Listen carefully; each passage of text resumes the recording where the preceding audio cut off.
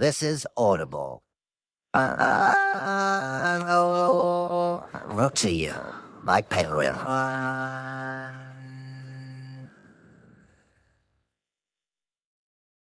Rinsed. How Tech is Revolutionizing Money Laundering. Written and read by me, Geoff White. Introduction. Have you ever found yourself with too much money? I'm not talking about discovering a forgotten banknote in a trouser pocket or feeling a bit flush after payday. I'm talking about serious cash. You see a luxury car and buy it on impulse. Pick out armfuls of designer clothes without a glance at the price tags. Pay for all your friends' meals at a Michelin-starred restaurant and don't even blink when the bill arrives. The vast majority of us have never been in this situation, nor will we ever be. If we do have significant sums of money, they're usually locked away, perhaps in a property or pension or savings account, carefully managed and guarded behind layers of financial bureaucracy. They're not available to us as spendable funds to be thrown around like oligarchs' pocket money. It's possible to fantasize about this situation, of course. You might win the lottery, one of those giant rollover amounts that makes you instantly rich beyond your wildest imaginings. Many of us have daydreamed about the spending spree we'd go on if our numbers came up. But now, imagine what it would be like if you had to hide how you'd got the money. What if, instead of a lottery win, your wealth came from something you couldn't admit to, such as crime? You're faced with an excruciating dilemma. How do you enjoy your huge amounts of cash, but hide its origins to stop people asking awkward questions? If you want to know why criminals launder their money, this is the ultimate answer. It's so that when they buy the fancy car, the plush apartment, or the expensive watch, and the salesperson, or police officer, or bank manager asks them, "Where did you get this money?" they can provide a believable answer. To launder money is to change its history. Just to be clear, having too much illicit money is a problem that many crooks will never encounter. Take my mate Steve, for example. He was a drug dealer, which probably sounds quite edgy, unless you've actually met him. He was an intelligent, generally law-abiding person who, during his college days, had hit on a simple, low-level criminal scheme. He'd buy an ounce of cannabis and sell 7 1/8 portions to his friends. His profit would pay for the remaining eighth, which he'd smoke himself. Steve never had to disguise the money from his crimes because he never made enough to justify it. Money laundering is something even most criminals never have to do. But when you think of the person Steve bought his ounce from, and the person above them in the chain, and so on, eventually you come to someone for whom too much cash is most certainly an issue. It's a real problem for those at the very top of the criminal enterprise, the ones whose exploitation of others creates overwhelming profits. This is why it's often hard to get people to care about money laundering. It's something that only happens when you have too much money, which most of us don't, and only if you acquired it illegally, which most of us haven't. To make matters worse, media coverage of money laundering can be perplexing. The headlines often feature huge sums, but when you read on, you discover it's being washed through financial schemes too complex and abstract to grasp. There are occasional reports of eye-watering fines on big banks for money laundering, but very often they turn out to be for compliance failures. Rarely does it feel like it's connected to tangible, comprehensible wrongdoing. Money laundering can feel totally ethereal, the ultimate victimless crime. But make no mistake, without it, organized crime would grind to a halt. Laundering is the glue that holds the underworld together. As you'll see throughout this book, without avenues via which to wash their profits, criminals of many kinds simply cannot operate. The drug dealers in our nightclubs, the pimps in our backstreets, the fraudsters targeting our elderly relatives' bank accounts, all of them depend on a system of moving and hiding money. Without a reliable scheme to launder and extract their wealth, no one gets paid and the underworld falls apart. This book will tell you how this system works. And in order to demonstrate that laundering is absolutely not a victimless offense, I'm going to start by covering the crimes which generate the profits, before exploring the financial wrongdoing that follows. Some of the crimes are purely financial, such as fraud. Others are physical, and some are deeply horrific, including the sexual abuse of both adults and children.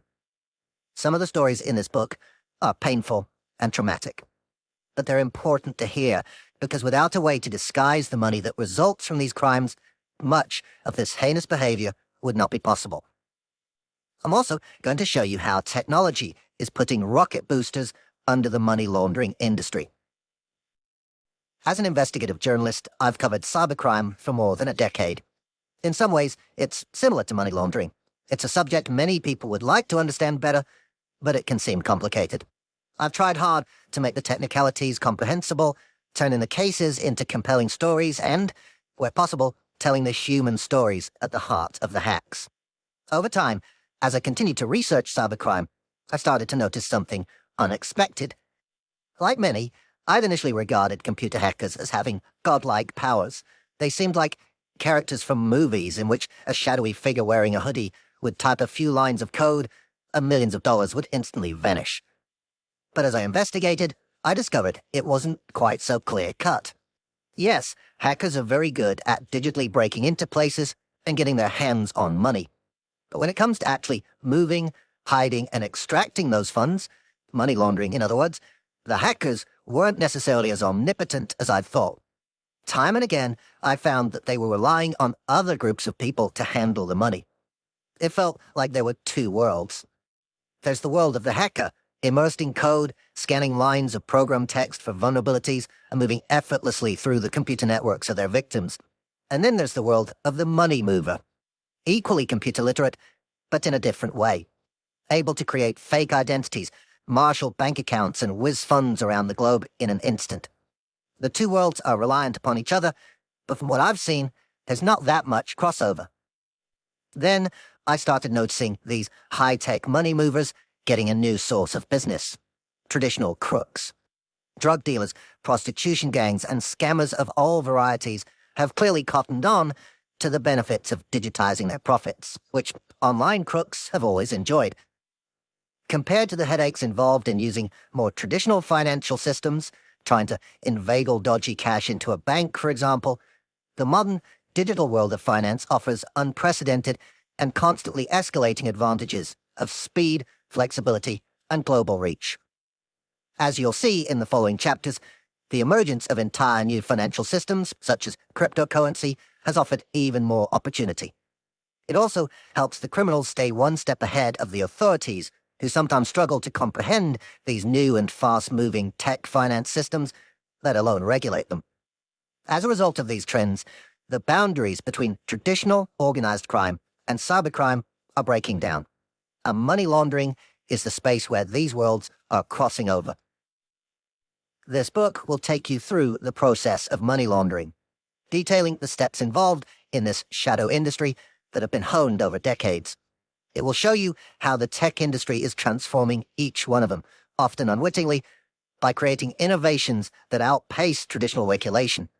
And finally, it will give an example of how these advances in laundering create deeply dangerous consequences, allegedly enabling one of the world's most unpredictable regimes, North Korea, to develop weapons of mass destruction that threaten us all. There's an old saying, "A rising tide lifts all boats." It's normally couched in positive terms, that overall economic improvement will benefit everyone. In the case of high-tech money laundering, however, it offers a dark vision of the future. The better these launderers become at their work, the more crime of all types will be enabled. It's time to understand where the water is rising, before it washes over us all. Chapter 1. Pablo's Problem. It was autumn 2017 when Nicholas first started having the visions. He was coming out to the garage beside his house when he saw a man wearing a hat who strode calmly across the patio and then disappeared into the wall. Over the following weeks and months, it happened again and again, always the same place, always the same apparition. Sometime later, the man was joined by a woman who seemed to follow him in disappearing into the fabric of the building. Eventually, it was a whole family with several children. They approached the wall, went through it, and vanished, Nicholas tells me. It was most peculiar, but he was unperturbed. Ghosts have never frightened me, he says. To me, they are part of everyday life. Perhaps it was no surprise to find strange goings-on at this particular property. The house had an extraordinary history, and so does Nicholas. He's the nephew of the infamous cocaine baron Pablo Escobar, and the house in Medellin, Colombia, was one of the last hideouts his uncle used before his death in 1993. These days, the city's trying to shake off its violent and bloody past as the heartland of Pablo's cartel. But remnants of its most famous son abound, from street murals to tourist trinkets bearing his image. Whereas these are just echoes from the past, in the giant house where Nicholas was living, he was about to come face to face with a much more visceral and direct legacy of his uncle's drug-dealing career. After spending several months watching ghosts walking into the wall, Nicholas's curiosity got the better of him. He decided he had to investigate. So, he tells me, I took a meter ruler and started measuring. He discovered that the dimensions of the house didn't add up. Somewhere behind the wall into which the ghosts were disappearing was an unexplained void space. His curiosity was irrepressibly piqued. Nicholas called in a colleague, and they decided to knock a hole in the wall to see what was afoot. It didn't start well. We needed superhuman strength to bring the wall down. It was reinforced with concrete, and there was no way to get in, he says. Finally, however, their sledgehammers started having an impact, and Nicholas managed to smash a hole big enough to fit a hand through. Immediately, they were hit with an awful smell. The stench was so unpleasant it was impossible to breathe, even though we were standing in an open space, remembers Nicholas.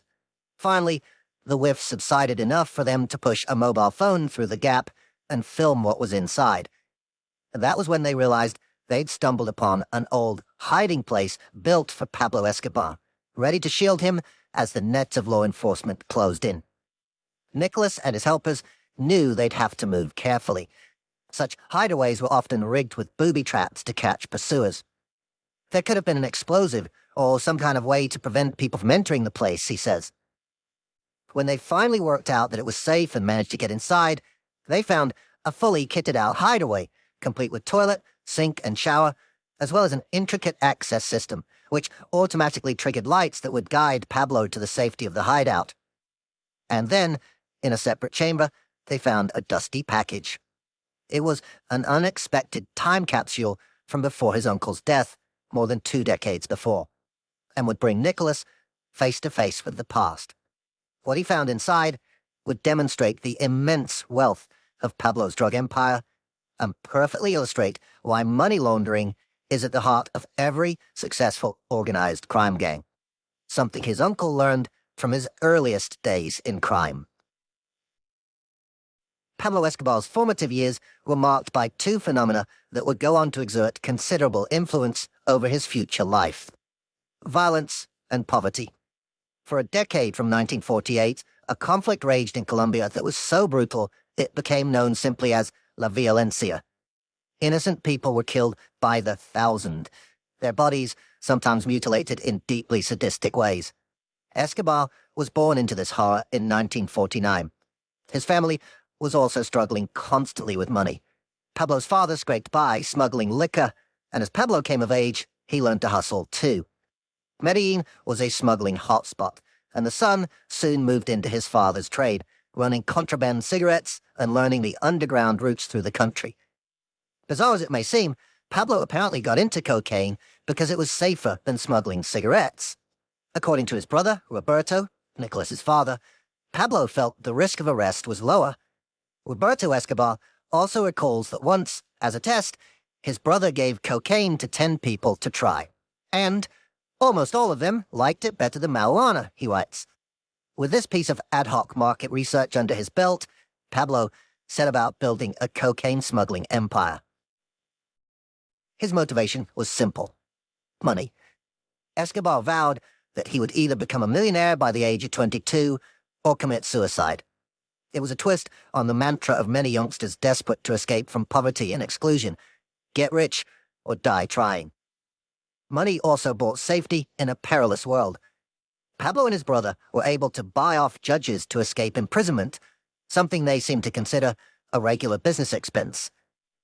Pablo and I grew up knowing that all the rules were for sale, Roberto writes in his memoir. This extended to buying political power, too. When Pablo decided to run for Congress as a deputy candidate, he would hand out wads of money at his rallies, winning the people's affection with drug cash. He funded local improvement projects. Partly as a result, Pablo is still regarded as a heroic figure by some in Colombia, especially in his hometown of Medellin. As he quickly discovered, however, even the power of money has some limits. Once elected to Congress, his attempt to be simultaneously a politician and a drug smuggler came under inevitable fire from his opponents. In the end, he quit the job, feeling snubbed and wounded. Rejected from politics, Escobar doubled down on his drug smuggling business, and the key market was the U.S. By the time American authorities realized the scale of the cocaine trade flooding across its border, it was far too late. Escobar had already become rich enough to stay one step ahead. So rich, in fact, that he made the Forbes billionaires list 7 years running. The money was used in part to fund his endless, dizzying innovations in smuggling. Drugs were hidden in hollow walking sticks inside nuns' outfits and stitched into shoes manufactured at a factory run by an associate of Escobar's gang. His chemists later learned how to create liquid cocaine, which was mixed into everything from jeans to religious statues. The cocaine could then be extracted once the product had been shipped to its destination, with the added bonus that the jeans, statues, and so on could be shipped cheaply as regular cargo, while then smuggled illicitly at greater cost. The gang's drug lab on the Venezuelan border was reportedly so advanced it had a runway that was disguised beneath houses on wheels that could be moved aside whenever a plane needed to land. By the time the authorities finally rose up against him, Escobar had a massive war chest with which to fight back. Despite having the resources of one of the world's richest countries, America seemingly struggled to outspend and outsmart the cartel boss. When the U.S. sent up costly surveillance planes to track his drug shipments, Pablo simply paid a U.S. customs agent $250,000 for information to evade them. This constant battle to stay ahead was fueled by drug profits. But as Escobar's empire expanded, those profits became problematic. When we think of the drug trade, we tend to see it from one direction, the flow of narcotics into somewhere like the U.S. We often don't consider the reverse flow, of money traveling back to trafficking centers like Colombia. But this is where laundering comes into the picture, and where Roberto would become increasingly entwined in his brother's story. Roberto became the cartel's accountant, and therefore the incoming flow of money was his problem. Most of our money came back to Medellin as straight cash, he writes. This threw up an immediate logistical headache because, ironically, the thing that made cocaine such a great product, its packageability and profitability, also made it challenging. The cartel's planes could carry 1,200 kilograms of cocaine in one load. But that was then sold for $60 million. And even in large denomination notes, the Escobar gang couldn't fit all that money into the same plane in one load. As Roberto writes, cash took more space than kilos of coke, and there was so much more of it. Getting cash back from America to Colombia was as difficult as getting the drugs into America, maybe even more difficult. But having banknotes was essential, partly for payoffs. For example, Escobar's brother claims that when a Peruvian intelligence chief had to be bribed to allow drug planes to land, he demanded $100,000 for each one, in cash. As a result, Roberto and his colleagues had to become as innovative with cash stashing as they had with cocaine smuggling. They built a network of colectas, homes belonging to Pablo with masses of banknotes hidden behind fake styrofoam walls. Cash was squirreled away on farms, in dustbins, and inside sofas. They used coffee beans to hide the musty smell of notes so the stashes wouldn't be discovered. Roberto famously claims to have spent $2,500 per month on rubber bands just to hold it all together. Roberto and his accomplices were encountering the issue faced by any successful street drug operation. They were drowning in cash. But one person's problem is another person's opportunity. By the 1980s, the cocaine trade was in full flow, having expanded exponentially from Pablo Escobar's humble beginnings in Medellin a decade or so earlier. And the huge volumes of cash it generated created a need for professional laundering services, a need that could be exploited by both friends and foes, as one savvy lawyer was about to discover. As the 1980s came into view, things weren't going well for Ken Ryjock. He'd lost interest in his career as a lawyer for the banking industry, and his marriage was on the rocks. But luckily for him, or unluckily, depending on how you look at it, Ryjock happened to be living in what was fast becoming the beating heart of the U.S. drug boom, Florida. The supply of cocaine into the southeastern U.S. from the likes of Pablo Escobar was supplemented by the arrival of Cuban criminals who sneaked into Florida among those escaping the regime of Cuban leader Fidel Castro. The result was an explosive combination of paranoia-inducing narcotics, big money, and organized crime. It was the era of the cocaine cowboys, and thanks to its proximity to both South America and Cuba, southern Florida found itself the new Wild West. Once again, cash was the inevitable byproduct. Time magazine reported in November 1981 that Miami's Federal Reserve Bank branch had a currency surplus of $5 billion, mostly in drug-generated $50 and $100 bills. For Ryjock, all this ready money would furnish a lucrative business opportunity. One day in the early 1980s, a ship's captain came to Ryjock with a prickly problem. He'd made $6 million in cash from a marijuana deal. He knew Ryjock was a smart lawyer. Could he help the skipper handle the money? Through his career in the finance industry, Ryjock had experience in long-term planning to protect the assets of the vastly wealthy. And so, when the ship's captain came to him with the $6 million of drug money, Ryjock considered it a challenge. Usefully for us, the system by which he laundered the cash is a step-by-step introduction to the basics of the trade. Money laundering 101, if you like. There are 3 classic stages: placement, layering, and integration. Placement means getting the money into the financial system so it's safe and not stashed in the walls of apartments like some of Pablo Escobar's cash. The problem for Ryjock was that no U.S. bank was ever going to accept the skipper's fishy $6 million. For such large sums, banks are obliged by law to ask awkward questions about where the money came from, so Ryjock had to get creative. He found a solution on the tiny Caribbean island of Anguilla, a British overseas territory on the edge of the North Atlantic with a population of less than 20,000. After winning a battle for independence from its larger neighbor, St. Kitts and Nevis, in the early 1980s, Anguilla's government was seeking new economic opportunities. With little in the way of natural resources, beyond tourism, its options were limited. So Anguilla had, like many of its island neighbors, begun offering financial and corporate services as a way to make money. But the world was already full of far larger, more experienced countries offering banking and company registration schemes. Why would anyone choose Anguilla?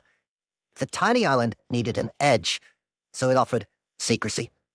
As Ryjock discovered, the money held in Anguilla's banks and the identities of the people behind the companies registered on the island would be hidden behind a veil of bureaucracy. Other nations' courts and law enforcement agencies would therefore struggle to get any information about those who put their money into the island's financial system. Brokers in Anguilla sold these services at a premium to anyone who wanted secrecy. Perfect for people like Ken Ryjock. Anguilla would be the placement stage of his laundering plan. It would be the hole through which he would insert the skipper's $6 million into the financial world. To smuggle the cash out of the U.S., Ryjock recruited a motley crew of accomplices, swapped their beach clothes for smart suits, and gave them each a briefcase full of money. They would fly together with him to Anguilla, posing as property investors. Handily, once they arrived in Anguilla, they discovered that the island had, quite literally, a shopping mall full of banks ready to receive the money. And, unlike the banks most of us use, these institutions were stunningly lax when it came to ID checks. Rather than signing his name, the skipper used a rubber stamp bearing the image of Mickey Mouse. Try doing that in your local HSBC branch and see how far you get. As Wyjock waited in the shopping mall of banks, the clerk ran his client's money through their counting machine. It's fair to say I'd never once wondered how long it would take to count $6 million in cash, he wrote. In reality, it takes an eternity, especially when you're itching to get on a plane back home again. Meanwhile, Wyjock sat nervously on the edge of his seat, as he had done since leaving the US laden with banknotes, only relaxing when the bills had finally been accepted and deposited. With the skipper's money now in the care of the Anguillan Bank, the placement stage was complete. The next step in the laundering process is layering, which means moving the money around to make it harder to trace and to break the connection between the money and the crime that created it. After all, if you leave it in the bank, there's a chance it can be tracked and recovered, even in a high-secrecy jurisdiction like Anguilla. So, Wyjock created a number of shell companies on the island, helped by a corrupt local lawyer whose secretaries signed their names as the business's sole shareholders. Wyjock then got the bank in Anguilla, who'd received the skipper's money, to send it on to these companies. Even if the US authorities could trace the $6 million drug money to Anguilla, and even if they could pierce the bank's secrecy laws to discover the shell companies, they'd never be able to find out that it was actually Wyjock and his new criminal accomplices behind those companies. To further muddy the trail, as his money laundering skills developed, Wyjock sent money to Switzerland, France, and Taiwan. He changed some of it for checks. He moved some of it into special secrecy-preserving shares, anything to throw investigating authorities off the scent. Having cracked the placement stage of his scheme, Wyjock was now becoming ever more adept at the layering aspect too. All of this was illegal activity, and Wyjock knew it. He points out, however, that at the time, he, and many others he knew, believed that drugs would be criminalized, and didn't see their use as a major crime. From that perspective, laundering money from the trade didn't seem too big a problem for Wyjock. In addition, he was beginning to enjoy the excitement of his illicit work. He was a Vietnam veteran, and he believes that colored his outlook. If you've grown up in a place where you were at risk and you manage to survive, then going back to the 9-to-5 world sometimes can be a little too mundane, he tells me. As if laundering drug money wasn't risky enough, Wyjock was doing all this while dating a woman who worked as an economic crime detective in the Florida police force. He even moved in with her. Risk can be very addictive, he admits. But it wasn't just risk that motivated him. Wyjock earned a hefty fee every time he successfully laundered. The monetary gains from legitimate commerce were minimal. The gains from laundering were obscenely high, he writes. With the skipper's money successfully placed, entered into the financial industry via Anguilla's banks, and layered, moved around between the shell companies and through different countries and assets, it was time for the final stage of the money laundering process: integration. This is the most fun part for criminals, because they actually get to spend their ill-gotten gains, which have, by this point, been cleaned of any connection to crime. But rather than indulging in some hedonistic splurge, the wise move is to spend the money on some kind of business or asset that's going to give you an income even when your criminal days are behind you. You might want to go for property, which is what Roberto Escobar ended up doing with a lot of his brother's drug cash, or perhaps high art. If you choose wisely, it'll go up in value. The advantage of such purchases is that, even if you get convicted for your crimes, the authorities won't be able to seize the properties or the artworks, because, thanks to the layering work, they can't link them to the crimes. So, when you come out of prison, your penthouse pad or Picasso painting are still waiting for you. In the skipper's case, he and some of his colleagues used their newly washed drug money to buy a glamorous restaurant in Miami. This wasn't just a fun hangout. The restaurant also gave them a couple of advantages. Firstly, because it was a cash-intensive business, when the skipper got more drug money, he could wash it through the restaurant's tills, potentially avoiding having to take it to Anguilla. In its first year, so much of their narco profits were being pumped into the venture that the diner became the 6th highest-grossing restaurant in the entire US, remembers Wyjock. And secondly, the restaurant was ostensibly a legitimate business, albeit secretly acquired with criminal money. So the skipper could pay his taxes like a regular businessman, thereby avoiding the risk that the Internal Revenue Service might get suspicious. After assisting the skipper, Ryjock continued laundering, and as his expertise grew over the following years, word spread, and others beat a path to his door. Soon he was handling many more millions of dollars, making regular cash smuggling trips to Angola's banks and his suite of businesses. The three-stage system used by Ryjock doesn't just apply to drug cash. Whatever crime is committed, and however the proceeds are manifested, they still need to be finagled into a financial system, washed of their connection to the crime, and extricated for long-term gain. It's the bedrock of any successful laundering operation. But Ryjock's luck wouldn't last long. He wasn't the only one who'd spotted how vital financial services had become to the booming drug trade in places like Florida. As the cocaine cowboys partied into the 1980s, the sheriffs started circling. Law enforcement agencies realized that the Baron's mountains of cash created a possible way to take them down. They had the laundering activity of the likes of Ryjock in their sights, and would begin an audacious operation to infiltrate it. Like Pablo Escobar's brother Roberto, Bob Meza could easily have ended up with a regular desk job if his life had gone in just a slightly different direction. Smart and with a head for figures, Meza had trained in the accountancy industry, but then became intrigued by a career in law enforcement, eventually joining the U.S. Customs Service. By chance, like Ryjock, Meza ended up in South Florida just as the cocaine boom took off, and watched as the Miami Vice-style antics of the organized crime gangs became ever more brazen. Also like Ryjock, Meza would become an expert in money laundering. But, as a U.S. Customs agent, his goals would be the polar opposite of Ryjock's. Meza wanted to track and destroy the drug gangs' money flows, depriving them of their lifeblood.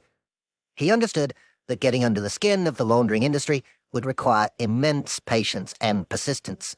So, he went undercover as Bob Musella, a wealthy businessman who ran a legitimate financial consultancy, but who was open to some shady business in exchange for the right fee.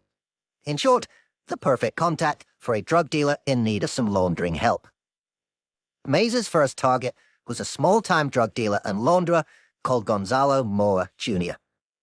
Originally from Colombia, Mora and his family had set up in L.A. and Miami, selling 10 kilos of coke at a time to dealers keen to get their hands on the must-have drug. But as the sales mounted up, Mora faced the same problem as Pablo Escobar. Shipping all those bulky US dollars back to Colombia to buy more cocaine was difficult, hazardous, and expensive. So instead, Mora used a different system. Mora would distribute the incoming drug cash between his friends and family, who would deposit it, $3,000 or less at a time, into their own bank accounts. Breaking it up into smaller chunks in this way made it less likely the banks would ask awkward questions.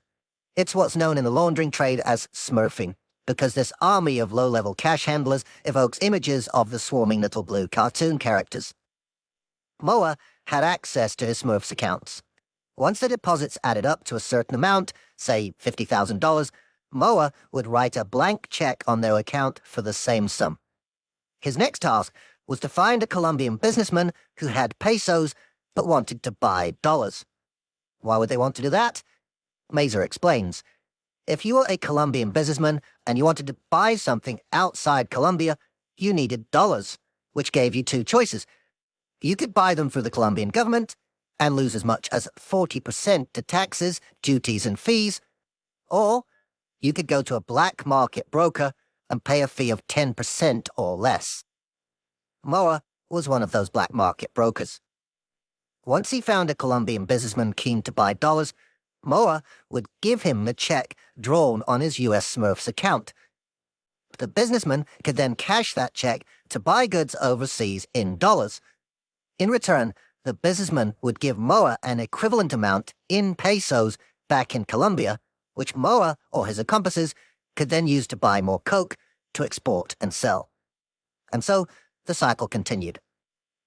This is called the black market peso exchange. It became a linchpin laundering tactic for the drug trade in the 1980s and was hugely lucrative for the launderers. That's because Mora could potentially make 20% on the deal. He could charge 10% to the businessman for turning his pesos into dollars, and could then charge 10% to his drug-dealing accomplices back in Colombia as a fee for moving their American dollars into Colombian pesos. So for every $50,000 he laundered, Moa could potentially pocket an additional $10,000. But there was a snag: the Smurfs. Unlike the giant army of blue cartoon creatures, Moa had only a tiny network consisting of a couple of family members and a trusted friend. In terms of Ken Ryjok's three-stage system, Moa was struggling with the first step: placement. He was making so much money, he was finding it hard to enter it into the financial system without raising alarms. Gonzalo Moore couldn't safely move more than $50,000 in drug cash per week, White's Mesa, before he met us. By us, Mesa means his alter ego, Musella, and his fellow undercover law enforcement associates. Mesa offered to let Moore use his front companies to launder the money, thereby massively increasing Moa's cash-moving ability. With the help of Musella, Moa's laundering increased tenfold. Moa was Mesa's ticket into the hidden financial realm of the cartel's operations. Like Myjok, as word of his abilities spread via Moa and others, Mesa moved up the ranks and was introduced to bigger and bigger players, eventually including those working directly with Pablo Escobar. For crooks looking to achieve the first stage of the laundering process, placing the cash into a financial system, Mesa was a hero. For his cover to be convincing, he had to look the part. One of his contacts, a cartel hitman, told him, "Movers and shakers in the business have money coming out their ass, and spending $1,000 on a suit is an everyday thing for them." So Mesa shelled out, living the high life, staying in five-star hotels and traveling on Concorde, all paid for, conveniently, out of the drug dealers' own profits that they were paying to Mesa to launder. The lifestyle may sound glamorous, but ultimately, it's about protection. The drug gangs Mesa was working with were immensely paranoid and reflexively violent. A member once told Mesa that he'd rumbled an undercover agent just by the way he leaned next to his car. To survive, Mesa had to play the part. When you're doing the kind of work that a long-term undercover agent does, you've got two brains moving at the same time, he tells me. You've got to stay outwardly appearing to be this person you're claiming to be, but you still need to manage where you're going in your conversations in your agent brain, because you're not there just to bullshit. You're there to get information, and you've got to be able to coax the conversation. I was so busy trying to manage that I missed a lot of the things I could have enjoyed, like being in the best restaurant in Paris. Mesa had his fair share of nail-biting moments, notably when his expensive, custom-built briefcase fell apart in a meeting with a cartel boss, almost exposing the tape recorder hidden inside. As Mesa's involvement with the cartels deepened, the amounts of cash he was laundering were going up to eye-watering levels. At one point, a single part of his multifaceted undercover operation was picking up $3 million per week. As always, dealing with the physical logistics of handling so much money was taxing. On one occasion, two of Mesa's undercover colleagues were tasked with collecting boxes of drug cash in New York. The money would eventually end up in Mesa's laundering network, but first it had to be counted so the U.S. authorities could log it as part of the investigation. However, when they opened the boxes, they discovered that about $99,000 of it was in $1 bills, a huge quantity, triggering a heated argument over how much overtime it would take to count it all. Cash, cash, cash. Reams of it were now flooding through the streets of the U.S. It was the drug gang's lifeblood, but also their Achilles heel. It all needed to be cleaned, moved, and returned to the drug barons whose profits it represented, and that allowed the likes of Bob Mesa to penetrate their operation. But it wasn't just in the economic sphere that the drug cartel's empire was being attacked. Back in Colombia, a full-blown street war was about to break out. As Pablo Escobar rose to power, there was one existential threat he seemed to fear above all others: extradition for trial in the U.S. "I prefer to be in the grave in Colombia than in a jail cell in the United States," became his rallying cry. Perhaps a big reason for this was that Escobar knew that in the U.S., Unlike in Colombia, he wouldn't be able to buy his way out of prosecution by bribing judges and so on. In April 1984, the Colombian justice minister was assassinated. His death was attributed to Pablo Escobar. It was seen as an effort to intimidate the government out of its support for an extradition law. But the murder had the opposite effect. The outrage it sparked spurred the government to pass the legislation. Escobar was furious, and from then on, his conflict with the Colombian authorities, and, as a result with the US, became an all-out battle. There were hundreds of bombings. Kidnapping became a key weapon. Nearly 100 people were killed during a raid on the Palace of Justice in 1985, which destroyed evidence that could have seen Escobar and others extradited. The Colombian government hit back hard, creating the Search Bloc, a specially trained police team tasked with finding Escobar. Its heavy-handed tactics in the backstreets of Medellin actually increased sympathy for the fugitive among some of the public. Meanwhile, Roberto Escobar became a target for arrest too. Even years later, he seems to struggle to comprehend why, claiming he was only pursued because he was Pablo's brother. He doesn't seem to consider his role in laundering millions of dollars of drug cash to be a crime. In the end, Roberto, Pablo, and the other members of the cartel agreed with the government to surrender, but only on the condition they be incarcerated in a prison of their own making. The Cathedral, as they called it, has a strong claim to being the cushiest jail ever built, complete with jacuzzis, 2 private chefs, a stack of Elvis records, and a ready supply of women smuggled inside specially converted vehicles. Conveniently, the Cathedral also helped to keep out Escobar's domestic enemies, who were still at large outside the prison, such as cartel rivals, the numbers of which were increasing. But when the government wanted to move the inmates to another prison, they rebelled and fled in the middle of the night. Life on the run became increasingly fraught for Pablo. The net was closing in. His communications are being monitored, his safe houses surveilled. In the end, though, there would be no arrest, and Escobar would not face his dreaded extradition to the US. Instead, the world's most infamous drug baron died from gunshot wounds on the 2nd of December 1993 as he fled across the rooftops in Medellin, racing to evade capture from the police. Meanwhile, Bob Mesa's undercover work as a high-rolling money launderer was continuing to accumulate evidence against the cartels, including Pablo's network. But it couldn't continue forever. At some point, the hammer had to fall. That time came in October 1998 in an incredible sting operation in which Mesa, who by this point had been undercover for several years, told his criminal accomplices that he was getting married, luring them to the ceremony where they were arrested en masse. Mesa's story was eventually made into the Hollywood movie The Infiltrator, in which Bryan Cranston played the role of Mesa/Mozilla. Several years before Mesa's sting, justice had finally caught up with Ken Ryjock's money laundering activities too. US authorities had at last managed to pierce the shield of secrecy around his Anguilla companies, worked out who really owned them and what they were being used for. Ryjock pleaded guilty and cooperated with prosecutors. He served 2 years in a federal prison and is now a financial crime consultant.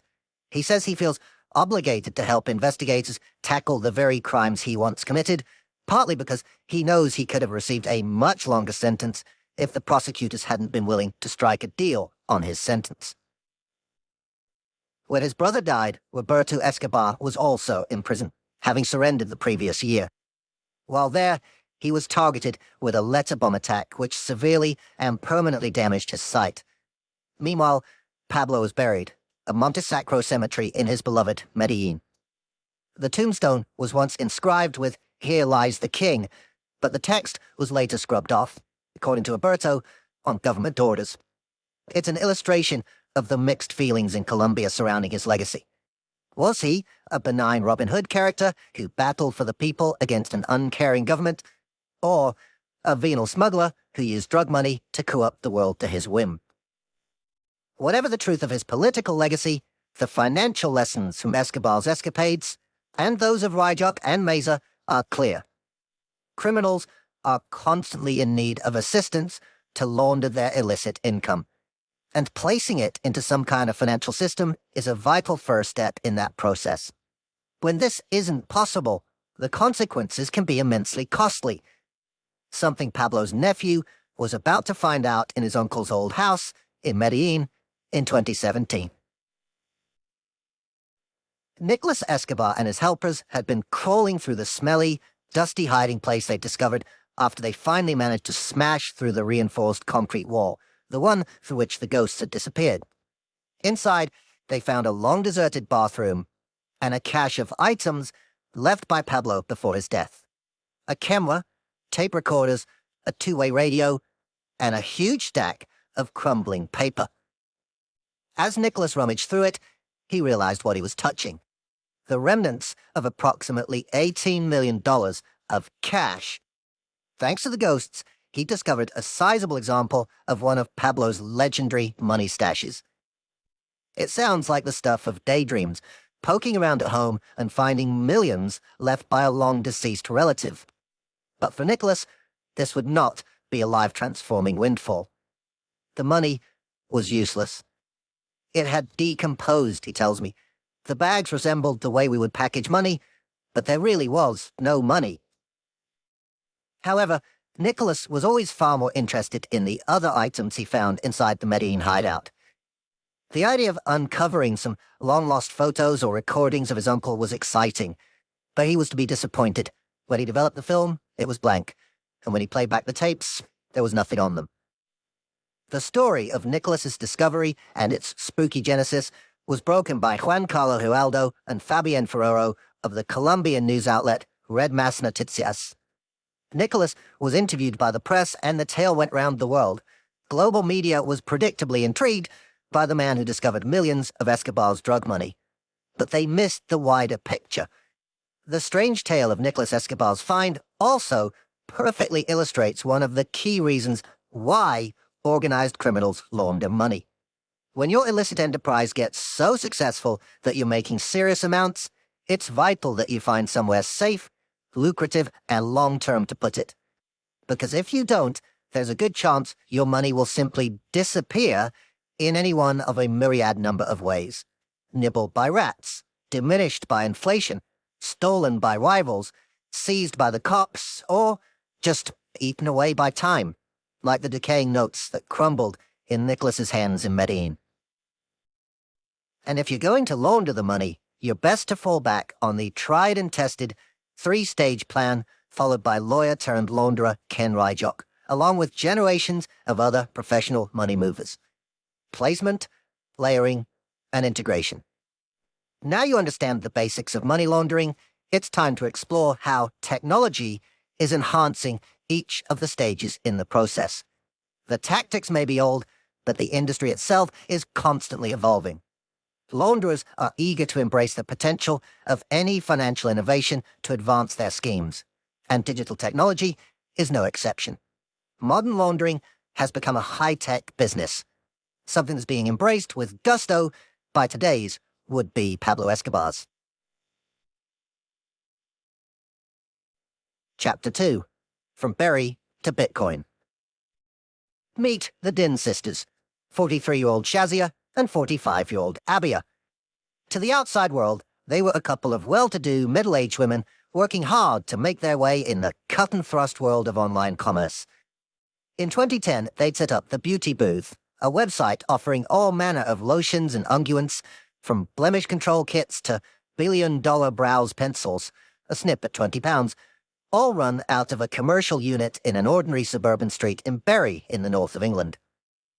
A third sister ran a beauty salon, a separate business but located immediately next door. Customers would pop in for a facial or a pedicure, or perhaps a good chin wag. All in all, it looked like a female-led, family-run community of businesses.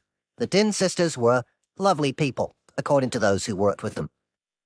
But there was something unusual about Shazia and Abia. Even for two women who worked in the beauty trade, they were conspicuously lavish in their tastes. They had Rolex watches, diamond rings, and a wardrobe full of designer labels that would have made a fashion correspondent green with envy. Yves Saint Laurent, Louis Vuitton, Gucci, Hermes, Mulberry, and more. Then there were the cars, a silver E-Class Merc for Shazia, and a BMW X6 for Abia. People must have wondered, how on earth could they afford it all, running an online cosmetics business from behind their sister's salon in Bury? In reality, Shazia and Abia Din were leading a double life. Outwardly, the pair may have looked like successful internet entrepreneurs, but behind the scenes, they were at the heart of a giant drug smuggling empire, feeding a hungry market with millions of pounds worth of cocaine, amphetamines, and heroin. And in contrast to their high-tech e-commerce business, the drugs were sold the traditional way, on the streets, for cash. Which, of course, created a logistical overhead. The Dins needed couriers to shuttle the drugs to the dealers and to deliver the resulting cash back to them. This river of money would ultimately leave the Dins' operation fatally vulnerable to police investigation. Like Pablo Escobar, Shazia and Abia were about to discover that cash is the bane of any successful, large-scale drug operation. But unlike Escobar, the Dins had a high-tech solution. As their operation expanded, the Dins' wider network would turn to the cutting edge of financial tech to put their profits beyond law enforcement's clutches. On the outskirts of Manchester, surrounded by retail parks, is a bland, four-story building called Nexus House. Driving past, you might think it was a local council department or a big accountancy firm, but as you get closer, you realize this isn't any old office block. There are multi-layered security gates, high, hefty fences, and a disproportionate amount of CCTV. In fact, this is the headquarters of Greater Manchester Police's Serious Crime Division. It was here in late 2018 that Detective Inspector Roger Smethurst and his team got a tip-off that Shazia Din was involved in dealing Class A drugs. It wasn't exactly a bolt from the blue. Her sister Abia had been jailed in 2014 for drug dealing around Manchester and Salford. Other family members have been involved too. Their brother Mohammed got 9 years. Another brother was wanted in connection with different drug offences. Abia had only got out of prison in May 2018, and now, within months, her family was back on the police's radar. By December, Smethurst and his team at Manchester Police had Shazia Din under surveillance, keeping careful watch on who was turning up at both her business and her home, a swish apartment in a modern complex a few minutes' walk away from the beauty booth. This is how the next piece of the puzzle fell into place. One of the cars that turned up at Shazia's house was linked to a man named Peter Rafter. That was another red flag for the police. Rafter had a long criminal record and had been jailed for 10 years in 2008 for conspiracy to supply cocaine. The fact that the two were meeting and potentially working together was an intriguing and concerning revelation. Smethurst's team started to piece together the network, which they referred to as the Din OCG, Organised Crime Group. The partnership with Rafter made commercial sense. Shazia and Abia clearly had strong links in the Manchester area to distribute their drugs. Rafter lived in Doncaster in South Yorkshire, 50 miles to the east. Working with him gave the Dins access to a whole new market. The police put Rafter under surveillance too, under what was now being called Operation Heart. But here, they hit a snag. Rafter and Shazia Din were communicating using a special type of mobile phone that made things very difficult for the police. The handsets were manufactured by a French company called EncroChat, with one clear objective in mind: to protect their users from any type of snooping whatsoever. They were remarkable devices. On the surface, they looked like ordinary mobiles using Google's Android software, but under the hood, they'd been specially modified. They used encrypted communications apps, meaning no one, not even the police, could access the messages. Even if the phones got seized, the contents would be scrambled. Unsurprisingly, the handsets were a big hit with the criminal community. EncroChat would eventually be cracked thanks to a joint operation by Dutch and French law enforcement, but at the time Manchester police were investigating Shazia Din and Peter Rafter, the phones were a closed box. That meant Roger Smethurst's team had to fall back on traditional physical surveillance. It was time-consuming and resource-heavy, but it gradually started to yield results. In January 2019, the police saw Peter Rafter handing a package to a man called Lewis Yates, who they suspected was one of the gang's couriers. The police believed the package contained money from the drug deals. If they could question Yates, it might yield valuable information. But arresting him presented Smethurst with a dilemma. What do we want to disclose, and what do we not want to disclose, he says. At that point, I'm not wanting to disclose to Lewis Yates the fact that we have seen him meet with Peter Rafter, because if I do, all it's going to do is alert Rafter to the fact that the police are aware of his presence. Instead, the police pulled in Yates on a routine traffic stop. Of course, they then found large amounts of cash in the car, enough for them to question him. After all, it's not exactly normal behavior. Ordinarily, if you've got to move cash to somebody, you do it by way of a bank transfer, or you might do it by banker's draft or whatever, says Smethurst. You don't physically go into NatWest and get a carrier bag for the 10 and 20-pound notes and then drive it 10 miles to go and drop it off. Once again, the conspicuously cash-intensive nature of large-scale drug dealing was proving hazardous to the criminals and providing police with a way in. In the end, Smethurst's team carried out a limited interview with Yates, gleaned what they could, and released him pending further investigation, hoping this wasn't enough to tip off Rafter and the Dins. But the investigation into Rafter was about to move up a gear. The police got word that he might have a gun. This time, there was no dilemma about tipping him off. They had to move in on Rafter as soon as possible. Sure enough, when they pulled him over near his home on the 7th of January, they found a revolver and ammunition stashed in his van. As they searched his home, they found yet more incriminating evidence: 26 kilograms of amphetamines and 2 kilograms of heroin. Rafter was arrested, sending a shockwave through the Din OCG. The police couldn't access the messages on Rafter's EnquiChat phone, but as they had the physical phone itself, they could see who was calling who. They watched as Shazia made multiple frantic efforts to contact Rafter, but to no avail. He was now in police custody and wouldn't be getting out for a long time. The man in charge of the Din's major distribution network was out of the picture. It was a headache for the sisters, but also for the police. He's charged and he's out of the equation, says Smethurst, which sets us back a little bit because we then have to work out how Shazia is operating. The answer turned out to be quite a surprise. On the 5th of February, Shazia Din visited Doncaster Prison, where Peter Rafter was being held pending his trial. With her was Rafter's 31-year-old daughter, Natalie. He brought her toddler along. On the surface, it looked like a standard prison visit by a worried relative and a concerned business partner, albeit a partner in crime. What the two women didn't know was that there was a police surveillance team in the prison car park. They watched as the pair came out of the jail and went to the boot of Shazia's car. Natalie rummaged in her handbag before unloading several packages. Shazia watched on, holding the child in her arms. Remarkably, it seemed that the pair were doing some kind of deal in the car park, perilously close to the jail's CCTV and prison officers, and, unknown to them, under the watchful eye of the police surveillance team's cameras. It was a pretty brazen stunt. It also indicated that Natalie Rafter was part of the operation, and as the police began to discover, she was far from a minor player. We start to do some work around reviewing her telecoms and who she's in contact with, says Smethurst. We then realize she's now running the Doncaster side of the operation while her dad's in prison. There were changes within the Din OCG side too. Shazia's son, Hassan, had entered the picture.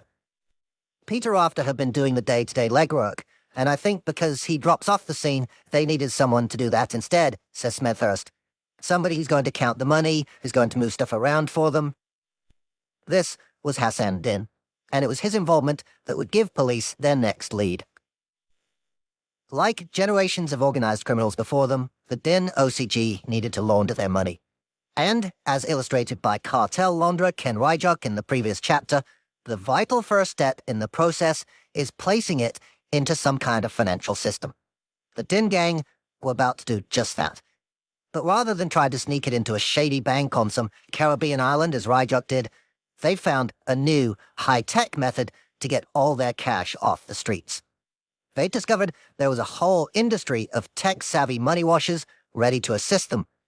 And, as an added bonus, it would vastly increase their profit margin. By the early part of 2019, the Din OCG had recruited a network of couriers to move the drugs and cash back and forth across the Pennines, the range of hills that separates Manchester and Lancashire in the west from Doncaster and South Yorkshire in the east, the Rafts territory. According to police, some of these couriers were small-time drug dealers themselves, while others were simply contacts of the gang, keen to earn some ready cash with no questions asked. It was this network police were targeting with the arrests of people like Lewis Yates, and they were about to have a significant breakthrough. On the 27th of February, Hassan was seen leaving the Din's apartment in Bury carrying a holdall. From past experience, the police were pretty sure it contained drug money, so they kept their eyes on it as it was handed from courier to courier. It ended up in the boot of a hired Vauxhall Mocha, being driven by a 31-year-old man named Arjan Badesha. From the outskirts of Manchester, he headed south, seemingly making for the M6 motorway. Police believed he was on his way to London. Again, Roger Smethurst had to make a quick decision. Intervene and seize the bag, potentially tipping off Hassan and the rest of the Din OCG, or sit tight and potentially lose track of the evidence. In the end, the decision was made to stop Badesha before he reached the motorway in a little village called Mere. There, in the boot of the car, hidden inside the spare wheel compartment, they found almost £175,000 in cash. It was the largest money seizure of the whole operation, leading Smethurst to believe they'd intercepted a big deal. I've been involved in these kind of operations for 7 or 8 years, and you might get £30,000, £40,000, £50,000 cash recoveries, he says. But £175,000? That is major. If you're getting 30 to 40k, that would equate to a smaller customer paying off a bill to an upstream supplier. To get £175,000 says to me, this is somebody who's sat really high up in the food chain, who is paying, ultimately, for a large amount of drugs that they have had at some stage. Alongside the cash, the police also found 2 mobile phones, and this time, they were in luck. They were not the super secure EncroChat variety. After Badesha handed over the passwords, the police unlocked the phones and discovered a string of messages to and from a character calling themselves Chemdog. The messages were sent using encrypted apps like Telegram and WhatsApp.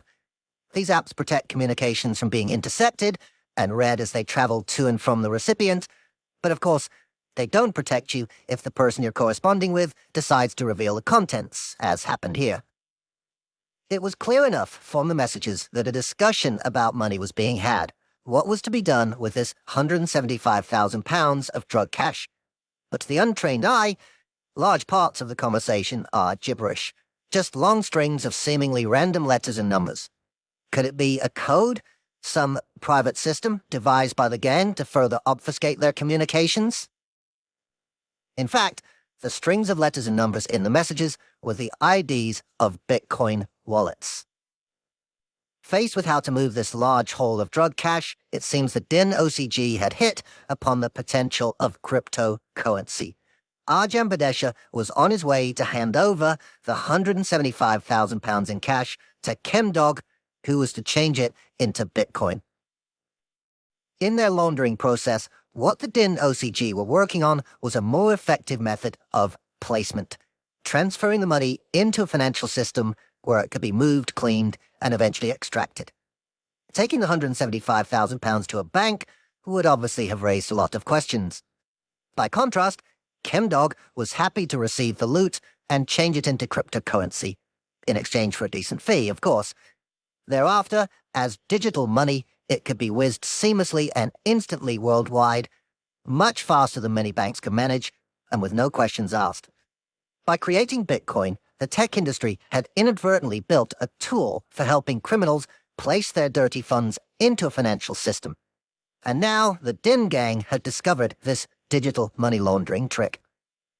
The discovery of the phone messages opened up a whole new line of inquiry in Operation Heart.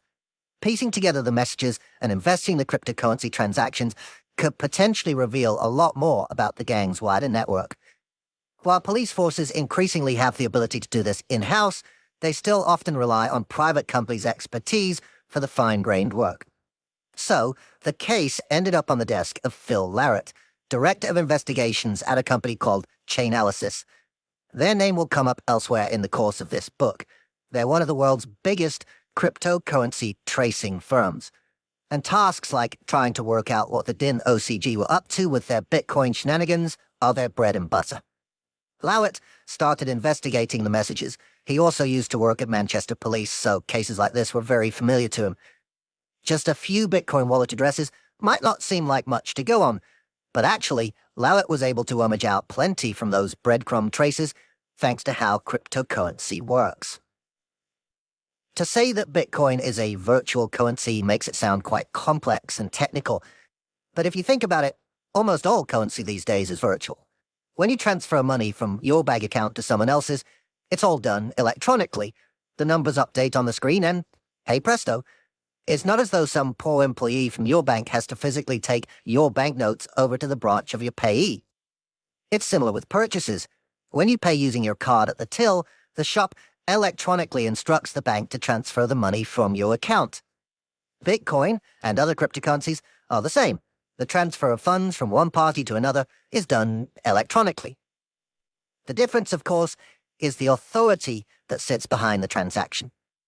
In the case of a bank or a shop dealing in traditional, so-called fiat money, there is an army of employees running the computer systems and checking that the transfers have really happened. If it goes wrong, you can complain to the bank or the shop. If it goes really wrong, you can complain to the police. You could use the courts to try and sue for your money. And of course, the ultimate guarantor of this fiat money is the government. So they have a hand in making sure it's stable and well-regulated. In other words, traditional currency is undergirded by layer upon layer of officialdom. Bitcoin and other cryptocurrencies have none of this. They are created, policed, and run by their users. There is no higher power to appeal to if it goes wrong. No government standing behind it. So how can people trust it? The answer is that, unlike a bank, Bitcoin makes the entire ledger of everyone's accounts publicly available. Here's how it works, in very simplified terms. The Bitcoin software gives each user the login details for a unique digital wallet containing one or more addresses, which function a bit like bank account numbers. In order to send a Bitcoin, you have to log in, specify the wallet address you want to use, the Bitcoin you're sending, and your recipient's wallet address.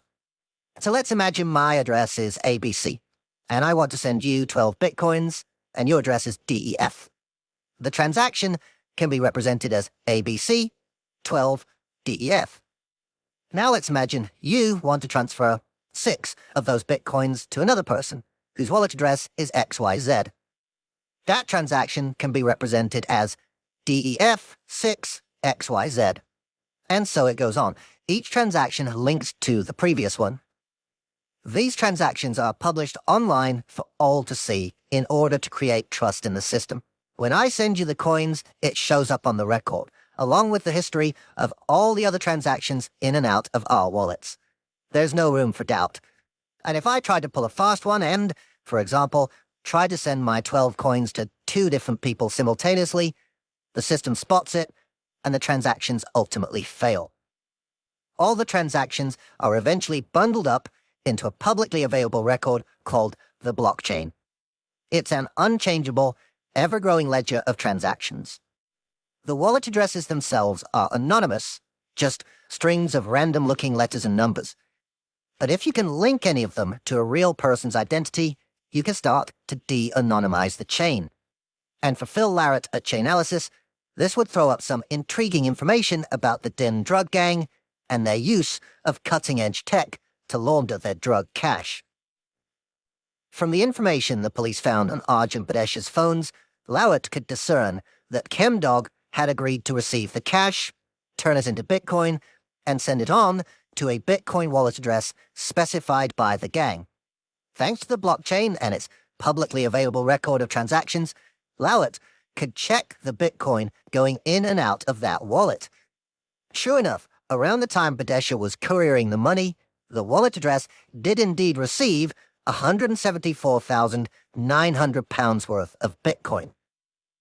ChemDog, it appeared, had already sent the money to the gang's wallet. But that was potentially a big problem for Arjun Badesha. who was meant to be taking him the £175,000 cash to fund the transaction, because that cash was now in the hands of Manchester police, and Badesha had been arrested and charged with money laundering. As a result, someone, Chemdog or one of his accomplices, was therefore short of a fat stack of money, and they probably weren't happy about it. Naturally, I wanted to get Arjun Badesha's side of the story. After his arrest, he was sentenced to 3 years, 4 months in prison, but had been released by the time I was researching this book. I managed to find him on social media, but he didn't want to talk to me. So, it was quite a surprise when, the next day, I got a call from his dad. Jack Badesha was ringing me from his home in Dubai and wanted to explain the circumstances of his son's conviction to me. According to Badesha Sr., Arjun had no idea of the origins of the cargo he was carrying. He was deeply surprised when he was stopped and questioned, and he immediately cooperated with the police, who seized the £175,000. If Chainalysis' research is correct, this would have left Chemdog and his associates with a big hole in their finances. When I asked if the seizure of the £175,000 had caused his son any trouble in prison, Badesha Sr. said he didn't have a good time while he served his time, so from that answer, you can make your own judgment. Jack Badesha insisted Arjun thought he was just helping some associates by driving a bag from one place to another. It's hard to square that, however, with the facts on the ground. Arjun had access to 2 phones on which messages had been sent and received about what was to happen to the bag of money. And as police dug further into the messages, they discovered evidence indicating that the same phones had been used for other laundering jobs. There were conversations on the encrypted app Telegram with other cryptocurrency brokers, giving information about exchange rates, fees, and so on. As Chainalysis dug even deeper into the blockchain record, they found that wallets provided by Badesha to the UK broker had received approximately $1 million of Bitcoin. In other words, according to the investigators, Arjun was very far from just an unwitting delivery driver. His father didn't mention any of this on our phone call. And that wasn't the only detail he left out. Jack Badesha turned out to be Jasbinder Badesha, who has a 10-year conviction for fraud and fled the UK owing £14 million to the government. The story goes back to 2005, when Britain's tax authority, HMRC, discovered a massive scam involving VAT, the UK sales tax. Inspectors found that a network of British companies was fiddling the system. They would import mobile phones and computer parts from Dubai, pretend to charge VAT on them, export them, and then fraudulently claim back the VAT payments from the UK government. Jack Badesha was, according to investigators, the Dubai end of the operation. It's called carousel fraud, a complicated scam that is hard to pull off, but once you get it going, it can be very lucrative indeed. In this case, it earned the gang £38 million. And that was just the start. In the end, the criminal network was believed to have profited by almost £170 million, partly by providing laundering services to other crooks. As one article stated, armed with an easy way to move money around the world, the plotters also offered out their services to launder cash from organized crime gangs. Much of the money was laundered through Birmingham casinos. Badesha was arrested when he entered the UK, jailed for 7.5 years, and ordered to pay just over £14 million. He declined to do so, and so in 2013, he got an extra 10 years jail time. On his release in March 2018, he left the country, still owing the money. None of this came up in our initial chat, so I phoned Badesha back to ask about it. He told me he felt the HMRC case against him was unfair, and insists he does not owe the UK government any money. He says he served his time in prison, and is now trying to make a new life for himself in Dubai, where he says he works for a real estate company. What more can I do? He asks. I'm sure the UK government's answer would be, we pay the money. Thanks to interest charged at £3,000 a day, HMRC now puts his bill at around £25 million. All of which led to the obvious question. Given his criminal history, was Jack Badesha somehow involved in the offences for which his son was convicted? Was he part of the high-tech Bitcoin laundering scheme? Absolutely not, he says, but UK authorities disagree. According to Manchester police, it appears Jack Padesha wasn't just a concerned father whose son got mixed up in something way over his head. Instead, their information suggests Arjan was actually couriering under the instruction of Jack Padesha. As they traced the path of the cryptocurrency transactions from the DIN OCG, UK investigators found evidence linking the drug proceeds with cryptocurrency investments of £119 million, apparently controlled by Padesha Sr. If proven, this would make him potentially a significant player in the operation to launder the DIN gang's drug money. As it stands, however, no charges have been announced against Jack Padesha, and he firmly denies any involvement in his son's wrongdoing. The story doesn't end with Arjan Padesha's arrest, however. In the ensuing 6 months, more and more couriers were pulled in by Smethurst's team, some carrying cash, others with drugs. Manchester police were circling ever closer to the centre of the DIN OCG. In March, police raided their safe house, a luxurious flat in a modern housing development in Bury. Not the sort of place you'd expect to find a drug-dealing hideout. It was really good cover, as one officer described it to me. Inside, they found all the kit you'd need for a large-scale drug operation, including a cash-counting machine, weighing scales, and vacuum packing equipment. In May, they raided a garage in Manchester and found 1.5 kilograms of heroin. The garage owner had been making encrypted calls to Shazia Din.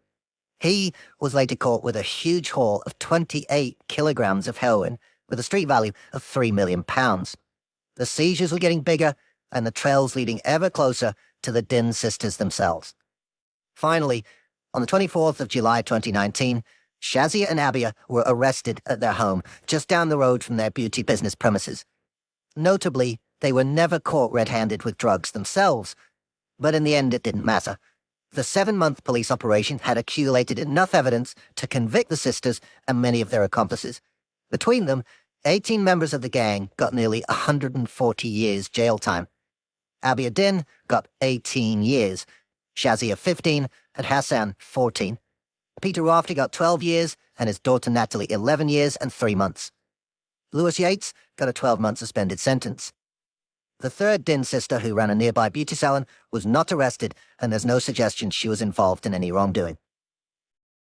Even the convictions weren't the end of the case. During the surveillance operation against the Din sisters and their network, Roger Smethurst's financial investigation team had been carefully keeping a track of the women's trappings of wealth. Now, with the Dins behind bars, they went after it, seizing anything they could link back to the drug dealing. Cars, watches, clothes, jewelry, property, bank deposits, they grabbed the lot. It's an indication of how badly the gang had fared in the second stage of the laundering process, layering. Had they done a better job of washing their profits before going on their shopping sprees, the financial investigators would never have been able to link the purchases to the crime and wouldn't have been able to seize them. As it was, the gang's possessions were sent over to an auction house in Northern Ireland, where they fetched just over £39,000. The Rolex watches alone sold for more than £10,000. Among the bling and designer brands, there was one thing conspicuously missing from the seizures and the sales, though: cryptocurrency. While much of the Din OCG's criminal profits existed in the physical world, it's obvious that a significant proportion was also making its way into cryptocurrency along with other suspicious transactions. At least £1 million, according to Chainalysis, had been washed through the system of crypto brokers with whom Arjan Padesha was in touch. None of that was recovered in the police operation. In other words, by using high-tech finance, the gang had successfully achieved the first 2 stages of laundering.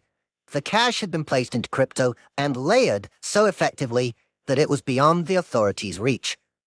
Roger Smethurst believes there may be records of other crypto transactions hidden on the gang's encrypted EncroChat phones. Now that the encryption has been cracked, it might be possible to discover the details, but, frustratingly, with Manchester Police's operation over, there's no chance to go back and revisit them. And it seems those behind the Bitcoin laundry, like the mysterious Chemdog, were never caught.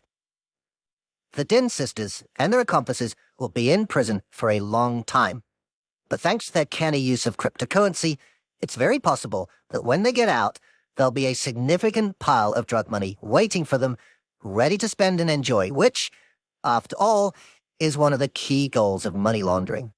And given crypto's long-term growth curve, it may well have gone up significantly in value, another important consideration in long-term laundering. Meanwhile, Chainalysis' research into the digital money trail threw up one other fascinating detail about the gang's laundering activity. Thanks to their ability to analyze the blockchain records, Chainalysis was able to calculate the fee taken by ChemDog. Apparently, he was charging just 4% for brokering the drug cash into Bitcoin. That's an astonishingly low figure. Because of the risk they take, money launderers traditionally charge way more than that. I've seen numbers as high as 60%. It seems the Din gang had bagged themselves a bargain. No wonder they were so keen to push their cash into crypto. Doing so would have saved them hundreds of thousands of pounds in fees. In commercial terms, it was a no-brainer. The low broker fee wasn't the only advantage for the drug dealers in adopting this new, high-tech laundering system. Previously, the gang would have had to connive a way of getting their cash into the bank, or failing that, bundle it up and somehow send it overseas to pay off those supplying them with the drugs. With Bitcoin, the money could be sent internationally, instantly, without risking awkward questions from the banks, or infiltration from narcs like Bob Mazur, the US Customs agent mentioned in the previous chapter. And there's a whole army of people, the likes of ChemDog and Arjun Badesha among them, standing ready to help the drug gangs swap their cash for crypto and marshal it around the blockchain. Manchester police may have had limited success in grabbing the missing Bitcoin in Operation Heart, but others have had more luck. In January 2022, it was revealed that 12 UK police forces had between them confiscated £322 million worth of crypto proceeds in the previous 5 years. The Metropolitan Police alone pulled in almost £180 million in one operation in 2021. You might think that such seizures would make criminals think twice about using cryptocurrency for money laundering. But while they may sound like big numbers, the sums nabbed by the police are pretty modest compared to the total amount of criminal money sloshing through the UK. The crime gangs show no signs of abandoning crypto as a tool for money laundering. The Din network was far from alone in adopting such high-tech solutions. A senior banker recently revealed that UK police have found more than 80% of credit card crooks arrested have cryptocurrency wallets stored on their mobile phones. When the encrypted EnquiChat phones were finally broken open, according to Roger Smethurst, much of the correspondence concerned crypto transfers. Digital currencies have become a vital and widely used tool for criminals at all levels, from street-level dealers to the kingpins who oversee global rackets. This new world of virtual money has been embraced with gusto by a whole range of crooks, who see its usefulness for avoiding the scrutiny of traditional finance, making international transfers with ease, and cutting down on fees. It's a potentially far easier and more lucrative way to achieve the first stage in the laundering process, placing dodgy funds into a financial system. The Din gang used it to place hundreds of thousands of pounds from Class A drug dealing into Bitcoin. But now, we'll look at a case in which similar tactics were used to place millions of dollars of income, and used to facilitate even more horrific crimes. Chapter 3. Crypto Pimps. A warning, this chapter contains references to trafficking, rape, and sexual abuse, including of children. Some people can pinpoint the exact date and time when their life changed forever. For Melanie Thompson, it was in New York, late one night in 2010. She was on her way home from the cinema with her two best friends. They were in 6th grade. Thompson was 12. They ran into two boys they knew from school who were 16 and 17. We ended up just going back to their house and hanging out, she recalls. They invited us for drinks and, when you're kids, you play spin the bottle and all of those games and such. So at first, it was really innocent, and we were just kind of having a good time. And then I remember drinking a lot, and I blacked out. When she woke up, she was being raped by one of the older boys. Terrified, she tried to escape, and things suddenly escalated. When I was running up the stairs to leave the house, that boy ended up coming back down the stairs with an older man, someone I didn't know. And I remember him saying to me, Where do you think you're going, huh? Where are you going? It was like he was playing with me, like it was a joke. But it was deadly serious. The man took Thompson to an abandoned house nearby. I was held captive, locked in from the outside, in a house with no running water or electricity. It was a room and a mattress that had bedbugs and no sheet. As the hours ticked by, Thompson's mum began to search for her, unaware she was being held captive in the same neighborhood. In time, she put up missing posters, desperately trying to find her daughter. But Thompson wasn't coming home. Her kidnapper had now become her pimp. Initially, he was trafficking her on the streets, but after a few months, he hit upon a new method of exploitation. He was like, "We need to put you on the internet, 'cause that's where the money is," says Thompson. For her exploiter, this may have been simply a commercially motivated change. For Thompson, it meant a horrific increase in the scale of abuse. When I was outside on the street, it would be, a couple of people a night, maybe. Online, it was at least 15 people a day, and that was on a slow day, she tells me. In the online adverts he placed, Thompson's exploiter would give her physical details. It would describe my measurements, so my bust size, my hip size, my pant size, and my bra size. He would then give Thompson a different name. Mimi, Tammy, Jennifer, anything that he thought would appeal to different demographics, she says. For her exploiter, and others like him, the process seems to have been treated almost like listing an item on eBay. But in this grim trade, the product was people, and young girls in particular. And for this modern generation of pimps, one website was the go-to place of business: Backpage. The site would become infamous, a battleground over freedom of speech at the cutting edge of the internet. Melanie Thompson's story would be woven throughout it, along with many others. And in the war that would be waged to bring down Backpage, high-tech money laundering would be at the very center of the conflict. Backpage was born in the fires of dissent at a particularly turbulent time in U.S. history and was the progeny of two iconoclasts. The son of a construction worker, Michael Lacey, was at Arizona State University in 1970 as campus demonstrations raged against the Vietnam War. Lacey quit college to set up a newspaper in opposition to what he called the ultra-conservative local media's coverage of the protests. 2 years later, he joined with fellow Arizona dropout James Larkin to create a chain of weeklies. By 2001, the pair owned 11 papers, making more than $100 million a year. In 2005, they merged with the Village Voice, the New York-based icon of liberal counterculture. Lacey and Larkin pushed for spiky investigative stories that held power to account. They wore their pugnacity on their sleeves, or in Lacey's case, on his knuckles, where he has the phrase "hold fast" tattooed in capital letters. He told one interviewer, "As a journalist, if you don't get up in the morning and say 'fuck you' to someone, why even do it?" Their belligerents repeatedly landed them in court, but they fought hard and often won. "I didn't get into this racket to be told what to publish," Lacey said, "by anybody." In the years that followed, their combination of aggressive defense of freedom of speech and courtroom savvy would prove very handy indeed, as they pushed into the emerging world of online publications. In 1995, a shy computer science graduate living in San Francisco called Craig Newmark launched Craigslist, initially a homespun index of local events, which mushroomed into a giant national listing service and eventually spread to 70 countries. Seemingly without realizing it, this unassuming techie had created a behemoth that began eating away at many newspapers' revenue model. Advertisers, who previously used the paper's classified sections to punt their wares, began instead flocking to Craigslist, and media ad execs started to panic. Lacey and Larkin's empire wasn't immune. Craigslist was described in 2005 as the biggest single crisis the Village Voice has faced in its whole 50 years. Never ones to shirk a challenge, Lacey and Larkin fought fire with fire. They launched their own version of Craigslist, with the help of a man who'd become pivotal to their business.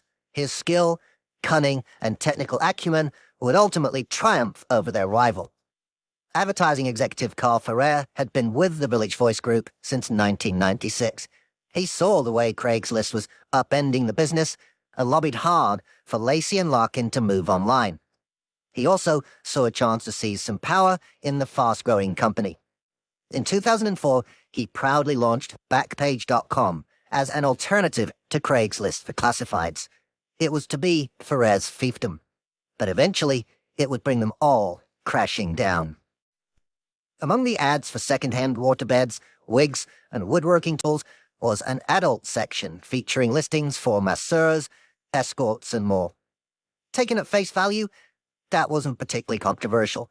Around this time, I was working for a local paper in the UK which had a similar classified ad section that included adult services. It was the cause of occasional titters in the newsroom, and, like many at the time, I never stopped to think too deeply about the legalities of the whole thing. And yet, it is a subject which justifies reflection, because in the case of Backpage, the legal nuances would have huge implications that would lead its bosses into financial manipulation and high-tech money laundering. Prostitution is illegal under state law almost everywhere in the US, apart from a few spots in Nevada. It's usually defined as engaging in or offering sexual conduct for a fee. Assisting it is generally what's meant by pimping. But what exactly is meant by sexual conduct?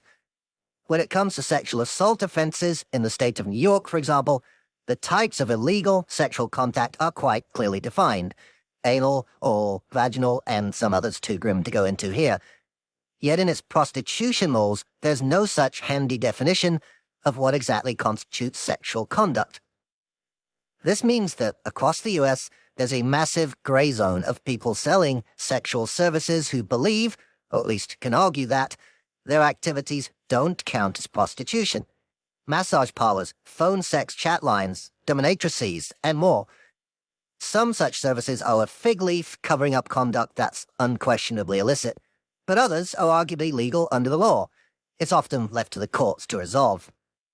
This was the gray zone in which Backpage's adult ad section was operating. And it was far from alone. Craigslist also had adult ads, initially called erotic services, and being the much larger site, it had many more of them, some of which seemed to be pretty thinly disguised prostitution businesses. As a result, Craig Newmark's site found itself under increasing pressure to crack down on illegal practices.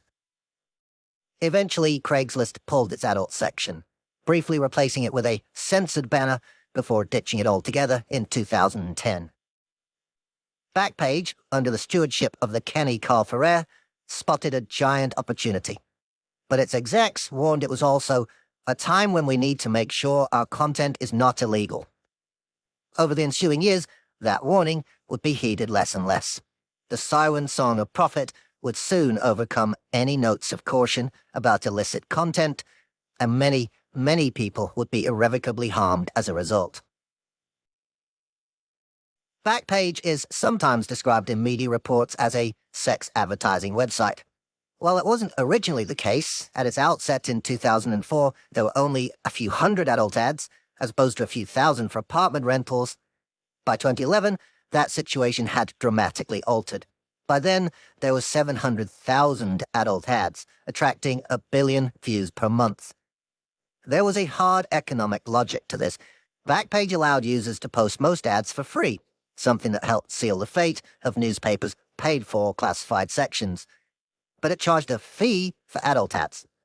As a result, adult ads accounted for only 15.5% of Backpage's overall listings, but generated an astonishing 93.4% of its paid ad income. From $29 million in revenue in 2010, Backpage more than doubled to $71 million in 2012, partly thanks to the influx of adult ads from those no longer able to use Craigslist. Backpage was now a giant cash cow, and its ad execs became ever more proactive and creative at chasing leads, especially for the paid-for adult section. They would even Google prostitutes advertising on other sites and offer them a free ad on Backpage. One sex worker said that when her ads on Backpage began to go out of date, its salespeople would email her offering freebies to entice her back to the site. The money was pouring in, but so were the potential legal problems. As well as navigating state-level prostitution law, Backpage also had to contend with US-wide federal legislation on sex trafficking, defined as the recruitment, harboring, transportation, provision, obtaining, patronizing, or soliciting of a person for the purpose of a commercial sex act induced by force, fraud, or coercion, or in which the person induced to perform such act has not attained 18 years of age. In other words, if any of the people being advertised on Backpage for sex were being forced into it, or underage, Backpage could be accused of assisting a criminal offense. Deciding whether someone has been forced or coerced into sex isn't always as easy as you might think. In cases such as Melanie Thompson's, it's very clear. Other examples, however, are more nuanced. For instance, if a person struggling for work decides to sell sexual services to make ends meet, can you say they've been forced into it? If so, by whom? It's an area of intense debate. By contrast, the issue of whether someone is aged under 18 is black and white. And in the case of Backpage, it was quickly becoming obvious that there were many children being trafficked via its adult ads section, all of whom were at very high risk of enduring the kind of abuse suffered by Melanie Thompson. As its name suggests, the National Center for Missing and Exploited Children, NCMEC, is America's main agency dealing with trafficked kids. In 2017, it revealed that Backpage was involved in 73% of all cases reported to it by the public. As the center pointed out, Backpage required advertisers of boats, motorcycles, and pets to provide a phone number to prevent scam ads. Yet the same rule did not apply to its escort ads section. As NCMEC concluded, Backpage does more to protect customers from scam pet ads than to protect children from being sold for sex. As criticism mounted, Backpage insisted it was trying to tackle the problem, proactively reporting suspect ads to NCMEC, and even hiring someone who used to work for the center to advise the company in-house. But on the ground, it was painfully clear that Backpage was failing to tackle the problem and was reaping profits as a result. NCMEC disclosed heartbreaking messages from parents who'd found their missing children on Backpage, only to get short shrift when they tried to contact the site's administrators. One parent wrote, "Your website has ads featuring our 16-year-old daughter posing as an escort. I have emailed the ad multiple times using your website, but have gotten no response. For God's sake, she's only 16. Backpage's dirty secret was out. Headlines were mounting. A petition calling for Backpage to follow Craigslist in axing its adult section was signed by members of rock band REM and singer Alicia Keys. The New York Times ran a series of hard-hitting exposés interviewing children who'd been advertised on the site. Melanie Thompson, using a pseudonym, was among them. Given the history of Backpage's founders, Michael Lacey and Jim Larkin, and their bullish colleague Carl Ferrer, their response to the controversy probably won't surprise you. They hit back at their critics, insisting their protection policies were robust, and even using their media empire to debunk some of the trafficking claims made by their detractors.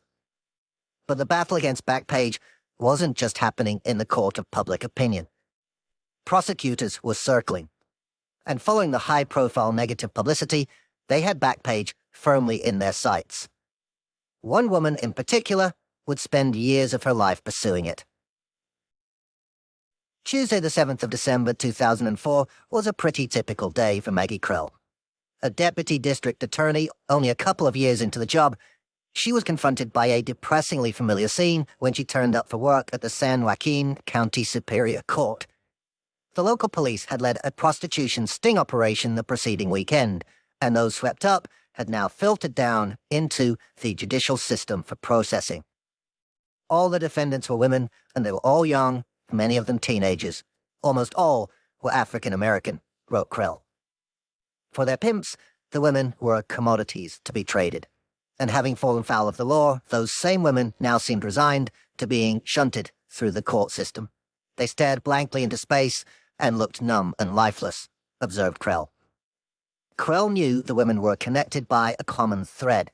They'd all been arrested at the same motel, somewhere that had become a regular target for police prostitution operations. Krell had an idea. What if, I wondered, we could target that motel? She pulled together a case, and it worked. The motel owner pleaded guilty to conspiracy to commit prostitution and pimping, and the place was shut down. So when, years later, she started hearing about Backpage, Quell thought she might use the same tactic. After all, she figured, wasn't Backpage's adult section just the online equivalent of the motel? So once again, she assembled a case, but this time, the court disagreed. Quell's case failed, and it was far from the only one. In summer 2009, a girl who'd been listed by her pimp on Backpage, aged 13, tried to sue the site for damages, without success. And in 2014, 3 women who'd been advertised for sex on Backpage when they were children also tried to sue. Again, they failed. When they tried to appeal, the judge's comments combined sympathy with cold rejection. This is a hard case. The law requires that we deny relief to plaintiffs whose circumstances evoke outrage. Despite the lawyer's best efforts, none of the attempts succeeded. In the face of so many cases, so much compelling evidence of children suffering, and so much outrage, Backpage's adult section held fast, just like the message on Michael Lacey's knuckles. How?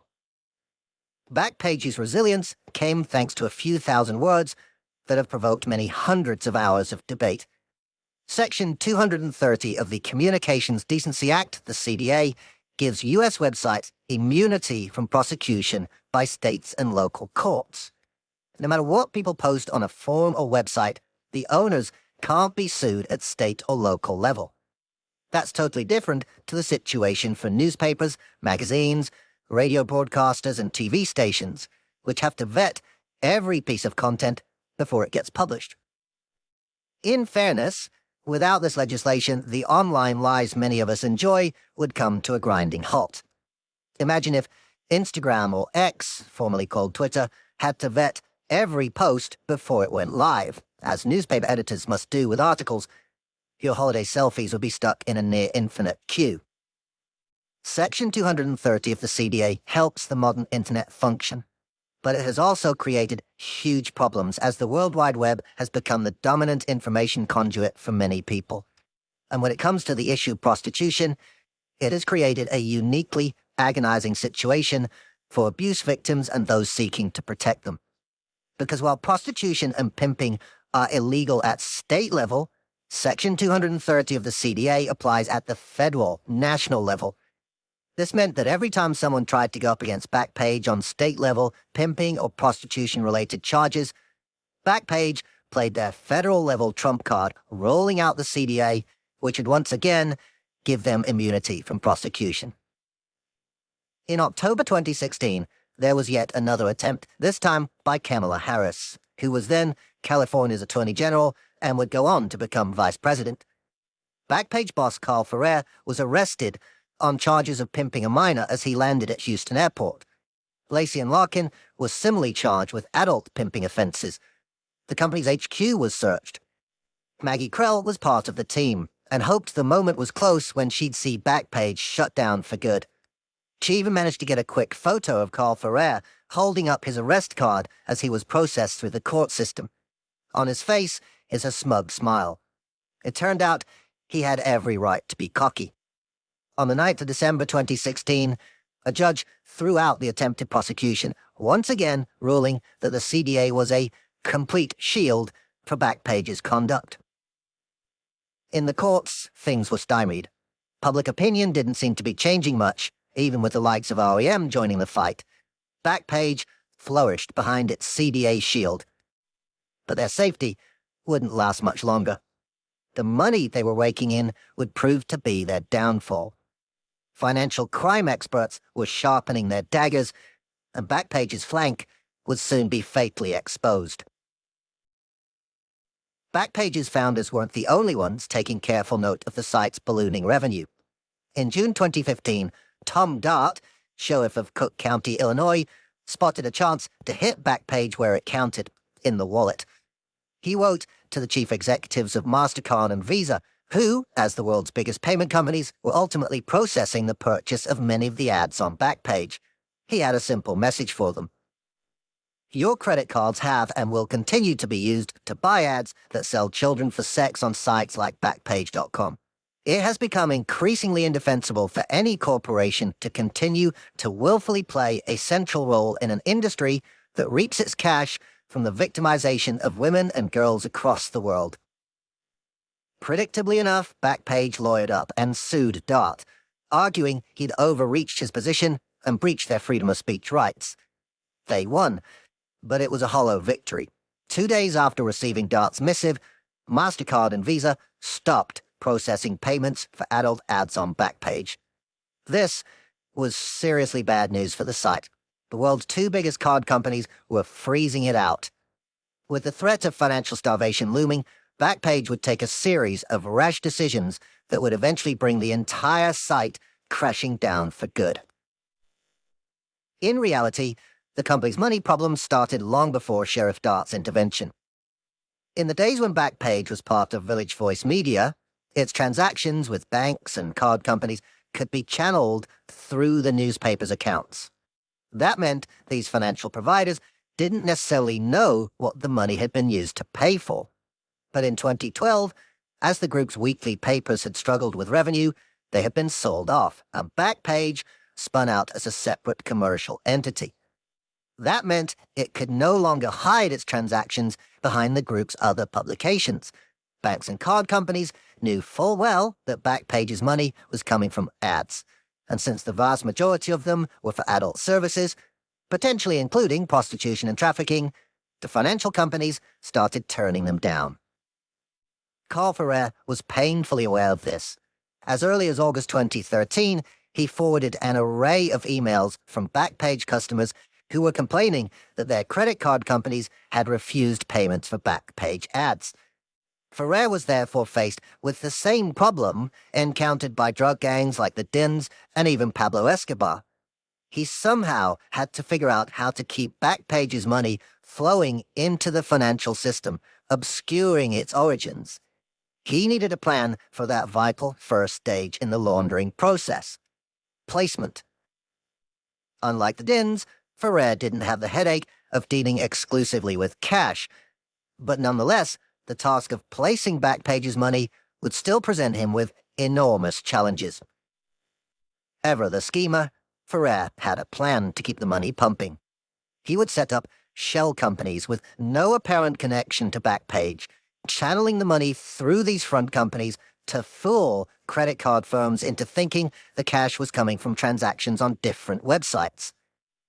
Early in 2015, Ferrer was told that American Express would stop processing transactions for his site after the 1st of May. In response, he and his colleagues set up a website called postfaster.com. On the surface, it had no connections to Backpage whatsoever. It was mainly advertising blue-collar jobs, especially in trucking.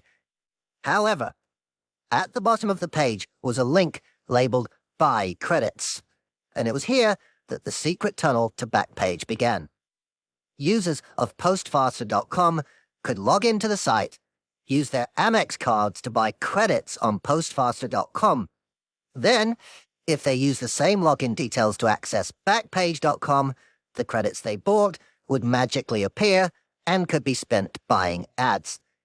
But as far as American Express was concerned, they were processing money from the apparently legitimate site postfaster.com. It seemed a neat fix, but for Ferrer, the problems were actually about to get far worse, driving him deeper into the illicit world of money laundering. After Visa and MasterCard backed out in July 2015, following Sheriff Dart's intervention, Backpage was confronted with a cold, hard truth. Those who pay the piper, or at least process the piper's payments, call the tune. The card companies had decided Backpage was supporting illegal activity, and they were calling time. Once again, Ferrer and his team scrambled to keep the money moving into the financial system. They set up a new company to accept checks from advertisers, then sent the money via yet more shell companies to Backpage's coffers. It wasn't long before Ferrer, as a skilled techie and financial wizard, hit on Bitcoin as a potential solution to the company's financial woes. Like the Din Gang, he discovered that technology had unwittingly created a backdoor through which illicit cash could be finagled into the financial system. Backpage offered customers the chance to pay with the new cryptocurrency, and was soon routing money via big crypto companies like Coinbase, GoCoin, Paxful, and Kraken. Companies which, thanks to Ferrer's intricate shell game, may have had no idea where the money was coming from. The methods became increasingly complex and ingenious. At one point, a Backpage employee suggested that customers could use prepaid credit cards to pay for ads. Rather than route the money directly to its bank accounts, Backpage would instead use it to buy Bitcoin and then give the customer credits to spend on ads. This would allow Backpage to profit without having to run the money via banks or card companies, but its customers would be none the wiser. From the user's perspective, they just input their card and get their credits or purchase, read the email. One can imagine that Backpage staff thought these strategies were very clever and believed that with enough shell companies and crypto tricks, they could run rings around the banks and card companies and keep placing their millions of dollars of revenue into the financial system. But in fact, they were digging their own hole. The tactics Carl Ferrer had adopted had crossed the line into money laundering. Every new trick he tried was gradually stripping away the armor that protected Backpage for years. And it wasn't long before the people pursuing Backpage spotted it. December 2016 was a bleak time for Maggie Krell. Despite all her work, the California Attorney General's office had lost its case against Backpage. The judge had once again ruled that Section 230 of the Communications Decency Act protected the site, and there was nothing he could do about it. Congress has spoken on this matter, and it is for Congress, not the court, to revisit, he said. I spent the 2 weeks after the case dismissal in dismal silence at work, wrote Krell. Then, she hit upon a new idea. Looking through the evidence they gleaned in the previous unsuccessful prosecution, she alighted on the financial information that had been uncovered, and it opened the door to a new prosecutorial tactic, one that had been touted before, but so far remained unused. Targeting Backpage's money and Ferrer's use of increasingly high-tech money laundering methods. It was a potentially perfect way to get around the Section 230 shield that had sheltered Backpage for so long. To achieve a conviction for money laundering, the prosecution has to prove that the defendant tried to hide money from a crime, the so-called predicate offense.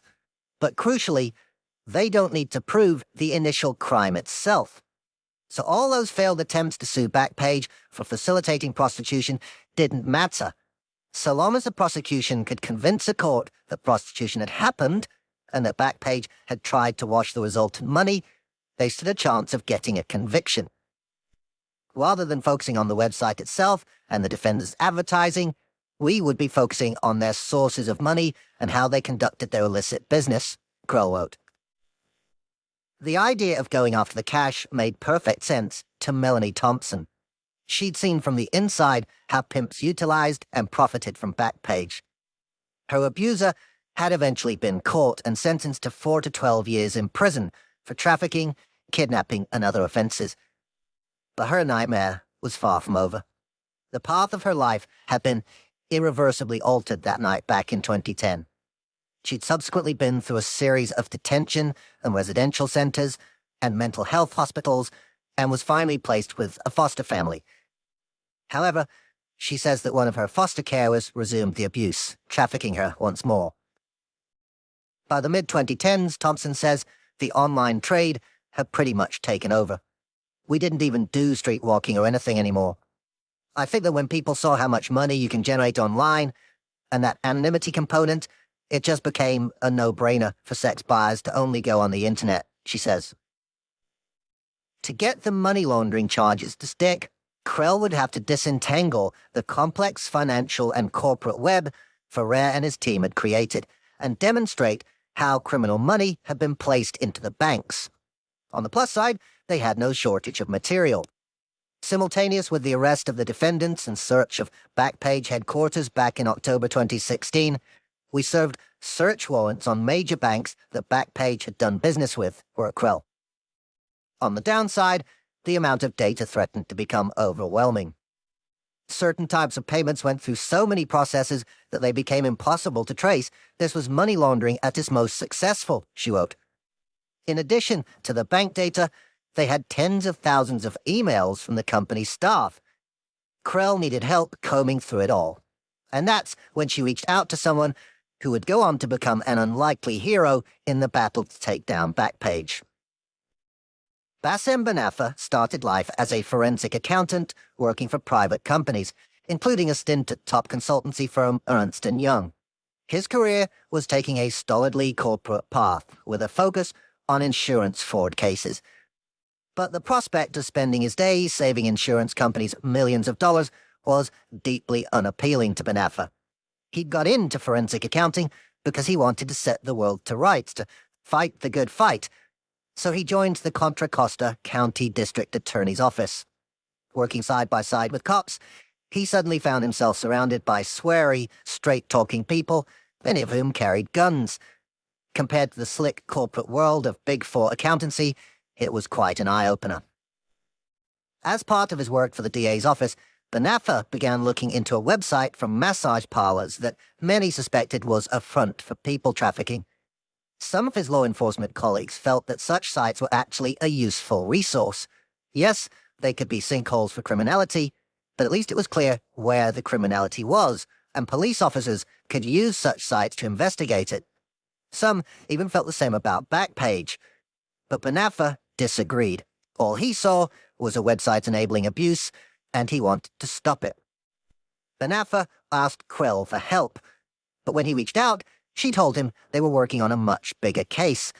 When Benafa found out they were investigating Backpage, he took one look at the site, scanned the plethora of companies behind it, and immediately decided he wanted in on the investigation. He told me that part of the attraction was the level of obfuscation Backpage's bosses had put in place around its financial setup, including the spider's web of shell corporations. The very thing that would make most people run a mile in the opposite direction was the thing getting Benafa's juices flowing. He and Krell began wrangling the mountain of data and slowly but surely assembling their case. Krell's office in Sacramento was emptying out in the run-up to Christmas, but she was still hard at work. Fueled by peanut butter pretzels and making my way through a six-pack of Diet Coke, I spent hours and hours uninterrupted in my Backpage cave, drafting a new complaint based on a new theory supported by new evidence, she wrote. Meanwhile, about 100 miles south in Milpitas, Benafa was also beavering away, fueled by an equally unhealthy diet largely reliant on an energy drink called Mountain Dew Amp. He had computer monitors balanced precariously on top of boxes and papers and spent hours obsessively poring over Backpage's data. He worked like a mad scientist, as Krell puts it. Bassem was mildly friendly, severely quirky, and smart beyond any human I'd ever encountered. If I could only filter his smartness into translatable and usable information, the sky was the limit. Sure enough, Benafa's hard work paid off, and he hit for jackpot. He discovered that Backpage had built a computer system to thumb all the money through its various shell companies. The computer system was stored in the cloud on servers owned by Amazon. The prosecution team had got a copy of the system as part of its investigation into Backpage. It was potentially a treasure trove of evidence for the money laundering case, like discovering the secret ledger books of a corrupt banker. But there was a problem. The system was custom-built by Backpage. Benafa would have to painstakingly take it apart in order to figure out how it worked. And of course, he wouldn't be getting any help from those who developed it. It was like unloading the dishwasher in a stranger's kitchen. He had to open every drawer till he worked out where things went. I sat for days just changing every single setting in every possible combination that exists to get it to open, he recalls. Then one day, eventually, he hit the right combination, and the system unlocked. I screamed and ran around the house, says Benafa. At last, he could see large parts of Backpage's financial network and how it was manipulating the money flows from the site via its network of shell companies and seemingly unrelated websites. The prosecution team also discovered Ferrer's trick of trying to fool the banks into thinking that money wasn't coming from Backpage by diverting it via other businesses. This, could be interpreted as an attempt to defraud the banks, and if so, that would open him up to yet another money laundering allegation, the predicate crime being bank fraud rather than enabling prostitution. 2 days before Christmas, Ferrer, Lacey, and Larkin got an unwelcome gift. New charges. They still included pimping allegations, including pimping of children, but now there were dozens of money laundering charges too. The rap sheet covered millions of dollars of criminal proceeds, all listed down to the last cent, largely thanks to the financial records that Banafa and Krell had cracked open. For all their high-tech scheming, Backpage's once impregnable defenses were starting to crumble. And things were about to get much, much worse for them.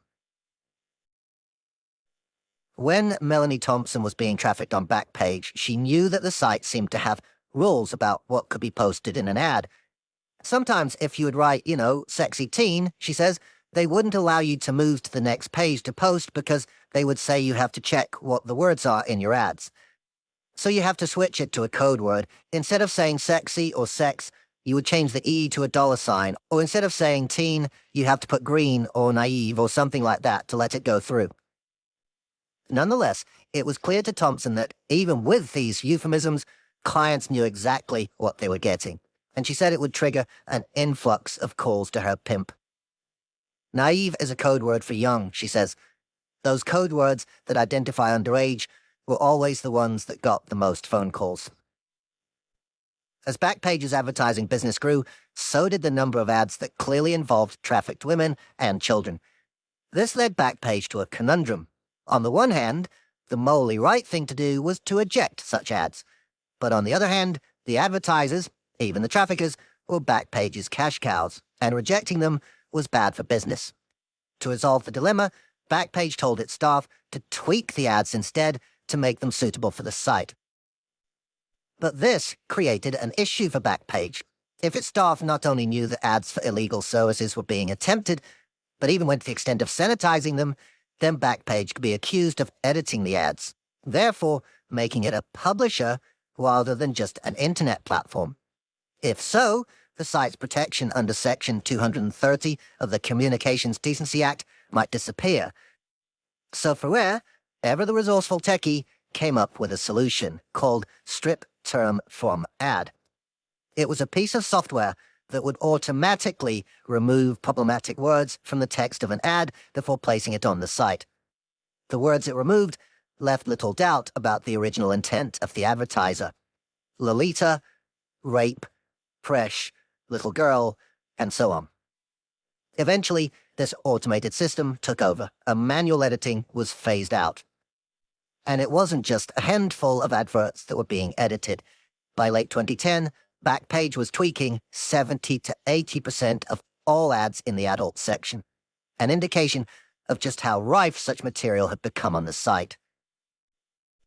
At the same time as Maggie Krell and Bassem Banafa had been sorting through their mountain of data to assemble the money laundering charges, the U.S. Senate Permanent Subcommittee on Investigations had also been looking into Backpage.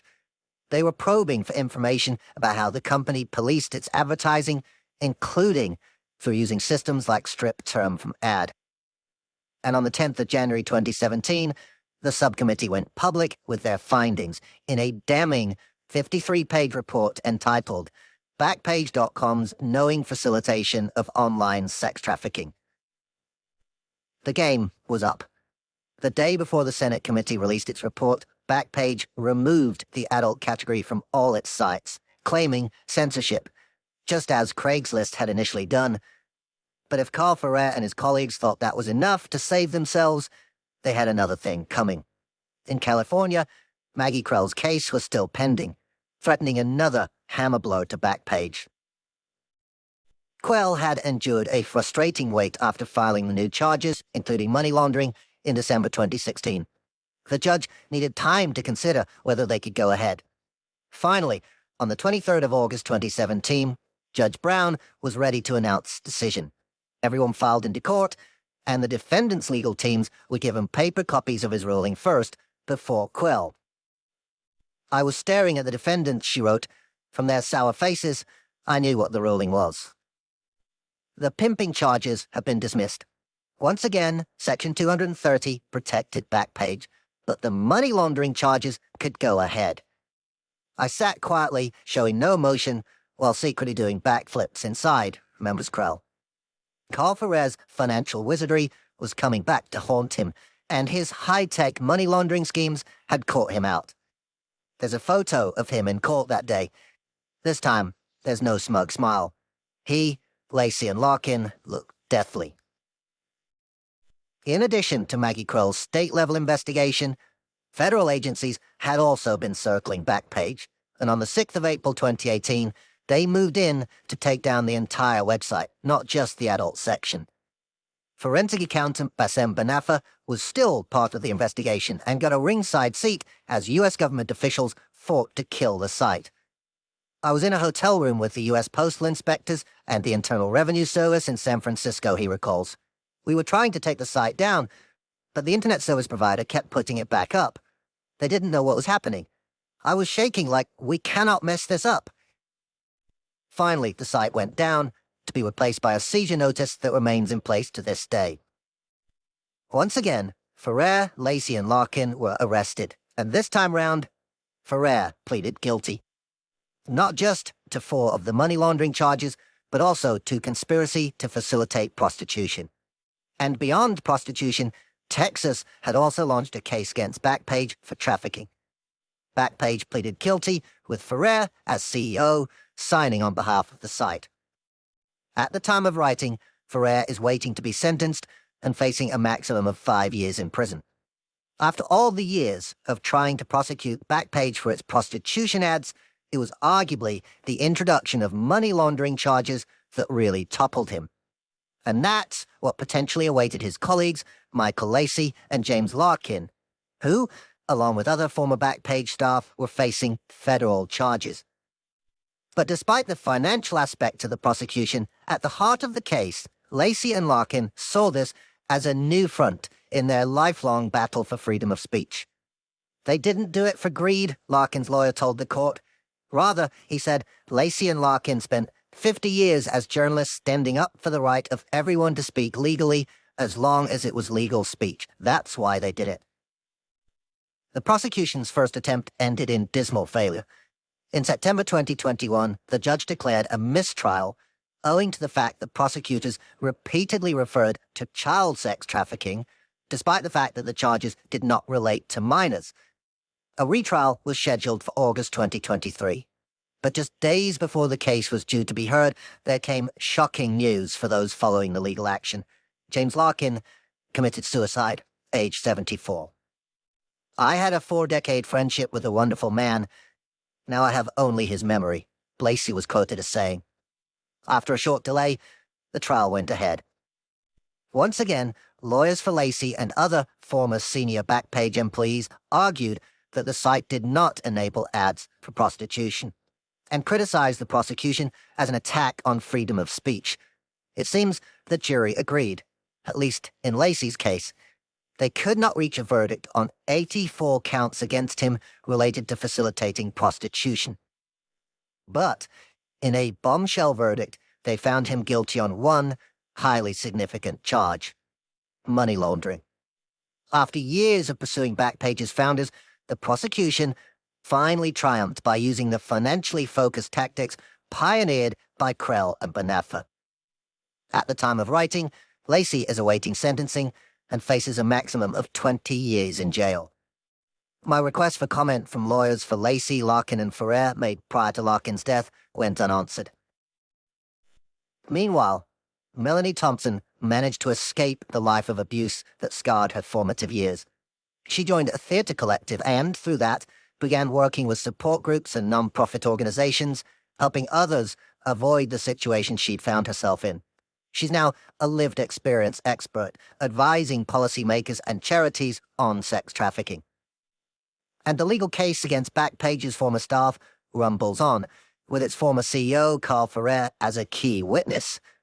As the Texas authorities wrote, as part of the plea agreement, Ferrer agreed to testify against all pending defendants, turned over the identities of the top 3,000 buyers of Backpage.com advertisements, and is assisting in identifying all company and co-defendant assets for seizure. But for all the discussion over Backpage's immense wealth and the efforts to trace its bank accounts and shell companies, there's one aspect of this that gets little attention: cryptocurrency.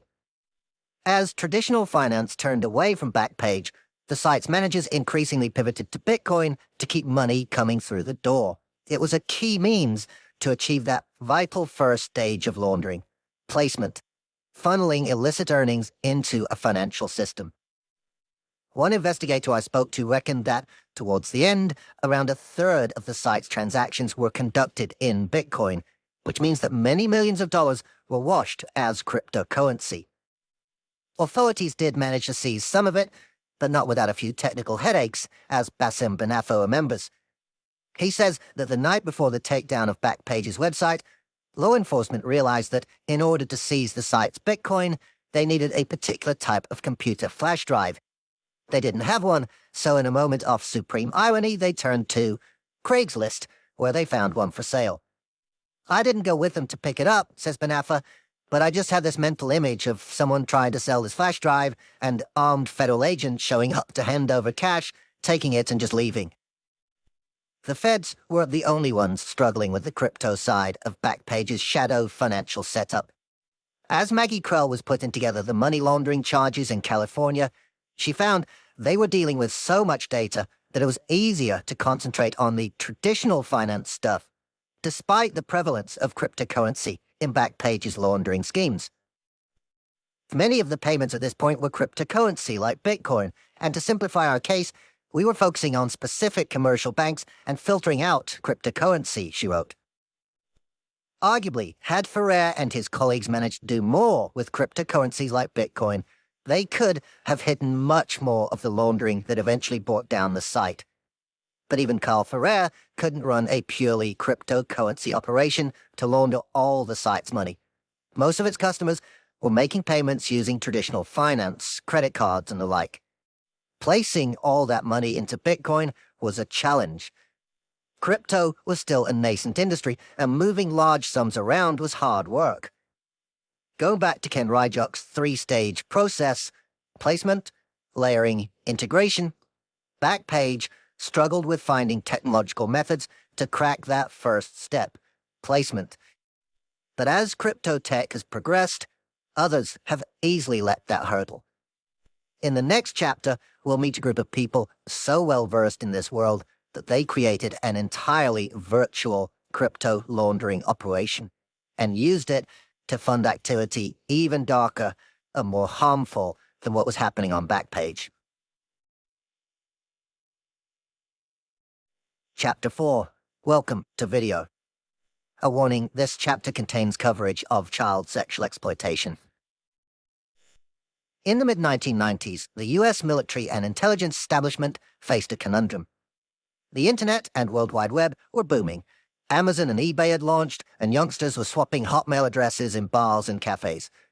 For government spooks, the new technology offered a golden opportunity, not just for surveilling people's communications, but also for allowing spies and sources all over the world to relay information back to their handlers. But there was a snag. The Internet wasn't built to keep secrets.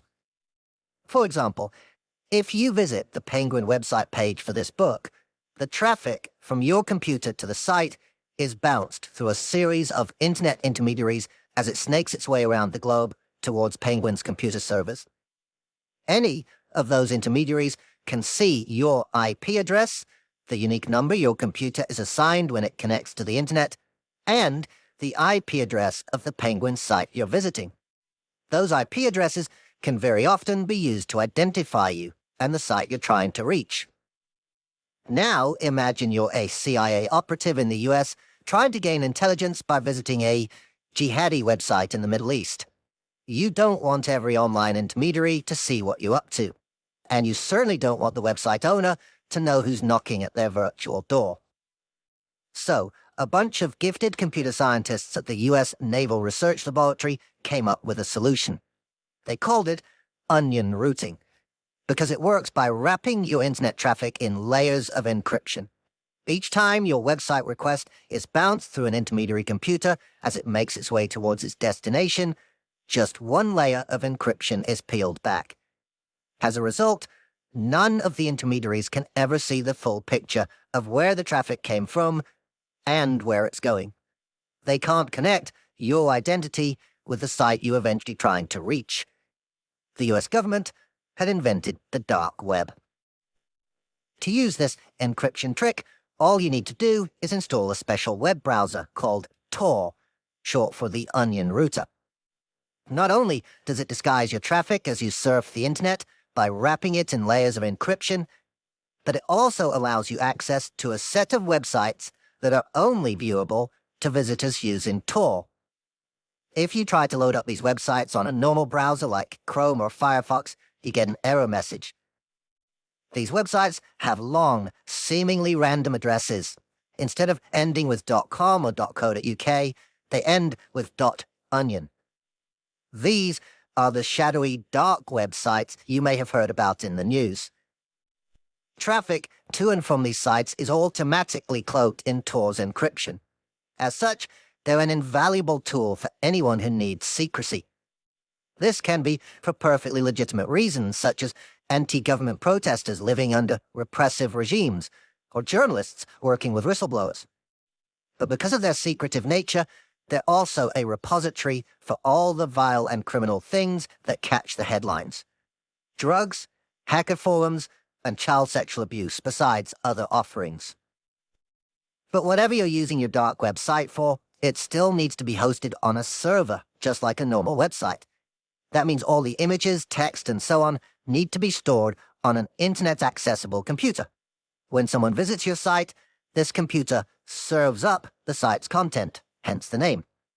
Most people use a professional server company for this called a host.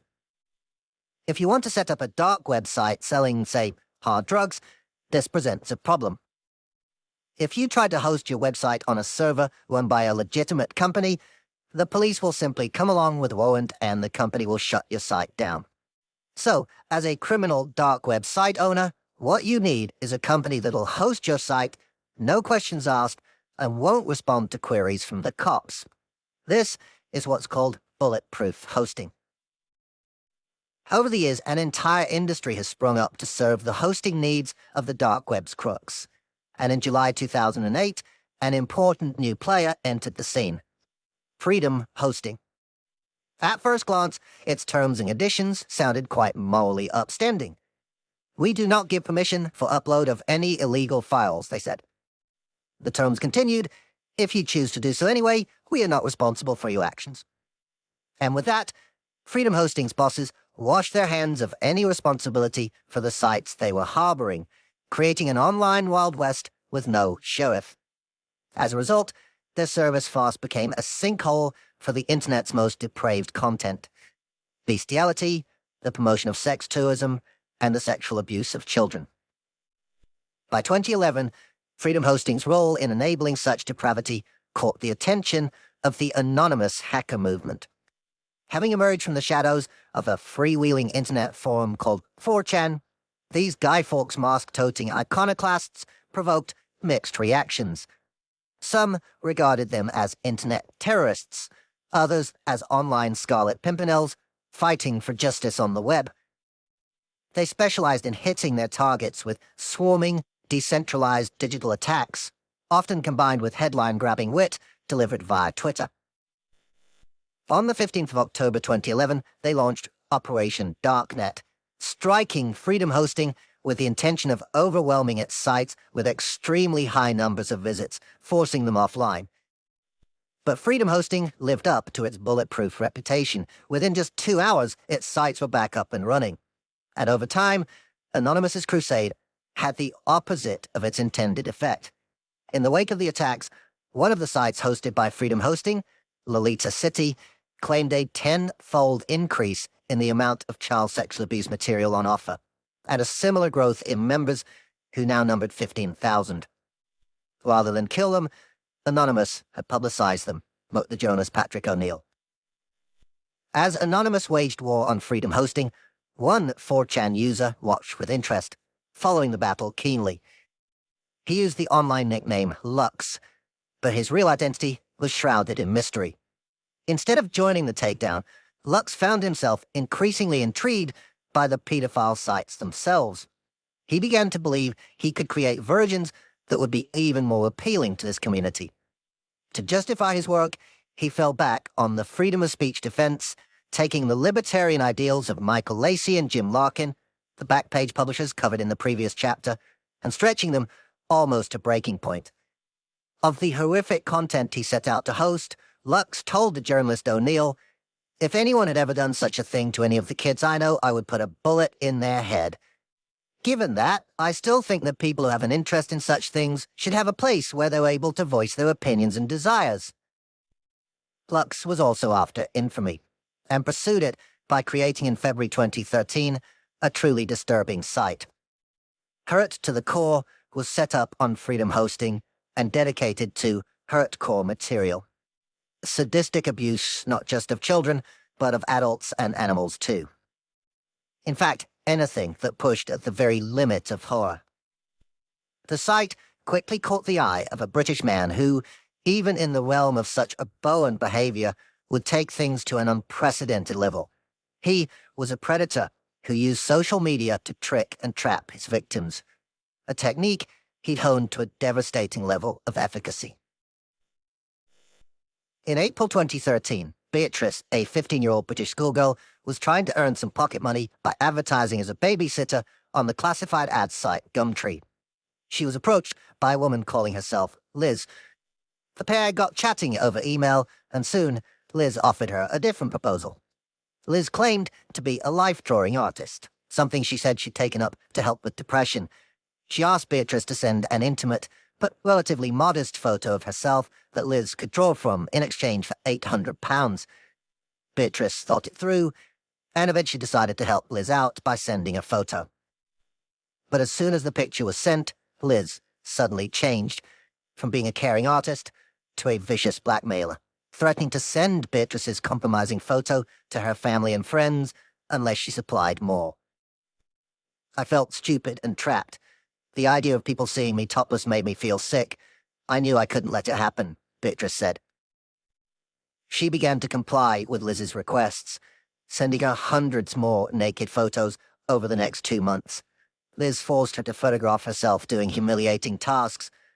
"I didn't know who Liz was or why she was doing this, but felt I had no option," said Beatrice. She wasn't alone.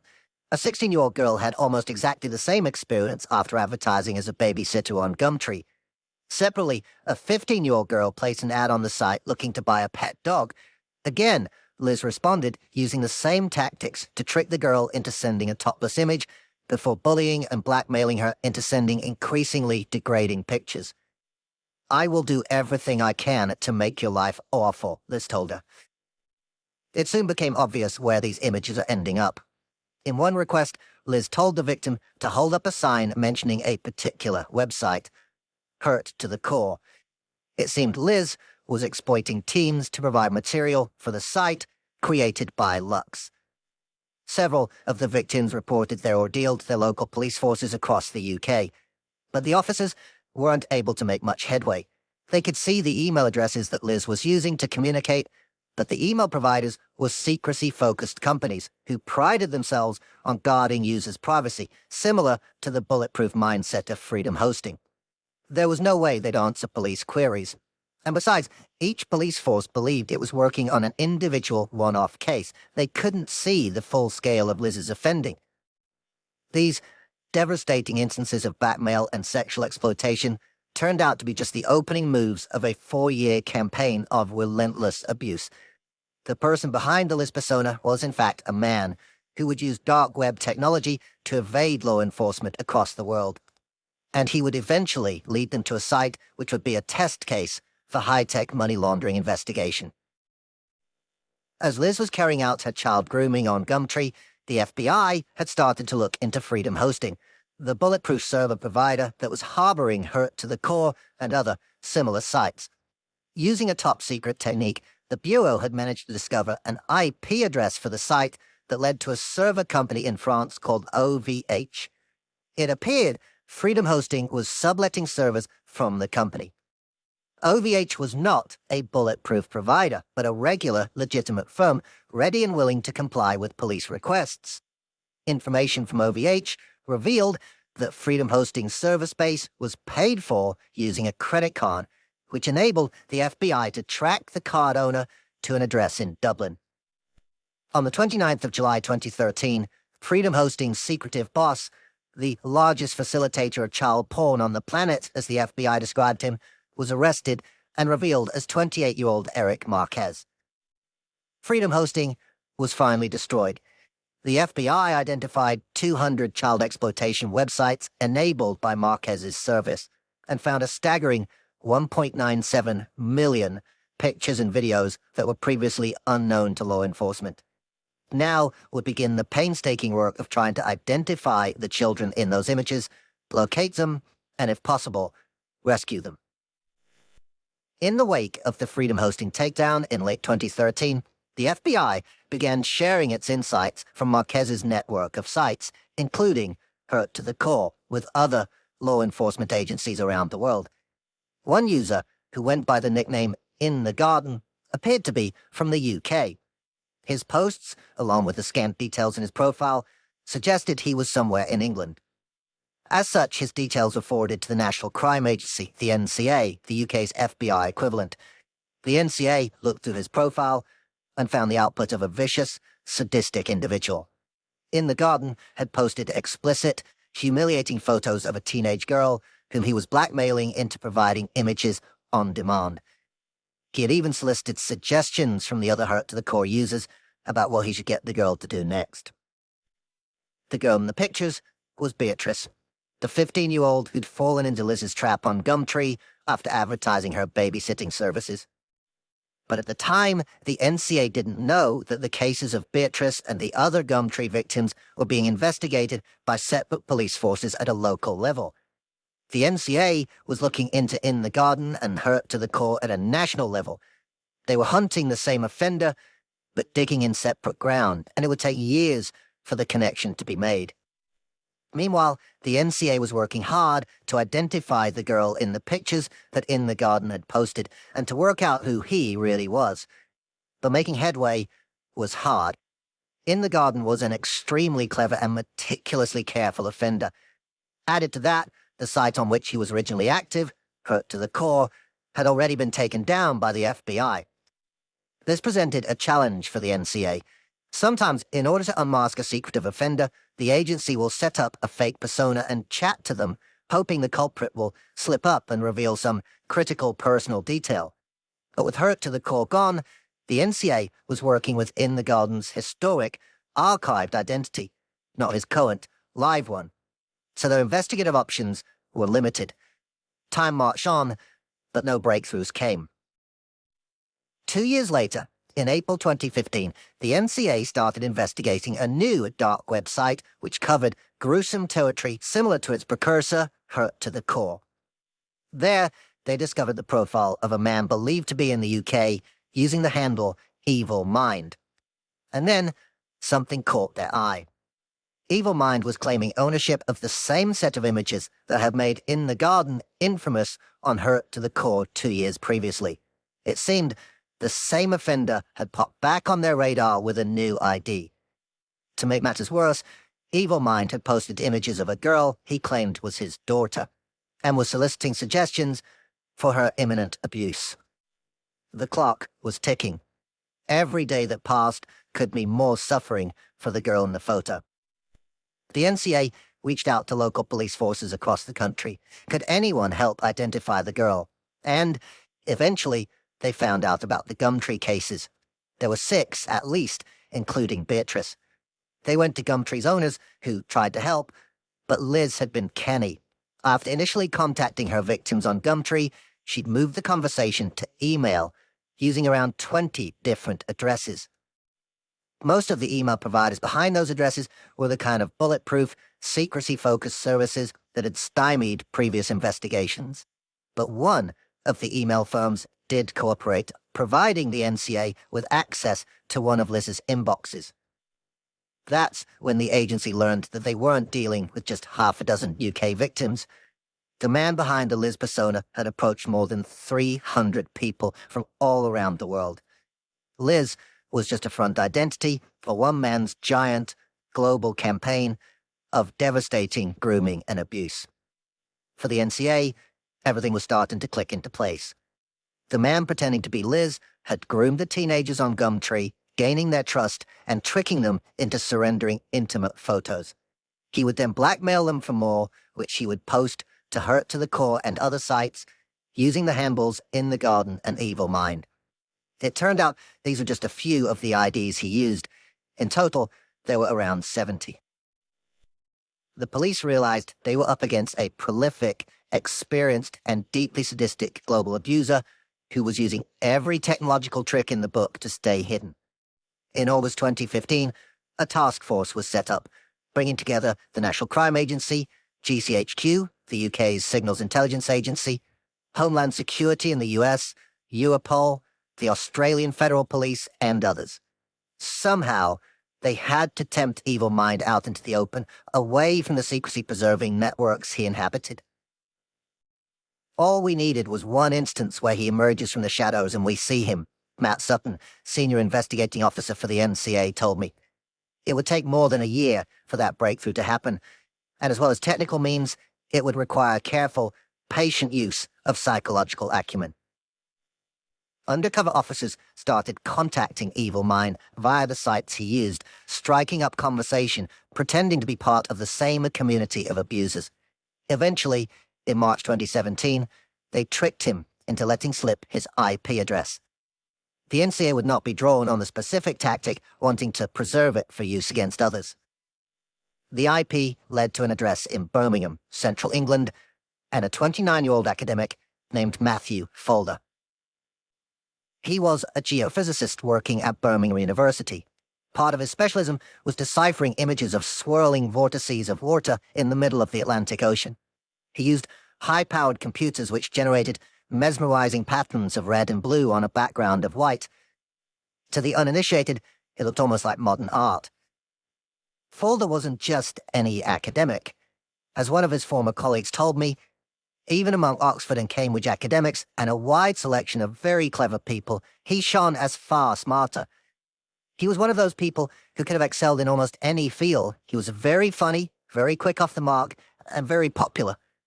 Everyone liked him because he was smart and personable. He was the person in the office who, if you were visibly having a bad day, would say, "Are you all right?" and crack some jokes. He was that sort of guy. To his colleagues, there was nothing to indicate his secret, depraved alter ego. The NCA put Folder under surveillance, following him as he traveled, tried to build up a picture of their suspect without tipping him off. On the 21st of June 2017, they finally made their move, arresting Folder in his office at the university. On the NCA's video recording, Folder can be seen wearing a yellow t-shirt and glasses and with a frizzy shock of blonde hair. "What was it I've done?" he begins to ask before interrupting himself. "What was it I'm supposed to have?" The police officer then reads out a list of child sex abuse offences. Folder listens for a while. "Sounds like the rap sheet from hell," he quips. News of the arrest spread like wildfire across the campus and further afield. One of Folder's former colleagues told me, because he was popular, everyone was suddenly asking, "What the hell's going on?" Meanwhile, Folder was being grilled by the NCA. He was videoed, arms folded, sitting in the corner of the interview room wearing the same yellow t-shirt as he had been when he was arrested. He repeatedly answers no comment, something he kept up for 3 days of questioning. Eventually, however, he admits to being man behind the Evil Mind accounts. It had taken more than 4 years to bring him to justice since UK police had first learned of In the Garden and his alter ego, Liz. Contrary to his comments on the abuse sites, Folder didn't have a daughter. The photo of the girl he'd used had also been connived via Gumtree. Within hours of receiving it, he'd made it his profile picture, pretending it was his daughter and asking for ideas for what he could do to her. The NCA was able to track her down and ensure she was safe. Folder's offending stood out not only in terms of its duration, but also its breadth and scale. As well as blackmailing strangers for images online, he targeted his friends in the physical world too. Folder attended Clare College, Cambridge University, where he started a natural sciences degree in 2007. While there, he'd installed hidden cameras in bathrooms at the university's accommodation, as well as at his parents' main home and holiday home. There was talk of stripping Folder of his Cambridge University degrees, including his PhD, but it came to nothing. A spokesperson for the university told me that academic penalties can only be applied for academic misconduct, not the kind of crimes committed by Folder. As the news reports emerged, they revealed more and more of the scale of Folder's sadism and abuse against people of all ages, including his friends, colleagues, and strangers. Those who knew him were stunned. The overall reaction was abject horror, the former colleague told me. He never talked about the dark web, even when it came up in conversation. In hindsight, he gave away nothing and didn't mention that he'd ever been on it, let alone that he had an entire separate identity where he was spending all his time on it. Eventually, Folder pleaded guilty to 137 criminal charges.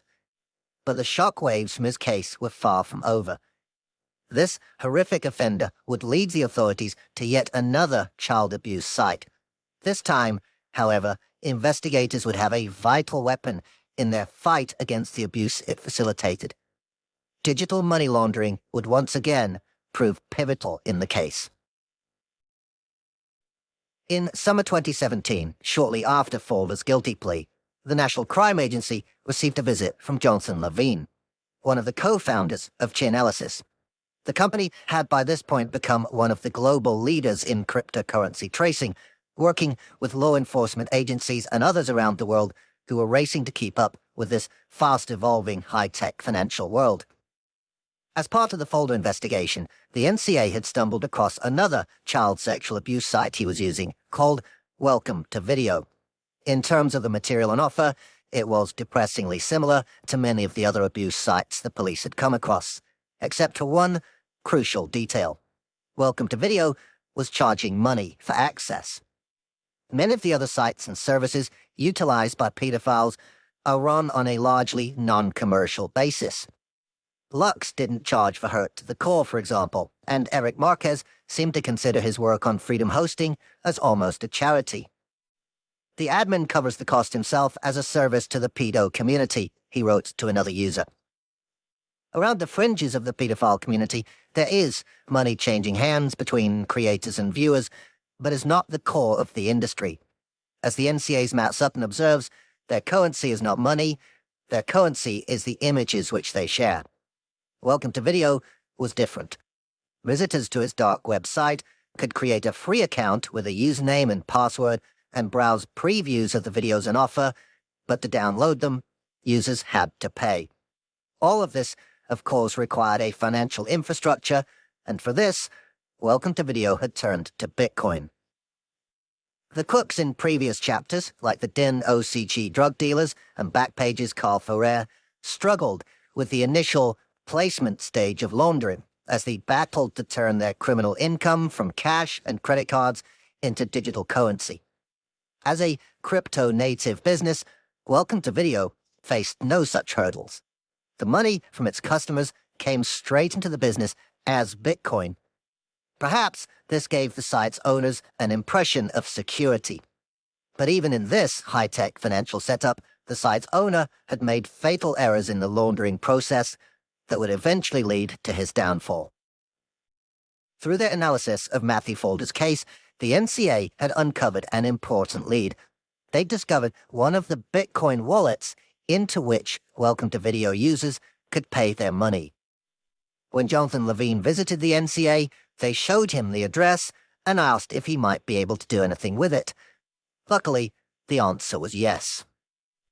As all Bitcoin transactions are published permanently in the blockchain, there had to be wallet addresses for both payers and payees of all Welcome to Video transactions somewhere.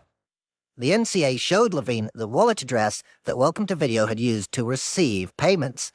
Thanks to the blockchain, he could track back all the payments that had been made into that wallet and see the addresses that had made those payments.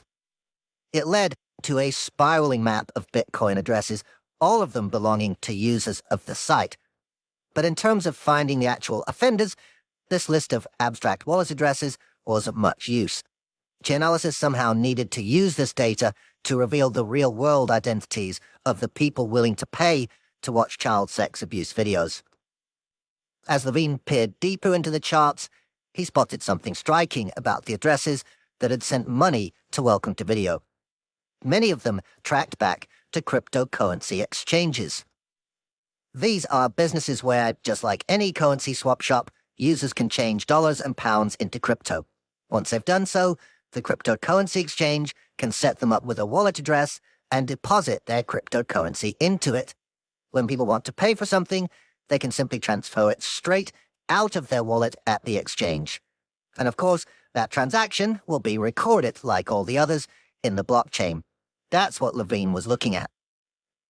It seemed that when they wanted to purchase credits to view material on Welcome to Video, many customers had paid directly from their crypto exchange accounts, and Levine was seeing it all. Many of this child abuse site's users had done almost nothing to obscure their cryptocurrency trails. An entire network of criminal payments, all intended to be secret, was laid bare before him, writes journalist Andy Greenberg in his book on cryptocurrency tracing, Traces in the Dark, which details the U.S. side of the Welcome to Video investigation that followed. In other words, Welcome to Video was failing at the second stage of the laundering process, layering. The site's users weren't doing enough to break the chain connecting the crime with the money. This was very good news, because Levine knew that some of those crypto exchanges would keep records of their customers. Increasingly, mainstream exchanges are asking users to provide ID, such as a passport, if they want to set up an account. In some countries, there's legislation requiring them to do so. If the exchanges had kept such records in this case, and if they would cooperate and give them to law enforcement, they could potentially link the Welcome to Video payments to a real person. This was helpful in tracking the site's users, but it didn't help identify the people behind the site itself. For that, Levine needed to use the blockchain to trace the money onwards from Welcome to Video's recipient wallets, looking at where it flowed next to the site's owners. And that was a problem, because Welcome to Video had created 1.3 million recipient addresses. That's not as hard as it might sound. Because Bitcoin is a digital currency that exists entirely through computer software, fresh addresses can be made with the click of a mouse. It's like what would happen if your bank could create a new account number for every online purchase you make. Welcome to Video had created a blizzard of crypto transactions. Unlike the site's users, who had made little effort to disguise their money trails, on the face of it, it looked like Welcome to Video's owner had successfully mastered the second stage of the laundering process, layering the transactions through hundreds of thousands of wallets. By using so many Bitcoin addresses, they'd worked hard to break the chain that could connect any one wallet to a specific crime. But Chainalysis had a trick up its sleeve for just such occasions, a technique for lumping together disparate, seemingly separate addresses. If, for example, I have two wallets, both containing 1 Bitcoin, and I want to pay someone 2 Bitcoins, I can combine my 2 addresses to make the transfer. These are called multi-input transactions. The downside is that anyone watching on the blockchain now knows that my 2 addresses are linked together, so it further chips away at Bitcoin's much vaunted anonymity. This is what Chainalysis did with Welcome to Video's 1.3 million recipient addresses. They looked out for transactions where 2 or more combined together. As they did so, they started to see the flows of money converge. As Greenberg writes, someone seemed to be continually using large, multi-input transactions to gather up the site's funds. The site's attempts at layering its illicit funds were being gradually unpicked. The digital money laundering scheme was falling apart. Following that crypto flow onwards, Levine could see that, once again, it converged on a handful of cryptocurrency exchanges, where it was swapped for traditional currency, cashing out, as it's called in the money laundering business. Significantly, 2 of the main exchanges being used were based in South Korea. If the crypto payments coming out of Welcome to Video were ending up as cash in the country, it was a strong indication that the site's owner, or at least someone very closely connected to them, was based there. Levine took his findings to the Criminal Investigation Department of the U.S. Internal Revenue Service. It may seem an odd choice, taking a South Korean child sex abuse case to the American tax authorities, but when you think about it, the IRS is a fairly natural destination for a money laundering investigation. After all, criminals aren't exactly famed for their willingness to pay tax on their ill-gotten gains, so the IRS ends up investigating a lot of financial crime. On top of that, the IRS's criminal investigation team had made significant breakthroughs in previous crypto cases, notably Silk Road, a giant dark web marketplace specializing mainly in drug sales. As a result, 2 of the IRS CI agents in particular have become highly skilled in using crypto tracing to nail suspects. Chris Janchevsky and Tigrain Gambarian had never worked a child protection case before, possibly because most child abuse sites hadn't had such a well-developed financial architecture. To crack the case, they were going to have to follow the money, just as Chainalysis' Levine had done. But before they did so, they needed to take a look at Welcome to Video to see what they were dealing with. Creating an account was free, so Janchevsky and Gambarian registered and logged in. They were understandably horrified by what they saw. The site listed the most popular keywords users had entered. Top of the list was an abbreviation for 1-year-old. The second most popular was an abbreviation for 2-year-old. The site claimed to have been running since March 2015 and have had more than 1 million downloads of material. It contained at least 200,000 videos and a prominent warning instructing users do not upload adult porn. A key goal for Janchevsky and Gambarian was to find the site's IP address, the golden nugget of information that had cracked open previous online abuse sites and which might give the IRS investigators the location of the computer server hosting Welcome to Video's content. At a minimum, they could get the site unplugged, and the server might even lead them to a real-world perpetrator, as it had done with Freedom Hosting. As we have established, law enforcement agencies have developed all sorts of coveted and secretive ways for revealing these IP addresses, but in this case, it was so stunningly easy that law enforcement had no need to keep it under wraps. If you go to any website and right-click on a page, you'll see an option to View Page Source. This reveals the code that creates the site, including the computer server addresses for each of the page's individual components, the pictures, graphics, and so on. If you try this trick for a dark website, though, the components' addresses are normally all hosted on the dark web, hidden behind layers of encryption, which doesn't help you work out the physical location of the server or the person behind it. But in the case of Welcome to Video, the site's builder had apparently made a huge mistake. When Agent Gambarian tried right-clicking on the site, he discovered that while most of the components on the site had indeed been hidden inside the dark web, the pictures on the page were stored on a normal server, not a dark web one. Gambarian couldn't believe his luck. What's more, when they checked the IP address for the server hosting the pictures, they discovered that once again it tracked back to South Korea, just like the cryptocurrency payments. It was a hot lead, but not necessarily the highest priority for the wider investigation team, who had more pressing concerns. Having gained entry to the site, the team had to work quickly to identify as many users as possible, suss out which ones had access to children, and prioritize chasing them in the hope the child could be rescued. Tracing the culprits meant watching videos from the site, something Janchevsky described in terms that brought to mind the scene in Anthony Burgess's book, A Clockwork Orange, in which one of the characters is made to watch a stream of distressing videos, his eyes forced open. Meanwhile, the team had started to get responses from the cryptocurrency exchanges that Welcome to Video's members had used to make their payments to the site. As Greenberg writes, they began to collect the names, faces, and photos of hundreds of men. They were almost all men, from all walks of life, everywhere in the world. Their descriptions crossed boundaries of race, age, class, and nationality. All these individuals seemed to have in common was their gender and their financial connection to a worldwide hidden haven of child abuse. One man turned out to be an assistant high school principal living with his wife and 2 children in a middle-class suburb on the outskirts of Atlanta. He was eventually charged with sexual assault of minors. Another was a Border Patrol agent within the Department of Homeland Security living in Texas. His wife had a young daughter, and the man had posted on social media that he hoped to adopt her.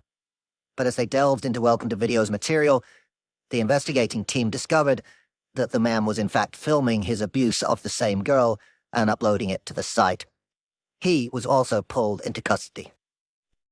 Gradually, the highest priority suspects were brought in and, more importantly, the children they targeted were rescued from further abuse. Now, the team could start to look at pursuing the site's owner, who they strongly suspected was in South Korea, given the IP address data Gambarian had found on the site and the fact that so much of its cryptocurrency was cashed out at exchanges in the country. The investigators targeted those exchanges in the same way they'd approached the exchanges used by Welcome to Video's members, requesting the registration information that had been used to set up the accounts. The answer came back from one exchange. They sent the IRS team the account holder's photo and ID. It was a man based in South Korea. The next step in the investigation was a flight to Seoul. In February 2018, an international team working on the Welcome to Video case arrived in South Korea. It included IRS agent Chris Janchevsky and members of his team, U.S. Homeland Security Investigations, as well as the UK's National Crime Agency and German Federal Police, who'd also been pursuing Welcome to Video. As the IRS criminal investigation team had delved deeper into the IP address for the server hosting Welcome to Video's images, they realized something surprising. This wasn't a server operated by a professional company. It seemed to be just a personal computer. And its physical address matched the address given by the person who'd created the cryptocurrency exchange accounts through which the Bitcoin was cashed out. All roads led to an apartment in a province several hours' drive south of Seoul. On the 5th of March 2018, the international police team set out for the suspect's apartment. When they arrived, the South Korean police team moved in. The foreign contingent weren't allowed to join them. Under Korean rules, only local law enforcement could enter.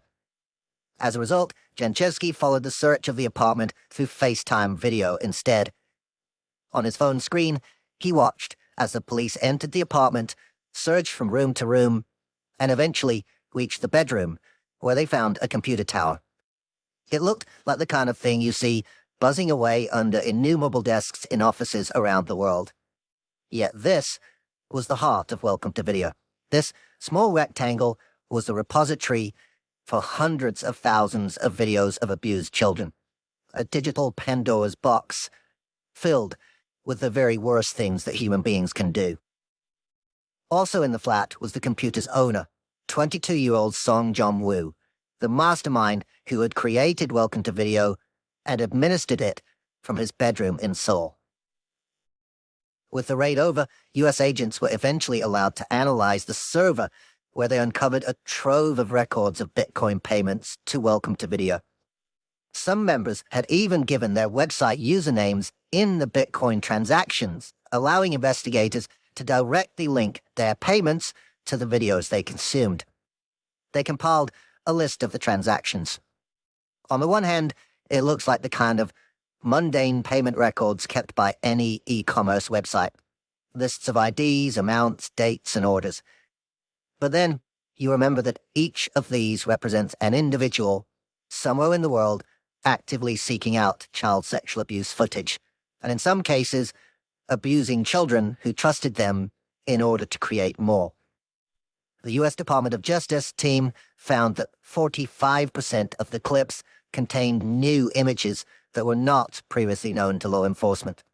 Once again, the urgent, harrowing task began of identifying and locating as many children as possible.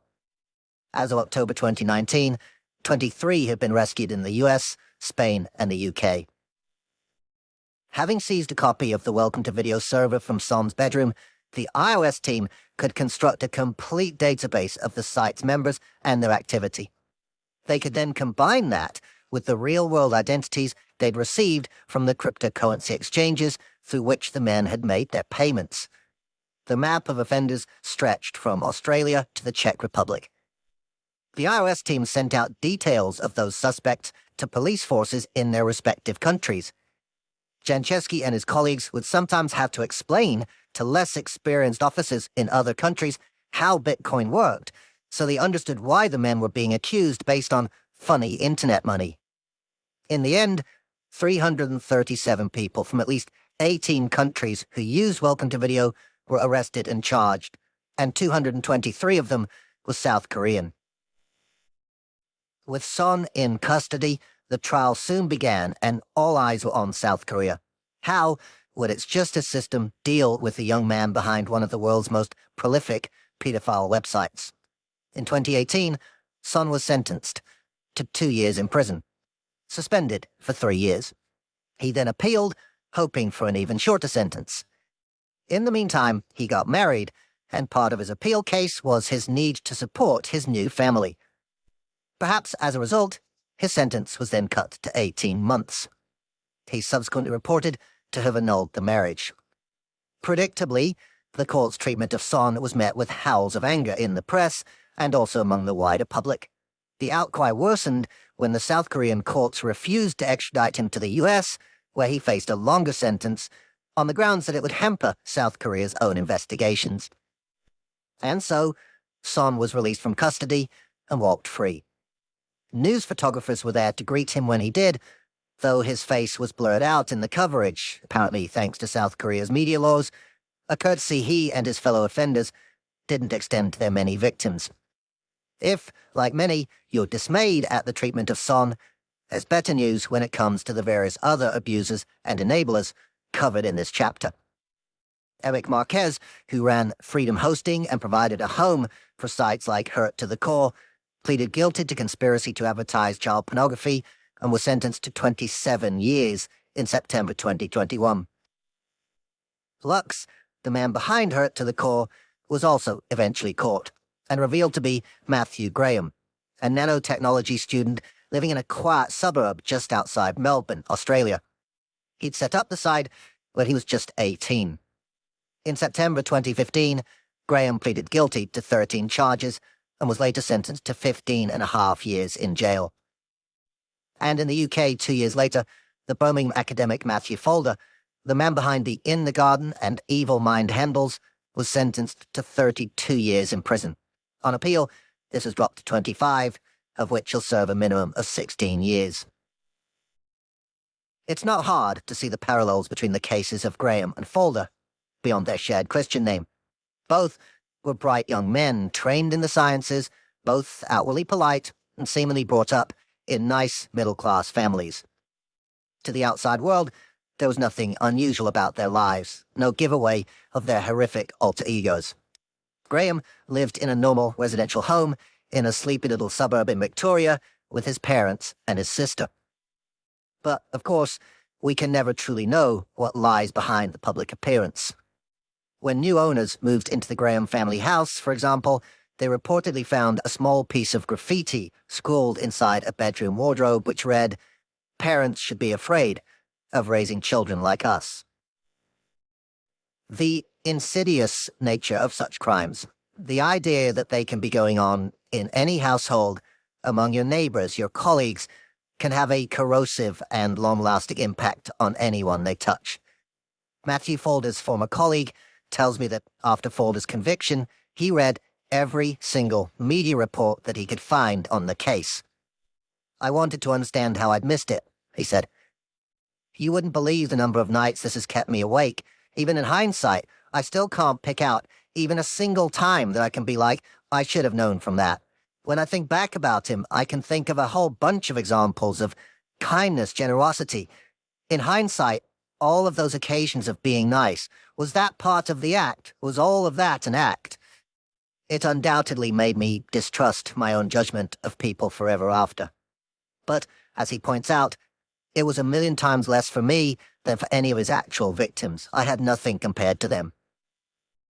Beatrice, the 15-year-old whom Folder groomed on Gumtree and blackmailed into supplying ever more photos of herself, will be in her 20s at the time this book is published. She has been profoundly harmed by his actions. She feels she can't talk about what happened to her, even with those closest to her. Worryingly, research from Chainalysis, the cryptocurrency tracing firm that helped track the Welcome to Video money, indicates that the child sex abuse industry is growing and that cryptocurrency and related laundering are a contributing factor. In 2019, crypto payments for such material rose by an astonishing 32% to almost $1 million. That may not seem a high figure compared to other crimes covered in this book, but it's simply an indication of scale. As the NCA's Matt Sutton pointed out, much child sexual abuse material changes hands on a barter system, leaving no financial trace at all. At least, in the Welcome to Video case, there was a money trail to follow. And thankfully, the offenders' attempts at hiding or laundering their crypto were ham-fisted enough to give investigators a head start. In the classic three-stage laundering cycle, placement, layering, integration, Son had no problem with placement. His enterprise was digital first, and the payments were all in cryptocurrency. So he had no need to try and finagle the money into traditional finance. Instead, Son struggled with the layering stage. He did so little to obfuscate the money trail that it led police straight to his door. It's a vital stage in any effective laundering operation, throwing investigators off the scent. And, as we'll see in the next chapter, even as the dust was settling on the horrific cases of Son, Folder, and Graham, technology was already providing other crooks with a handy solution to just this part of the money laundering problem. Chapter 5. Dark Gold. Detroit has Motown. Vegas has casinos. Akron has rubber. The Ohio city of just under 200,000 inhabitants is nicknamed the rubber capital of the world and has long been home to the famous Goodyear Tire Company. But at the tail end of the 2010s, there was another, more white-collar industry taking off in the city. Tech companies. A crop of digital startups had suddenly taken root in the area, bringing a bit of Silicon Valley stardust to the Midwest. Local media talked of lavish parties and extravagant bar tabs. Among the new arrivals was a tiny business called Coin & Ninja. It was based in a converted period building, conveniently situated right opposite one of the city's many indie breweries. Like any self-respecting tech firm, it had an Instagram feed, with photos showing a buzzy, open-plan office populated by smiley young workers. They wore sponsored T-shirts and hoodies and enjoyed the odd pizza night. There was also the staple toy of many an IT startup: Nerf guns. I got shot with a Nerf dart at least once, remembers George Buteri.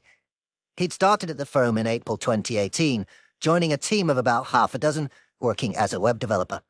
Buteri had a lifelong passion for code and enjoyed turning his hand to just about anything software-based, which made him the perfect employee for a scrappy startup trying to get its ideas off the ground. He'd moved from California to Ohio for the job and quickly fell in love with the buzz of the city and his new workplace.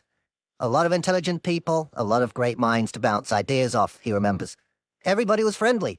One of the guys there, his wife even knitted me a sweater. The food was great. They always had snacks like protein bars that you could chew on, and the coffee was really good too. It was the perfect location because around us was just breweries and restaurants. A big part of Buteri's attraction to Coin Ninja was the company's boss, 35-year-old Larry Harmon. He was whip-smart, technically skilled, and managed to combine a laid-back attitude with a drive to succeed. Perhaps more importantly, he was loaded. He had a couple of Teslas, remembers Buteri. The electric vehicles were a status symbol for any budding tech entrepreneur. One of them was the company's. He let employees borrow it over the weekend. I got to drive the Tesla for a bit, which was so cool.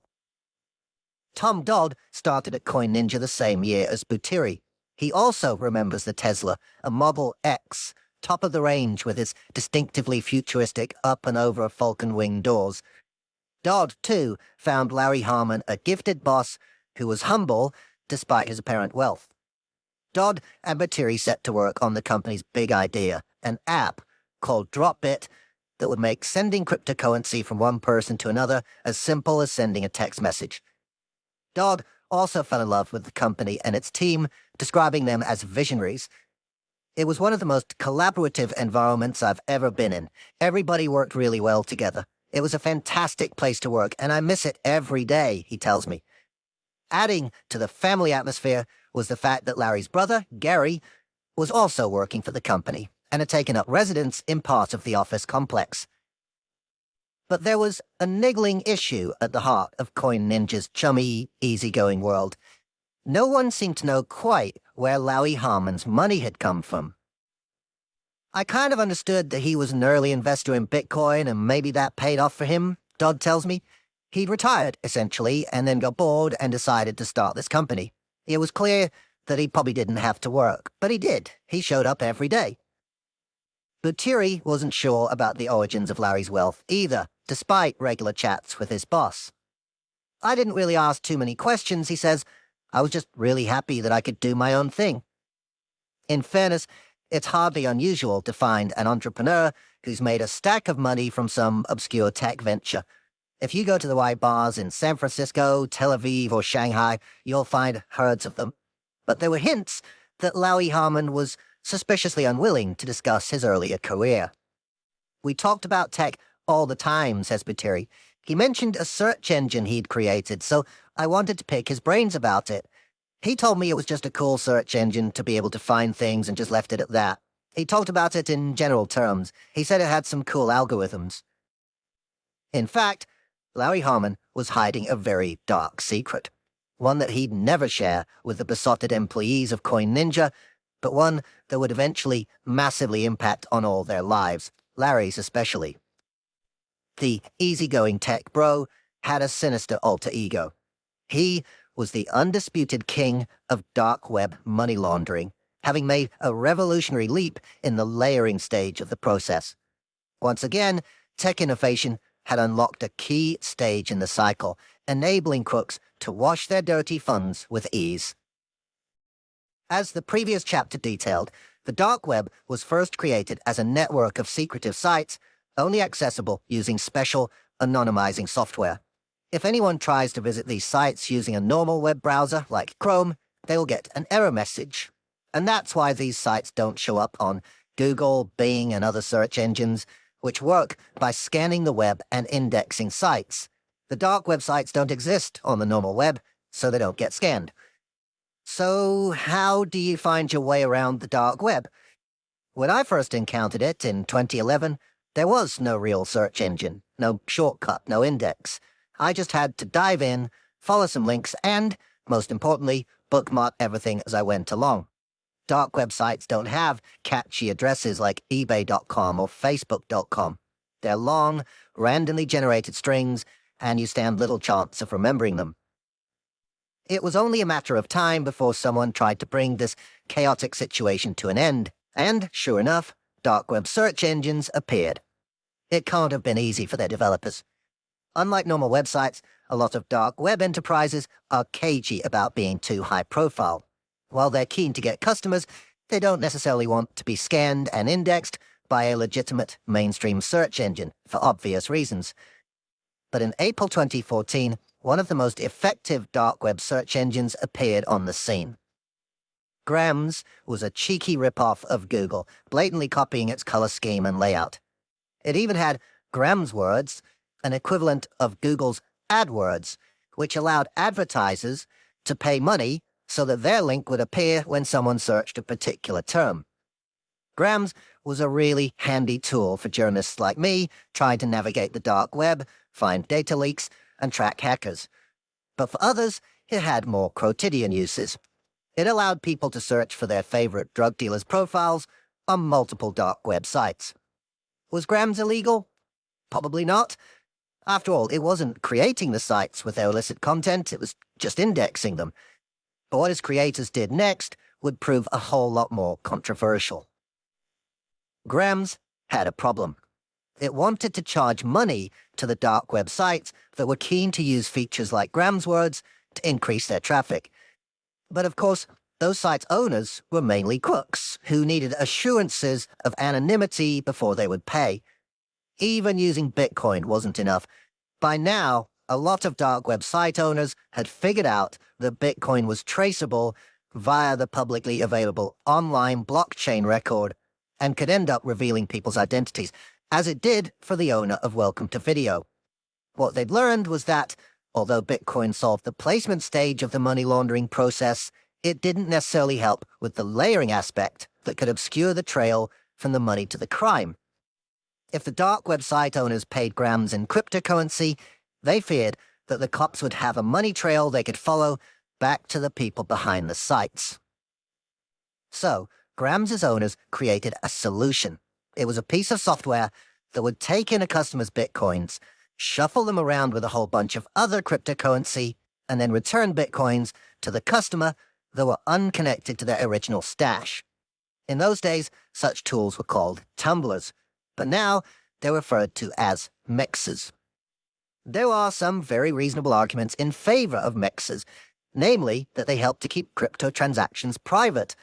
But, on the other hand, they're also a godsend when it comes to the layering stage of money laundering. Grams' mixer technology started out as an internal capability. But in June 2014, its owners took the plunge and launched it publicly under the name Helix. It wasn't the first or only mixer on offer, but its promotion on Grams made it very successful. The idea of such mixer software is that its owners remain willfully blind as to the money trails going through it. Sure enough, Helix pledged to delete logs of all transactions after 7 days to erase any digital trace of the incoming and outgoing funds. But if those behind Helix thought they could claim they didn't know what was being mixed and what trade they were enabling, their subsequent involvement in one of the biggest dark web crime sites ever created would go on to severely weaken that argument. December 2014 saw the creation of AlphaBay, a site that would ultimately become a colossus of online wrongdoing. It followed in the footsteps of Silk Road, itself a site that had become iconic and introduced many people, myself included in the capacity of interested journalist, to the dark web. Silk Road was a giant marketplace, mainly enabling trade in drugs, but had been shut down in a U.S. law enforcement operation in October 2013. AlphaBay appeared on the scene just over a year later, determined to inherit the legendary site's mantle. It carried over some of Silk Road's key innovations. Buyers could leave star reviews and ratings for sellers, for example, to inspire the trust that might otherwise be lacking in an online criminal transaction. But as soon as I visited AlphaBay, I realized it had a key difference. It attracted more than just drug dealers. Hackers, fraudsters, data traders, and more were all mixing freely. Adverts for high-quality cocaine could be found alongside those for stolen databases of personal information, fake passports, and password cracking tools. There'd been a bit of non-drug stuff on Silk Road, but not on this scale. AlphaBay was like the digital version of the Mos Eisley spaceport in Star Wars, a wretched hive of scum and villainy. Perhaps as a result, within less than a year, AlphaBay was seeing traffic that put Silk Road in the shade, boasting almost double the number of drug listings and more than 200,000 users. By 2016, it accounted for more than half of the entire dark web market, and the following year was estimated to be handling revenues of $800,000 per day. The drug dealers fueling this trade were enjoying a bonanza. According to Chainalysis, one of them was spending $17,000 per year in crypto just on postal services to dispatch the drugs. All of this trade was conducted in crypto, mainly Bitcoin.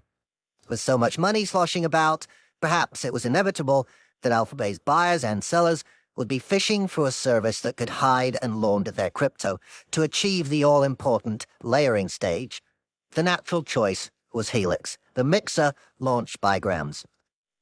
In November 2016, AlphaBay integrated Helix's software into its website, recommending it as their mixer of choice.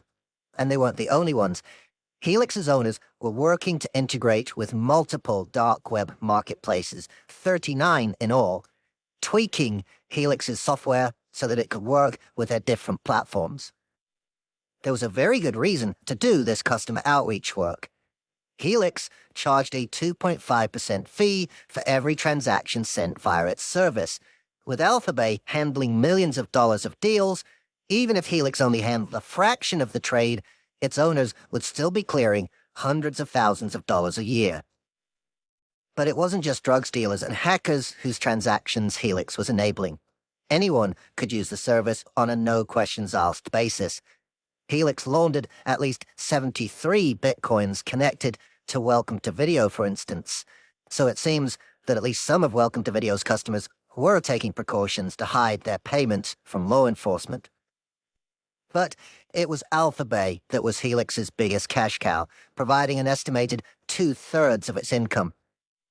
Unfortunately for Helix, U.S. investigators had their sights firmly set on this dark web leviathan, and their fates were to become intertwined.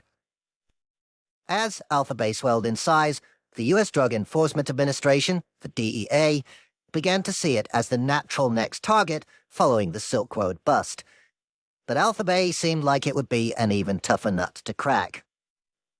The person running it, under the alias Alpha02, seemed exceptionally cautious, rarely making a mistake and boasting of his security prowess.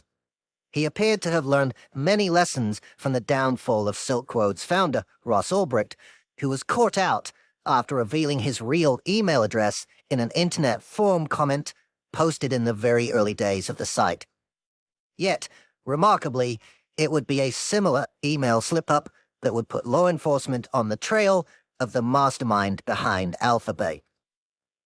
In November 2016, U.S. police got a tip-off from someone who'd registered on Alphabay and made a surprising discovery.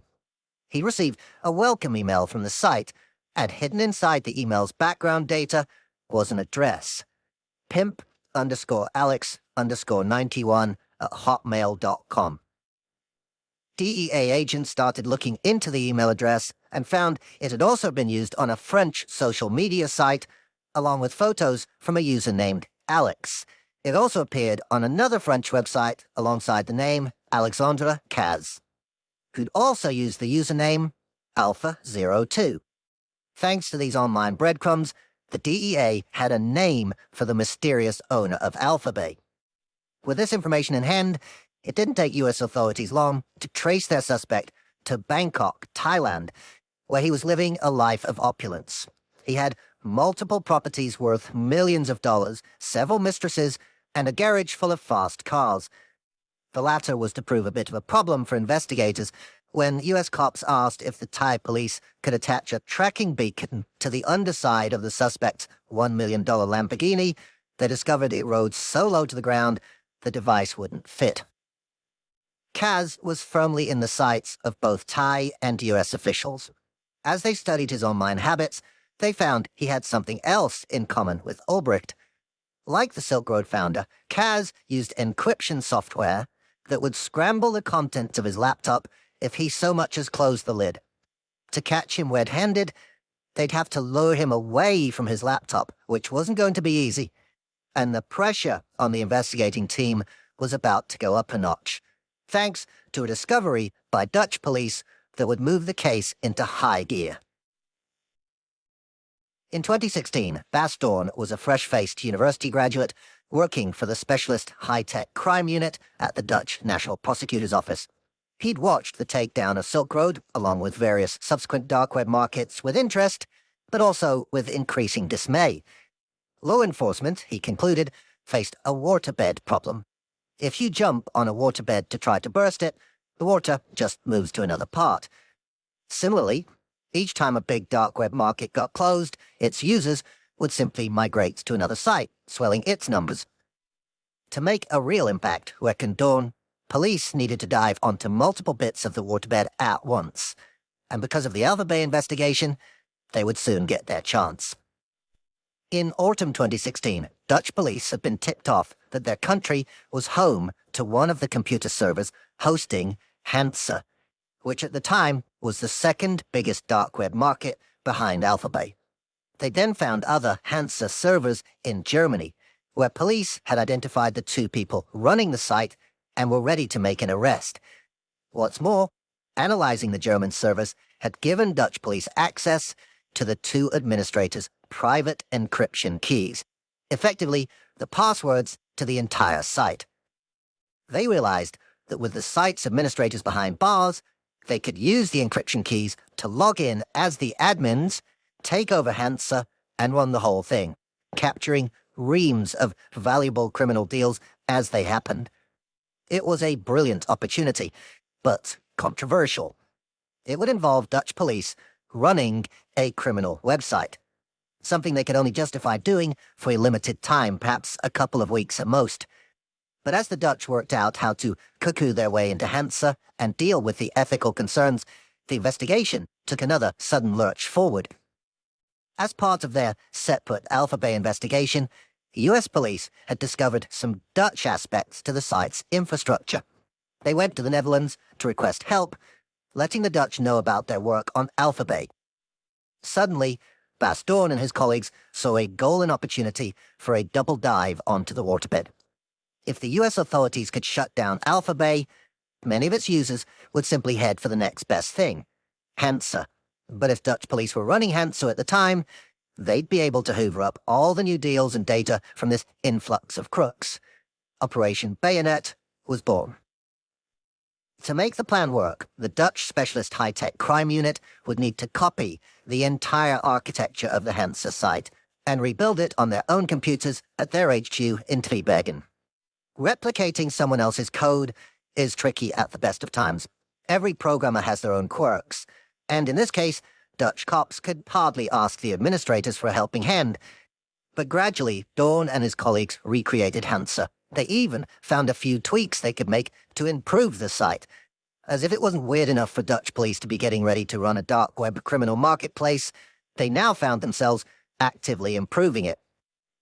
On the 20th of June 2017, German police arrested the Hansa administrators, and simultaneously, the Dutch police went live with their version of the site.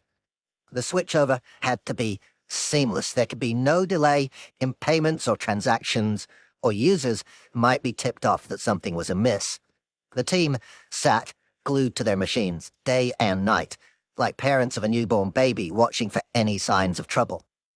Meanwhile, as Greenbow details in Traces in the Dark, an international delegation had arrived in Bangkok to oversee the arrest of Alexander Kaz, who was of course oblivious to the secret police takeover of Hansa and his own imminent capture.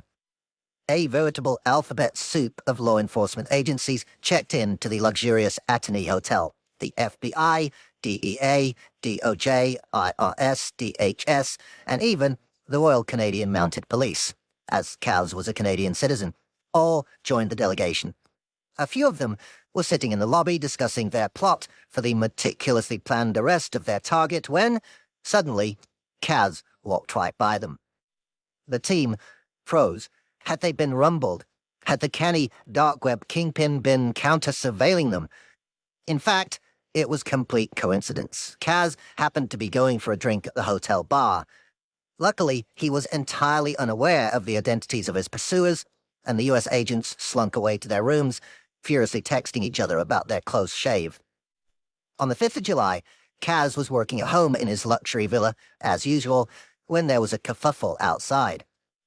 A woman had been trying to reverse her car in the narrow lane leading to his house and had smashed into Kaz's front gate.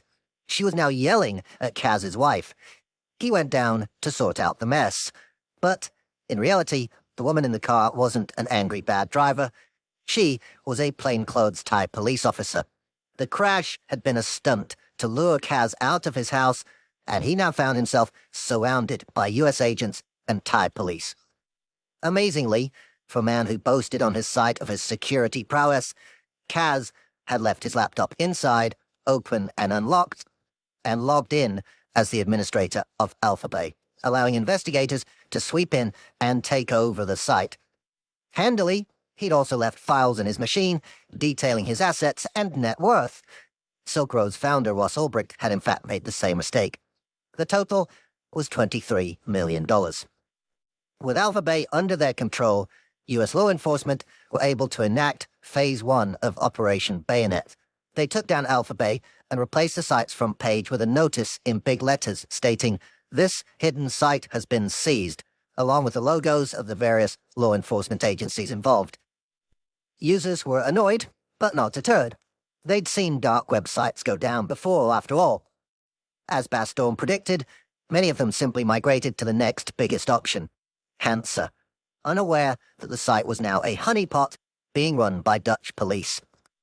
Dorn and his colleagues worked furiously to handle the influx. Hansa witnessed an 8-fold increase in traffic, and for a while they had to close the site to new registrations.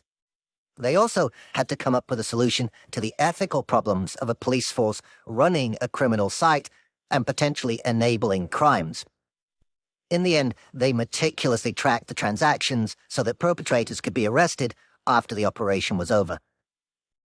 After 3 weeks, Dutch police felt they'd stretched the exercise as far as they could, and they shut down Hansa, slapping a seize notice on the front page, just as the US cops had done with Alphabay. The reaction on dark web markets was swift. Panic ensued as users realized they'd been caught out in a carefully planned 2-punch sting operation. Dutch and US authorities parceled up the intelligence they'd gathered and distributed it to relevant forces around the world so they could arrest Alphabay and Hansa users. Meanwhile, back in Thailand, things were about to take a dark turn. Alphabay's founder, Alexandre Kaz, had been in Thai police custody since his arrest, as the US team tried to coax him into cooperating. But on the 12th of July 2017, his jailers found him pale and lifeless on the floor of his cell. The official explanation was that he committed suicide by hanging himself with his towel, although his lawyer and some in his family have never accepted this. Whatever the truth, Kaz would never face trial. A few months later, a post appeared on the social media site Reddit from the administrator of Helix, stating that the crypto mixing service was being halted. It made no mention of the demise of Alphabay, its biggest customer. In fact, there was no mention of police activity at all. Instead, under the title, "So Long and Thanks for All the Fish," a reference to a Douglas Adams novel, someone with the username Graham's Admin wrote, "It has become too difficult to get the listings from the markets and to keep up on even routine maintenance of the site.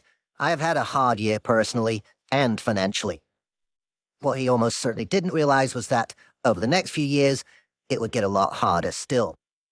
His high-tech laundering empire was falling apart, piece by piece, as his careful efforts at layering his customers' illegal earnings and his own profits were unpicked by his pursuers. It was less than 3 years after that Reddit post, on the 6th of February 2020, that Tom Dodd was getting ready for a normal day's work at Coin Ninja, the cryptocurrency startup in Akron, Ohio, that he joined a couple of years previously. He was working from home that morning when one of his colleagues messaged him to say he was having trouble logging on to the company's network. So, naturally, I tried to log in. Man, I couldn't get in either, recalls Dodd. I realized I couldn't access anything.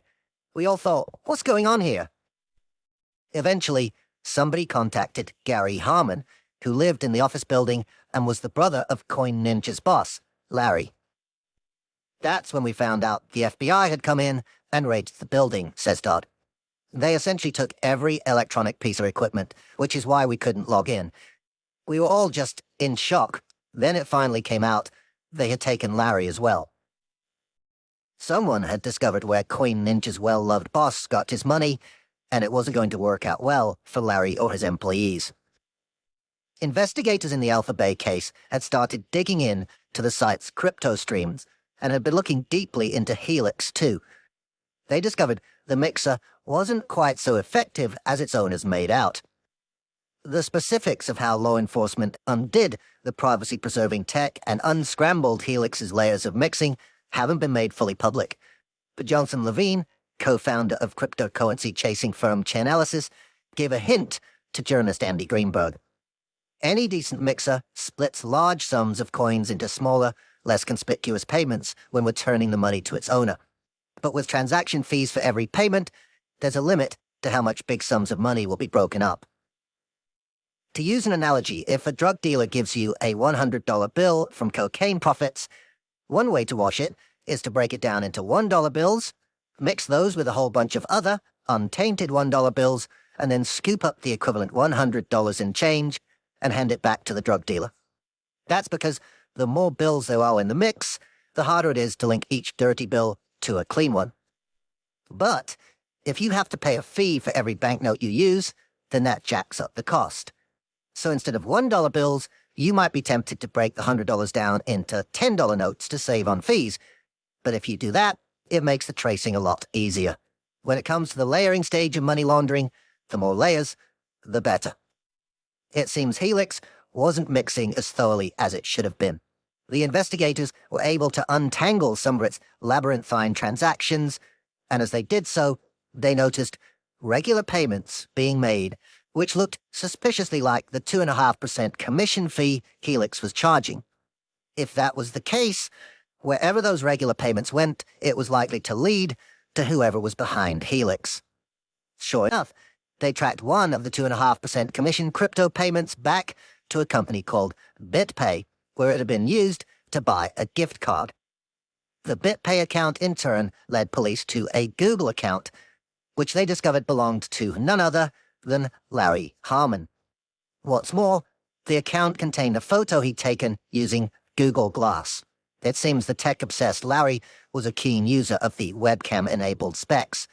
It showed him logged in to the administrator screen of Helix. Harmon was banged to rights, caught on his own camera. Investigators discovered that Helix had mixed more than $311 million worth of crypto over its short lifetime. At a fee of 2.5%, that would have netted Harmon just over $7.8 million. No wonder he could afford to rent a villa in Belize, which was also searched as part of the investigation. And he could bankroll the creation of Coin Ninja, the startup where Tom Dodd and George Buttieri worked, which seems to have been unconnected to Harmon's dark web escapades. Harmon's case provoked intense debate, one that will percolate throughout this book, about money and privacy. One of the founding arguments for cryptocurrencies like Bitcoin is that they can enable anonymous transactions. In a world of near-ubiquitous online surveillance by private companies and public bodies alike, that debate is assuming increasing importance. Looked at through this lens, services like Helix take on a fresh hue. As Tom Dodd, former Coin Ninja worker, observes, it was a tool that provided privacy. Granted, it was associated with less than ideal money transfers. I view it as Larry tiptoeing up to the line of legality, and perhaps he took a step over. In my opinion, they're using Larry to set the precedent that these sort of things are illegal. They were sort of questionably legal before, and now they're definitely illegal. Harmon's partner, Margot, seems to agree. She told a journalist, he just wanted to help people have better privacy. It's a basic right we are guaranteed in the Constitution. Ethics aside, Larry Harmon's case took a bizarre twist as it made its way through the courts. During his arrest, police seized an encrypted drive containing 16 Bitcoin wallets, which they say held some of Helix's profits. The cops knew the wallet addresses, and thanks to the blockchain, they could see their contents, though they couldn't get access to the money because Harmon refused to give up the password. Then, suddenly, over 5 days in April 2020, the police could see on the blockchain that half of the wallets had been emptied out. $5.3 million worth of crypto had vanished from under their noses. The encrypted device was locked safely away in their evidence room, unconnected to the internet. And yet someone, somehow, had managed to get access to the wallets contained on it in order to steal millions. How? It turned out the drive's encryption software had a backup feature, which allowed a user to recreate its contents by typing a unique sequence of words into a duplicate drive. Someone had used this ingenious backup procedure to steal the money. But who? The prosecutor's suspicions turned to Gary Harmon, who'd been in court for his brother's hearing when the wallets were mentioned. A string of telltale clues certainly put him in the frame. Prosecutors discovered that, during 1 week, Gary had received several emails from the company that made the encryption software for the drive the wallets were stored on. Then suddenly, he bought an Audi S5 car, hired a private jet from a company that accepted Bitcoin payments, and was photographed sitting in a bathtub, apparently full of banknotes, surrounded by scantily clad women. All this while he was unemployed and supposedly living on state benefits. He was arrested in July 2021, charged with money laundering, obstruction, and removal of property to prevent seizure. In January 2023, he pleaded guilty and was sentenced to 4 years, 3 months in prison.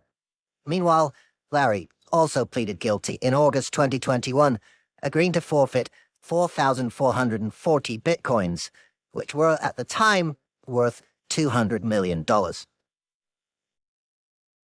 Helix was meant to be the perfect laundry machine, a piece of software that could effortlessly handle the layering of vast quantities of crypto. But it had failed. In addition, Operation Bayonet damaged trust in dark web markets like Alphabay and Hansa. Despite the takedowns and prosecutions, however, the dark web soon bounced back. Alphabay was subsequently relaunched, apparently by one of its original administrators, and was joined by a slew of other sites keen to become top dog in a highly lucrative marketplace. Dark web drug dealers, hackers, and fraudsters kept on dealing. But for some, the experience of Helix made them doubt whether crypto mixers were the best idea when it came to the layering stage of money laundering. They still needed some kind of solution, however, to mix their illicit profits and cover the tracks connecting the money to the crime. And there was no shortage of innovative financial criminals ready to supply them, as one enigmatic drug dealer's story illustrates. Sam Bent is an instantly likable character. He's short and rotund, with a wizardly beard, an infectious chuckle, and a tendency towards long conversational meanders. He's also got an extensive criminal history as an inveterate drug dealer. He'd started selling cocaine and marijuana in his teenage years, but when he moved to Vermont, age 20, he hit a problem. In business, you always have these bottlenecks, he tells me. My bottleneck was distribution, because living in Vermont, there are, 600,000 people in the entire state. Finding buyers is a real challenge. I wanted to have a distribution network, and I wanted it to be reliable. It wasn't long before he discovered the solution: dark web markets. He soon rebranded himself, among other aliases, as Too Happy x2. Like many dark web sellers, Bent dispatched his drugs via regular U.S. post. To the uninitiated, that may sound like a foolish tactic, but in fact, it is a very popular approach. This is partly because National Postal Services handle so many parcels that they simply can't inspect every one. Bent liked those odds. How hard is it to find my one package out of 21.5 billion, he reasoned. They also have more locations than anyone else, and they can get from door to door in 3 days, which is great, he says, referencing the dark web browser software. But there was a snag to using the service. You need to have a valid return address, says Bent. It was no good simply making something up. Bent learned that the address had to be real and had to have the real occupant's name to match. Of course, there was no way Bent was going to use his own details. And he knew that if he used someone else's, they could well get a knock at the door if the package was opened and drugs were found inside. Bent felt that incriminating unwitting innocent people would be unfair, so he started hunting around. I was sure that somewhere there existed a database of people that I considered personally to be people okay to screw over, he says. That's when Bent found the National Sex Offender Public website, a U.S. government-run register of convicted sex offenders, complete with their full names and addresses. If the parcel got sent back to them or if they got raided, I didn't really have any qualms about that, he says. Understandably, Bent took his security very seriously. Rather than using his own internet connection, he hijacked his neighbor's Wi-Fi. He then kept the neighbor's house under surveillance with a telescope, knowing that if law enforcement traced the internet connection, they would go first to his neighbor, giving him some time to escape. If I saw a bunch of black SUVs rolling up, I could assume I had to get rid of everything and clean the house because my neighbor was getting raided, he says. All of this was part of Bent's OPSEC, operational security. It even extended to hiding his linguistic tics when he communicated on the dark web, so as not to give away the slightest detail about himself. I'm from New England, and we tend to say the word wicked to describe something as very good, he says.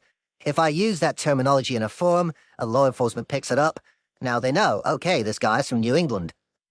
So Bent learned to mind his language online. With these counter-surveillance measures in place, Sam started making money from his dark web business, in cryptocurrency, of course. He then had to work out how to layer it in order to wash it of any connection to crime. He was leery of using mixers or tumblers like Helix, rightfully, as it turned out. Personally, I hate Bitcoin tumblers, he tells me. I never use them. I don't like sending my Bitcoin to someone I don't know. Then one day, he found someone offering a great solution. A dark web user with the handle Gold. People could send their Bitcoin to Gold's wallets, and for a 10% fee, he would send them the equivalent amount of cash in the mail. For a homebody like Sam, it was handy. I don't have to go anywhere, he enthused. But Ben's plan would backfire, punching a hole in his carefully nurtured OPSEC. Because, like many people on the internet, Gold wasn't quite who he appeared to be. As an assistant special agent in the Cyber Division of Homeland Security Investigations' New York office, Ricky Patel was spending an increasing amount of time chasing dealers as the dark web took off. His team would often use fairly low-tech tactics, making small test purchases of drugs and looking for telltale clues on the packages like fingerprints. Exactly the kind of giveaways Sam Bent was keen to avoid with his obsessive OPSEC. But there was a frustrating sense that they were simply playing whack-a-mole at the downstream end of the business and not doing enough to tackle the mechanisms supporting the trade. And so, in January 2016, he and his team, along with the U.S. Postal Inspection Service, hit on a different idea. Let's figure out where all these drug dealers go to cash out. Let's target the money launderer, he tells me. And, handily, they didn't have to work too hard to find some likely candidates. Most dark web markets allowed users to leave star ratings for those offering their services, and that applied to money launderers as much as to drug dealers. It's all based on ratings, right? Says Patel. We were looking for the ones that have thousands upon thousands of reviews that are 5-star. And that's how they came across Gold, who by this point was laundering millions by taking in Bitcoin from dark web traders like Sam Bent and posting out cash. Patel's team made some test purchases, sending crypto to Gold, then trying to trace back the packages of cash that Gold sent out to them. By October 2016, they tracked him down to an apartment in New York. Changing crypto into cash is not in itself illegal, but knowingly doing it for dark web drug dealers is. And besides, Gold didn't have a license to operate as a money transfer business. Gold was eventually arrested and agreed to cooperate, meaning Homeland Security and Investigations could now use some of the same tactics the Dutch police had used on Hansa, taking over Gold's account and interacting with his customers. Operation Dark Gold was born. Ironically, as they posed as Gold, Patel's team were very much alive to the same linguistic tics Sam Bent had been watching out for in his communications. The HSI team needed to impersonate Gold perfectly. We were studying his text and writing. All of that was to try to keep the persona up, says Patel. As each laundering request came in, Patel's team had to connect it to the dark web ID of the person submitting it, substantiate that it came from some kind of illegal activity, dispatch the cash, and put in place local surveillance to track the package as it made its way back to the dealer. It created dozens of leads, one of which was Sam Bent. In June 2018, Bent was having his morning coffee when the doorbell rang. He should have been suspicious. After all, he says, the only people in 3 or 4 years who had ever come to that house were Jehovah's Witnesses. But he opened the door and was greeted by a Department of Homeland Security team in full tactical gear. I was like, all right, I guess you want to come in then, says Bent. He's like, yeah, that'd be good. Bent pleaded guilty and in August 2019 was sentenced to 5 years in jail. He was among 35 people arrested as part of Operation Dark Gold, in which $23 million was seized. But prison proved to be just another challenge for Bent's obsessive, febrile mind. He studied law, successfully applied for compassionate release on health grounds, and was out in 18 months. He now advocates on behalf of other prisoners. And what of Gold, the Bitcoin launderer who sparked the whole sting operation in the first place? He clearly collaborated with the investigation, but that wouldn't have been enough to save him from prosecution. I imagined that the US Department of Justice would have no trouble fishing out the details of his case for me. But no. Despite several attempts, the DOJ was not forthcoming, which I found confusing. Then, several weeks after I'd finished researching the story, I received an anonymous email with a document attached. It was an Alabama District Court judgment from February 2019, in which a man had been sentenced to 2 years in prison with an additional 2 years supervised release. This, the anonymous emailer claimed, was Gold. The DOJ still refused to confirm it, but the details match pretty closely. He was arrested at the right time and charged with the right offenses, laundering and running an unlicensed money-transmitting business. And if the anonymous source was correct, Gold had chosen a very appropriate pseudonym. In addition to the $10 million the defendant had been forced to forfeit, he also gave up dozens of extremely rare and valuable gold coins, including a stash of South African Krugerrands worth more than $1,000 each. Gold's conviction may have been hush-hush, but the DOJ had no problem publicizing the dozens of others they'd nailed. The high-profile convictions of Sam Bent and others sent yet another shockwave through the dark web marketplaces. Between the Alpha Bay Hansa double takedown, the Helix fiasco, and now Operation Dark Gold, things were looking decidedly tough for dark web crooks looking to sell drugs and other illegal goods, and clean the resultant dirty money. It turned out that, while crypto was proving very useful for placing criminal cash into a financial system, achieving the layering stage of the laundering cycle wasn't as easy. One-person operations like Gold's were clearly susceptible to infiltration, and relying on high-tech crypto mixers would only work if they were of a big enough scale to fox the gifted analysts who'd broken open Helix. Thankfully for the dealers, and many other online crooks too, a site would soon emerge that would put the money laundering skills of all its predecessors in the shade.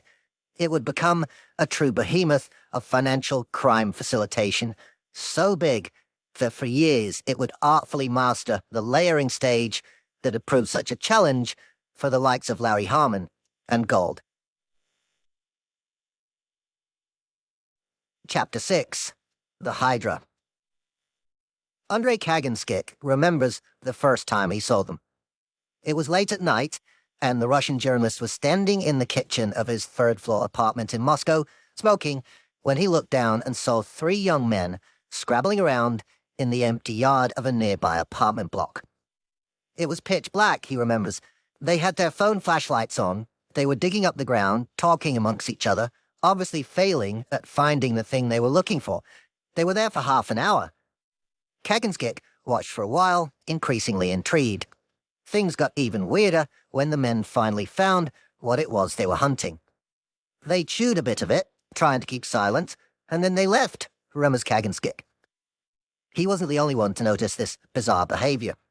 All across Russia, in cities and towns, people were seeing mysterious foragers, mostly young people, furtively arriving at parks, tower blocks, and bits of wasteland, retrieving little parcels, and then scurrying away.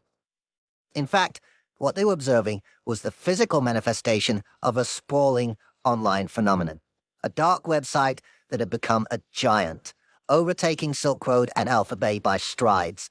And, as it grew, money laundering would prove to be a pivotal part of its business model. Hydra was launched on the dark web in 2015. For years, it had lagged behind the likes of Alpha Bay and, within Russia, the Russian Anonymous Marketplace, or RAMP. But when both of these sites were closed down in 2017, Alpha Bay thanks to US government action, and RAMP due to a Russian law enforcement takedown, the path was clear for Hydra to sweep in and dominate. As for many dark web markets, drug dealers formed a large part of Hydra's business. The site had reportedly forged links with chemical producers in China, especially those who made the precursors for the highly addictive and extremely powerful opiate, fentanyl. something Kaganskik himself had researched for an article on a Russian website. Fentanyl was a boom industry around this time, and for some of its consumers, it proved to be a lethal addiction. There were multiple stories of accidental overdoses by users unable to safely judge their intake. Some dark websites even banned its sale.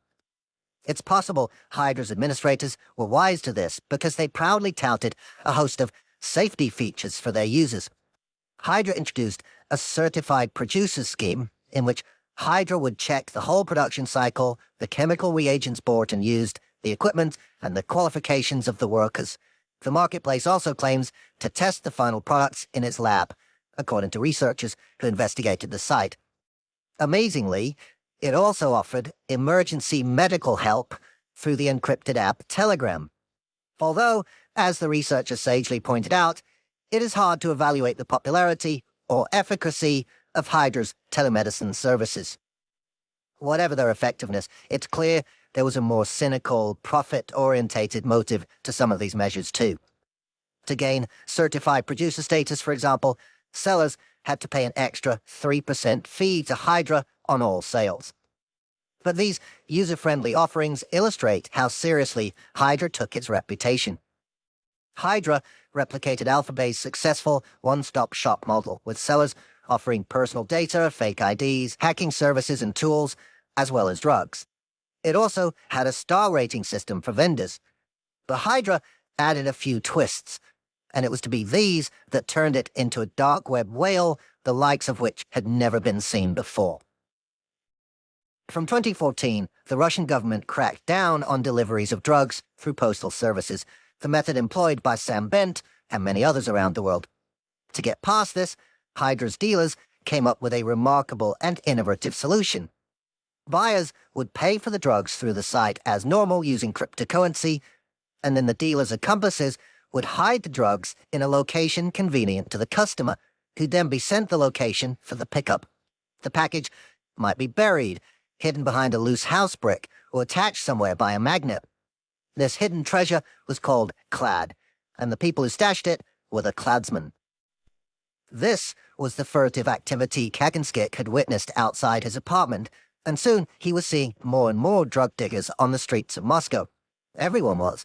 It became an open secret that narcotics were being squirreled away all over the city. And, after significant mention in the Russian press, Hydra was exposed as the prime driving force behind it. By 2021, Clad was a thriving industry. Russian cybercrime forums were offering to pay up to 30,000 rubles a day, around $400, for cladsmen. The recruitment wasn't just happening online.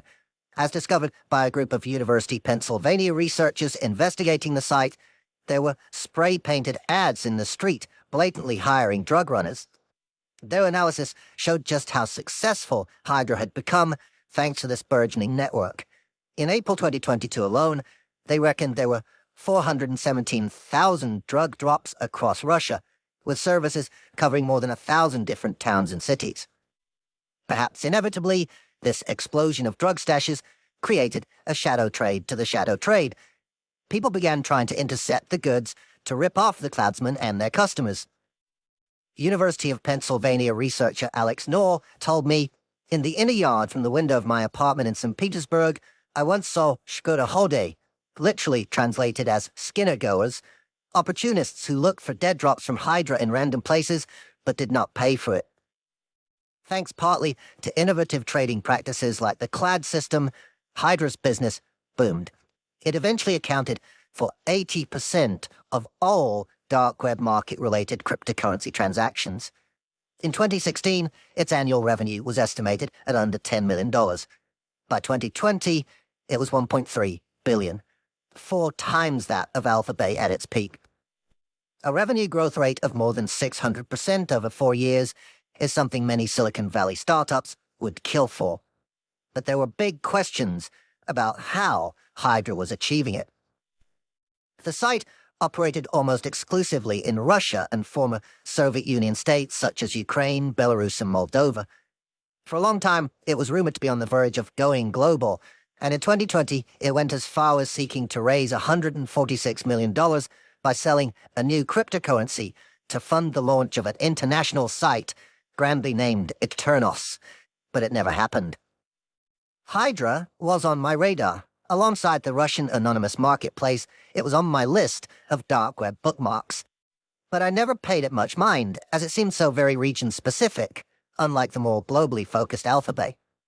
How, then, did a Russian-language dark web market, which specialized in highly localized drug delivery, become a multi-billion-dollar enterprise, dominating the dark web and outperforming international rivals, offering a much wider range of products? And how was it outlasting its competitors, surviving year after year? The answer was in the money. Hydra was gradually transforming itself into a dark web laundering machine of unprecedented scale. To understand how this happened, it's important to keep in mind how the Hydra marketplace operated. Similar to eBay, it allowed sellers to post their wares and potential customers to browse and purchase them. For basic users of Hydra, those who just wanted to buy some drugs for personal use, the process was quite simple. They could swap their pounds and dollars, or more likely rubles, for crypto. Send that crypto to their Hydra account. Hydra gave each user a unique wallet address to which they could send their funds, and then use that money to buy drugs from Hydra's vendors, which could be delivered by the cladsman. Drug purchasers could go direct to the vendors to cut a deal, but that was risky. They might get ripped off. A safer route was to use Hydra's in-house escrow service, a sort of buyer protection system under which, for a fee, Hydra would hang on to the buyer's money until both parties confirmed the deal was complete and resolve any disputes if they arose. The only snag for buyers was that once they'd deposited crypto into their Hydra wallet, they had limited options to withdraw it. They weren't able simply to transfer their Hydra-based funds back to their own crypto wallets. Instead, they had to use one of the exchange services listed on the site. As a result, in addition to Hydra's traditional offerings of drugs, hacking tools, and leaked data, financial services started springing up. Many of these were so-called cash-out services. A Hydra user could contact a cash-out provider who would take the user's Hydra-based crypto and convert it into usable funds. That could mean sending it to a bank account, loading it onto a credit card, putting it on a prepaid card, or even turning it into cash and burying it in the ground. Once again, there were cladsmen available for this. In essence, this thriving industry was offering Hydra's customers the type of service that gold performed for Sam Bent and others, changing Bitcoin for fiat money, but on a vastly wider scale. Alongside the marketplace for drugs and illegal goods, Hydra's vendors were nurturing within it a parallel business. They had created a machine for the layering stage of the laundering process, taking people's crypto and swapping it into clean funds. But while buyers faced restrictions on withdrawing their funds from Hydra, forcing them to use the cash-out merchants, such restrictions did not apply to those on the other side of the deal, the drug sellers. They were the lifeblood of Hydra, and placing any limits on their ability to control their money would have been perceived as an outrage. And so, unlike buyers, Hydra allowed sellers to withdraw directly to their cryptocurrency wallets outside Hydra, in addition to being able to send it to banks, top-up credit cards, and so on. Buyers on Hydra gradually cottoned on to this. They realized that if they could set up an account as a seller on Hydra, they could pull their money out more easily. So they started doing just that, registering as sellers and effectively paying themselves so they could extract their money from Hydra. By 2019, Hydra had spotted this workaround and implemented a rule so that sellers could only withdraw if they had more than $10,000 worth of funds in their wallet, or at least 50 successful transactions under their belt. Not only did this shut out the buyers who'd been posing as sellers, it also tipped the site in favor of the big vendors. If you were a smaller seller, you had to keep your money in Hydra's coffers. In the end, these premium seller accounts, which allowed extraction of funds from Hydra, were so valuable they started being bought and sold as a commodity in themselves, changing hands for as much as $10,000 a time. Money and its movement in and out of Hydra was morphing and metastasizing, becoming an industry all of its own. Perhaps Hydra's own administrators spotted this growth market because they got in on the money laundering act too. they started offering their own in-house crypto mixer called Bitcoin Bank Mixer. It allowed anyone, buyers and sellers, to send Bitcoin, which Hydra's mixer would wash around and deposit back into any address they specified. Of course, as we've seen, mixers are not invulnerable. In the case of Helix, investigators were able to tease apart the web of transactions that were meant to mix up the crypto transfers, making it possible for the FBI to link incoming funds with outgoing. But the bigger and busier a mixer becomes, the harder it is to untangle its workings. Thanks to its booming trade, Hydra was moving way beyond the investigators' ability to keep up. It was becoming so big that it was transforming from a simple dark web marketplace and began to function like one giant mixer, layering millions of dollars of criminal cash. Money was flooding in from buyers seeking drugs and laundering services, but also from sellers who were reinvesting their proceeds back into Hydra. Over time, people started using Hydra not to buy and sell narcotics, hacking services, and stolen data, but purely for washing money. Chainalysis calculated that of the $2 billion flowing into Hydra in 2020 and 2021, half was tainted by crime before it even reached the site. In other words, half of Hydra's revenue came not from those swapping their rubles for Bitcoin and purchasing drugs or other illegal items, but from those who'd already committed crimes and needed to launder the resultant crypto proceeds. To keep track of all this, Hydra had its own internal ledger, a record of funds being sent from wallet to wallet. The incoming funds are being moved around on Hydra's internal ledger, mixed through his mixer, and then money was flowing out. Inside, Hydra's administrators could keep track of what was happening. But from the outside, it was an impenetrable vortex, a billion-dollar-a-year black box of laundering. Okay, so we know how money was going into Hydra. It was partly from people buying drugs, hacking services, and so on, but also partly from people wanting to launder their dirty crypto. And we have an idea of what was happening to it inside Hydra, which was essentially operating as a giant washing machine, whizzing money from wallet to wallet, all tracked by Hydra's internal ledger. But what about the back end of the process? Pulling the money out, the integration stage of the laundering cycle. Where was it all flowing to? Thanks to the publicly available blockchain, it's possible to track where at least some of it went. An investigation by Reuters in June 2022 reported that between 2017 and 2022, buyers and sellers on Hydra made and received $780 million worth of crypto payments using a mainstream, high-profile service called Binance. You may well have come across the name. It's a giant of crypto, reportedly handling the biggest volume of trading on the planet. Probably no surprise, then, that Hydra users would try to use it to cash out their crypto, if they didn't fancy using Hydra's in-house services. "This is the fastest and cheapest way I've tried," a user reportedly wrote in March 2018. It seems that, at the time, some users were able to create accounts on Binance to achieve this. Reuters reported that the Know Your Customer, or KYC, controls set up by Binance to police its users were weak. Reuters alleged that, at one point, all the site asked for was an email address to sign up, with no supporting documentation. This has since changed, and Binance's KYC is now more robust. Binance said that Reuters' $780 million figure was inaccurate and overblown. In a long blog post, which included its entire fraught exchange with Reuters journalists, Binance claimed that much of the money it received from Hydra had been washed through multiple addresses before reaching their company.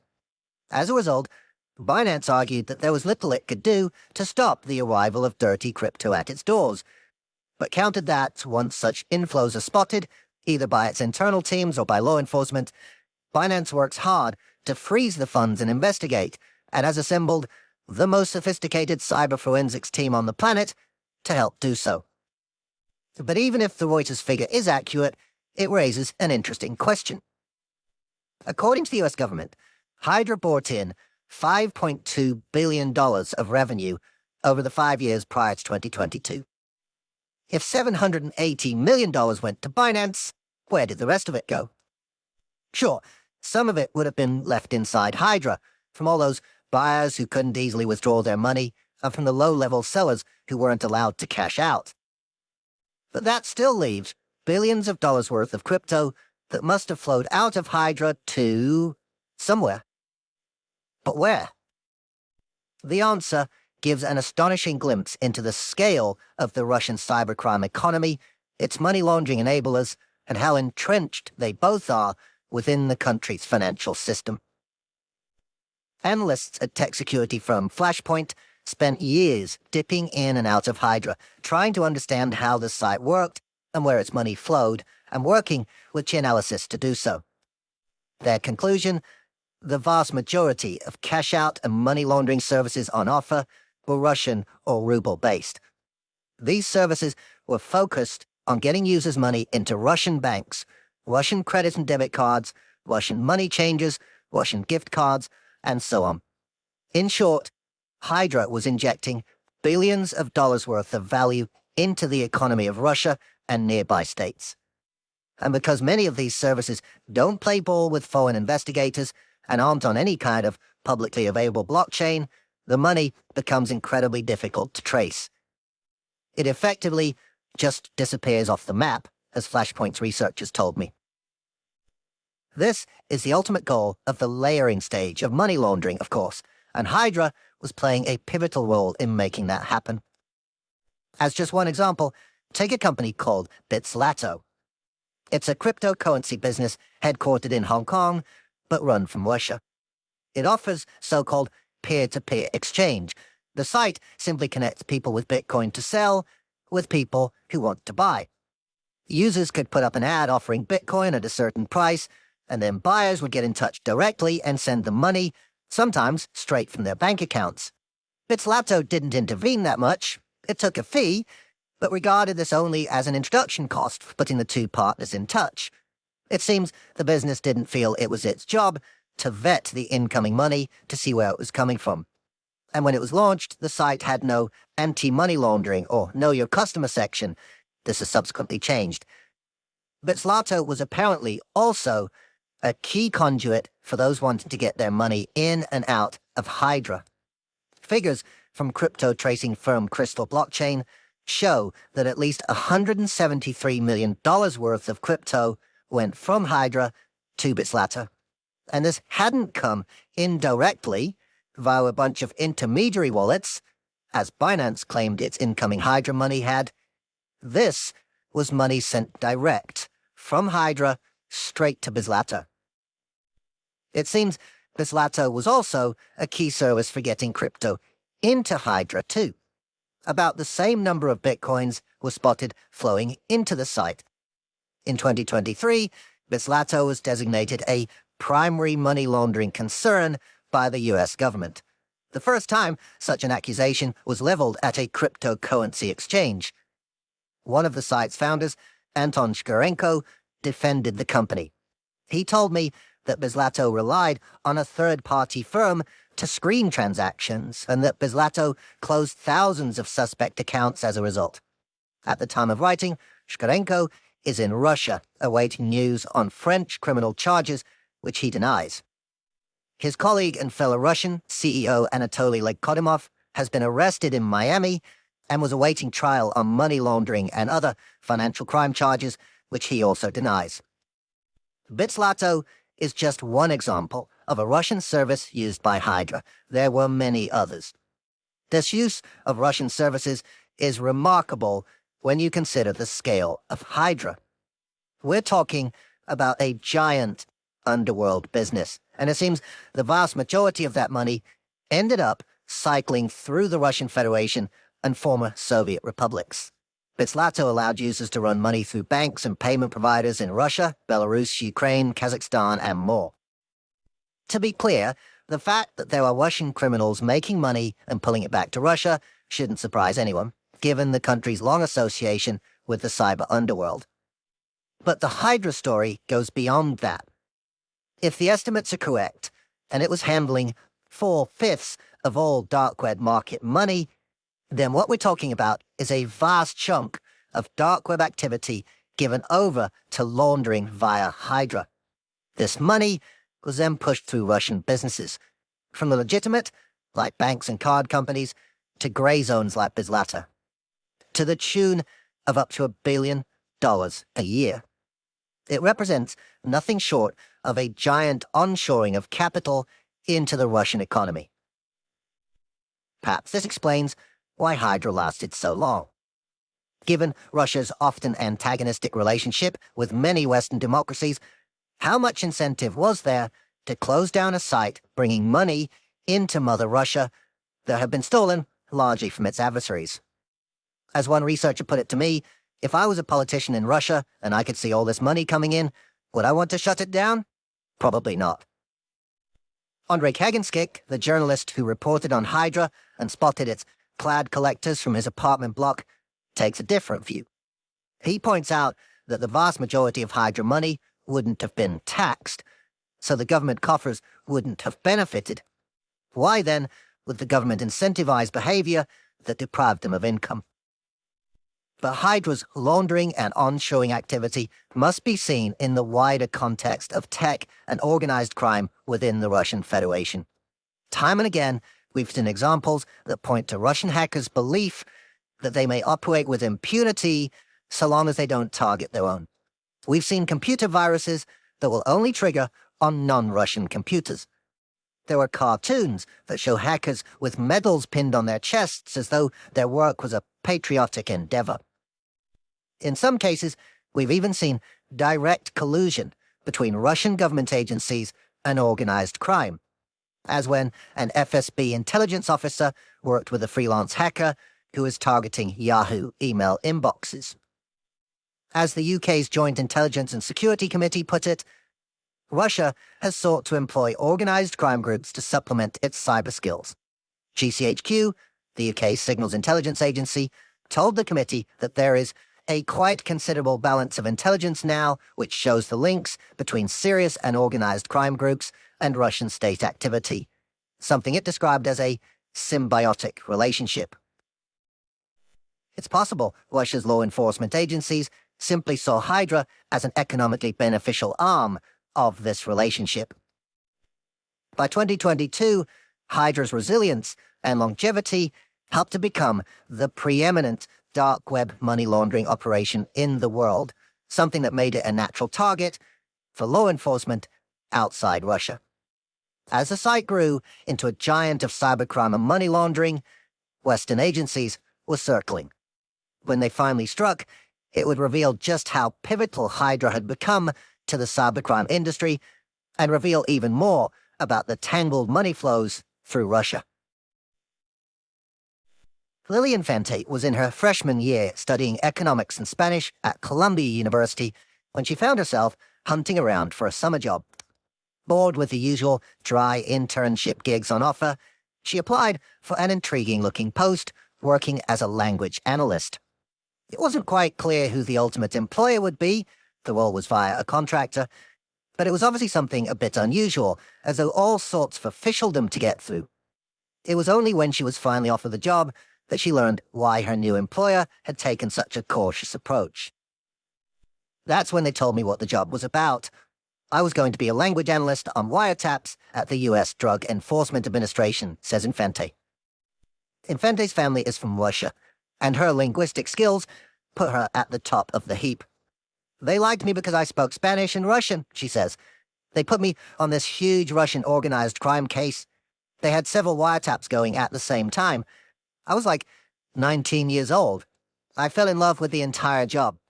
And I fell in love with one of the agents also, who later ended up being my husband. No surprise then that, after graduating with a master's in 2012, she was back at the Drug Enforcement Administration, the DEA. This time, it was her economics training that came to the fore, making her a natural fit for the agency's money laundering unit, tracking the financial flows of the traditional, long-established drug cartels. But out of the corner of her eye, she could see the rise of dark web dealing, and how it was being fueled by Bitcoin, a radical new form of money she found fascinating. She watched with interest as the DEA took a pivotal role in the takedown of the giant marketplace Silk Road in 2013.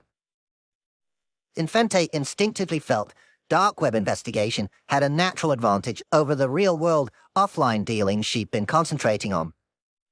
In order to really infiltrate a criminal organization as an agent, you can't just be like, "Hey guys, I want to know your secrets," she says. Usually, you need a confidential source, and confidential sources tend to be the biggest sources of problems because these guys are usually former criminals or guys trying to work off their charges to negotiate a lesser sentence. So often, they're not the best people to really work with. They're our bread and butter for our cases, of course, but at the same time, they can be a pain. The dark web allows you to not have to go through a confidential source and to just go undercover right away. You can be anybody you want on the internet. Realizing the potential for such covert work, Infante helped assemble the cross-agency Counter-Narcotic Cyber Investigations Task Force. Despite its drug-focused name, the task force was to investigate the full gamut of online badness. And to do so, it brought together a compelling mix of skills. The DEA agents had vast experience running undercover operations. Homeland Security Investigations had a track record on child exploitation cases, and the Internal Revenue Service had the financial chops from all their tax fraud work. In the wake of Silk Road's takedown, the ever-growing darknet marketplace scene was a natural target for this new team. But among the plethora of sites springing up online, Hydra wasn't a big priority for Infante. "I wasn't initially interested in it because, at first glance, it seemed so siloed to the Eastern Bloc that it wasn't so much on my radar," she says. Unfortunately for Hydra, it wasn't going to stay off Infante's radar for long. In 2018, she got a request from the MVD, Russia's Interior Ministry. They were looking for information on Americans they claimed were connected to Hydra.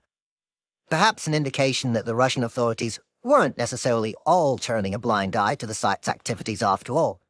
Infante struggled to help them, as the Russians didn't provide quite enough detail to justify U.S. cooperation, but the query revived her interest in Hydra. By this time, more had started to come out about the site's money flows, and Infante grew increasingly fascinated and concerned by its role in money laundering. She saw the giant spider's web of crypto at the heart of Hydra, and innately understood how much crime it could be facilitating. If Hydra had remained simply a regional marketplace for locally delivered drugs, it might have escaped Infante's clutches. But the site had got itself deep into something much bigger. It was enabling a global crime wave that was generating headlines around the world, and would now put it firmly in U.S. investigators' sights. This crime spree was driven by a new generation of cybercriminals. Brash and brazen, they openly boasted of their activities, broadcasting their work online for all to see, and thereby giving a fascinating insight into the tactics that were making them fabulously wealthy. To the untrained eye, the website of the Lockbit group doesn't look all that interesting.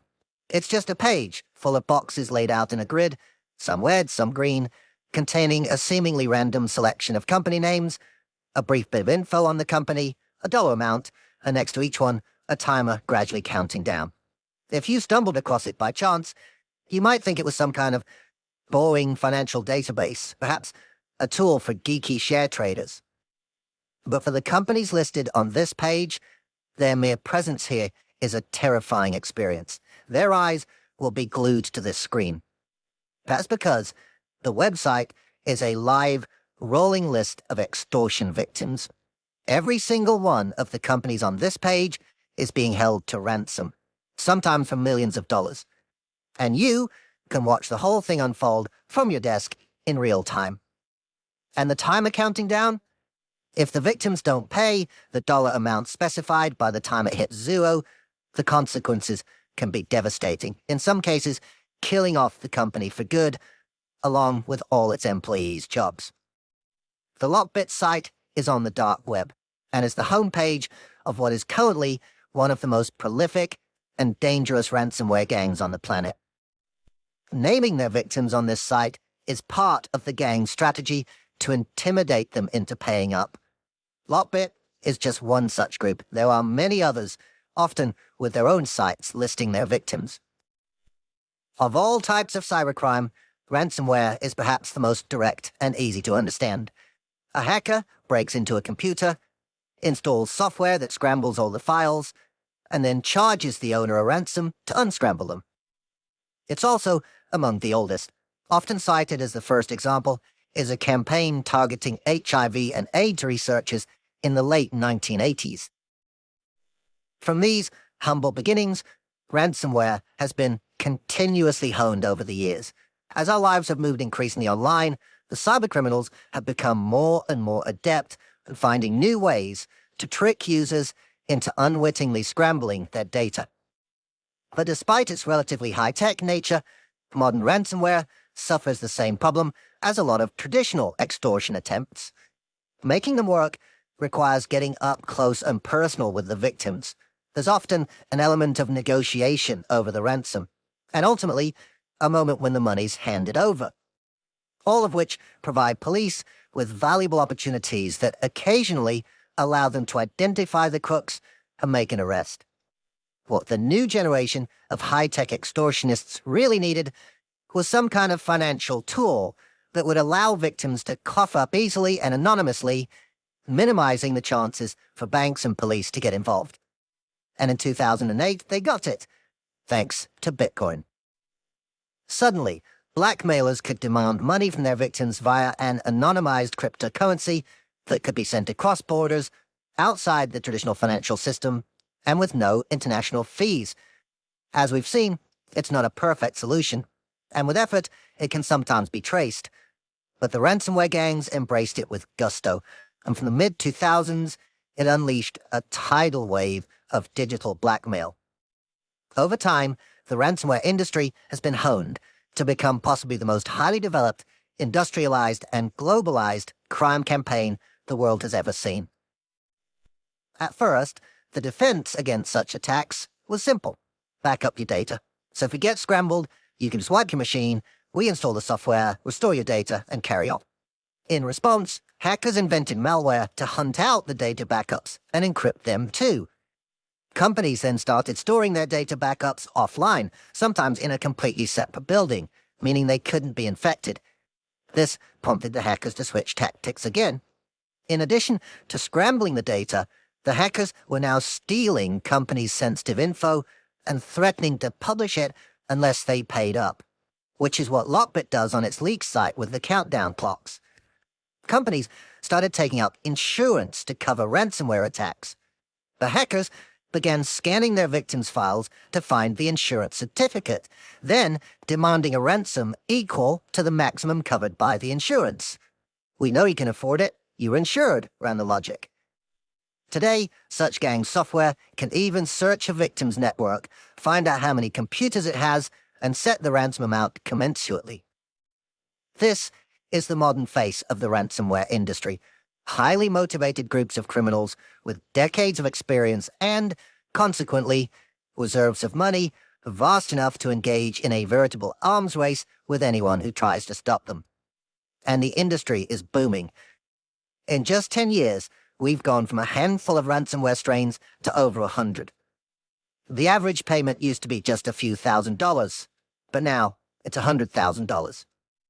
An attack on one victim netted the gang a whopping $40 million. Ransomware is seriously big business, and by the time Lillian Fente started sniffing around Hydra, one gang had risen to rule them all.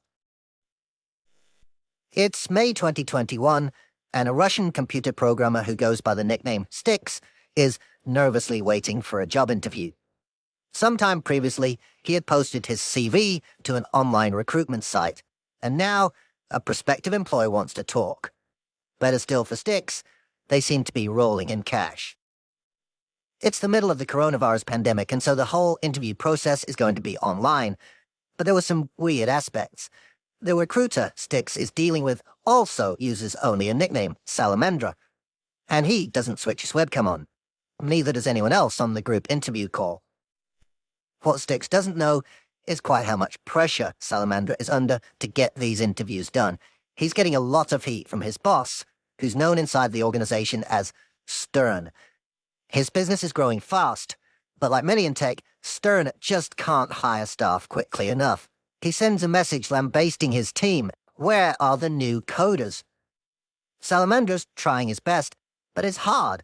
Applicants keep dropping off the interview call. Something seems to be putting them off. And he's having to pay more and more to the recruitment website to get access to potential employees' CVs. Meanwhile, Stern's keeping up the pressure. I gave you the direction I need 100 coders this summer, insists Stern. In private, Stern is restless. He's been running the organization for 4 years and wants to branch out into new projects, perhaps something involving crypto, but there's always so much work to do. Meanwhile, there's good news for the job applicant, Styx. He's got through the initial round of interviews and is now on to what they call newbie induction training, run by a guy known as Twin. A lot of it is fairly standard stuff, how to use the group software, the internal chat system, and so on. There's one bit of the usual employee induction that's missing, however. They don't have to be shown around the building and told where the toilets are. There's no office. Everyone will be working remotely and will probably never meet each other. But during the pandemic, that was pretty standard practice too. Finally, Styx gets good news. He's passed the initial interviews, and it's time to meet his direct boss, the techie he'll be working under, nicknamed Reverse. By this point, Styx has figured out that the job involves something to do with cryptocurrency. He thinks it may be some kind of mixing service like the Helix system Larry Harmon invented. Finally, Reverse is ready to come clean with Styx. A message flashes up on the chat software from Reverse. It reads, "Have you heard of ransomware?" Styx has suddenly learned the truth about his prospective employer. He's just been recruited to the giant of online blackmail, Conti. It's unclear whether he decided to stay on after this revelation. There were companies that keep track of the ebb and flow of ransomware gangs as they vie for supremacy. Looking at their data for 2021, one gang gradually edges out all the others. Conti came to account for an astonishing 90% of all ransomware revenue worldwide. No wonder Stern was busy. His organization was spending something like $6 million a year just on server space and other business expenses, including salaries for recruits like Styx. If you're wondering how we know so much about Styx, Stern, and the internal recruitment processes of a secretive criminal cabal, it's thanks to Russia's reinvasion of Ukraine in February 2022, one of the conflict's few happy outcomes. Conti is based in Russia, and when Putin's troops entered Ukraine, Conti was one of a slew of Russian organized cybercrime gangs to declare their support for his so-called special operation. In response, it's believed that a Ukrainian who had access to the gang's communications leaked the group's internal chat logs, thousands upon thousands of messages that have been sent back and forth between every level of Conti's organization as it went about extorting its way across the world. Among them are glimpses of the ethical dilemmas the group occasionally faced. At one point, they vowed not to target hospitals, perhaps as a way to avoid greater scrutiny from governments during the pandemic. There then ensued a heated debate between two members about whether one particular health facility counted as a hospital or not. But aside from the occasional moral quandary, much of the chat was the kind of snarky, stressed gossip and backbiting that goes on every day in offices around the world. As a journalist, I'd often been told that cybercrime gangs had effectively become businesses like any other, with bosses, bureaucracies, and staff clocking in and out. But to be presented with this kind of fly-on-the-wall evidence of it was incredible. Partly as a result of its tightly controlled organizational structure, Conti managed to outperform every other ransomware gang in the world, making commensurately giant levels of profit. They took at least $180 million in 2021. That's $20,000 an hour. A big chunk of that money was, unsurprisingly, heading into Russia. Cryptocurrency tracing firm Chainalysis estimated almost 3/4 of ransomware revenue they tracked in 2021 went to strains of the virus released by Russian-affiliated groups. But the explosion in ransomware left its operators with a problem: scale. To create a continuous revenue stream, you need to be constantly hunting out new victims and sending them virus-laden spam, or otherwise infiltrating their computer networks to infect and scramble the data so you can begin the extortion. Ransomware gangs may be good at designing the viruses, but they don't necessarily have the resources to spread them around. Many of the gangs took a forward-looking approach to this problem by outsourcing it to affiliate networks. The ransomware bosses would give them the virus, and the affiliates would infect the victims. When the target paid up, the money was split between the virus writers and the affiliates. It was a neat business model and helped further rocket fuel the ransomware boom. But it would also create an unintended fallout that would rebound on the ransomware gangs, and eventually on the Russian Hydra site too, with catastrophic effects.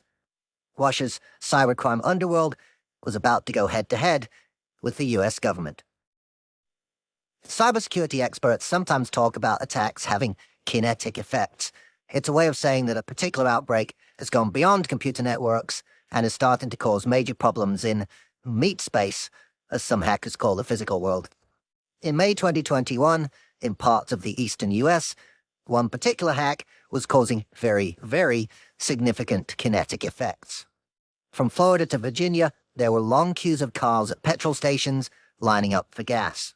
Worried drivers were panic buying, topping up containers and hoarding in case supplies run out.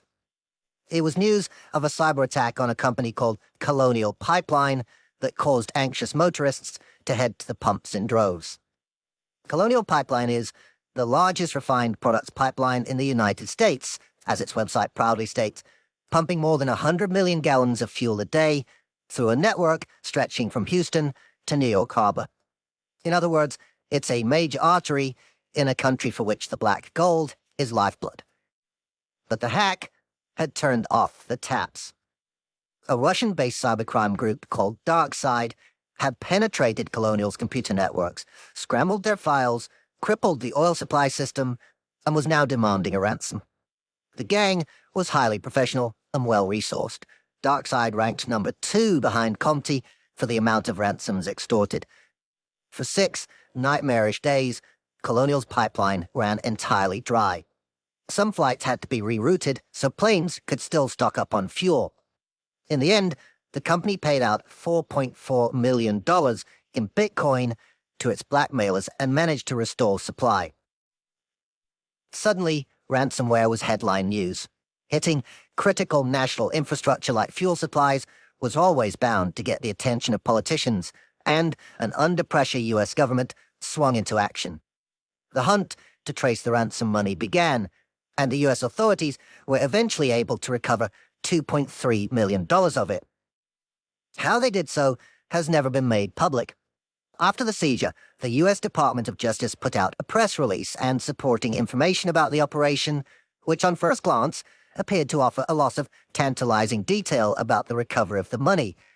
But all it really said was, "We got the password to the Bitcoin wallet where the ransom ended up." They never revealed how they got it. However the money was recovered, 2 things stand out about the Colonial Pipeline case.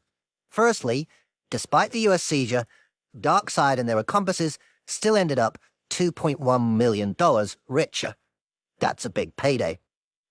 Secondly, the effort to trace the money revealed that the Colonial hack was an affiliate-led job.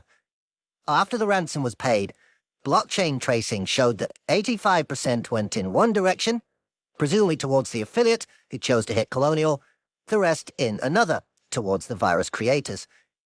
But it seems the DarkSide gang didn't always know who their affiliates were targeting. In the wake of the incident, the gang appeared to distance itself from the Colonial attack, writing on its website, "Our goal is to make money and not creating problems for society." There's a grain of truth in that. Cybercrime gangs in general would rather work in the shadows, undisturbed by law enforcement. When their affiliate chose to hit such a prominent victim, it suddenly put a big target on DarkSide's back. The attacks on critical American services continued. A month later, ransomware hit JBS, the world's largest meat processing company. All of its beef facilities in the US were shut down.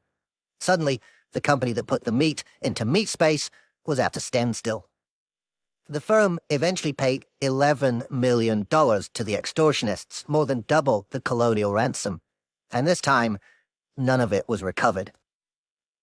You can do many things to Americans, but targeting their oil and beef supplies is a surefire way to provoke a reaction. By the middle of 2021, ransomware attacks were surging up the news agenda, and many politicians and commentators were demanding that the government hit back. Anyone connected to the shadowy industry was ripe for investigation, and that included those laundering its profits. The U.S. Treasury had been looking into Hydra and discovered what DEA agent Lillian Fente and others already knew. Of the millions of dollars of ransomware money being paid, much of it was being washed through Hydra's accounts. As a result, the Russian darknet market became a target. Suddenly, Infente had the green light to go after it. In 2021, she and her colleagues began hunting for ways into Hydra, and they made a breakthrough thanks to a top-secret technique that can sometimes be used to expose the IP address of a dark web site. Infente wouldn't tell me the details, as she doesn't want to tip off the criminals. All she would say was that it's hit and miss as to whether it works. In this case, it was a hit. The DEA team had a potential server location for Hydra, a German data center. Infente's team reached out to the German authorities, and the query ended up on the desk of Carsten Meiwert, head of the cybercrime division of the Federal Criminal Police Office, the BKA, Germany's answer to the FBI. Armed with the Americans' lead, Meiwert and his team started pulling the threads. They were stunned at what they found. Based on findings from the U.S. authorities, we started with 1 or 2 servers in Germany, and then we started digging. Meiwert tells me. You start with one server, and you try to find out which other servers are connected. Over time, you find more and more connections, and after a while you realize it's not just the one server, not just 2, not 10 or 20. We ended up with more than 60 servers.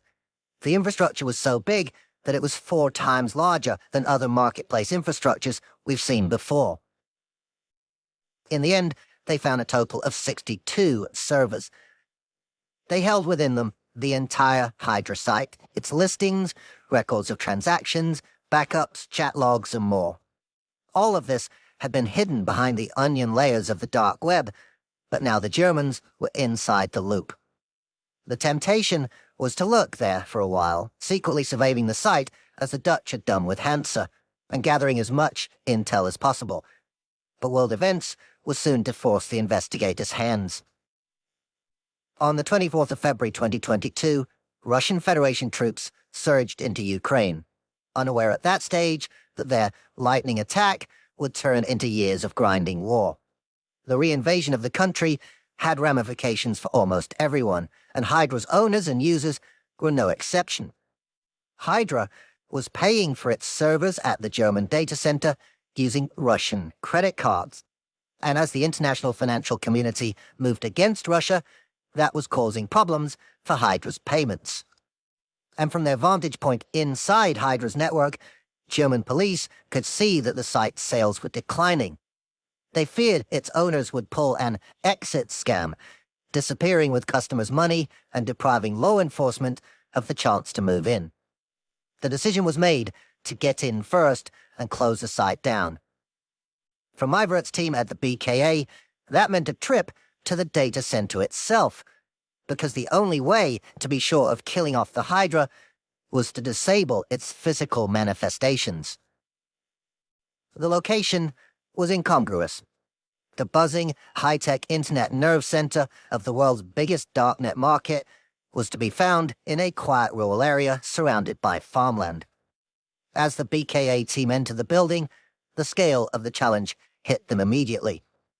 In front of them were several giant halls, stacked floor to ceiling with racks full of identical computer servers, hundreds of thousands of them.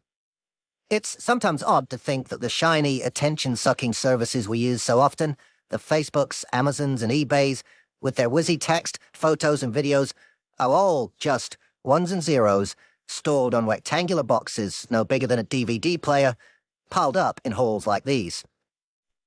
Yet somewhere, Among the mass of these boxes in the German data center were the 62 servers that composed one of the most successful online criminal enterprises in the world. It is a strange feeling when you realize there are thousands of servers around you and you don't know what's on them, says Maivert. One server may be a completely legal server for the bakery next door, and the other server is the biggest darknet marketplace in the world. Of course, there isn't a separate section for criminal marketplaces and a section for bakery websites in a data center. According to Infante, the data center was owned by a big German company called Hetzner. There's no suggestion that the company was aware of Hydra's presence among their thousands of other customers, which helped German police track down the white boxes. It took the officers days to find them all, working 2 shifts, 24 hours a day, among the howl of the fans that keep the servers from overheating. On the 2nd of April 2022, when they were sure they'd found all the white boxes, the Germans pulled the plug, and the world's most successful dark web marketplace suddenly went offline. And just a few days later, the Americans went public with an exciting piece of news. Lily Infante's DEA team had been trying to get to the bottom of who actually ran Hydra. Its servers were inside the Hetzner data center, but they had been leased out by another company called Prom Service Limited. It looked like a classic bulletproof hosting setup, in which a shadowy player rents out a bunch of servers and then sublets them to allow criminal dark webs to be hosted on them, in the same way Freedom Hosting served the child sex abuse sites covered in Chapter 4. There was something odd about Prom Service. It didn't seem to be servicing any other clients apart from Hydra. And when U.S. investigators looked back at the sites that Prom Service had hosted in the past, they found 2 other Russian drug forums that had merged back in 2015 to create Hydra. It looked very much like Prom Service and Hydra were one and the same. Helpfully, according to the U.S. Department of Justice, the man who'd rented the servers in Germany for Prom Service had left his name on the account: Dmitry Olegovich Pavlov. The U.S. didn't waste time going public with its allegations against Pavlov. The 30-year-old Russian has denied the accusations, claiming he only operated a licensed hosting company and had no knowledge of what was on the servers. The U.S. allegations remain unproven. At the same time as accusing Pavlov, the U.S. authorities also revealed they'd seized $25 million of cryptocurrency as part of the takedown of Hydra. A loss of money, to be sure, but a fraction of the $5 billion the site generated over 5 years. The rest of the money had vanished into the hands of the crooks, drug dealers, data thieves, and ransomware gangs, many of whom had used Hydra to launder their criminal proceeds before slipping away to commit more crime. The laundry had done its job, layering the money and putting it beyond the reach of investigators. For these criminals, the next stage of the process was integration. With the money successfully washed through Hydra and cleaned of its connection to crime, it was time to pull it out of the financial system and put it to use. Moving it through services like Bitslato was a helpful step, but the ultimate goal was to turn the funds into ready, disposable income. And this is where things get decidedly physical. Because it may surprise you to learn that the final stage in the laundering cycle sometimes comes down to networks of human beings who physically go to the ATMs and withdraw the money in old-fashioned, untraceable cash that can then be spent on something fun and, ideally, lucrative in the long term. But even here, in meat space, technology is driving profound changes in the way this aspect of money laundering is run. Over the past couple of decades, a toxic alliance of highly evolved fraudsters and real-world money launderers has spawned a sprawling, global network of crime dedicated to the integration stage of the industry. It has brought about devastating consequences, not only for its victims, but also for those who find themselves caught up in the launderer's web. And the intriguing story of this giant crime wave starts decades before the invention of things like Bitcoin and online banking. In the febrile political landscape, of 1970s Nigeria. Chapter 7. Black Axe. It was nearing midnight when John Omoruan sneaked out of his dorm room at the University of Benin in western Nigeria. As he made his way through the dark towards the university's sports complex, he could hear drums in full flow, pounding out a steady rhythm into the night. Apprehension built in his chest. Just to get this far, he'd already endured a lot of physical pain. But now, the moment of truth was approaching. He'd heard troubling tales about what was going to happen to him on this night. There were rumors he'd be forced to drink blood and eat raw human flesh. Now, at least, he'd get to know for sure. As he neared the complex, other figures emerged from the gloom. Some he recognized, others were strangers. Gradually, they all converged on the sports field where a crowd stood in a circle, singing and dancing to the drums. Omoruan was told, like the others, to line up on his knees in front of an older man seated on a stool. One by one, they approached the man, still on their knees. When it was Omoruan's turn, he was ordered to present his right thumb, which the older man sliced with a surgical blade. He was told to open his mouth. A piece of meat was used to wipe Omoruan's blood. Then he was commanded to chew and swallow it. Next came a cup of strong-smelling drink, a punch called kokoma, made from home-brewed gin, hemp, coffee, and other ingredients. It smelled powerful, but Omoruan drank it down, and then returned to join the group. We danced around, carrying a coffin, he recalls. Round and round we danced in the circle, with the drummers stationary at the center of the dancing formation, until I was almost dizzy and drunk with their kokoma. And by 5:30 a.m., we were done with the initiation ceremony. This night in January 1982 was to be a turning point in Omoruan's life. The group into which he had just been inducted would obsess him for decades to come. For others, it would be the source of immense damage, ruining their lives economically and emotionally. It was called the Black Axe. The group had been founded at Benin University several years before Omoruan's initiation. It was created as a black emancipation movement, and its aims were forward-looking and progressive. Apartheid was in full flow in South Africa, and Omoruan was told that fighting against its inequities was a key focus, as was campaigning against racial injustice in the U.S. The eponymous axe, the logo of the movement, was a symbol of breaking the chains of oppression. Omoruan had studied medicine at the university and was one of only a few dozen Black Axe members at this point.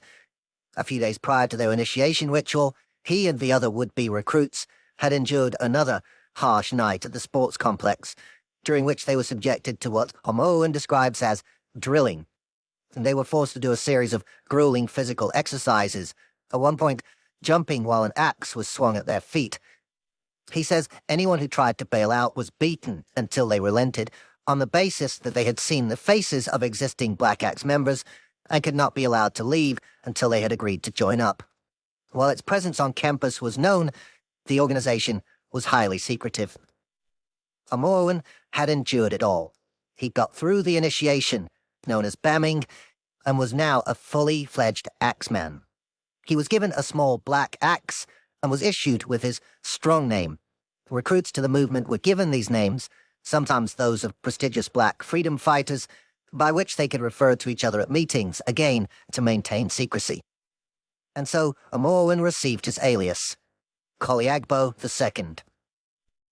Aside from being part of a movement fighting for black people's rights, membership of the Black Axe gave Omoruan a lot of cachet within the university.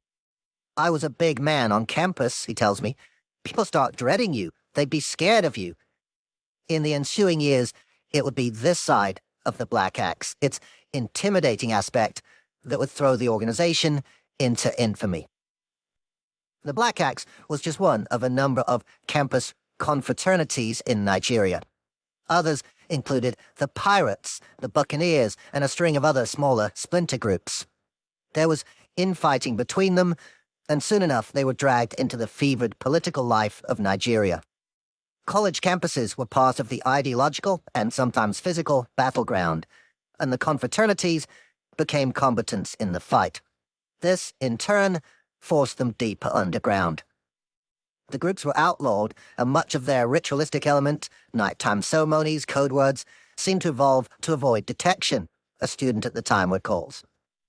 Gradually, the Black Axe moved away from its origins as a racial justice movement and towards its future as a criminal enterprise.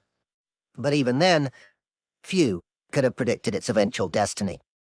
As it evolved, the group would become pivotal in laundering billions for a wave of cybercrime, spreading from its Nigerian homeland to become a global underworld financial phenomenon.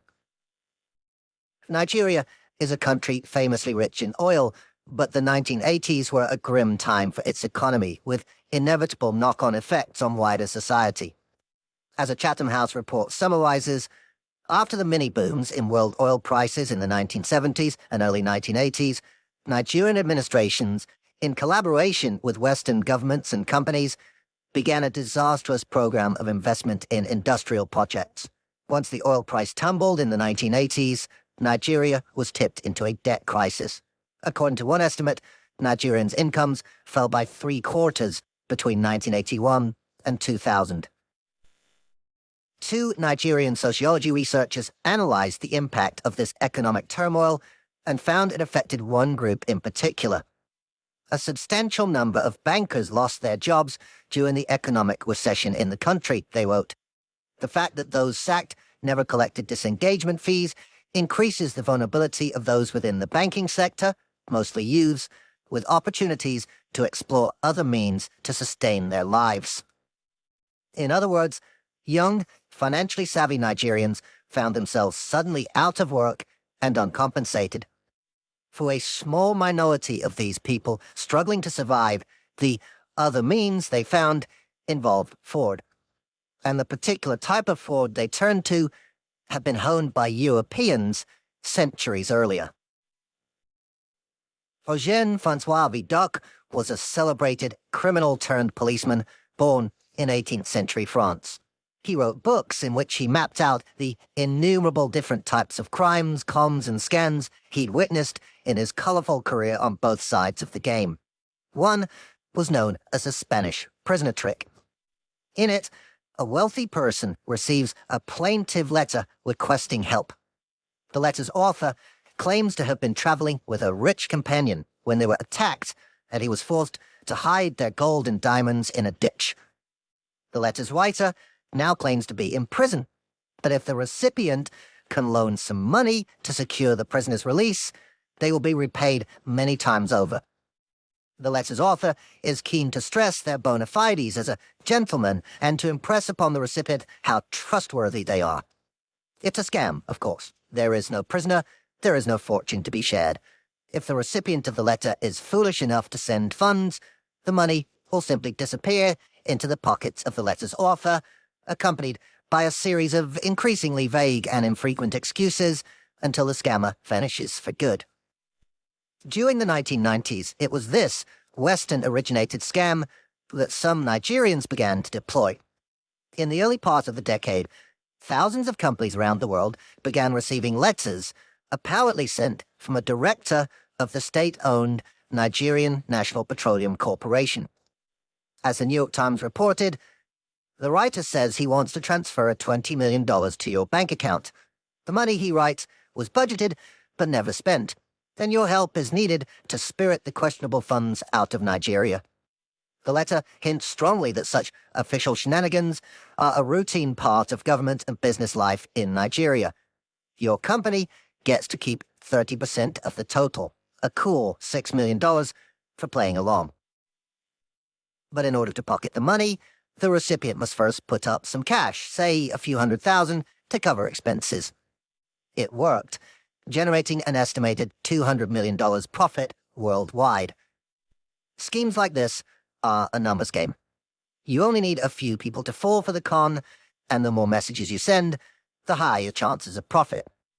Handily for the scammers, the internet boom of the 1990s was about to deliver a quantum leap in mass communication that could be used for these comms. Email. Meanwhile, back in Nigeria, the economic prospects for youngsters weren't getting any better as the new millennium dawned. Overall unemployment started at just over 13% in 2000 and gradually climbed to 21% over the following decade. It was even worse for those with a bachelor's degree, at almost 25%. Faced with such a grim outlook, a small minority of this young, tech-savvy generation realized they could combine newly emerging email technology with Redux, age-old advance fee scam. They became known as Yahoo Boys because they tended to send their dodgy messages using the free email accounts provided by the US tech firm. In 2011, researchers Oladayo Tade and Ibrahim Aliyu surveyed this new cadre of crooks, interviewing 20 internet fraudsters at their college, Ibadan University. They found a wide-scale, highly developed criminal underworld that cut across all social groups. The motivation seemed to be as much about prestige as money. As one 23-year-old student told them, if you are a Yahoo boy, you will have a self-esteem and also be respected among girls and even among the lecturers. While such motivations may be common to youngsters in many countries, Tade and Aliyu also found some factors more specific to Nigeria, with its economic struggles and political instability. Yahoo boyism is a glaring reflection of institutional anomie in Nigerian society, they wrote. Anomie being defined as social instability caused by erosion of standards and values, a word that should probably get a lot more use than it does. One young scammer summed it up, stating, "I will not even like people calling it internet fraudster. Those senators embezzling money, are they not committing fraud? Those governors and ministers siphoning the benefit of the youths, are they not fraudsters? If you can't accept those people as fraudsters, then those involved in cybercrime are not fraudsters. They are smart guys." The Yahoo boys and other internet scammers working in Nigeria's universities had a big advantage. Compared to some other crime, fraud is cheap. As one police officer noted, if you were going to distribute cocaine, for example, you have to buy that cocaine from another smuggler somewhere, and you have to put up money for that. In fraud, what is your put-up? Your commodity that you're selling is BS. BS is cheap, it's abundant, it's infinite. It can be replicated again and again and again and again. And that's why it's better business. Thanks to these factors, by the early 2000s, the advance fee fraud had become rife. It seemed like everyone with an email account had a story about getting a message, often from a Nigerian prince, desperate for help disposing of some outlandish sum of money in exchange for a small payment from the recipient. Some people started baiting these scammers. Users on one infamous website would string them along before finally insisting that, before sending any money, they required that the scammer take a photo of themselves holding a fish and a loaf of bread, claiming this was a local custom to demonstrate good faith. The photos were then posted online. The site's owner was keen to disavow any racist intent, arguing that the scam baiters simply engaged with whichever fraudsters came their way, a large proportion of whom happened to be Nigerian. But looking at the website today, it's hard not to see the racial undertones. Some believe that prejudice may actually have accounted for the success of the scams. A 2006 Chatham House report on Nigerian financial crime notes, at their worst, the argument goes, scam victims are led by a conscious or subconscious white Western sense of racial superiority. A European who believes in this might find it unremarkable that a Nigerian holding tens of millions of dollars would be clueless about what to do with it. To be clear, the vast majority of Nigerians have absolutely nothing to do with such scams and feel the same abhorrence about them as anyone else. Moreover, many are dismayed by the damage the fraudsters have done to the country's reputation abroad. As Nigeria became increasingly associated with scam activity, the country's authorities made efforts to combat the crime wave, arresting some who used internet cafes for their nefarious work.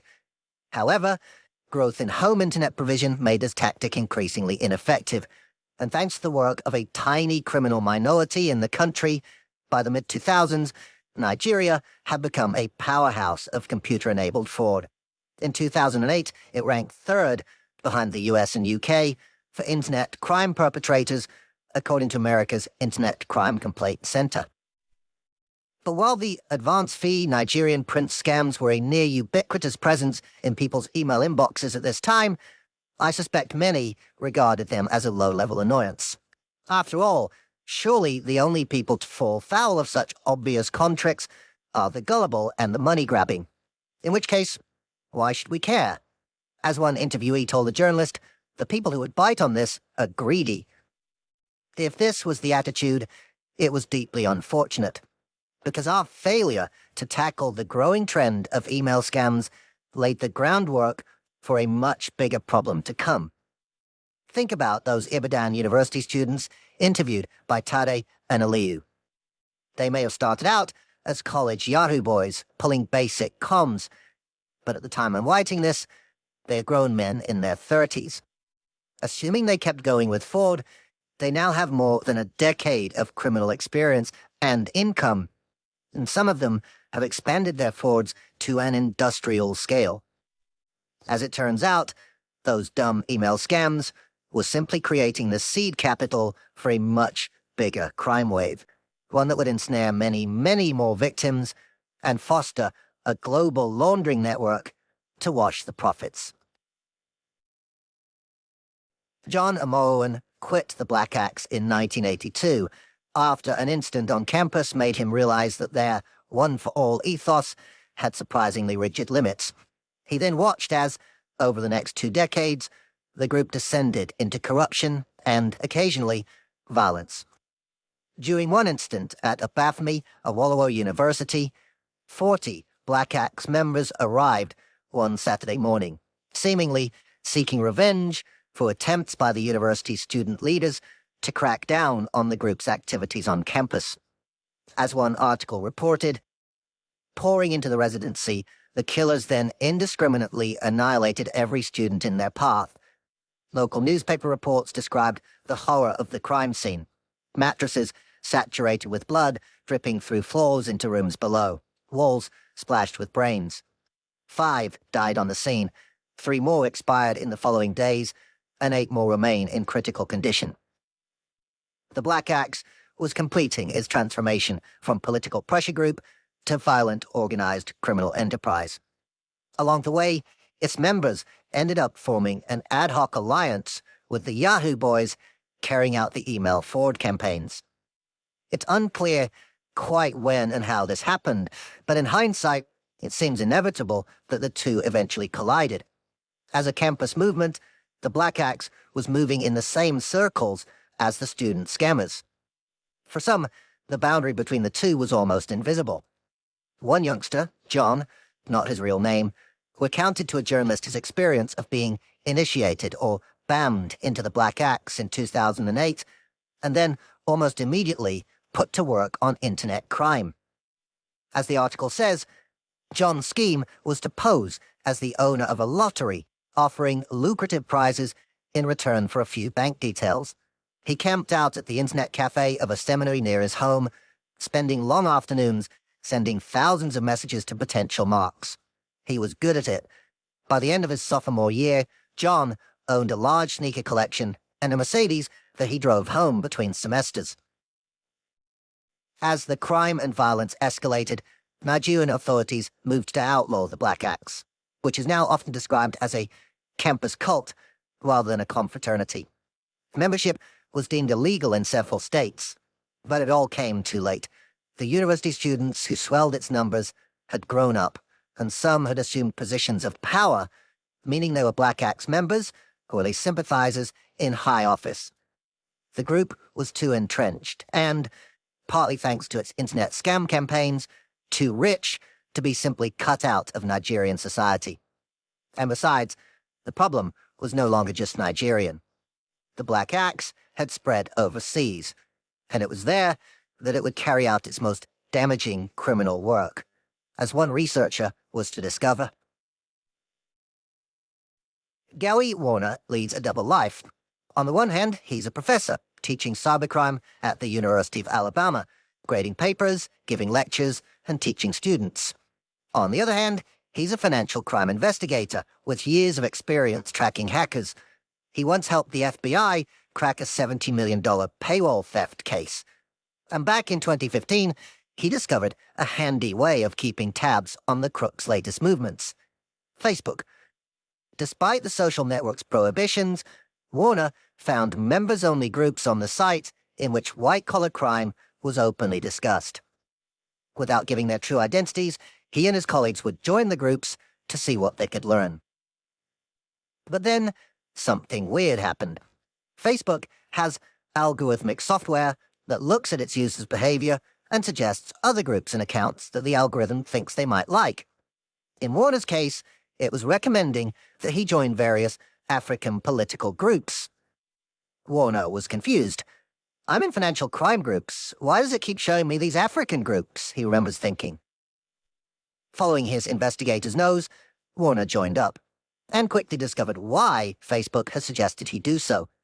The groups had a dual purpose.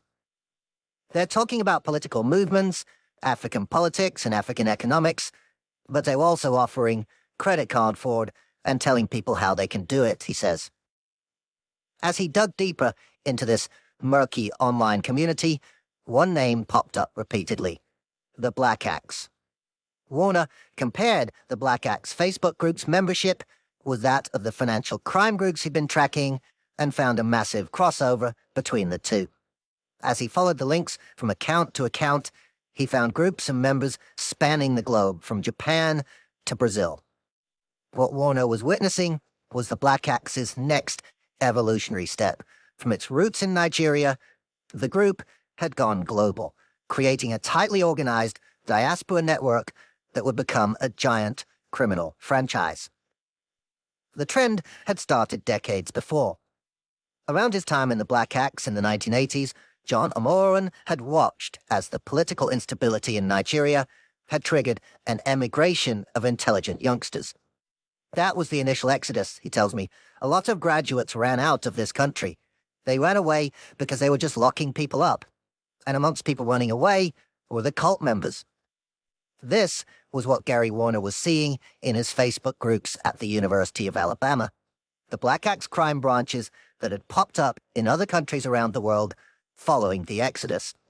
And he soon discovered that, like any successful franchise, it ran on a strict organizational structure.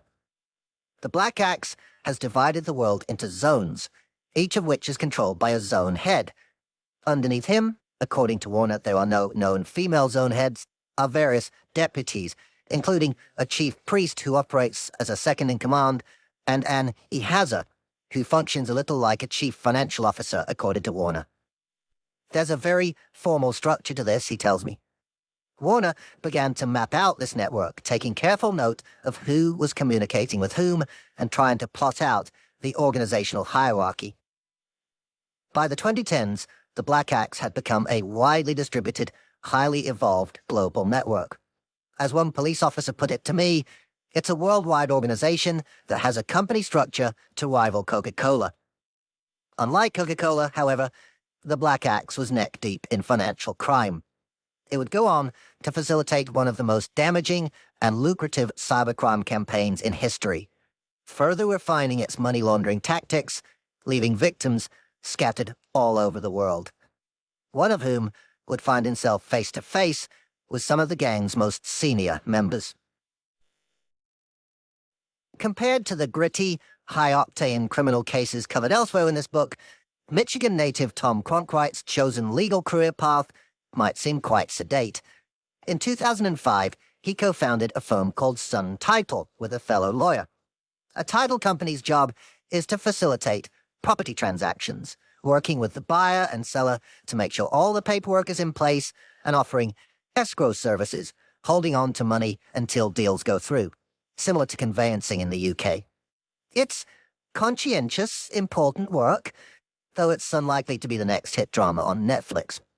But in 2015, Cronkite was suddenly dragged into a roller coaster of crime involving fraud, fakery, and even murder for hire. It all started with an innocuous-looking email.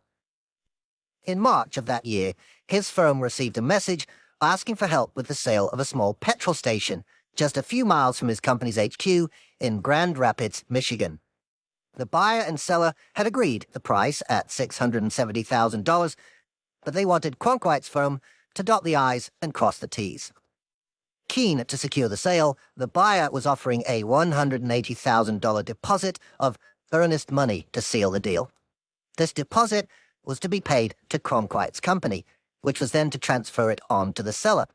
No red flags, nothing uncommon to speak of, says Cronkwright. Sure enough, the buyer sent Cronkwright's firm a cashier's check for the deposit, which Cronkwright paid into his company's bank account. He waited for it to clear, then sent the money onwards to the seller's account in New York. As far as he was concerned, that was that. But then, 6 days later, Cronkwright's executive assistant contacted him with some awful news. The incoming cashier's check had bounced. Yes, it had cleared at Cronkwright's local bank, but full clearance across all the necessary financial institutions in the U.S. can take up to 10 days. Cronkwright didn't know this. It had never come up before, and the revelation was a sledgehammer blow. His firm had sent the money before the check had been fully processed. They'd just been scammed for $180,000. I remember I stepped out of the office and time slowed down, he tells me. It's almost like if you've been in an accident, time actually moves into frames rather than real time. I was gripped with fear and shame and blame. It was like, how could this ever have happened? The loss wasn't fatal to Cronkwright's business, but it stung. He was determined to show that the scammers had targeted the wrong victim. You picked the pocket of 2 lawyers in Michigan. We went on the offensive to grab that money back, says Cronkwright. He approached his local bank branch, but they were of no help. It was like I was speaking some other language, she says. Likewise, he struggled to get the police interested in his relatively small loss. So Cronkwright went on the hunt himself. The first stop on the trail was the New York bank to which his firm had sent the money, allegedly to the seller of the petrol station. CCTV showed a smartly dressed, middle-aged couple arriving at the bank just after midday on the 10th of April 2015 to pick up the money. The woman then arranged for it to be wired to 2 accounts in Texas belonging to a real estate and insurance broker. Cronkwright began following the money, chasing it down as it was used to pay deposits on property invested into stocks and shares and funneled through solicitors' accounts. He was witnessing steps 1 and 2 in the money laundering process. The crooks had used Cronkwright's firm to place criminal money into the banking system, and were now using every trick in the book to layer it. Cronkwright had to fight hard to keep up. It was eye-straining, time-consuming work, but speaking to Cronkwright, you get the feeling part of him enjoyed it. Something about the satisfaction of painstakingly righting a wrong. In the end, he did have some success. We were able to recover about $140,000 of the $180,000, he says. We spent, I think, all of that in legal fees, but the lessons learned were fascinating. In March 2017, almost exactly 2 years after the original fraud, Cronkwright settled the final legal action against a chap called Mark Hopkins, and breathed a sigh of relief. We're done, he remembers thinking. We had 2 years of our life that was exhausted into this insane event. But he was wrong. It was far from over. In August of that year, Cronkwright got a call out of the blue from Patrick Scruggs, an assistant U.S. attorney from Tampa in Florida. Scruggs began quizzing Cronkwright about his civil case against the folks who laundered his stolen money.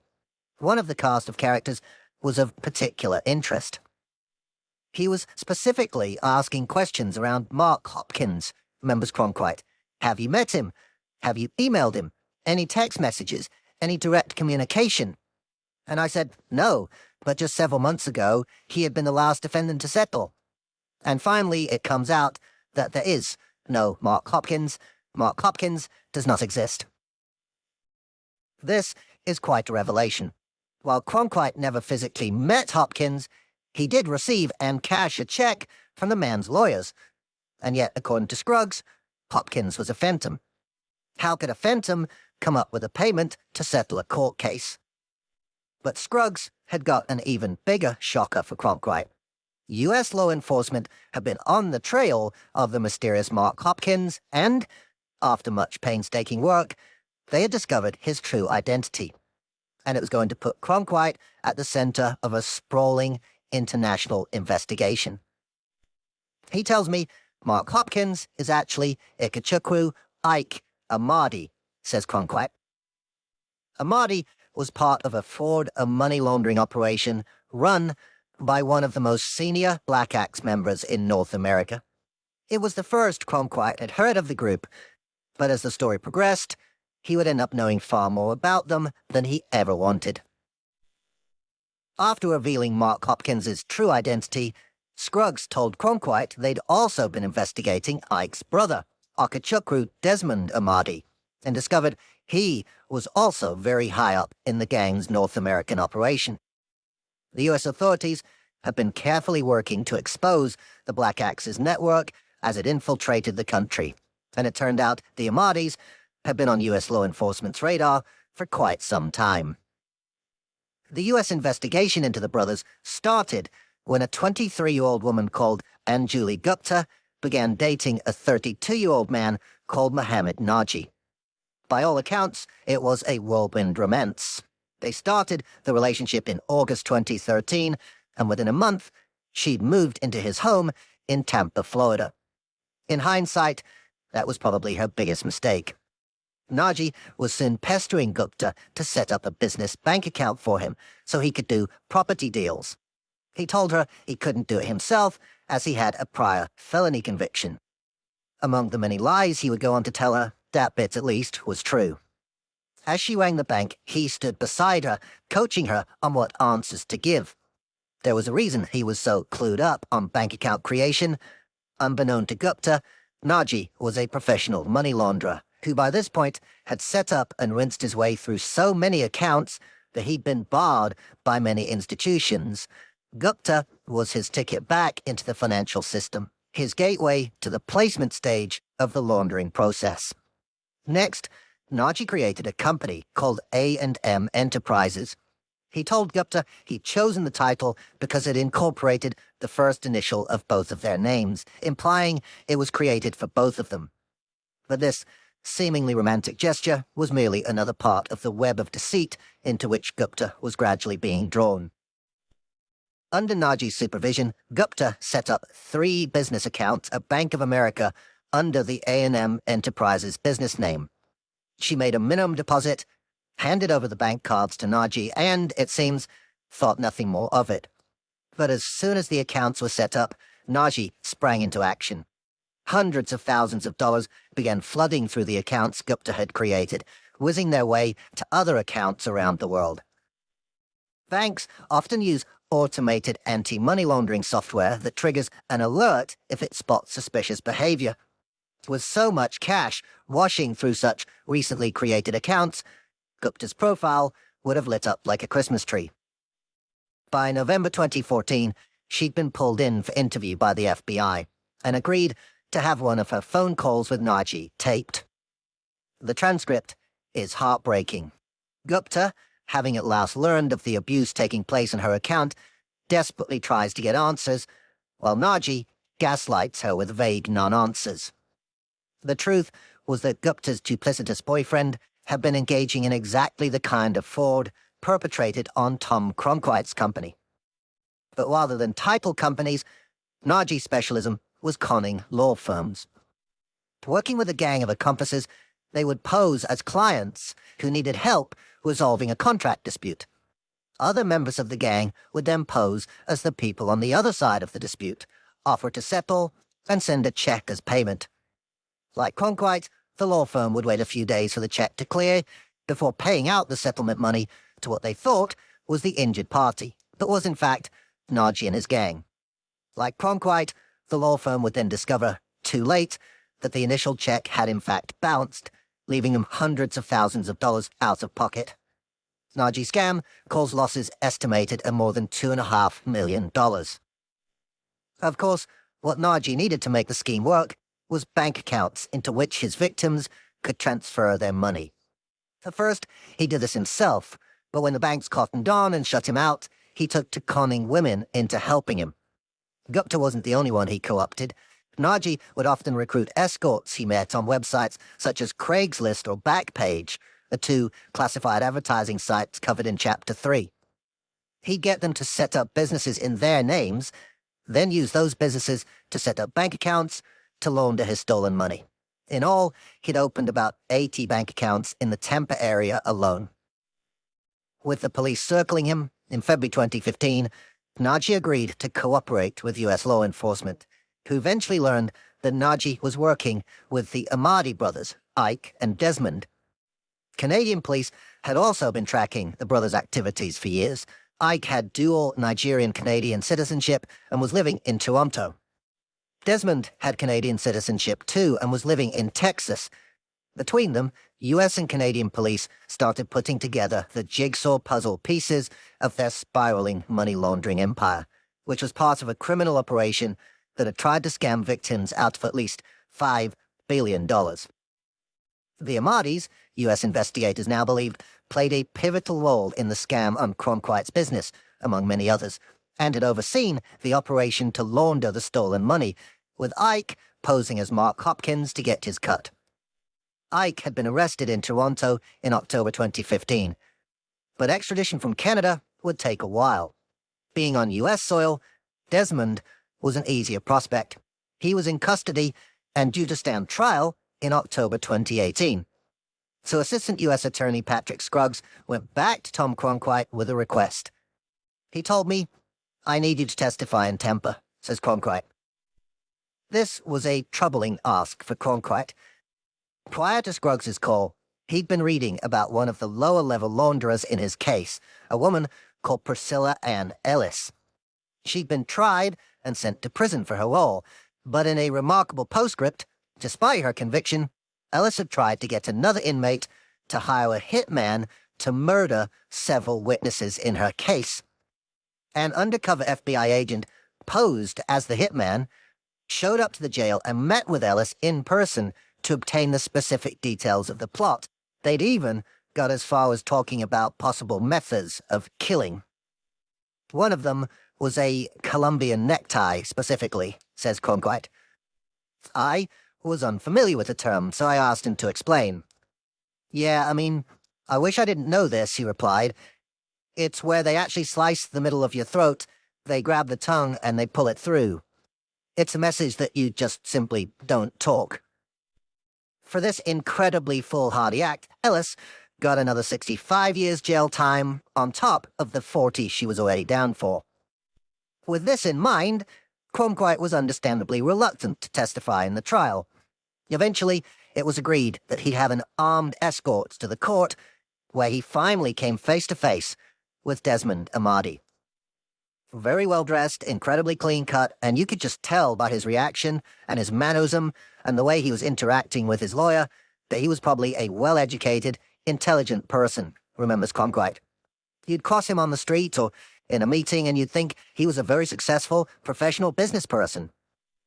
Which he was, the only difference being his business was laundering millions of dollars.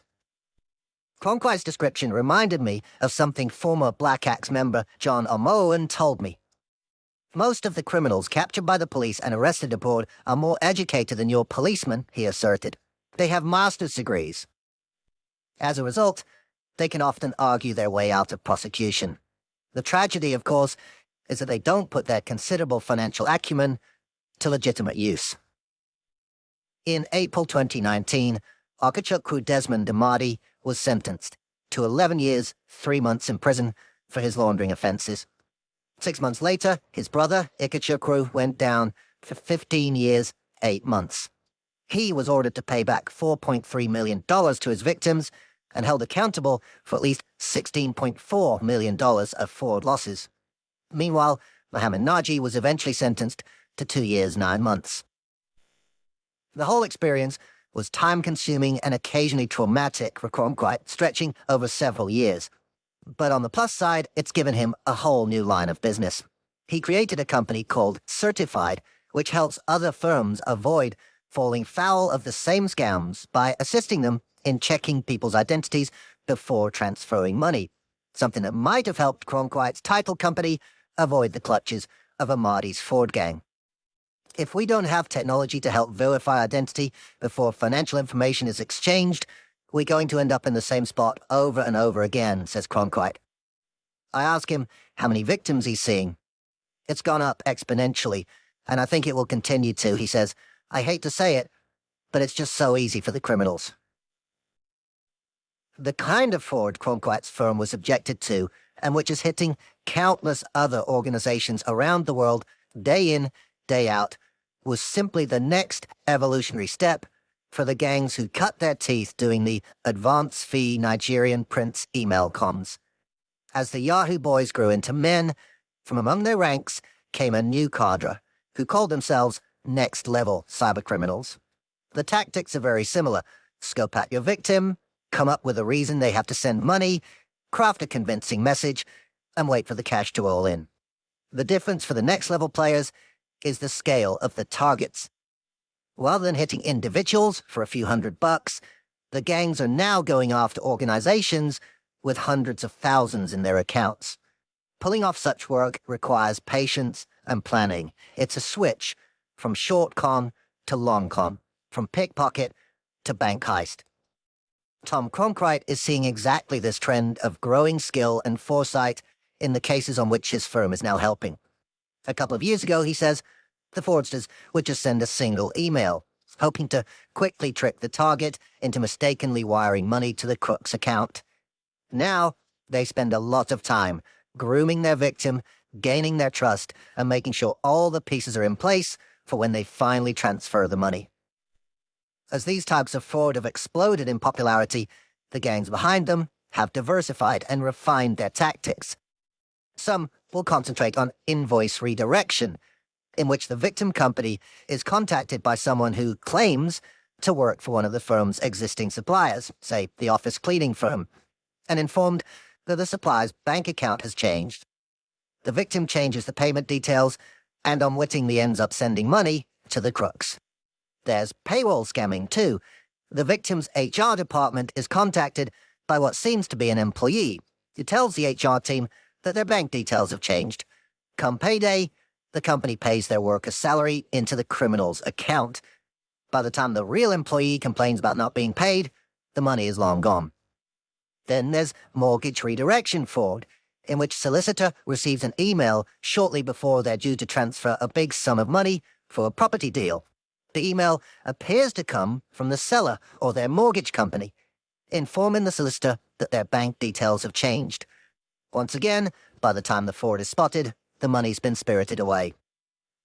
They're all twists on the same trick, a so-called business email compromise or BEC attack. But it's now been honed into an art form, and a hugely profitable one. For example, earlier chapters mentioned ransomware, the cyber extortion tactic that often grabs the headlines.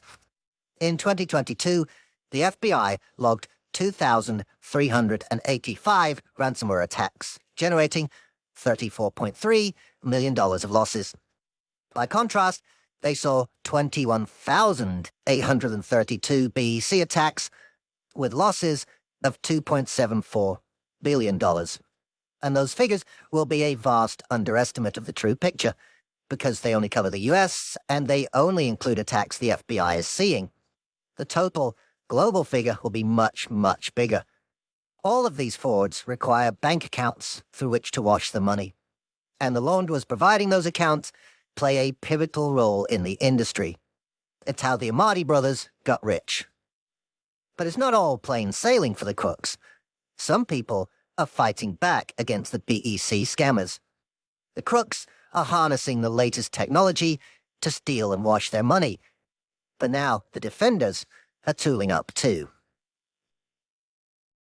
It's May 2019, and a finance department employee called Lexi at a US shipping company has just received an email from a regular supplier. The email comes from a woman named Louise, who tells Lexi that a payment of $87,440 is due and asks Lexi to make the transfer to a bank account in Malaysia.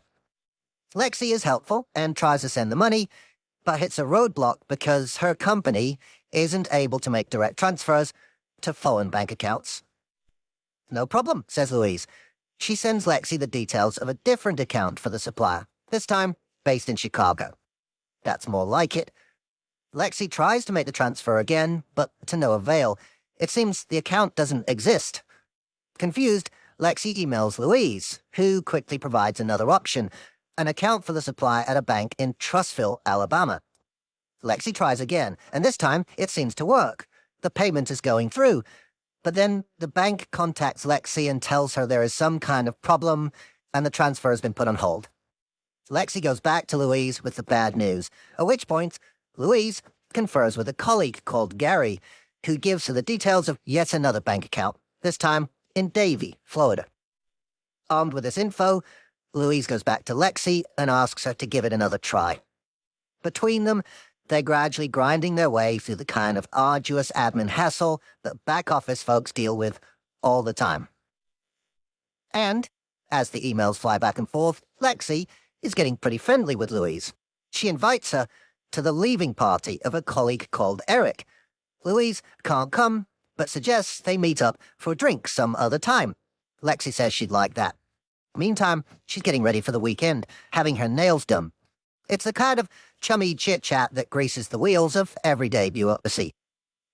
But the payment still isn't going through. Lexi's trying her darndest to help, but no matter what they try, there always seems to be some kind of problem. Meanwhile, Louise is looping in more and more of her team and keeps suggesting new bank accounts, but to no avail. In reality, Louise does not exist. Nor does her colleague Gary. Nor do any of the other colleagues she claims to be consulting. The whole thing is a scam.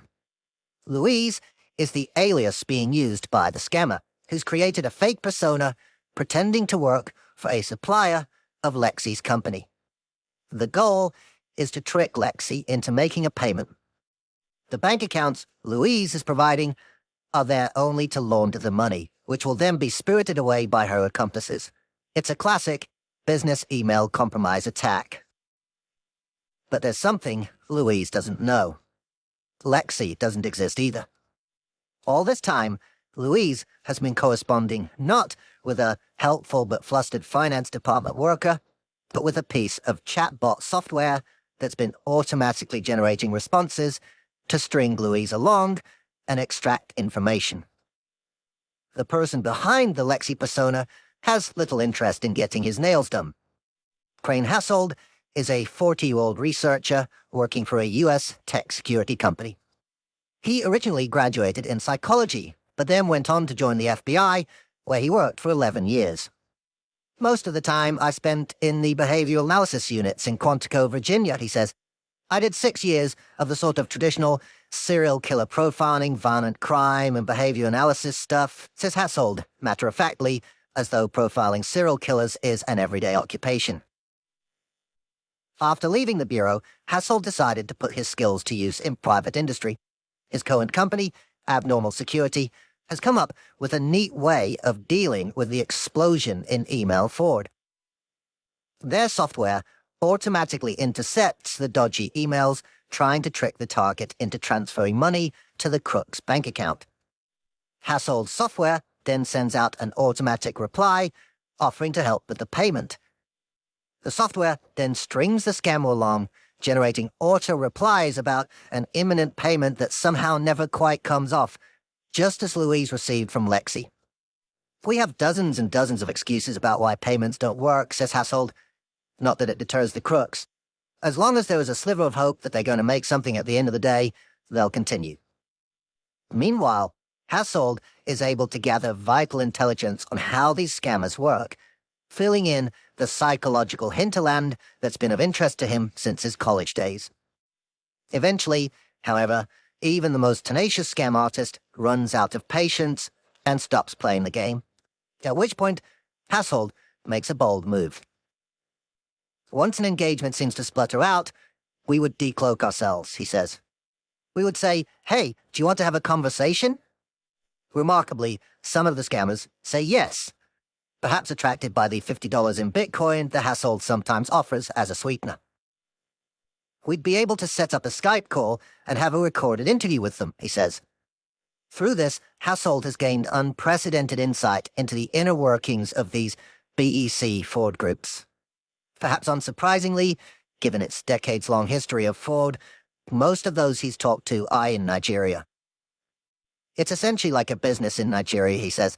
You have all these guys, they may be working with some guys one week, next week they're working with some other guys. It's very fluid. It's not very centralized or structured. However, Hassold has divined a rough separation of roles. There are researchers who scope out potential victims, working out which companies might be worth targeting. Then there are the spammers who send out the initial emails, like the ones from Louise that Hassold software is intercepting. Then there are the loaders, who gather together the bank accounts that can be used to receive and launder the money. Finally, there are the pickers, who pick the money up from those collector bank accounts and move it onwards, eventually paying back the researcher, the spammer, the loader, and anyone else who's earned a cut from the criminal proceeds. Because Hassold software is intercepting the scam emails, it's the spammers whose contact details he's gathering, and therefore, those are the people he's talking to. He's done about a dozen of these interviews, so it's not an exhaustive survey, but it is very illuminating. Whether they're being truthful or not, probably half the folks that I've talked to are like, "I don't want to be doing this, but this is what I have to do," he says. That's the only way they can make a living. They're trying to provide for themselves and for their families. They're not making millions of dollars and flashing on Instagram and stuff like that. If they get one good hit, that's like a year or two's salary. This is where Hassold's psychology training butts up against his working life in law enforcement and security. I understand why you would want to figure out any way you can to make money, he says, but on the other side of it, seeing how it impacts victims, that empathy sort of goes away. As well as the psychological insights, Hassold's work, auto-baiting the scammers, produces a highly valuable side product. Lots and lots of bank accounts that are being used to launder money. Often, when told that a payment hasn't gone through to one of their laundering accounts, the scammer will simply provide another bank account for the payment, and then another, and another. Just as Louise did with Lexi. Hassold's software strung her along for an incredible 14 days, during which Louise sent no less than 22 different bank accounts, every one of them set up to potentially launder that promised $87,440 payment. Hassold's company hands these accounts over to the banks and law enforcement, who can then start monitoring them for suspicious behavior, potentially closing them down. As a result, Hassold's software is burning through the scammer's stock of bank accounts. Every time his fake personas claim to have a problem with an account, the fraudsters have to come up with another. They need a constant supply of fresh accounts, and they need them in countries around the world. Think about the Louise Lexi example. When Lexi, quite reasonably, pointed out that her company wouldn't transfer money to an account in Malaysia, Louise immediately came back with accounts in Chicago and Florida, and went on to provide more in Maryland, California, Washington, D.C., Virginia, New York State, and on and on. Not only do the launderers need accounts all over the place, they also need people on the ground to administer them. Think back to Tom Cronkite's example. The money he was tricked into sending arrived in New York, where the mysterious middle-aged couple was there to intercept it and send it on. Someone has to manage all these people. This is why the Black Axe has become such a pivotal and powerful operation. Thanks to its worldwide distribution, it provides the Nigerian fraudsters with a global money laundering network without which they simply could not function. It performs a vital role in the final integration elements in the classic three-stage laundering process, pulling the stolen money out of the financial system in whichever country it's in and distributing it back to the criminal network, who can then spend it as they see fit. Black Axe's diaspora network has got it down to a fine art. But there's more to it. Simply having an international presence is not enough, because As the scale of the fraud and money laundering expands, it presents a problem. Mike Kelly of Toronto Police spent years tracking the Black Axe and sums it up. The further you are away from your other fellow criminal who's doing your money laundering for you, the more it gives them the opportunity to steal from you. There is no honor among thieves. This is part of what the Black Axe provides: trust among a federated, globally distributed crime and laundering network. As observed by John Omowan, who's now an academic at Ibadan University and writes books about his time in the cults, the Black Axe is a brotherhood of man, where Kakoma is thicker than blood and where everyone is everyone's brother. But to make a globally distributed laundering network function, you need more than just cultural bonds. You have to have some way of exerting control, and that often comes down to something very basic: violence. As an illustration, in the Tom Cronkite case, Priscilla Ann Ellis had no qualms about ordering the murder of witnesses in the most gruesome way possible. The financial and cyber crimes of the Black Axe and its associates may seem very cold and clinical, but with no courts or governments to enforce order, physical consequences are a grim necessity. At a certain point, white-collar crime turns very red indeed. In addition to threats, there's one other thing that the Black Axe's criminal enterprise is totally reliant upon: bank accounts. Going back to Tom Cronkite's case again, without the New York bank account to shuffle his money into, and the subsequent network of accounts in Texas, the fraud couldn't have worked. Without accounts to which the funds can be moved and eventually extracted, this whole scheme, and every other one like it, grinds to a halt. Added to which, the Black Axe's accomplices are now faced with people like Crane Hassold, whose software is chewing through these laundry accounts dozens at a time, reporting them to law enforcement, who then shut them down. Replacements are in constant demand. Where do you get them? How do you procure a bank account for washing dirty cash? And how do you eventually withdraw the money? It's not as hard as you might think. Once again, modern technology is transforming the integration part of the money laundering process. And for fraud and laundering gangs like the Black Axe, it would turn one country in particular into a bountiful supply of accomplices. Chapter 8. Smurfing on Snapchat. It's a big day for Kanoli Ugbodu. He gets up early and puts on some understatedly smart clothes, sharply pressed trousers, a grey shirt, and stylish loafers, and journeys into the centre of his hometown of Cork in the Republic of Ireland. It's a harbour city of just over 200,000 people, clustered on the edge of the Lochmartin Inlet that leads, eventually, to the Atlantic Ocean. Ugbodu heads for Anglesey Street to the criminal courthouse and makes his way inside. At 2:30 p.m. on the 15th of May 2023, he's waiting in Court 4 as Judge Helen Boyle arrives and takes her seat. Ugbodu shifts nervously. This moment will decide his future. From here, there are two paths. One leads to prison and the bewildering, occasionally frightening, daily regime of custodial living. The other leads back to his old life, his family home, and his new fiancée. He's about to be judged for a series of catastrophic decisions he made years earlier, decisions which brought him face to face with the underworld of organized crime, and which, from his family's home in Cork, pulled him into the fringes of a global money laundering scheme of dizzying proportions. Ugbodu's story doesn't start in a courtroom in Cork, however.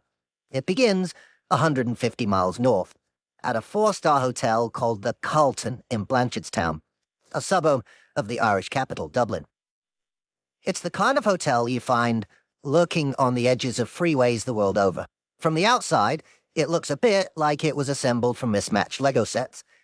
Inside, it's clean and colourful, with smartly uniformed receptionists lined up to assist. But in February 2020, there was whispering among some of the staff. In the past few days, several men had checked in who'd raised concerns. At one point, they'd arrived with a girl who looked decidedly young and took her to their room. It would later transpire that the girl wasn't underage, but the hotel workers didn't know that, and to be on the safe side, they called in the local police, the Garda, who agreed to visit the men and check it out. So, at about 2 p.m. on the 21st of February, a team of uniformed officers arrived outside room 419, accompanied by hotel staff. They knocked on the door. No answer. They knocked again. Still no answer. But there was clearly someone inside because they could hear the toilet being flushed. Several times, in fact. In the end, the hotel staff opened up the door and let the police in. Inside, everything looked fairly normal, until they got to the toilet, which was crammed full of printed paper. One of the officers took the plunge and ferreted out the sheets, which had survived despite the frantic efforts to flush them away. They were torn-up receipts, dozens of them, for cash withdrawals made all around Ireland. Meanwhile, the man in the hotel room remained unsettlingly calm. The documents weren't the only fishy thing the police found. They also discovered thousands of euros of cash around the hotel suite.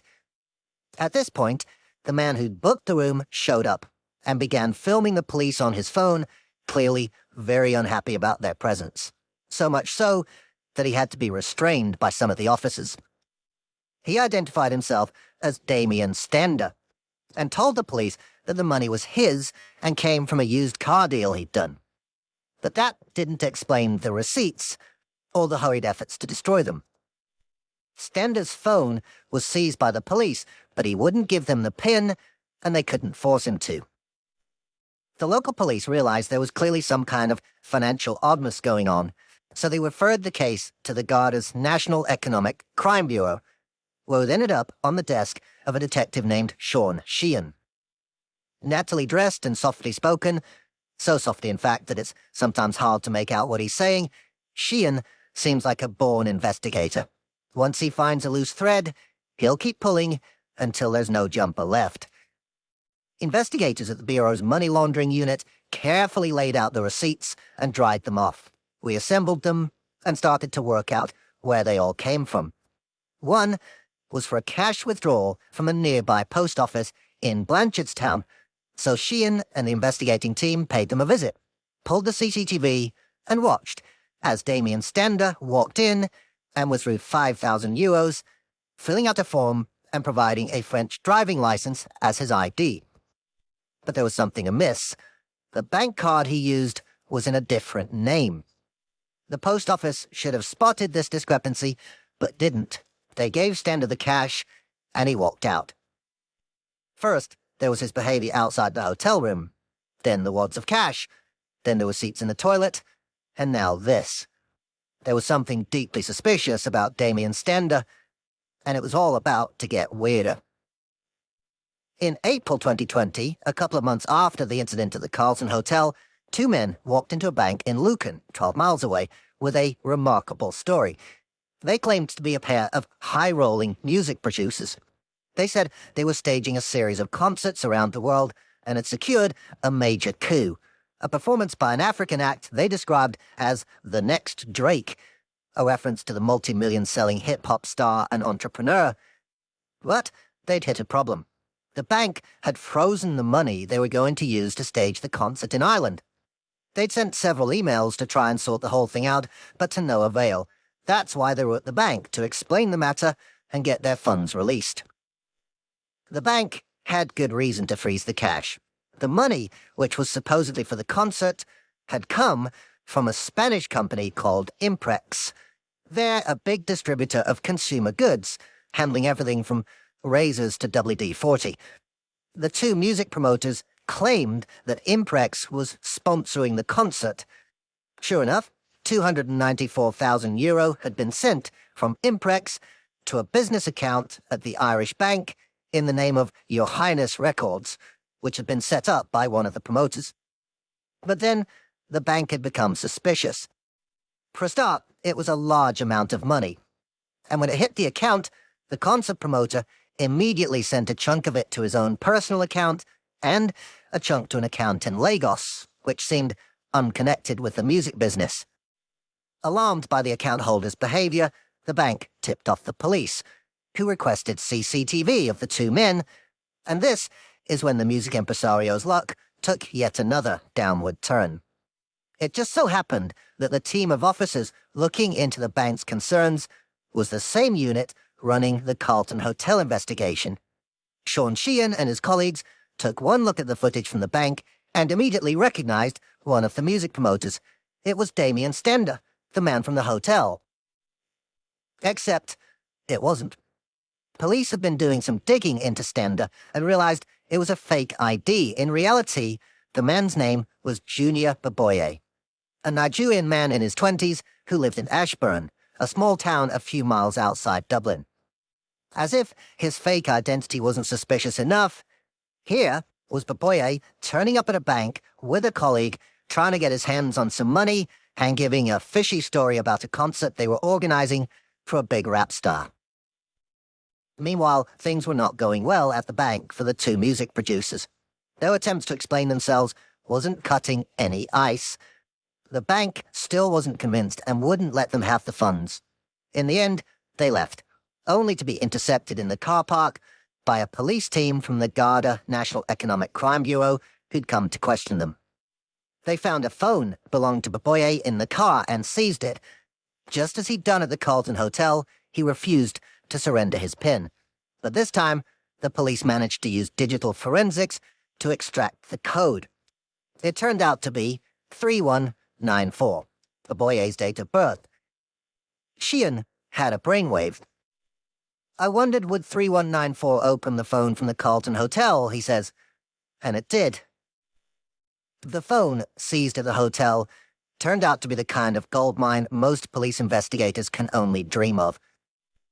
Sheehan says there was a multitude of evidence in relation to thousands upon thousands of text messages, screenshots, banking details, money mule details, account details, which all showed the level that Junior Baboye operated on. As they scrolled through the phone, the police realized they'd landed a key middleman in a giant financial operation. They were uncovering a sprawling criminal conspiracy to wash tens of millions of pounds of stolen money through Ireland's banking system, via a network of thousands of money mules recruited across the country to withdraw the money. It was industrialized money laundering, and running it was a web of organized crime gangs with the Black Axe at their heart. As a former British colony, Nigeria has strong historic links with both the UK and Ireland. Emigration from the country has been going on for years, and during the economic slump of the 1980s and 1990s, the British Isles were a natural destination for Nigerians in search of better outcomes. Thousands still arrive in Ireland every year, and there's been a bit of a boom in recent times. From 2016, rates doubled over the next 4 years to 14,000 annually. For some, it's become a permanent home. At one point, Nigerians were the largest single group to gain citizenship of the country.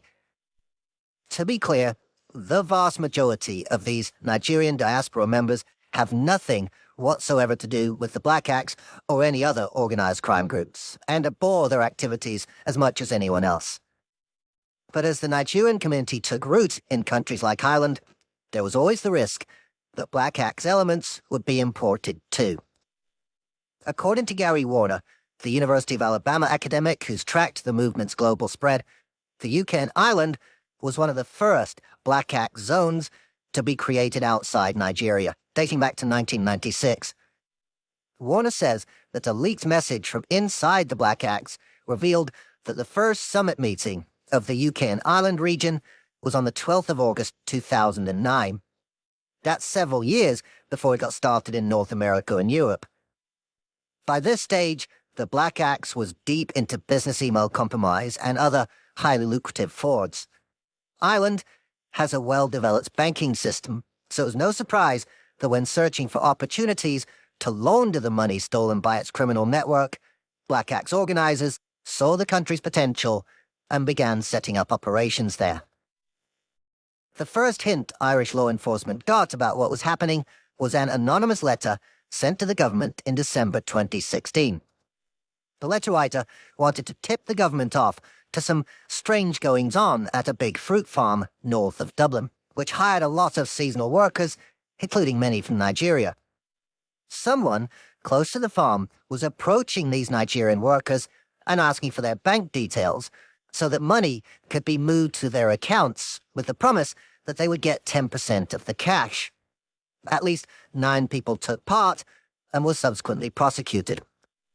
As the Irish Police's Financial Intelligence Unit dug deeper into this group of money mules, they discovered that the enterprise went far wider than the fruit farm. They uncovered more and more of this kind of activity, all linked to West African organized crime gangs working in the country. Some of it was traceable to specific Black Axe members, but as more laundering was carried out, the lines between the different operators started to blur. We're seeing crossover between the Black Axe and these sort of less formal groups that are operating, says Detective Inspector Stephen Meehan. He was once Sean Sheehan's boss in the Economic Crime Bureau and has spent years tracing the wider footprint of laundering gangs in the country. We are seeing the Black Axe operating in Ireland on a very formal basis, and if the need arises, they will utilize these less structured groups. It's almost like you have a money laundering hierarchy ready, and the Black Axe will come in and exploit that. Irish police believe that sometime around 2017 or 2018, the Black Axe became unhappy with Ireland's performance in the organization's illicit money-making and sent across a big player to ramp up its laundering activity. It worked. The underground financial trade has exploded in the country in recent years. Driving it all is a desperate need by the crime gangs for one commodity: bank accounts through which the stolen money can be moved and withdrawn. And that's where the world of international fraud and cybercrime hits the streets of Ireland. Getting hold of bank accounts means getting hold of money mules, and lots of them. They're recruiting mules, and they're not fussy about the mules that they're recruiting, says Meehan. This was the job of Junior Baboye, the man who pretended to be Damien Stender and posed as a music promoter, and whose phone Sean Sheehan was busily scrutinizing after it was seized in the car park outside the bank in Lucan in 2020. It took months to go through it, he tells me. Baboye had sent and received thousands of messages, and through analyzing them, Sheehan gradually built a picture of his suspect. Baboye was a link man, essentially. He would receive messages from higher-ups in the gang, alerting him to frauds that were about to happen, like the one perpetrated on Tom Cronquite's company in the last chapter, and tasking him with providing a bank account through which the fraudulently obtained money could be moved. Baboye would then go out and recruit money mules whose accounts could be used for the purpose, and send their details back to the higher-ups. As Sheehan sits in a Dublin police office explaining all this to me, he's leafing through a sheaf of hundreds of A4 pages of evidence, screenshots of the contents of Baboye's phone, with messages he sent and received, photos of receipts, money mules' bank cards, bank statements, and so on. And that's not all. Also on Baboye's phone, Sheehan found a video he'd secretly filmed in the bank on an earlier visit, as he and his music promoter colleague had tried to convince the staff to unfreeze their money for the mythical concert. Altogether, Baboye's phone was like the secret diary of a money-laundering middleman. Which makes you wonder, why on earth didn't he delete it all? You might think it's silly, but it's actually self-protection, says Meehan. Baboye is working on behalf of higher-ups, and he has to convince them he's doing his job. Meehan explains. He can say, I tried really hard. This is what the bank said. If you don't believe me, here's a video of that. And that's why the phones are a treasure trove of information, because people are taking lodgement slips, they're taking copies of emails. It's saved, and it's sent to the next level up in the chain. Piecing together this evidence, Sheehan can now see that over the preceding few years, Baboye had been the link man in at least half a dozen frauds on businesses, in which the victim was tricked into sending money to a mule account which Baboye had prepared. This was the truth behind his visit to the bank in May, during which he argued for the release of the money from the Spanish distribution business Imprex. He claimed the company was an eager investor in his hip-hop concert plan. But of course, they weren't. They were the victim of a scam and had been tricked into sending €294,000 into Baboye's accomplice's account, which Baboye was then going to launder. Imprex wasn't the only victim. As Sheehan dissected the Boyer's phone, he came across another target, a company in Carrickmacross, a town 60 miles north of Dublin, called XL Plastics. It's part of a big, multinational manufacturing conglomerate, and in September 2017, they'd been hit with a classic business email compromise attack. They received an email claiming that one of their suppliers' bank accounts had recently changed. They paid €91,000 into what they thought was the supplier's new account, not realizing it was a scam. As Sheehan checked the details of this fraud, he discovered the name on the account through which the plastics company's stolen money was washed. Cannoli Ugbodu. For the Boyer, he'd been just another money mule whose bank account could be used to wash yet more stolen money. But for Ugbodu, it was a journey into global financial crime that he'd never forget. You don't have to look very hard to find Cannoli Ugbodu online. He's on YouTube, Instagram, and Snapchat, and if you're into men's fashion, he's a mine of advice. His slickly produced videos cover different looks and trends, often accompanied by a commercially savvy hat tip to whichever company he bought the clothes from. Like many youngsters on social media, Ugbodu's pushing hard to get influencer status. But the problem with the febrile world of online celebrity is that there's always someone further ahead than you. They have better clothes, cooler shoes, glitzier locations, and consequently, bigger followings. It's hard not to feel left behind. A bit of extra cash might just give you the boost you need to join the big players. So, in 2017, when Ugbodu's friend mentioned a way to make some quick money, he was interested. All the 19-year-old psychology student had to do, his friend explained, was to connect with a certain few accounts on Snapchat, and they'd take it from there. Snapchat started as a video-sharing social media app, but for many young people, it's now the messaging tool of choice, and Ugbodu was soon contacted by his friend's associates. He says he never found out their real names, but they were very convincing. They really try and draw you in and try and make you feel comfortable, Ugbodu tells me. They don't do it in one day. It's over time. They just become your friend, and then once they see that they have your trust and that you will listen to what they say, that's where it begins. Ugbodu was told that if he gave them his bank account details, he'd get 10% of whatever money was put through the account. He says he was never told an exact sum, something he thinks was a ploy not to put him off. They don't mention a specific amount because they know that young people will obviously panic when they hear such a large amount, he says. I kind of caved into the idea, and I said okay, because they make it sound like it's going to be a 10-minute process. That's how they love to make it sound. Like, you give your details, and then they give you the money, and then you're off.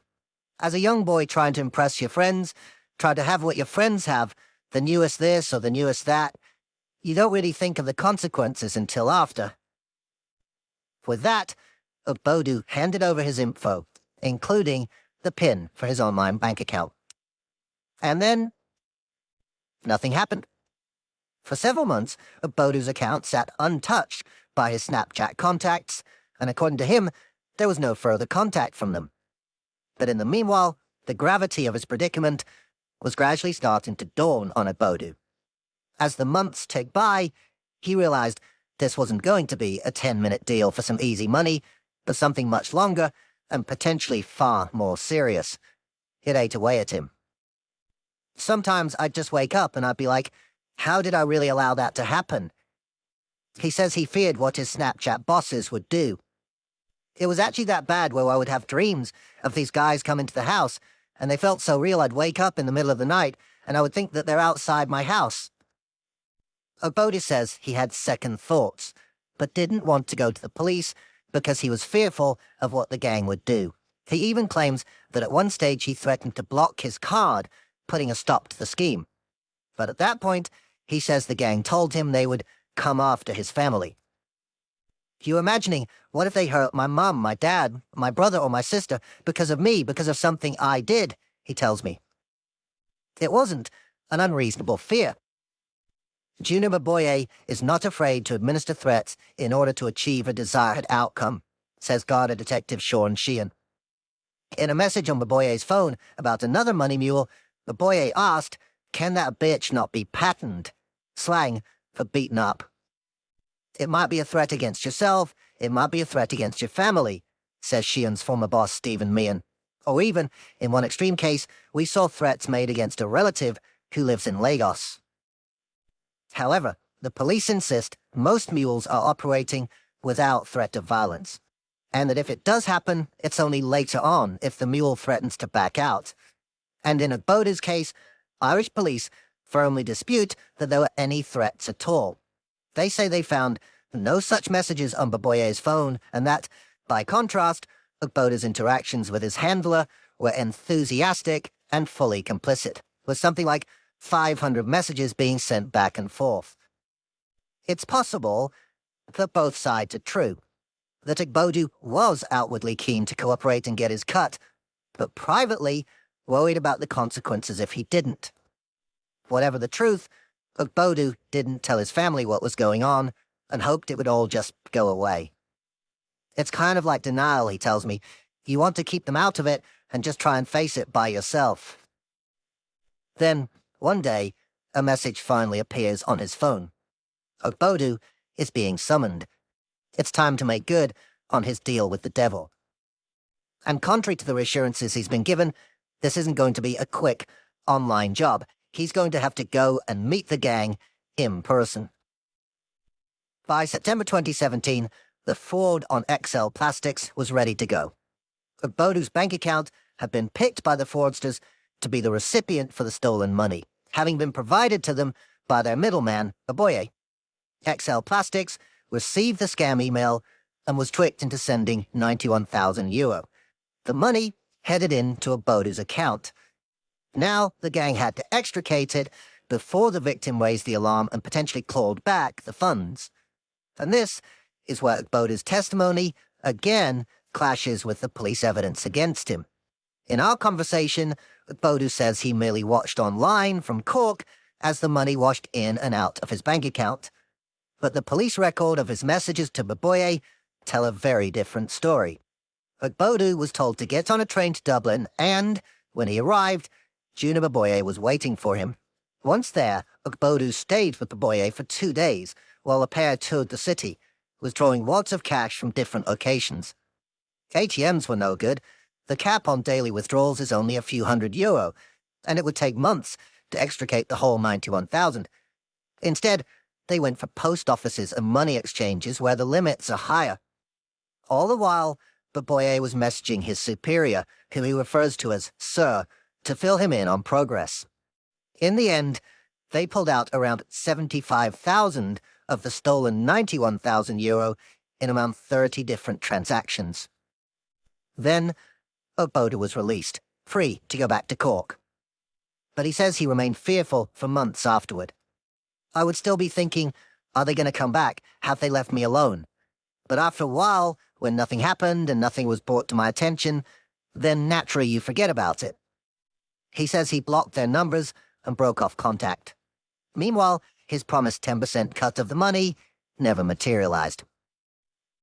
More than 3 years later, on the 15th of April 2021, there was a knock on the door of the family house at 7 a.m.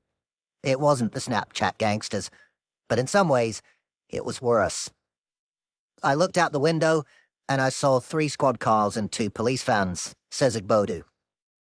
By this point in time, the police had carried out the raid at the Carlton Hotel, identified Juna Baboye, analyzed his phone, discovered the fraud in XL Plastics, and, of course, found Ogbodu's name on the account through which the money was laundered. His past had finally caught up with him, and he immediately thought about the impact of a possible criminal conviction on his future.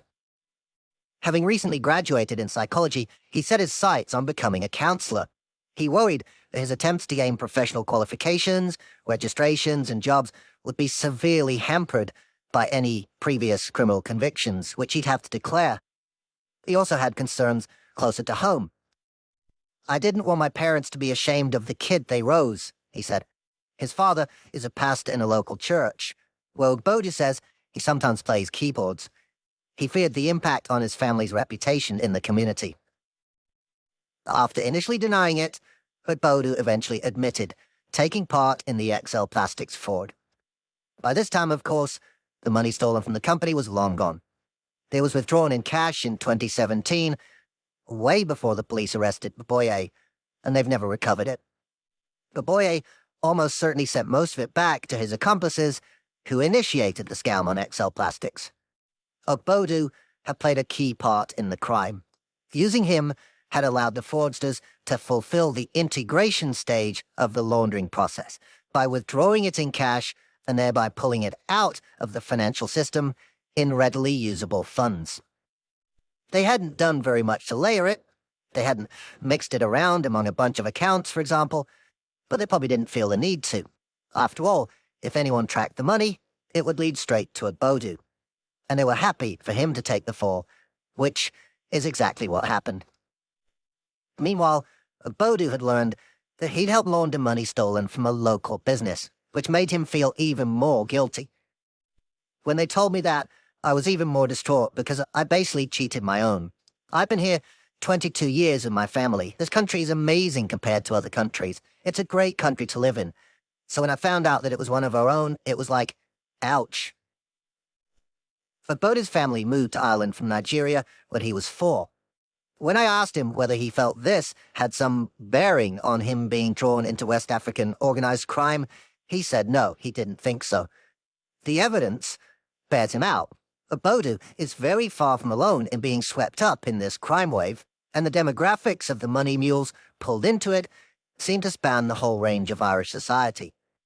Police believe there are as many as 4,000 mules active in the country at this time, the vast majority working for the Black Axe and related gangs. They're currently looking at around 800 suspects and have made hundreds of arrests. Of those whose prosecutions are reported in the media, there's a slight predominance of young white men, but there are also men and women with different backgrounds, ethnicities, and ages. It feels like an epidemic. A constant stream of people appearing before judges and telling the same sorry tale. They wanted some quick money, and while they knew the offer was a little dodgy, they really didn't think it was anything too wrong. Most end up with short or suspended sentences, but that's still a criminal record, with all the attendant consequences. Some defense solicitors have concerns about how the cases are being dealt with. Many end up in Ireland's circuit court, where a conviction, albeit often suspended, is almost inescapable. Something one defense barrister told me he felt was heavy-handed prosecution. Irish police say it's up to the country's Director of Public Prosecutions to decide which court the case goes to. But it's clear what they think of the idea that these money mules are poor, vulnerable innocents being duped into criminality. Bullshit, as one officer put it to me. They also point out that the effect on victims, like XL Plastics, can be devastating. But Irish police also know they can't arrest all the mules.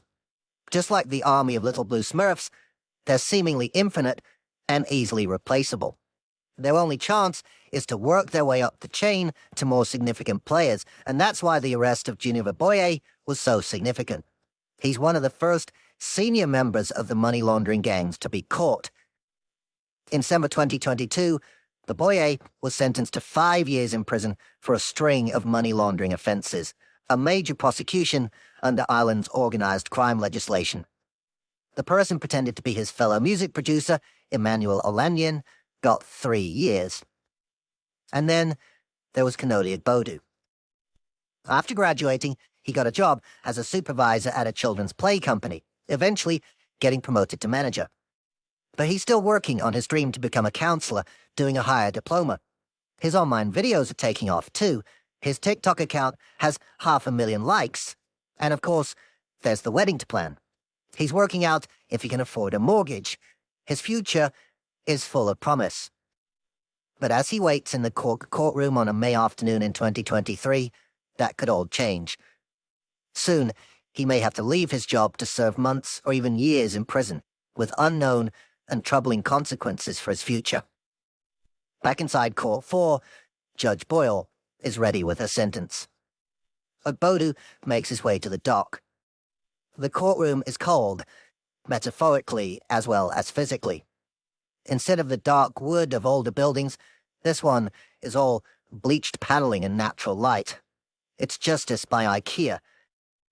The judge asks her clerk the maximum sentence for Ogbodu's offense. 14 years, she's told. I can almost see Ogbodu's jawline tighten. As she reads out the mitigating circumstances, it's clear Ogbodu's will be nowhere near that. But then she starts the sentencing, and suddenly she's talking about a 2-year stint. In his mind's eye, Ogbodu can see his immediate future slipping away.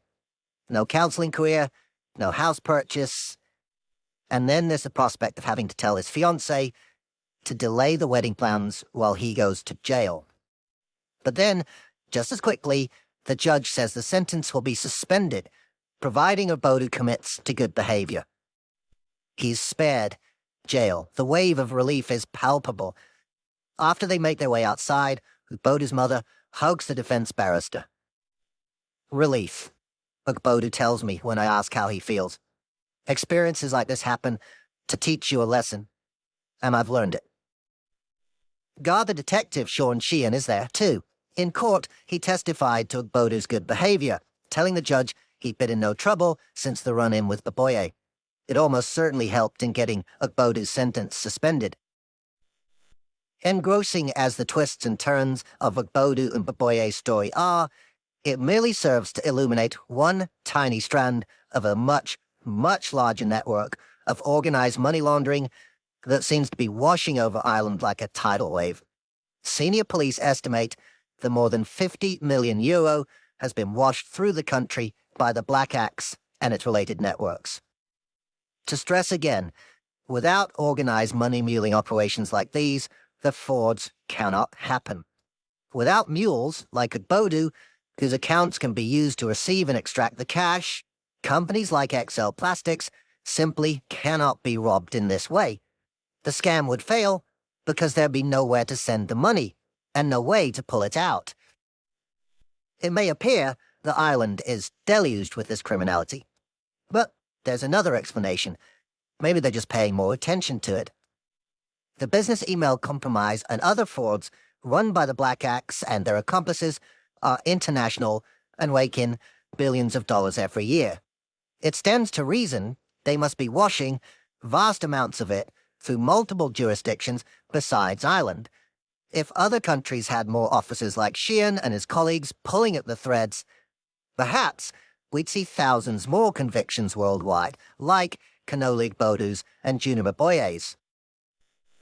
Beyond the cyber-enabled nature of these business email compromise attacks, Ogbodu's experience also highlights another pivotal aspect of technology's impact on the money laundering industry: social media. Without it, it's likely he might never have ended up in that courtroom in Cork. Snapchat was a key conduit for his laundering recruiters. They could use it to stay anonymous, while also convincing and cajoling him to take part, and other social media apps are just as useful. As well as being handy communication methods, social media's currency of conspicuous consumerism and narcissistic one-upmanship is a powerful grooming ground for mule herders. While many people might use their Instagram profile for restaurant plate boasts and holiday selfies, the man behind the Money Plugs account uses the app to show off a different obsession: cash. Wads and wads of it. His account consists of photo upon photo of bundles of notes. £10 notes, £20 notes, £50 notes, unwieldy, tottering stacks held together with rubber bands. Scrolling through his profile, he seems to be drowning in the stuff. It's piled up against the skirting boards, stashed in cupboards, spilling out of carrier bags. Aware that social media is awash with fakers, he's keen to convince his followers that he hasn't just downloaded these photos from the internet. So he'll often attach a post-it note to the bundles of cash with the day's date and his account name written on it. When he's not posting photos of banknotes, he's uploading images of mobile phone screens showing banking app balances, which seem to show huge amounts flooding into the accounts of his satisfied customers. The overall impression he gives is one of torrential, bountiful riches. The man behind the Instagram account called Money Plug UK Cash, describes himself as a financial advisor, and his offer to his 21,000 followers is delightfully direct. Want to make £500 a week doing nothing? Reads a typical post over a photo of yet another stack of cash. Who wouldn't? It didn't take me long to find him. I set up a fresh Instagram account with a few random photos, then searched some obvious hashtags: quick money, fast money, and so on. I followed any accounts that looked interesting and was soon directed towards more, thanks to Instagram's recommendation algorithms. The same type of software that helped Gary Warner stumble upon the Black Axe's Facebook groups. I found dozens and dozens of Instagram users making the same pitch as money plugs. If you're short on cash, long on gullibility, these accounts offer a vision of paradise. Young men, it's almost always men, are pictured living a life of unimaginable wealth and luxury, much of which seems to take place inside obscenely expensive cars. The photos are carefully framed, partly to trim out the men's faces, but also to exhibit the bling to the max. It's vitally important that the brands are front and center. A Rolex watch sits on the wrist of a hand gripping a Mercedes steering wheel. On the pedals, a £500 a pair Yeezy trainers. The dashboard is heaving with more piles of banknotes and maybe a few iPhone 14 Pros dotted around for good measure. Sometimes a pair of lithe female legs appears in shot. According to Sean Sheehan at The Garda, Junior Boye was adept at this kind of online image building too, filming videos while carefully rotating his phone to show off his Merc, Yeezys, and Balenciaga t-shirt. To appeal to their targets, these meticulously constructed images have to hit every note perfectly, promising money, power, and sex in abundance. What's more, they have to promise that the lifestyle is tantalizingly within reach for anyone who wants it. To get a piece, all you have to do is drop the account holder a line. It's not hard. They're on Instagram, Snapchat, WhatsApp, and more. So, having set up my fake account on Instagram, that's exactly what I did. Within a few hours, the phone number I'd set up for my new Instagram account started ringing. One of the callers turned out to be the man behind the Money Plug's Instagram account. When I picked up, he answered with a heavy West Midlands accent and was keen to get going as soon as possible. No time wasters, he said. The first thing he wanted to check was which bank I was with. Satisfied that it was a major high street name, he then outlined what was required from me. All he needed, he said, was my name, address, and date of birth. With that, he would set up a UK company and then create a bank account in that company's name. I was quite surprised, as I was expecting him to request my bank login details, as Cannoli Bodu's recruiters had. But it seems Moneyplugs had a different technique in mind. He was going to use the company he created with my details to set up a business bank account and use that to move money through because, he explained, with a business bank account, you can change the name on the account. His behavior, the flashy, banknote-laden Instagram account, the get-rich-quick lure, the urgent request to move money through an account set up in my name, bore all the hallmarks of a money-laundering operation. If he or those connected to him were trying to convince a potential fraud victim to pay money into a new account, like the trick that had been played on XL Plastics, it would be very useful if they could alter the recipient account name to suit the fraud. For example, if they were trying to fool a building company into paying into a new account for their brick supplier, they could change the business account name to Brick Supply Limited, which looks a lot more convincing than asking them to pay into a personal account in the name of some guy called Geoff White. I asked the man behind the Money Plug's Instagram account if I might get into trouble by doing this.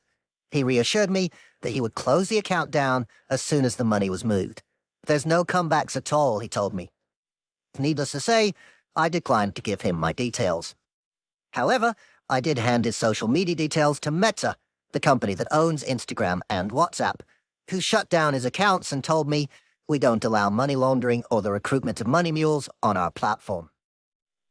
I may have declined the offer of involvement in Moneyplug's laundering plans, but tens of thousands of others are quite happy to play ball with him and others like him. Figures from CIFAS, the privately funded UK body that monitors and takes action on fraud, is currently holding the details of more than 40,000 people whose accounts bear the hallmarks of money muling. This may well be the first time you've heard of CIFAS. They're not exactly a household name, but if you end up on their list, it can have a massively detrimental impact on your life. Moneyplug's reassurances to me that there would be no comebacks from taking part in his scheme were a lie, as those tens of thousands of people on the CIFAS list are currently finding out to their cost. CIFAS's membership is made up of, among others, hundreds of financial institutions, including insurers, investment firms, and pretty much every UK bank you've ever heard of, and plenty you haven't. If, for example, one of those banks spots suspicious behavior, like a student account suddenly receiving £10,000 and immediately sending on 9,500 of it to someone else, they can investigate and ultimately close the account. But they can then also file a case to the CIFAS database of suspected money laundering, which could result in what's called a Category E markup. In plain English, that means the individual is flagged and can effectively be locked out of the mainstream banking system for up to 6 years. If they go to another high street bank and try to get an account, the bank can check the CIFAS records, find the marker, and will almost certainly turn them down. Gradually, they will find the doors of UK finance closing on them. They may not sound like the harshest of penalties, but it's hugely disruptive. In an increasingly cashless society, not having a bank account causes you constant trouble. From Netflix subscriptions to mortgages, almost everything financial relies on a bank account. If you don't have one, what do? How do you pay and get paid? A quarter of those on CIFAS's list of suspected money mules are under 21. That shouldn't come as a surprise. They're more likely to be short of cash and often hanging out on social media where the mule recruiters lurk. But these youngsters who've got involved in muling face serious consequences. They've lost access to banking just at the time they're applying for their first jobs. How do you tell your new employer that they can't pay your salary into your bank account because it was closed for suspected criminal behavior? Not exactly a great start to your new career. In the UK, police don't appear to be taking the same approach as their Irish colleagues. There doesn't seem to be a campaign to pursue and prosecute mules, let alone the recruiters who pull them in. I could only find 2 cases of recruiters being convicted, despite multiple requests to various bodies. Instead, most UK mules are being caught up in the extrajudicial process via CIFAS described above, something they may not even realize is happening. The Category E markers don't show up on a credit report. The only way to proactively check if you have one is to make a request to CIFAS, which of course you'd only do if you already knew about the process and suspected you'd been hit by it. As a result, often the first people learn about it is when their account is closed down and they realize they're potentially locked out for 6 years.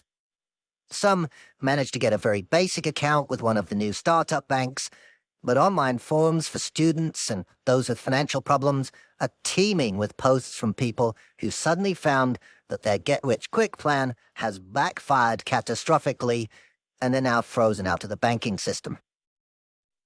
The coronavirus pandemic put boosters under the industry of online mule recruitment.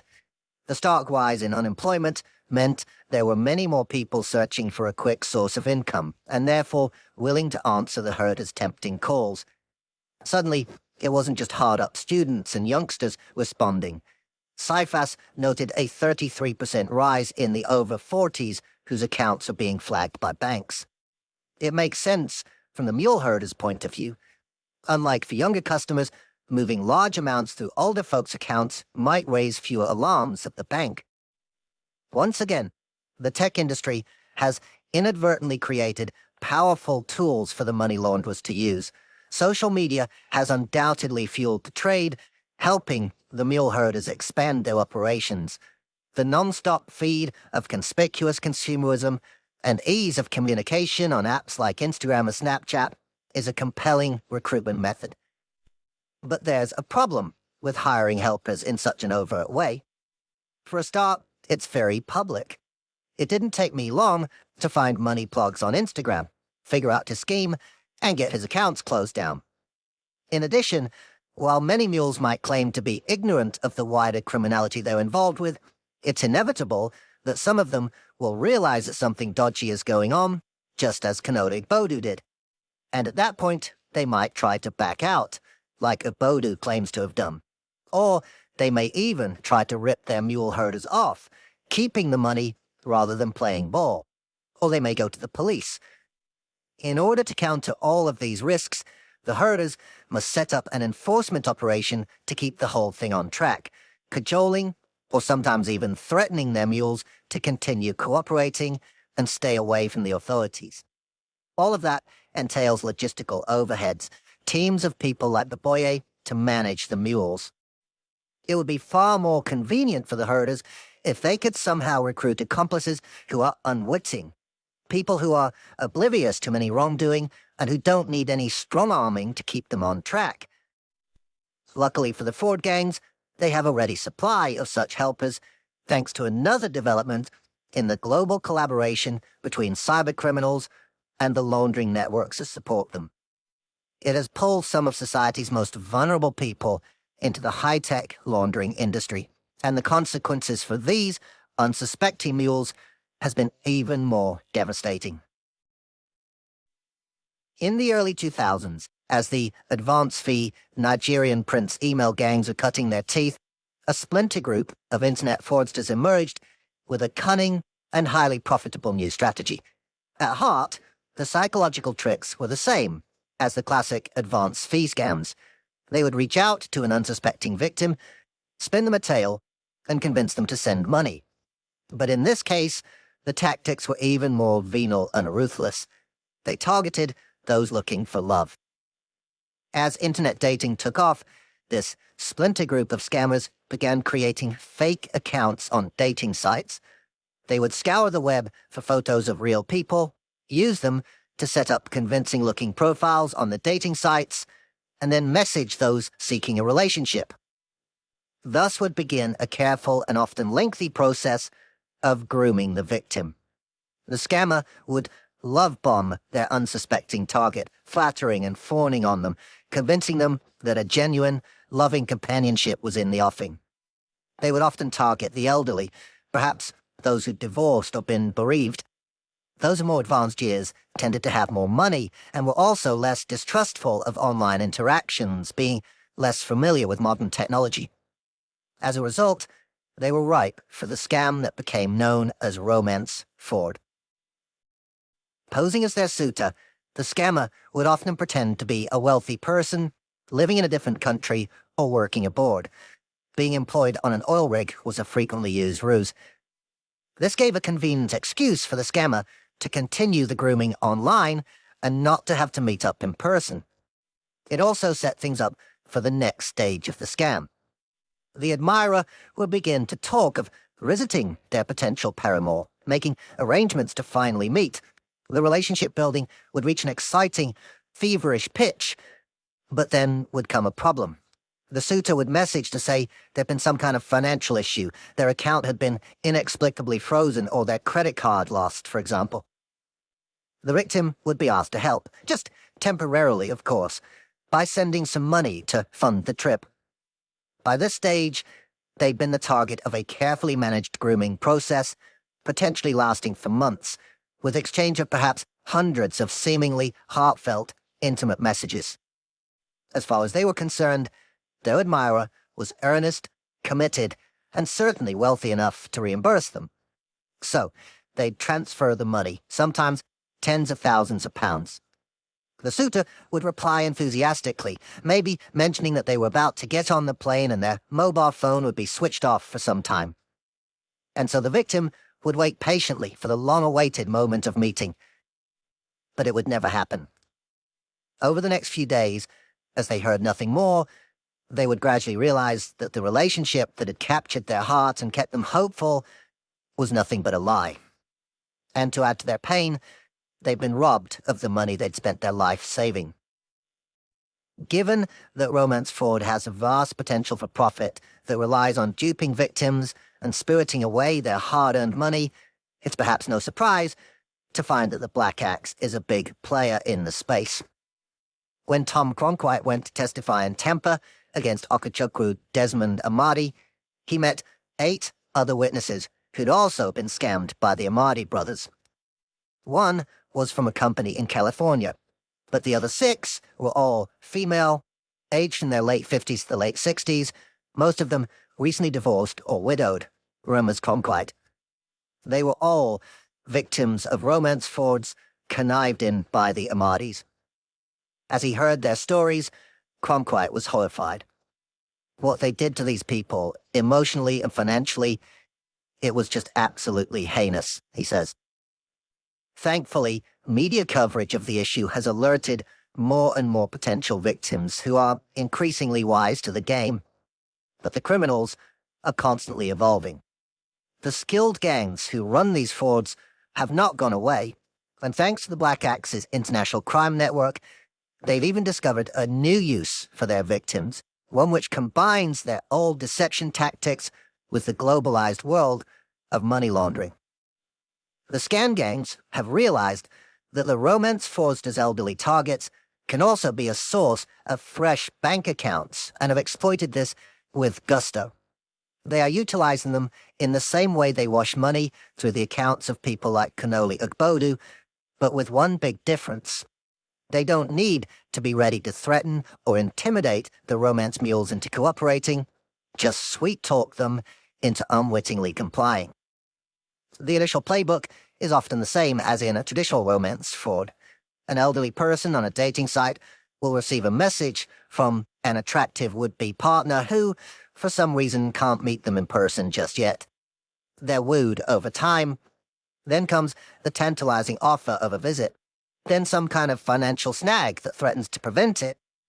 But this time, the solution isn't for the victim to send emergency money to their overseas suitor to pay for their visit.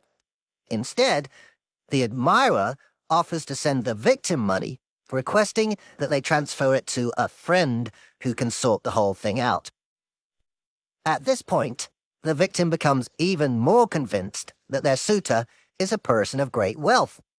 After all, they seem to have tens of thousands of pounds at their disposal. In fact, the money arriving in their account has come from another fraud victim, like Tom Cronkite's company or XL Plastics in Ireland, who've been tricked into sending it. The would-be suitor's friend is in fact their criminal accomplice who spirits the money away. The net result for the victim is the same.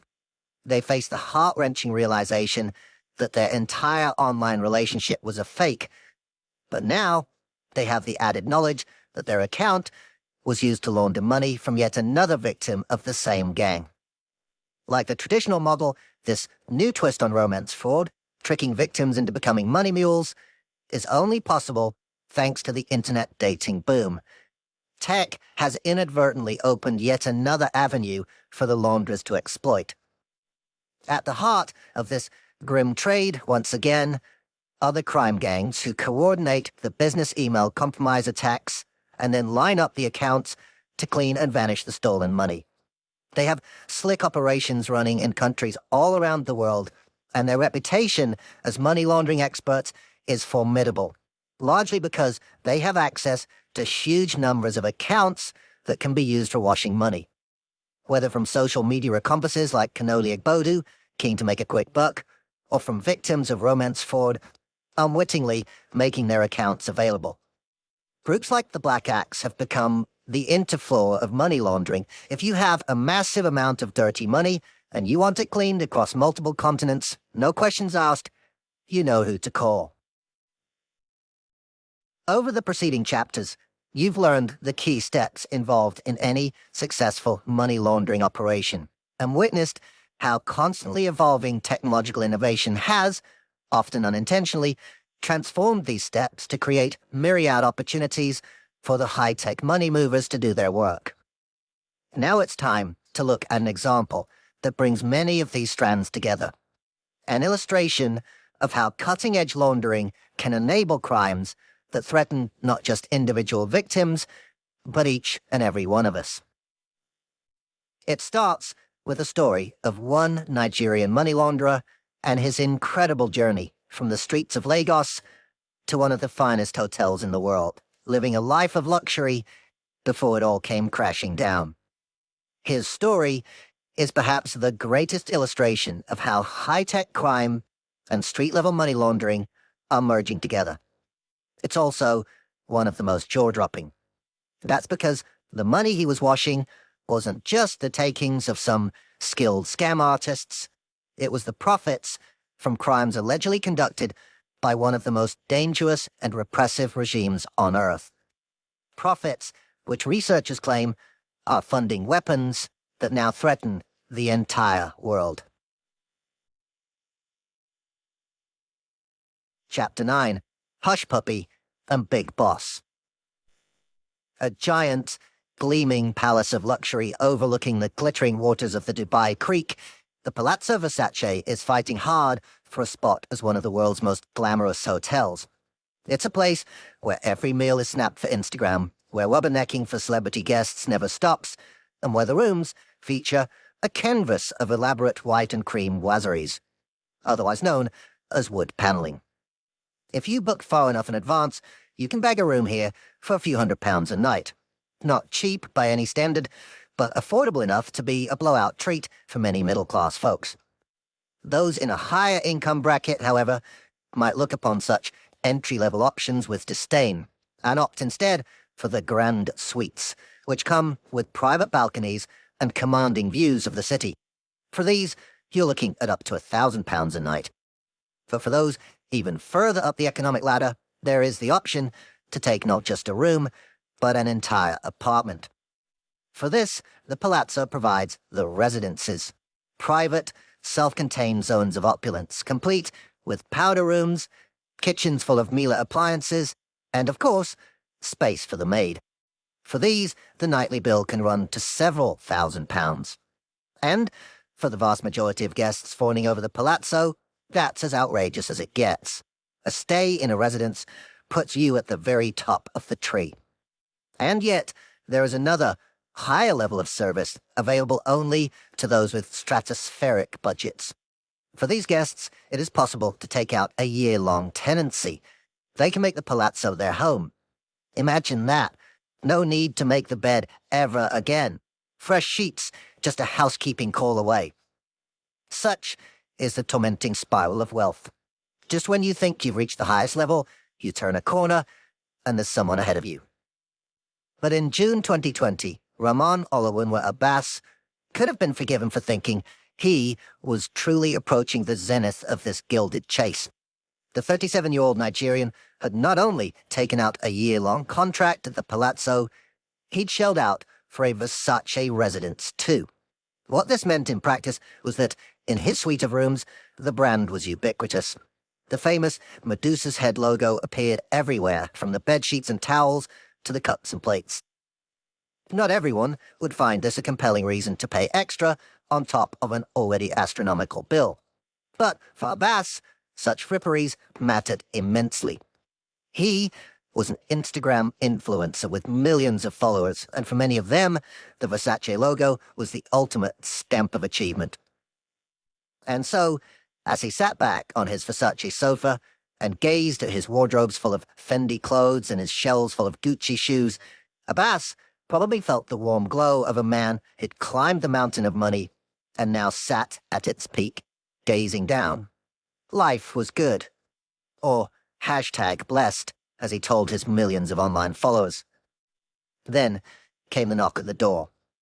Within minutes, a SWAT team of armed Dubai police officers wearing ski masks and body armor had burst inside. They swarmed through the residence, grabbing laptops and phones, photographing and bagging everything they found. Abbas stood, perplexed, in the middle of it all, his arms held behind his back by a black-clad police officer. On his face was the look of a man suddenly remembering all the bodies he climbed over to get to the top. This modern-day Icarus had indeed reached the zenith of his meteoric journey. He was now as close to the sun as he'd ever get.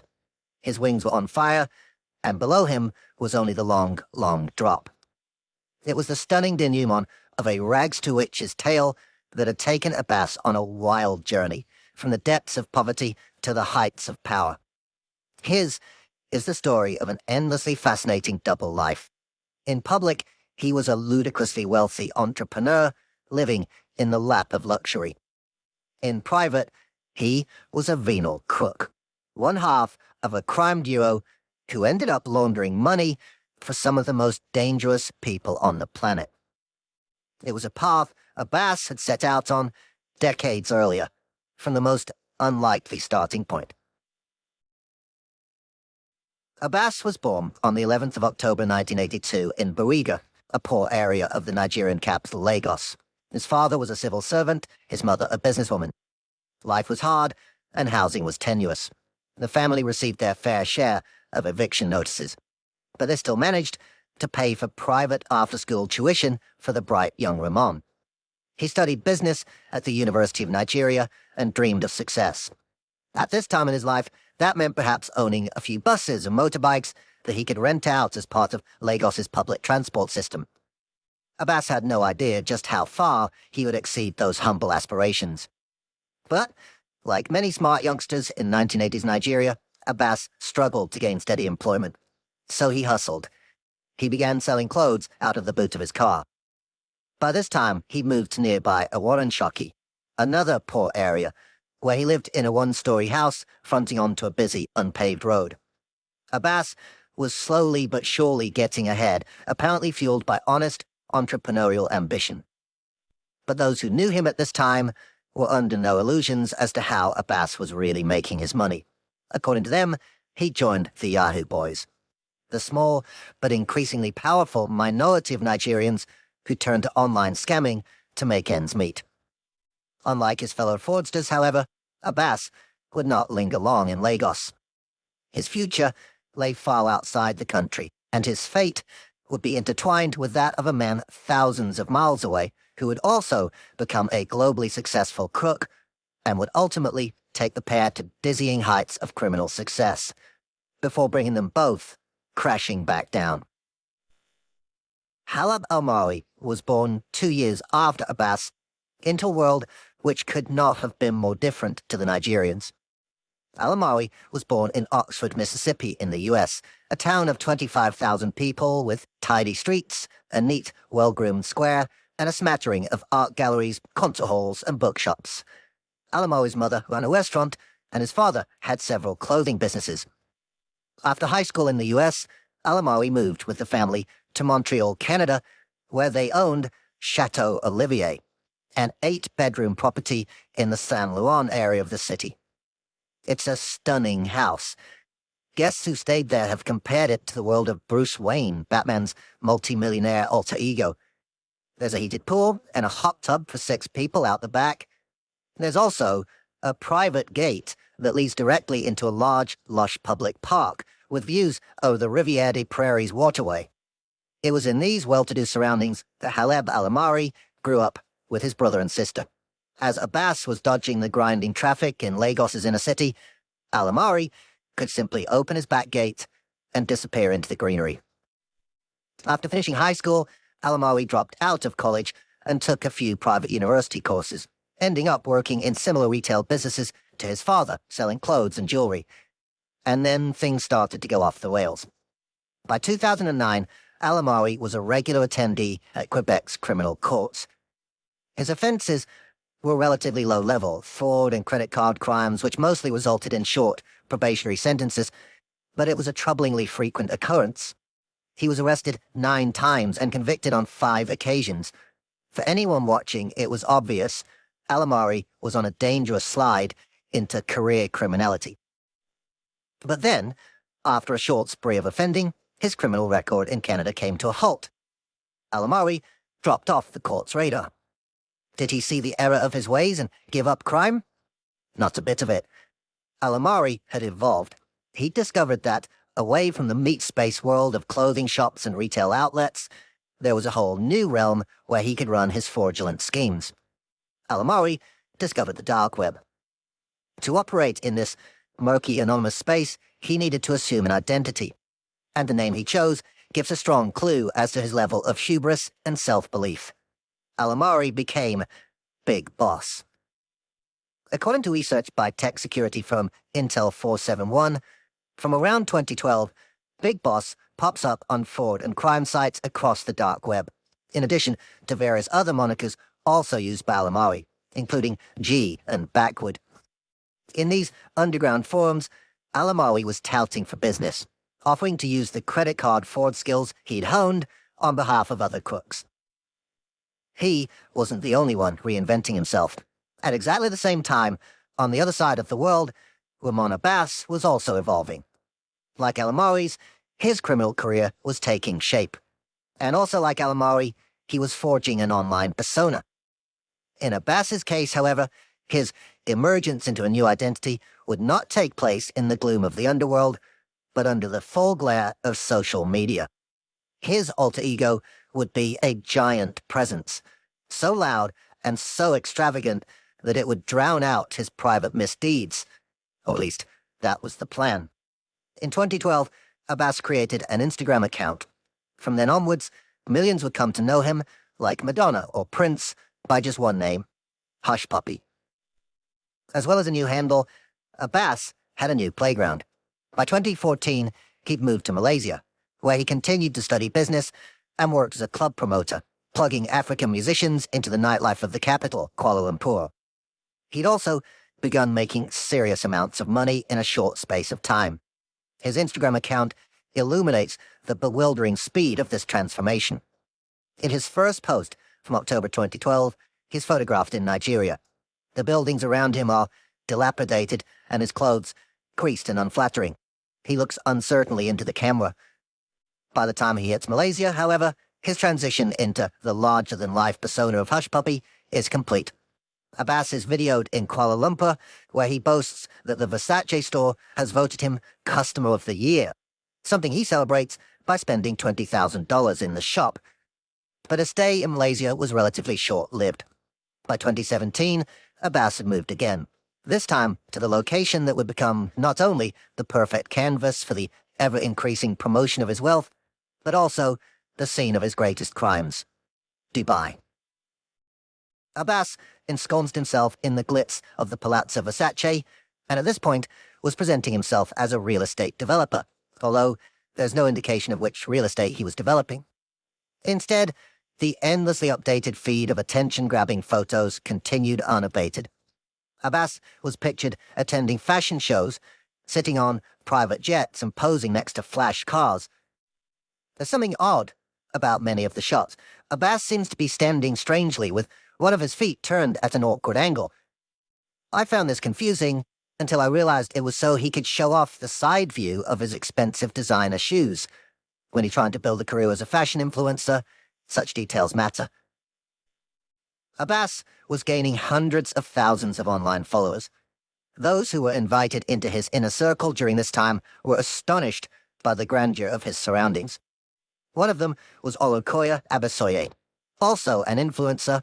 Online, he goes by the name Oye Mike, using apps like Instagram to promote his range of style and grooming products. He was nowhere near Abbas's level, but nonetheless, the two fellow Nigerians started chatting online, and fast became friends.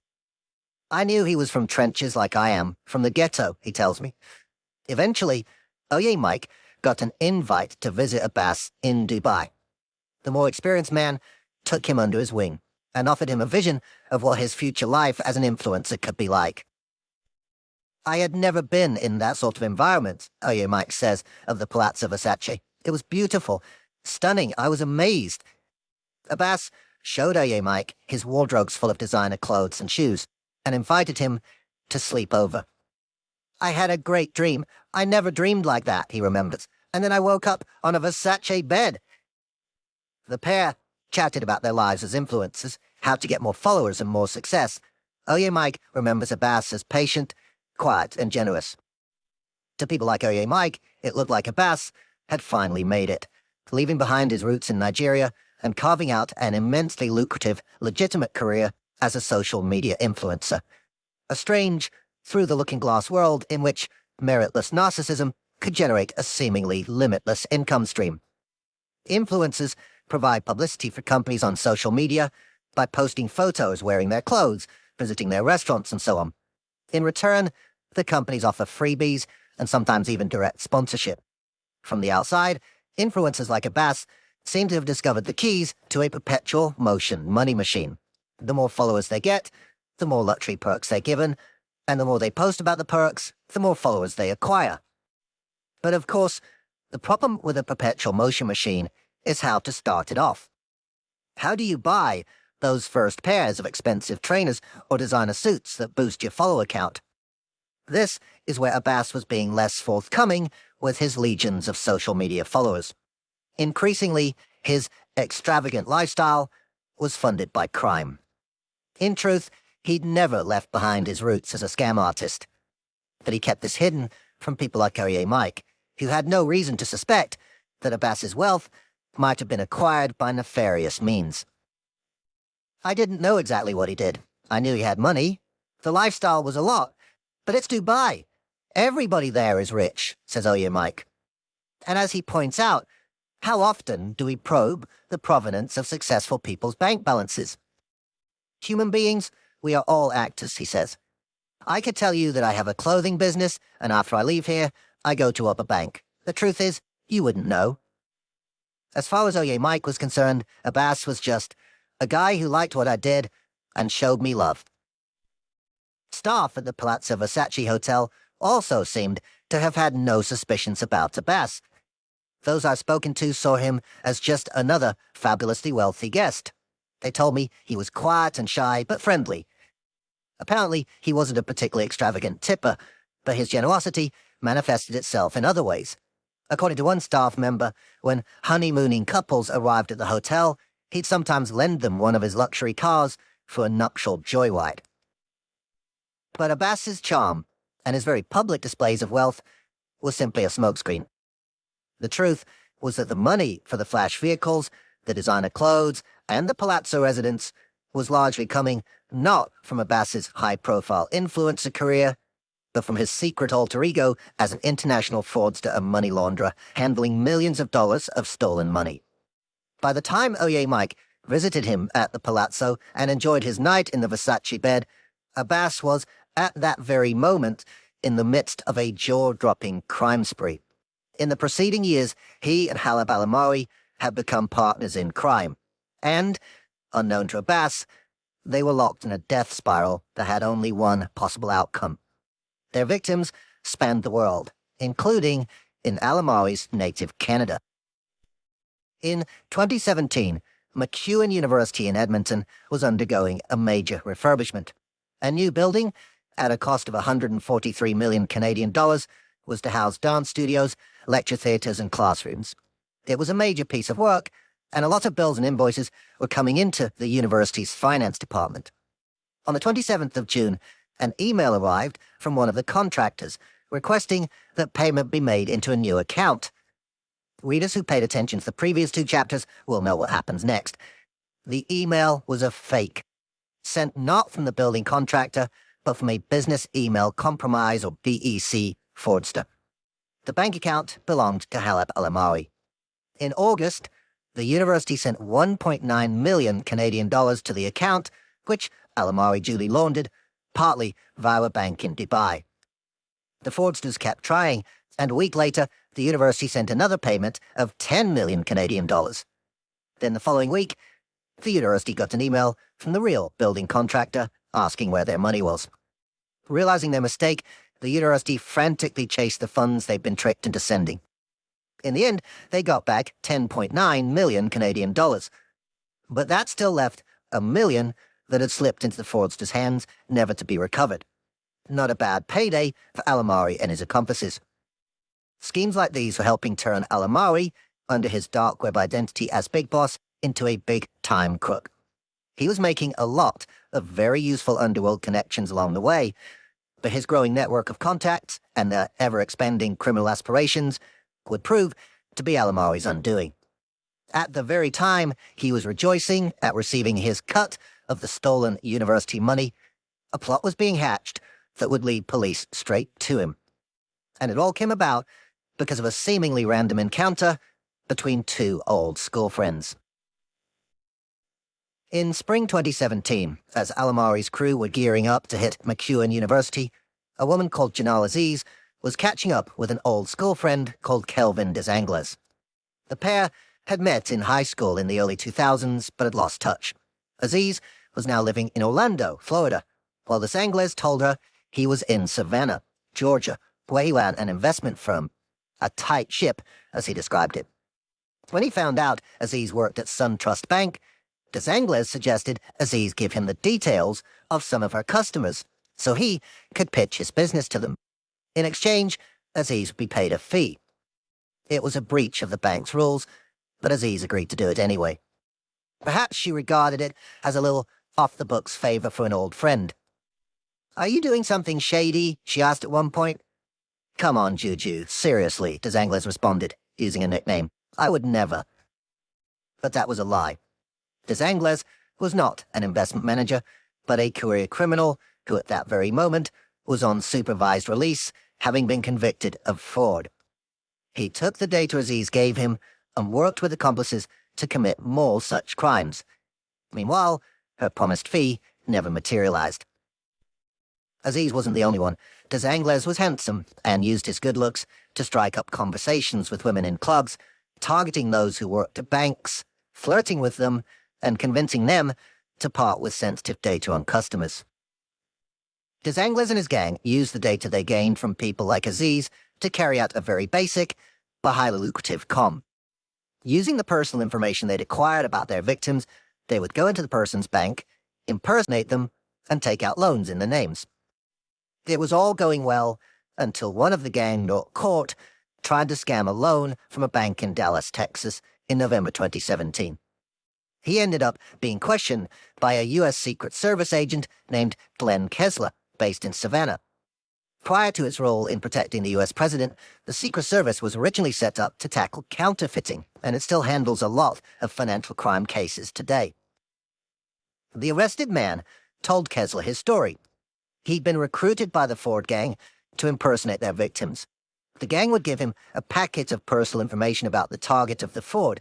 He'd have one night to memorize all the details, and then the next day would go into the bank and try to fool the staff into authorizing the loan.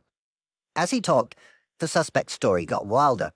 He told Kessler that the gang involves a global conspiracy of players, including a nation-state. Kessler was skeptical. It just seemed very far-fetched, he says. Nonetheless, the suspect agreed to cooperate with the U.S. Secret Service, which meant Kessler could put the gang under surveillance, tapping their phone calls and tailing them. Some turned out to be highly adept at evading surveillance. On one occasion, Kessler's colleagues tracked one of the suspects to a bar, where they planned to grab his glass to try to pull fingerprints and identify him. When he left the bar, they discovered he'd taken his glass with him. Clearly, this crew knew the tricks of the trade. But as they continued to monitor the group, the Secret Service gradually unpicked their inner workings. They discovered that much of the work was being controlled by someone who went by the nickname Aki, among others. The gang members described him as the logistics guy, the man who organized travel and accommodation for the identity thieves and checked up on them to make sure everything was running to plan. His messages were impatient and brusque. He clearly had his eye on the bottom line. "We need to get paid this time," he told them as they prepared for a forthcoming Ford. "'Cause, I'm already $6,000 in the hole from hotels and flights." A key task for the Georgia Secret Service office was now to identify the mysterious Aki, the man seemingly running the identity theft gang.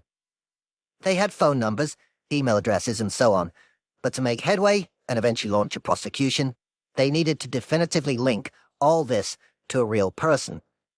And that wasn't going to be easy. Aki had been extremely careful to disguise his identity, almost always using online communications, never giving his real name, and using burner email addresses and phone numbers. His OPSEC was clearly top-notch. Then finally, after almost a year of working, the Secret Service got a breakthrough. Kessler's team discovered a single photo, a shot of a credit card taken by Oki and sent to one of his accomplices. Oki had made a slip-up. One of his fingers was visible in the shot. On the big screen, when you zoomed in, you could actually make out the ridges on his finger, recalls Kessler. They sent it to the forensics lab. Incredibly, the lab managed to pull a fingerprint from the photo. They compared it to the U.S. National Database and came up with a match. A single record of someone who'd been arrested as a juvenile for a minor offense in Mississippi years before. The name on the file was Halep Alamawi. It turned out the big boss behind Desangles's identity theft gang was Big Boss, Alamawi's alter ego. It didn't take the Secret Service long to trace Alamawi to his base in Canada. The Georgia agents realized this was a crime that went far beyond state lines and across international borders, so they called in the help of the service's newly formed Global Investigative Operations Center, which was under the leadership of Deputy Special Agent Matthew O'Neill. As O'Neill and Kessler dug into Alamawi's past, they realized this wasn't the first time he'd appeared on the Secret Service's radar. Way back in 2013, he'd come up in its investigation into a hack on the Bank of Muscat, which cost the target $39 million. But at that time, he was a relatively low-level player in the crime, and the investigators hadn't pursued him. Once you're on law enforcement's radar, however, it's hard to escape. We keep a Rolodex on who the bad guys are, says O'Neill. Alamawi had been placed on the Rolodex, and thanks to a single fingerprint, he was back in the picture and linked to a series of the Desangles gang's frauds. It was a great breakthrough for the investigators, but it presented a problem. Alamawi was in Canada. Applying to extradite into the U.S. was an option, but O'Neill was worried that would kibosh the chances of gaining valuable intelligence by keeping him under surveillance. We were thwarting a lot of crimes because we had a whole network of people that were getting the information as to where the targets or the targeted banks were. Alamawi was a significant player, says O'Neill. If we did the extradition route, he'd be taken offline. If you start taking people off the chessboard, so to speak, you would lose the ability to stop those attacks. In other words, O'Neill faced a similar dilemma to that of Inspector Roger Smethurst, the Greater Manchester police officer who investigated the Dinn family in Bury. Take action to shut things down, or let the suspect keep going in the hope of future wins. Ultimately, O'Neill and his team took the latter option. For now, they would sit and watch Alamawi, waiting for their chance. Never, in their wildest dreams, could they have predicted what was going to happen next, though. Big Boss had become a key money laundering accomplice in a giant global cybercrime campaign, emanating from one of the most dangerous countries in the world. On Saturday, the 11th of August 2018, hundreds of people across the globe, from the US to the UK to Turkey and Japan, set out on a secret mission. In their pockets, they carried stacks of ATM cards. Their task was simple. They were to take the cards to a cash point, pull out as much money as they could, walk to another cash point, repeat the exercise, and keep going. At the end of the day, these money mules would hand over whatever cash they'd gained to their handlers, who would pay them a fee for their work. The ATM cards they carried did not belong to them, but had been issued to them by those running the scheme. The money they were extracting was the proceeds of crime. The mules were helping to launder the profits from a carefully orchestrated hacking attack that had been months in the planning. Using these tactics, in just over 2 hours, the thieves made the ATMs spew out millions of dollars in stolen funds. In the tech security world, it's known as jackpotting, because pulling out cash from ATM after ATM feels a lot like winning big at a casino. Meanwhile, urgent messages have been arriving at a bank in India called Cosmos Cooperative Bank. It's one of the oldest and largest co-op banks in the country. Such institutions were originally set up to serve India's agricultural sector and were envisioned as credit unions for localized finance. But over time, banks like Cosmos became mainstream entities, sitting on billions of dollars of customer deposits, a juicy target for hackers. The urgent messages Cosmos was receiving were from Visa, the global payments company, and they were deeply worrying. Visa was seeing a flood of ATM withdrawals being made simultaneously around the world, all using Cosmos Co-op bank cards. It was far in excess of normal levels. Even though Cosmos could find no record of suspicious transactions, it finally opted to shut down its ATM systems. As the dust settled and Visa did more digging, the true scale of the incident came to light. A network of money mules in 28 different countries had stolen $16.3 million in 12,000 withdrawals. It was all done in 2 hours 13 minutes. Because the withdrawals were made using Cosmos cards, Cosmos had to reimburse the ATMs for the transactions. The bank was left reeling. They were all shattered. They didn't know how to respond, says Inspector General Burjesh Singh, who headed up the cybercrime unit in Maharashtra state, in which Cosmos is headquartered. Singh was pulled in to investigate and soon discovered how the hackers had initially penetrated the bank. They'd sent phishing emails to employees claiming they'd won a prize. But when they clicked on the link or opened the attachment, their reward was a virus, which secretly implanted itself on the employee's machine, giving the hackers access. From there, the attackers had scrawled their way through the bank's networks until they reached the software that controlled ATM withdrawals. They worked out how to seize control of the software, and so had the power to authorize any cash point withdrawal made using a Cosmos bank card anywhere in the world, regardless of how much money was in the account attached to the card. But before they could use this extraordinary power to steal money, they needed two things: a stash of Cosmos Bank ATM cards and a network of people to take them to cash points. And that's what led them to Haleb Alamawi. By this point, under his pseudonym Big Boss, Alamawi had become a significant player in the underworld of financial crime. Thanks to his work with the Dzanglas gang and the BEC attack on McEwen University, word of his abilities was spreading fast through dark web channels. When the hackers who'd penetrated Cosmos Bank needed assistance with cards and money mules to launder the profits from their immense heist, they turned to Big Boss for help with the North American end of the operation. In the lead-up, Alamawi started getting messages on WhatsApp and Telegram from someone who went by the pseudonym Sweet, asking for assistance. Sweet had first contacted Haleb several years earlier, in 2013, and they'd pulled off a few jobs together. Sweet was now working with the Cosmos Bank hackers, and would be Alamawi's contact as they formed a plan to exploit their access and hit the ATMs. The first task for the hackers was to get hold of a stack of functioning Cosmos Bank cards with which to make the withdrawals. For this, Sweet and his colleagues worked with accomplices like Alamawi to create cloned cards. They took a bunch of loyalty cards, the kind you get from shops and businesses. They're the same size as credit cards and have a black magnetic stripe on the back. They used a special machine to wipe the loyalty data off the card, the same kind of machine hotels use to encode your room key card. You can buy one online for a few £100s. They then took the account details of 450 genuine Cosmos Bank customers, which Sweet and his team had gained as a result of their hack on the bank, and encoded that account information onto the blank loyalty cards using the machine. Hey presto, they had a stack of hundreds of duplicate ATM cards linked to real accounts.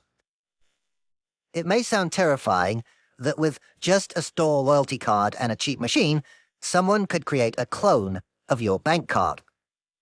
However, you can be reassured by considering the problems any criminal would have when they try to use such a clone.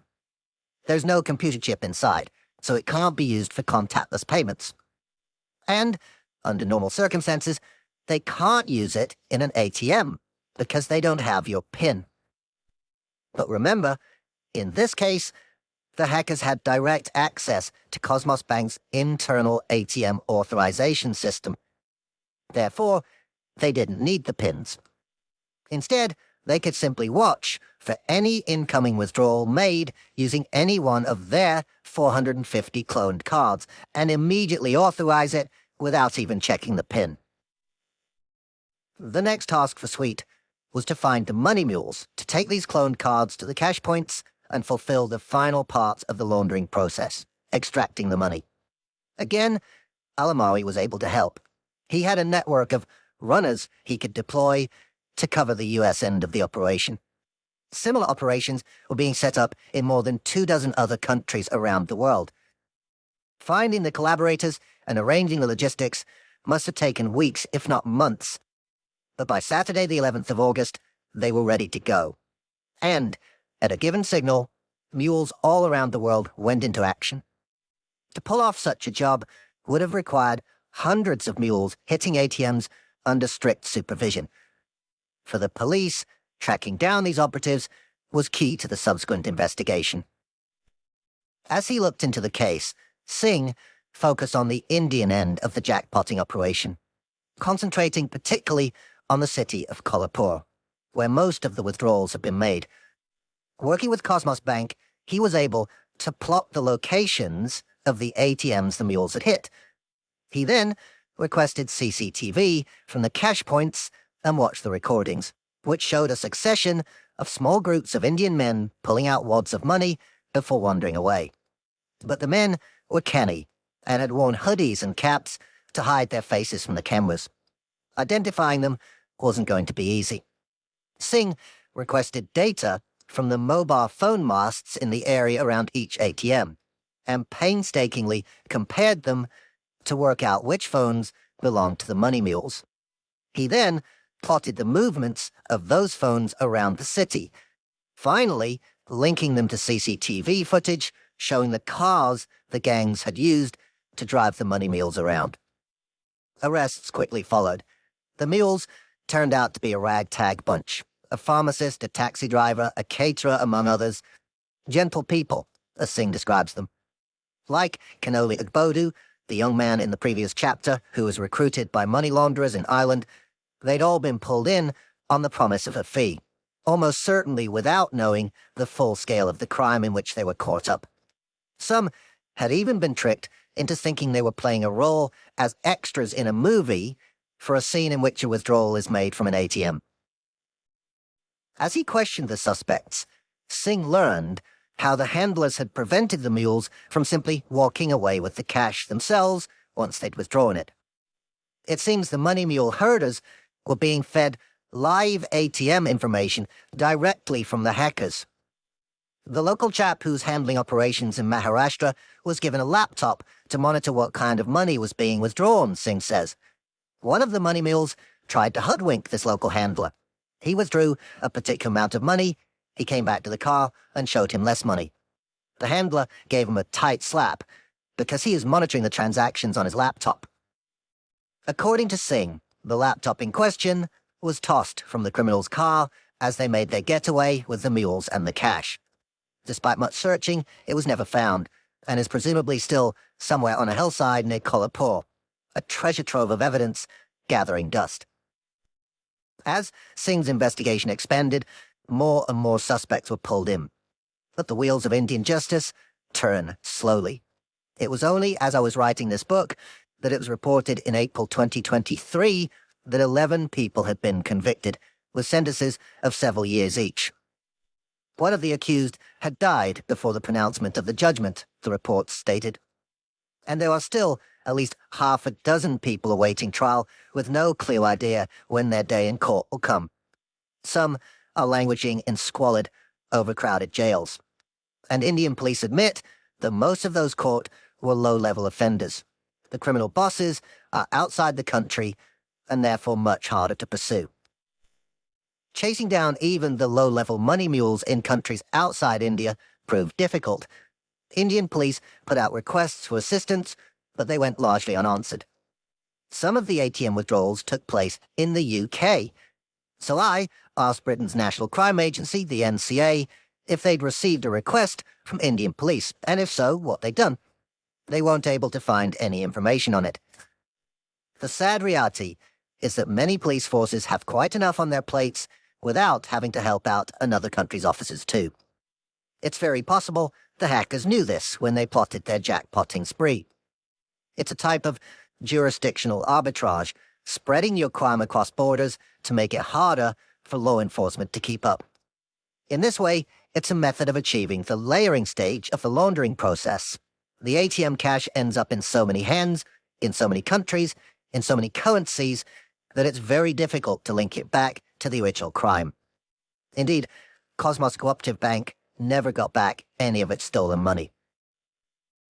In North America, it was Alamari, under his pseudonym Big Boss, who played the key role in extracting and laundering the loot. And he'd clearly impressed Sweet, the hacker who'd got in touch via WhatsApp and Telegram to request his help. Within a couple of months, Sweet and his gang got back in contact to loop Alamari in on another job. The same MO, but a different target. This time, it was Bank Islami, a Pakistan-based institution. On the 27th of October, they hit it with a similar ATM hack, pulling out $6.1 million worldwide. By this point, the exchanges between Alamari and Sweet had moved beyond mere texts. Occasionally, they would talk directly via WhatsApp or Telegram, albeit with their webcams switched off. Alamari noticed Sweet's strange accent, but couldn't place it. One thing was for sure, though. From the hints Sweet gave away in his chats, he was in a country considered hostile by the US. In fact, Sweet's homeland was not just an adversary of the US, but its sworn enemy, North Korea. Sweet's real name is believed to be Kim Il, and according to the US government, he's a key member of a state-led computer hacking team known as the Lazarus Group. The fact that North Korea has government hackers shouldn't come as a surprise to anyone. Most nations now employ cyber teams. The difference, according to investigators, is that as well as hacking for information advantage and espionage, North Korea's teams hack for cash. Thanks to its belligerent pursuit of nuclear weapons and missile technology, North Korea is now subject to rigid sanctions, which effectively isolate it from international trade and finance. According to researchers in the US, the United Nations, and various tech security firms, part of North Korea's solution to this economic straitjacket has been to use its government hackers to simply steal money.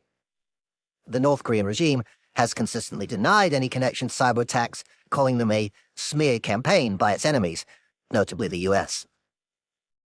According to the American authorities, Kim Il and his Lazarus Group accomplices were responsible for, among many other cyber attacks, the hack on Bank Islami and another incident in 2018, when ATMs were jackpotted in 24 different countries, which is widely believed to be a reference to the raid on Cosmos Co-op Bank in India.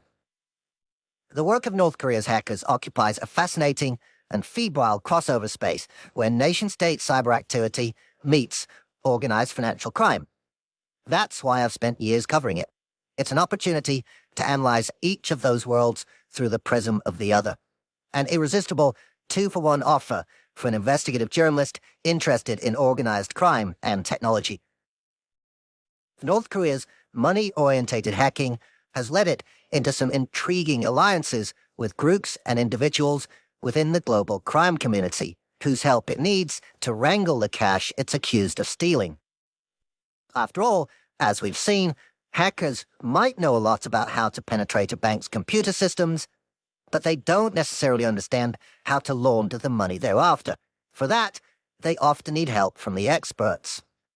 And if that laundering requires deploying a network of street-level money mules in countries around the world, then North Korea's hackers are definitely going to need on-the-ground assistance from local accomplices, because many countries are cagey about allowing North Korean passport holders in. All of this is exactly why Kim Il reached out to Haleb Alamari, using his hacker nickname Sweet to disguise his North Korean identity. The Canadian launderer had done good work for his mysterious hacker buddies so far, and now they needed his help for another job. This time, however, it would be something quite different. The North Koreans were being forced to switch tactics. US law enforcement had been watching their ATM hacking games and started applying subtle pressure to derail them. That pressure would force the North Koreans to adopt new technological methods for stealing and washing the funds, which in turn would bring Ramon Abbas, aka Hush Puppy, into the game. Ever since they cracked the Desangles gang in 2017, the US Secret Service have been keeping tabs on Khaled al-Amari from south of the border, watching closely as he and other launderers deployed their money mule networks for the jackpot operations that stole millions from Cosmos and Bank Islami in ATM raids. It was a superb intelligence position for US law enforcement. They could find out about the heists before they happened and alert the card companies and financial institutions to avert disaster. As a result, the Lazarus Group and others were finding it harder and harder to make the ATM jobs work. In the wake of the Cosmos heist, at least 9 other similar attacks were organized by Sweet and his colleagues, most of which were never publicly reported, but many of which were disrupted thanks to US intervention. They had to switch tactics because we were doing a really good job at squashing all their attempts, says Secret Service financial forensic analyst Christine Pelluin, a colleague of Matt O'Neill's in the service's Global Investigative Operations Center. In early 2019, the Lazarus Group broke in to yet another target, the Bank of Valletta, one of the key financial institutions on the Mediterranean islands of Malta. Again, they used phishing emails to get inside, making them look like important messages from the French Financial Markets Authority. Once inside the bank's networks, one option was to try the same trick they'd attempted at Cosmos and Bank Islami: hijack its ATM systems and make cash points spit out money. But with ATM attacks increasingly being foiled by the work of agencies like the Secret Service, the hackers decided to switch tack. They went back to an approach they'd used before, when they broke into the National Bank of Bangladesh in 2016. In that attack, the Lazarus Group targeted the bank's SWIFT system, the software used to make transfers between financial institutions. In some ways, it's much neater than a cash point attack, because you don't have to marshal gangs of accomplices around the world, who in turn have to control groups of money mules withdrawing stacks of cash hundreds at a time. Instead, using SWIFT, the hackers can steal money by simply transferring it digitally, millions at a time, to a recipient account. But therein lies the rub. To whose account are you going to transfer it? The crooks can't exactly wire it directly to any North Korea-linked accounts, as that will give the game away as to who's behind the hack. Instead, they need to wash it through multiple accounts before extracting their profits, just like the business email compromise launderers. But whereas the BEC gangs are often stealing tens of thousands, the Lazarus Group bank hackers are targeting banks holding many millions. Stealing large amounts via SWIFT is a serious challenge, because there's far more potential scrutiny around such giant transfers. Any movement of money between accounts leaves a trail, and that can potentially be used to stop or reverse transactions. Getting the layering stage right is a real headache. Famously, in the Bangladesh heist, the Lazarus Group are suspected of trying to steal almost $1 billion, but in fact, only gained $81 million, partly because they struggled to line up recipient accounts through which to launder the SWIFT transfers. In the Bank of Valletta job, they naturally wanted to guard against such slip-ups. They needed help. And so, once again, Sweet dialed up Al-Amari.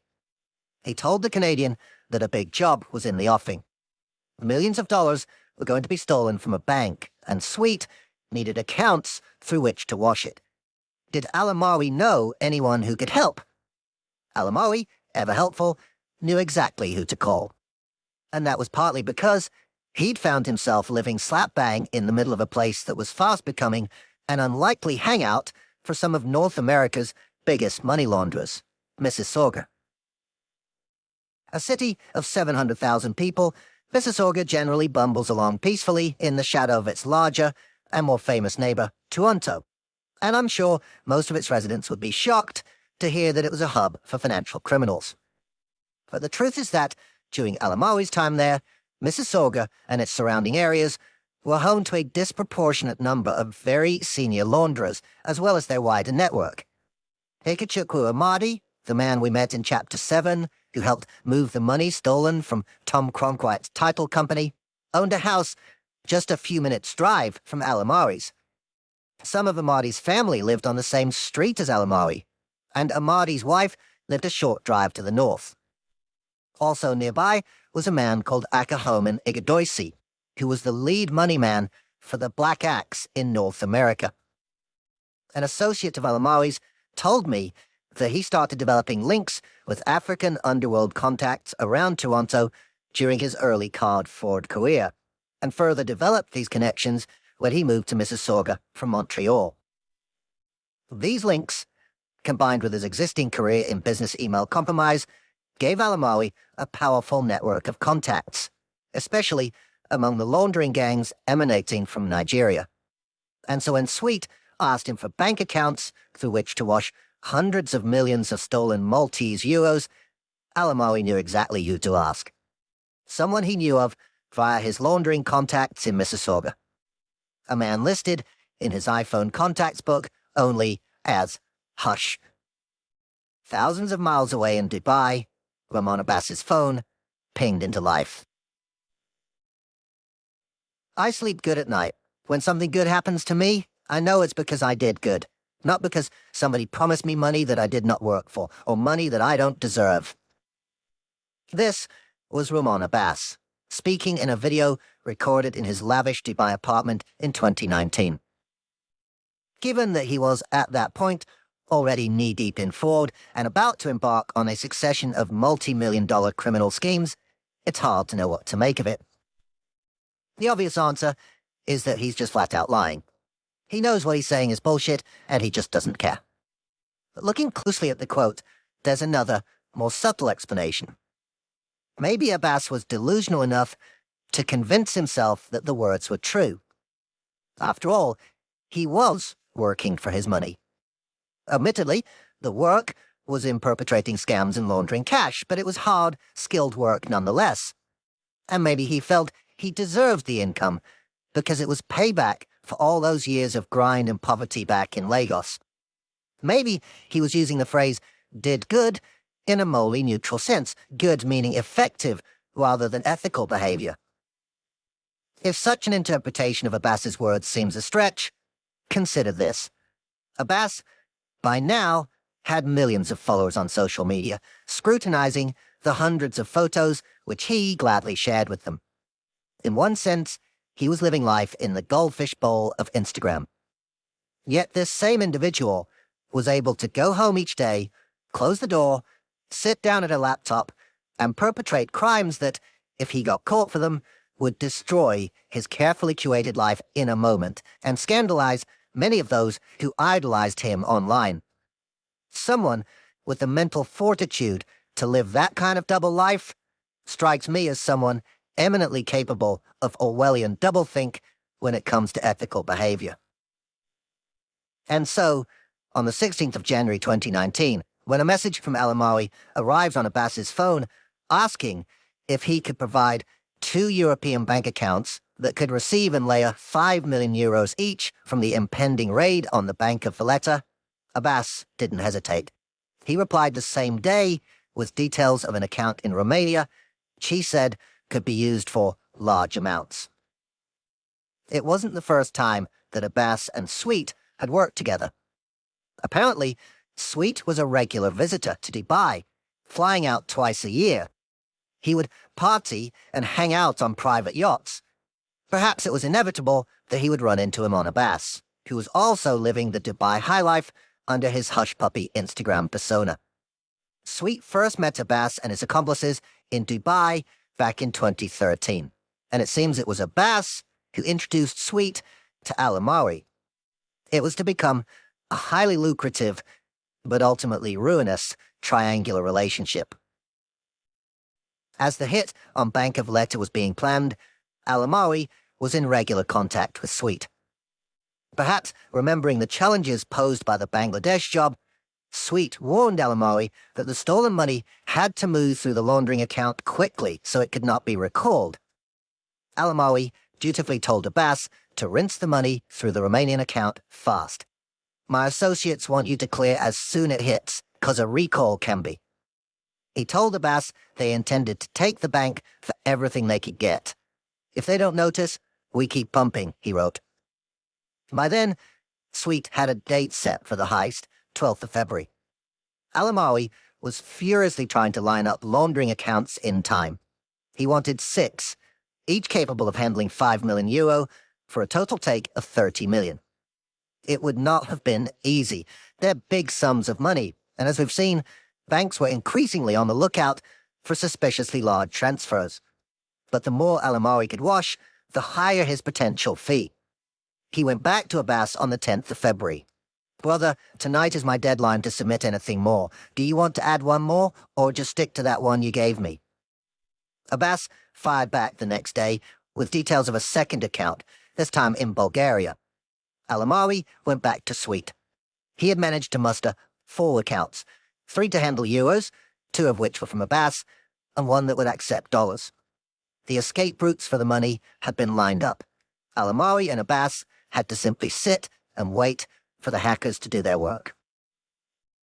Sure enough, on Tuesday the 12th of February 2019, shopkeepers in Malta started experiencing problems taking card payments with the machines issued by Bank of Valletta.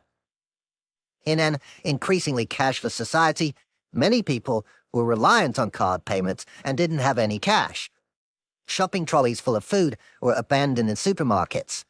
Then, Bank of Valletta's customers' cards stopped working. And when they phoned the bank to complain, they couldn't get through. The bank's systems were grinding to a halt. The hackers' viruses had accessed its networks and pulled out money via SWIFT transfers, but they were inadvertently causing financial chaos as a result. Meanwhile, Alamawi had good news for Abbas. Texting, "Wire was completed. We did it. €500,000. Should be on your side by now." It was nowhere near the €5 million they were planning for, but the hack wasn't over yet. Alamawi texted, "Brother, we still have access, and they didn't realize. We're gonna shoot again tomorrow, AM." But by the next day, the bank had discovered the hack. "Today they noticed and pressed a recall on it," Alamawi wrote, and then sent Abbas a screenshot of an online article, writing, "Look, it hit the news." Abbas's reply was brusque. "Damn." "Too bad they caught on, or it would have been a nice payout," wrote Alamawi. Clearly, the money laundering bureau were disappointed with their take from the hack. Somewhere in the midst of the cybercrime, things had fallen apart, at least as far as Alamawi and Abbas were concerned. But they weren't seeing the full picture. It seems they weren't the only collaborators Sweet and his pals were working with. The hackers have been sending stolen Bank of Valletta money to other launderers too, including in the UK. And 1 year after the hack, events would give a fascinating insight into the street-level laundering tactics the hackers' accomplices used to wash the cash. In January 2020, the UK's National Crime Agency arrested 6 people in London and Belfast in an investigation named Operation Weldment. The agency said the arrests were linked to a cyber heist on a bank in Malta in February 2019, in which €13 million was targeted. Clearly, the NCA was mopping up the UK end of the Bank of Valletta hack. The NCA claimed that £800,000 of the stolen money was transferred to bank accounts in the UK. Thanks to the bank's efforts to stop the attack, some of that money had been blocked before it could be withdrawn. But the hackers' accomplices had managed to pull out £340,000 of it, some via cash withdrawals, some via card transactions. They included payments to high-end stores such as Harrods and Selfridges in London, around £110,000 spent on Rolex watches at a store in London, and payments for a Jaguar and Audi A5 from a car dealership, the NCA claimed. In other words, the money had been successfully withdrawn and integrated. It's no surprise that those in the UK laundering the stolen money should spend it in this way.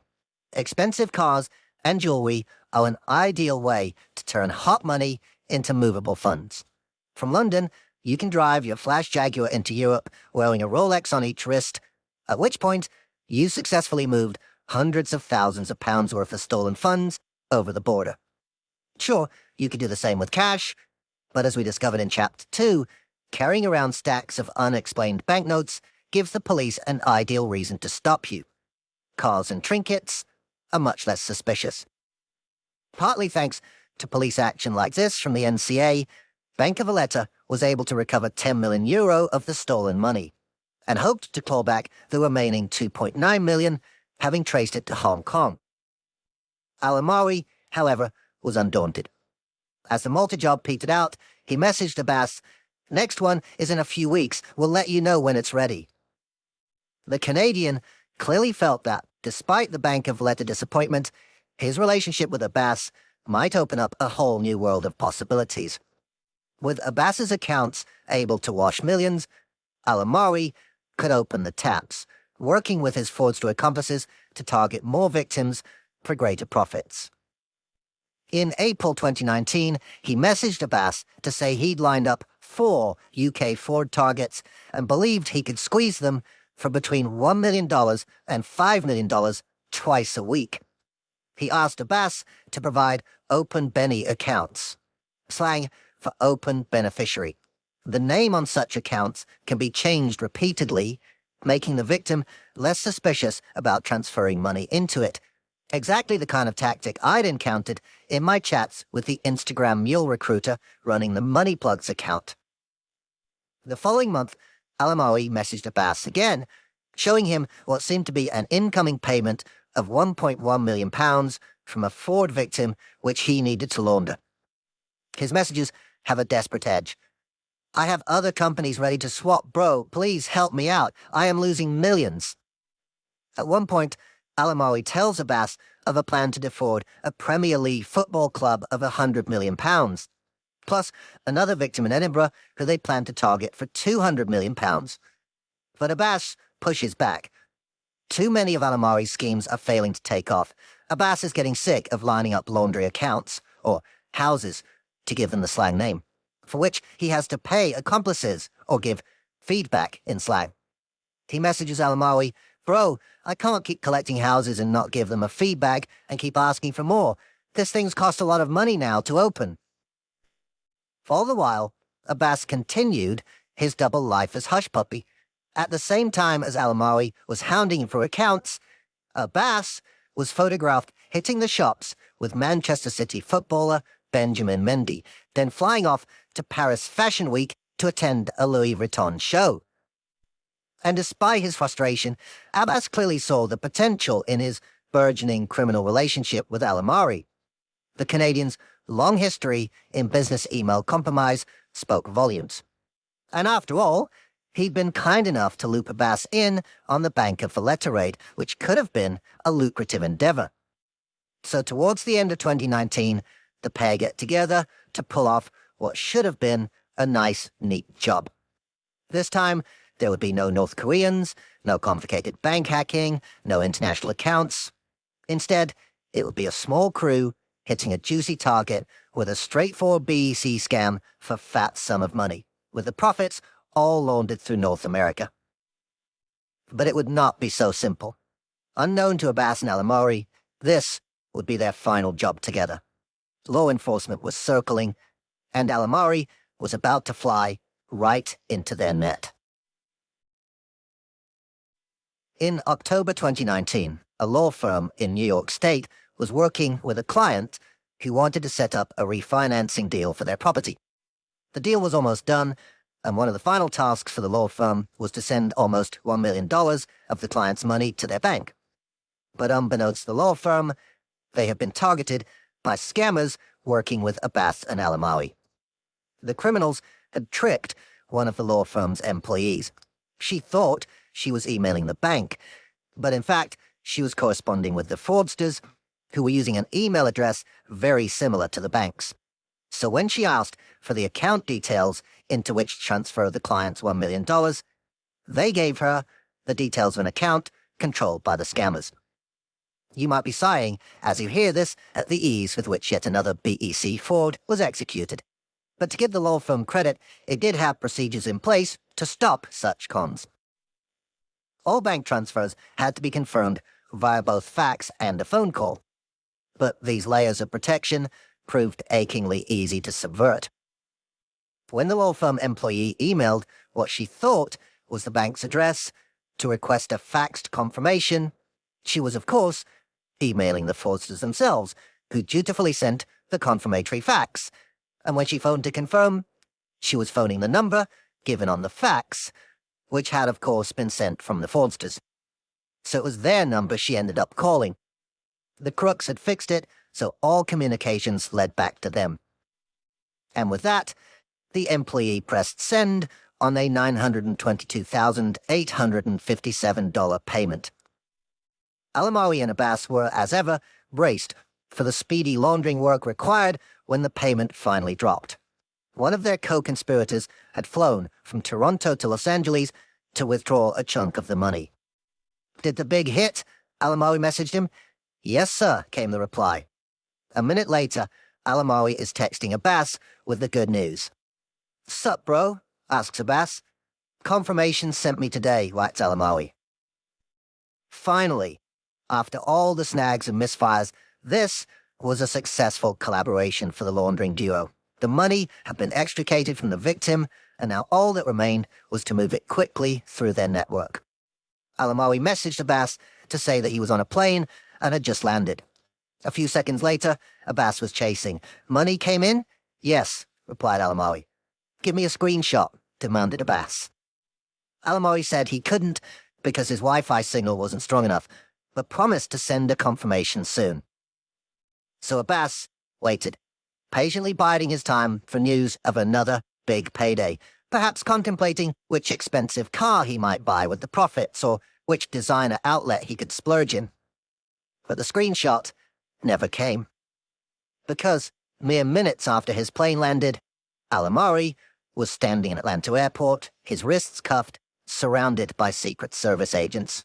The agency's years-long waiting game had come to an end, and Alamawi's laundering past had caught up with him. Ever since they'd first exposed Alamawi as the real face of Oki back in 2017, the Secret Service had been painstakingly tracking his movements, trying to build up a picture of their suspect. They ended up knowing a lot about the ins and outs of his life, his wife, his kids, his business ventures, both legitimate and illegal. The service was hunting for a way to get him onto U.S. soil so they could make an arrest. One option that's sometimes used is to lure a suspect to America on some very plausible or irresistible pretense, like the fake wedding ruse that undercover U.S. Customs agent Bob Mazur plotted in Chapter 1. But that's only allowed in cases where the suspect isn't in a country from whence the U.S. can extradite them. After all, if you can legally drag someone to the U.S., what's the justification for using subterfuge? But the Secret Service had decided not to extradite Alamawi from Canada because they wanted to convince him to collaborate. They feared extradition would take so long he would lose his underworld connections and therefore be useless as a covert source. So the Secret Service team, including agents Glenn Kessler and Matt O'Neill and financial analyst Christine Pelluin, had to think outside the box. This is where their insight into his lifestyle came in handy. They knew he generally took a holiday in the Bahamas a couple of times a year, staying at the lush Atlantis resort. If they could work with the Bahamian authorities, maybe they could seize Alamawi when he arrived there. Shortly after starting negotiations with the country's law enforcement, the team discovered something helpful. The Canadian was planning a Bahamian break around his birthday at the end of 2019.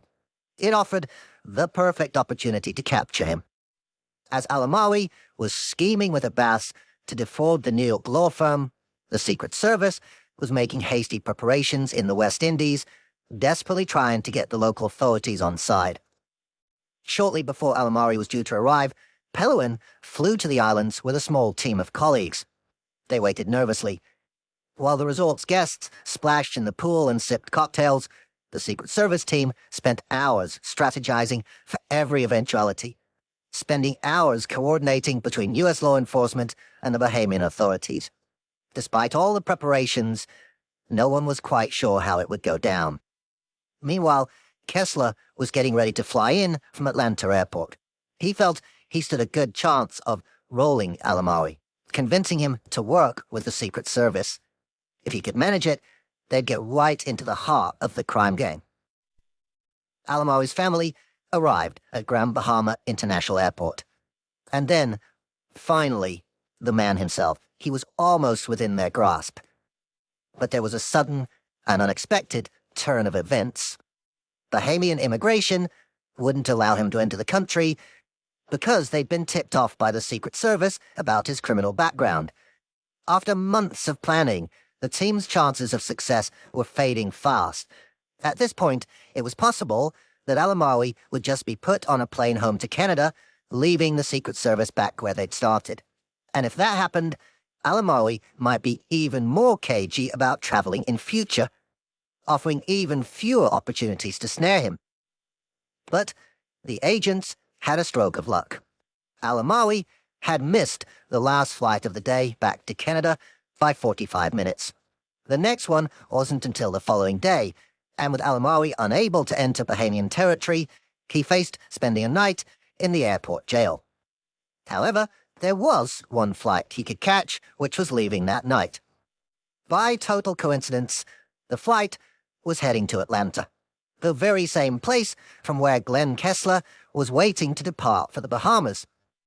Alamawi had friends in Atlanta, so he booked himself a seat, inadvertently buying himself a one-way ticket straight into the hands of U.S. law enforcement. Peluin and her colleagues scrambled to get seats on the same flight, while also making hurried calls to Kessler in Atlanta, telling him to stay put. As she made her way through the airport, Peluin finally came face-to-face with the man they'd spent years tracking. She'd accumulated immensely detailed knowledge about his life. He, of course, didn't even know who she was, but as she passed him, Peluin struggled to contain herself. It was amazing walking by him in the airport, she remembers. I was holding my breath, not able to make eye contact with him. If I had, I wouldn't have been able not to smile, like, finally. Peluin and her colleagues sat nervously a few seats away from Alamawi during the 2-hour flight to Atlanta. When he crossed the airport threshold, he was immediately placed in handcuffs. His phone was confiscated, and he was guided to an interview room where Kessler was waiting. But the meeting did not go the way Kessler expected. I showed him my entire PowerPoint presentation that I had shown to the United States Attorney's Office, all the evidence linking him to a variety of international cybercrimes. I offered him the opportunity to go to work for the Secret Service immediately. Even after this entire presentation, he looks at me, and he leans back in his chair and says, "It's been a very long day. I need you to put me up at the Ritz-Carlton tonight in Atlanta. Then you come by at 10 o'clock tomorrow morning, and then you and I can discuss what's going to happen to me and how I'm going to help you out." It seems, even in this dire situation, Alamawi still felt he was the big boss. Kessler had news for him. I just started laughing and said, "You don't understand. I'm about to throw you in the Atlanta City jail with some of the worst criminals on the planet." Putting Alamawi into such an institution might seem a satisfying conclusion given his extensive criminal career, but it also presented Kessler with some problems. The agent wanted to push ahead with his plan to roll Alamawi. He says that by this time, Alamawi had long known that Sweet was actually a front for North Korea's hackers, but had kept working with him anyway. Kessler now wanted to exploit that connection, keeping Alamawi in contact with the mysterious Sweet so he could try to glean more about the shadowy hackers and where they might strike next. So once Alamawi was in prison, Kessler gave him a laptop and set him to work. But by this point, Alamawi had been offline for several days. It seemed Sweet had grown suspicious. He hit Alamawi with a canny request. He wanted Alamawi to turn on his webcam to check his location. Clearly, if Alamawi revealed his Cohen home, a cell in an Atlanta jail, it would be game over for their collaboration. So Kessler got hold of furniture, pictures and plants and turned an empty office in the jail into a convincing-looking apartment from where Alamari could work. Every time Sweet requested webcam footage, the agents would have to leave the room while Alamari gave the North Koreans a virtual tour. Despite these considerable efforts, Kessler says they never managed to truly roll Alamari. They got valuable info, but most of it was historical, and not the live feed of real-time data so vital in derailing crimes before they happen. It seemed the hiatus in communication after Alamari's arrest had spooked the North Koreans, and they weren't alone. Rumors of Alamari's capture had spread quickly among his accomplices. They must now have realized that their activities were being closely watched by U.S. law enforcement. Abbas should have been particularly wary. Officers had analyzed Alamari's iPhone and quickly discovered a contact stored under the name Hush, short for Hush Puppy, and a Snapchat contact called the Billionaire Gucci Master. The FBI had already been working closely with the Secret Service and were well aware of Abbas's interactions with him. And they didn't have to look very hard to work out who Hush Puppy was and where he was living. One glance at Instagram would have told them everything they needed to know. According to Kessler, the Secret Service flew to Dubai and began briefing law enforcement on what they knew about Abbas thanks to Alamari's arrest. The net was closing in on Hush Puppy. But if Abbas was worried by the sudden disappearance of his close collaborator, he didn't show it on social media. A couple of weeks after Alamari's arrest, he updated his Instagram. "Tell the pilot get the chopper ready to take me to the Abu Dhabi F1 Grand Prix. My driver already waiting with my Rolls Royce and some bad bitches in my Ferrari too. Hashtag Abu Dhabi Grand Prix, hashtag Dubai." In fact, far from pulling his neck in, Abbas was about to perpetrate one of his most brazen scams yet, an extraordinary long con which would net him hundreds of thousands of dollars. In December 2019, Abbas began working with a fellow scam artist in Kenya who'd hit upon a scheme to defraud huge amounts of money out of an unsuspecting victim. The target in this case was a Qatari businessman seeking a $15 million loan for an international school. Abbas joined the fraud gang, and perhaps thanks to his wealth of experience, he was given a key role. Abbas was to play the part of Malik, pretending to be an employee of Wells Fargo Bank in the U.S. and offering to help the Qatari businessman open an account into which the $15 million loan would be paid. Malik, a.k.a. Abbas, told the businessman that in order to set up the account, he would have to transfer $330,000 to cover various costs. What Abbas and his accomplices were now doing was simply a vastly larger-scale twist on the basic advance fee scams covered in Chapter 7, tricking the victim into paying a little money now with the promise of big money later. Remarkably, it worked. On the 26th of December, the Qatari businessman sent the funds. What happened next was, even by Abbas's standards, a jaw-dropping piece of money laundering bravado. Somehow, he managed to convince the victim to send $230,000 of the money directly to the account of a luxury watch seller. The seller used it as payment for a Richard Mille RM1103 watch. Abbas then had one of his accomplices courier the watch back to him in Dubai. A week later, he's posting photos of himself wearing it on his Instagram account. It's an echo of the integration tactics used by those who laundered the Bank of Valletta money in the UK. When you need to move hundreds of thousands around the world, using a fabulously expensive watch looks a lot less fishy than a thick bundle of banknotes. Any good con artist will tell you, once you've got your hooks into a victim, you don't let go. Even after this audacious theft, Abbas and his accomplices went back to the Qatari and convinced him that in order to release the $15 million loan, he needed to pay a further $300,000 in Kenya to cover taxes. The following month, March 2020, Abbas managed to trick the man into sending yet another $180,000. This was all happening at the same time he was welcoming Oye Mike into his Dubai home, giving his fellow influencer advice and telling of how success depended on working hard on his brand and his social media presence. And yet, even while saying those words, Abbas knew it was all a lie. Every time he looked down at the gleaming watch on his wrist, the ugly truth shone back up at him. In hindsight, Hush Puppy's last Instagram post is poignant in lots of ways. May success and prosperity not be a once-upon-a-time story in your life. Thank you, Lord, for the many blessings in my life. Continue to shame those waiting for me to be shamed, it reads.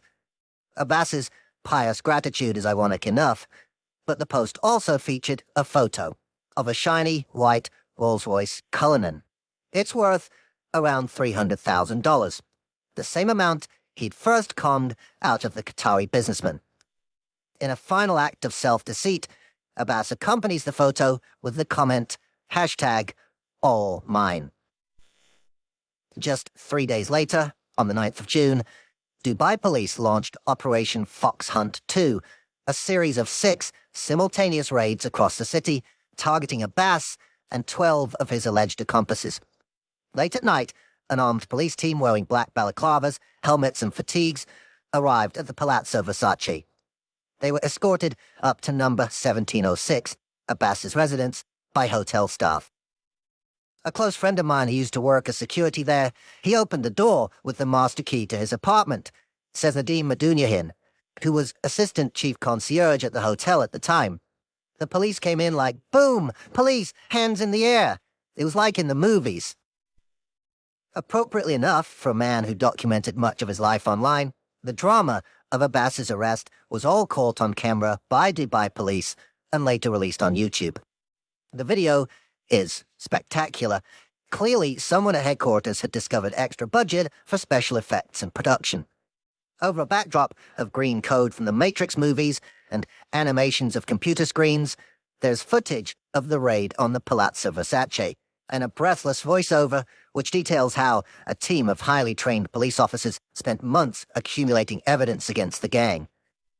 The video ends with a Fast and Furious movie-style tracking shot of the vehicles they seized, including a brand-new white Rolls-Royce Cullinan. 3 weeks later, Abbas arrived in the US to face charges.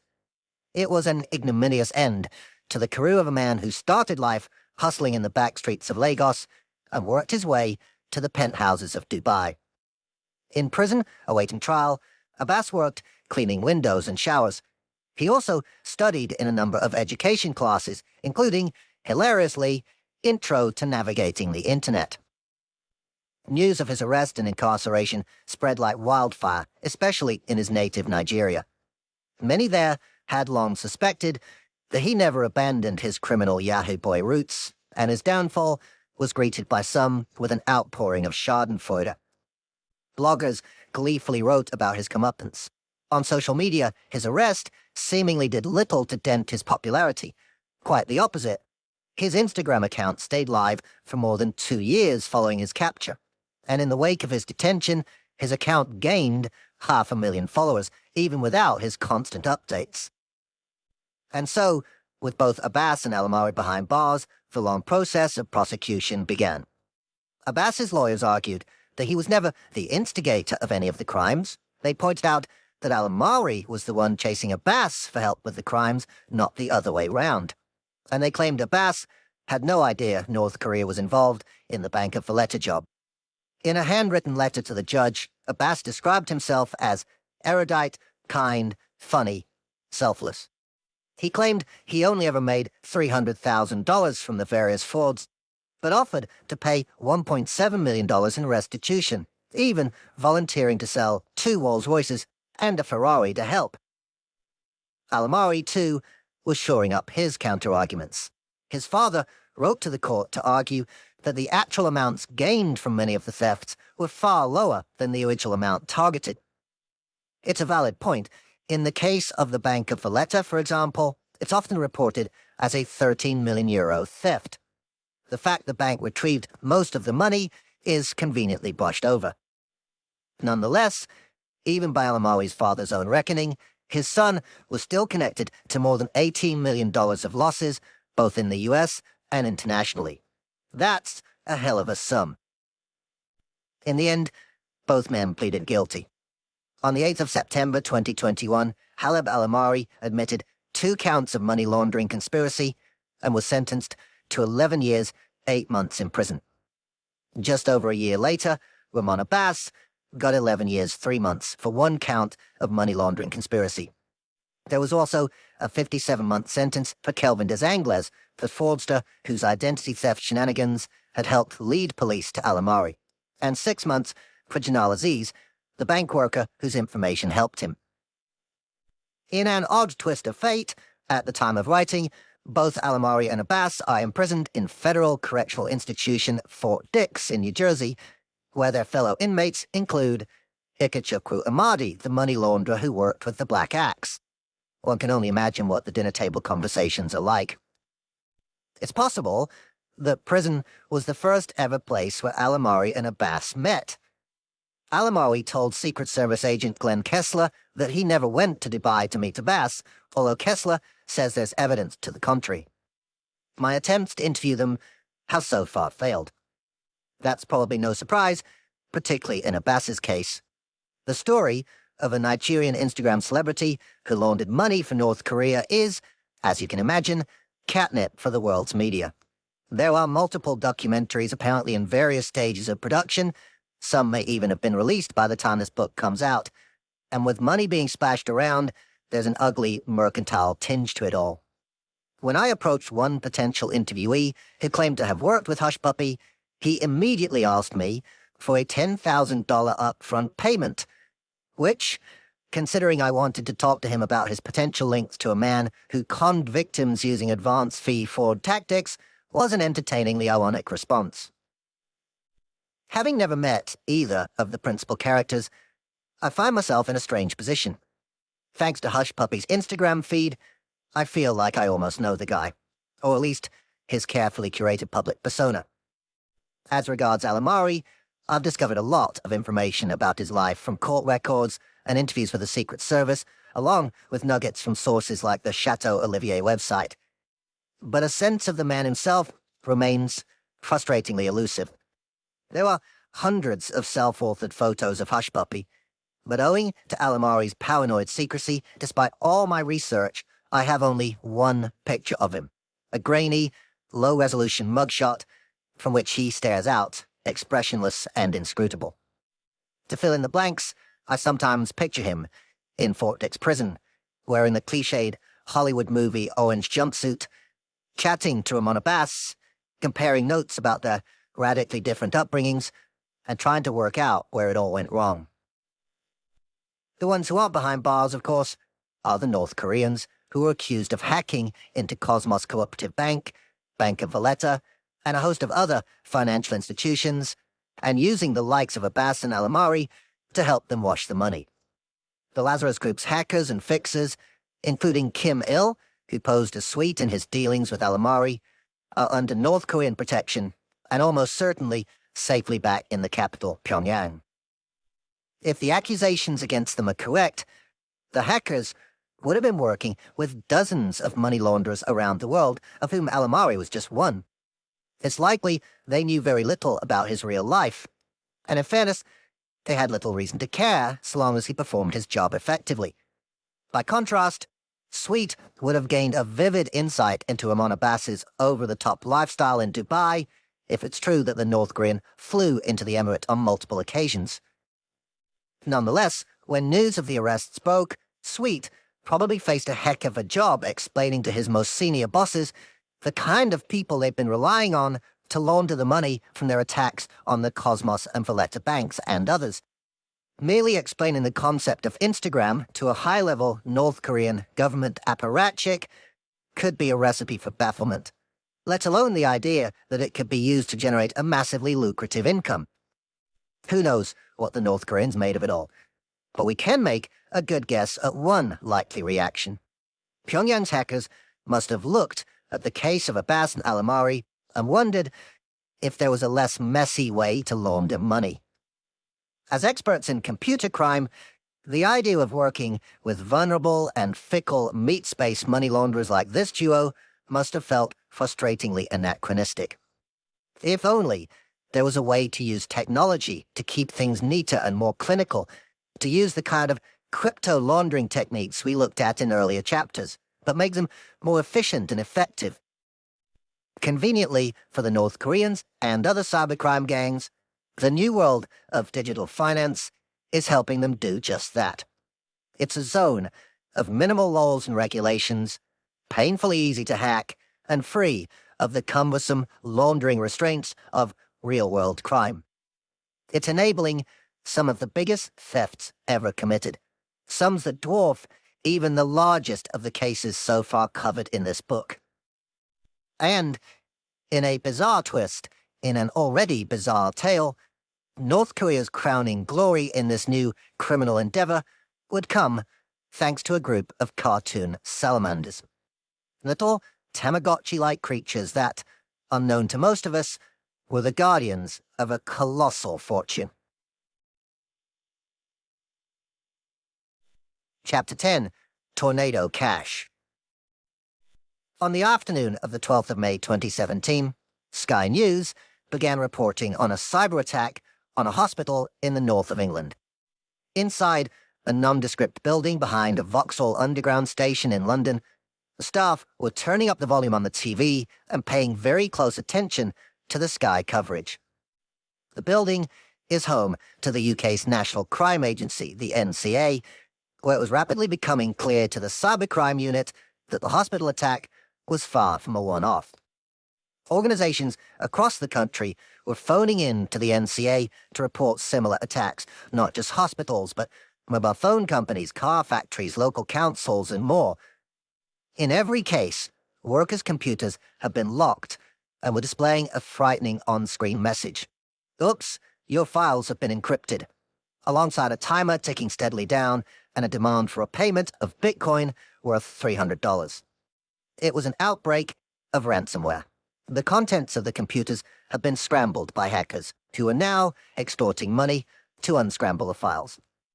By 2017, ransomware had become a highly evolved industry. It was the dominant cash cow for many cybercrime gangs and the scourge of IT security departments worldwide. But this attack was far more deadly than anything that had gone before, thanks to a new and terrifying evolution in tactics. Previously, any criminal wishing to stage a ransomware campaign faced a series of key challenges. First, they had to send the victim a message containing the ransomware virus that would scramble the target's files. They then had to somehow convince the victim to act upon that message, to click on a link or open an attachment. What the cybercrime fraternity had been seeking was the holy grail of ransomware, a virus that would spread itself automatically and trigger without any interaction from the victim. And in early 2017, they got it, courtesy of the US government. Several years earlier, its National Security Agency, the NSA, had discovered a flaw in Microsoft's Windows operating system that allowed a virus to spread from computer to computer and detonate automatically.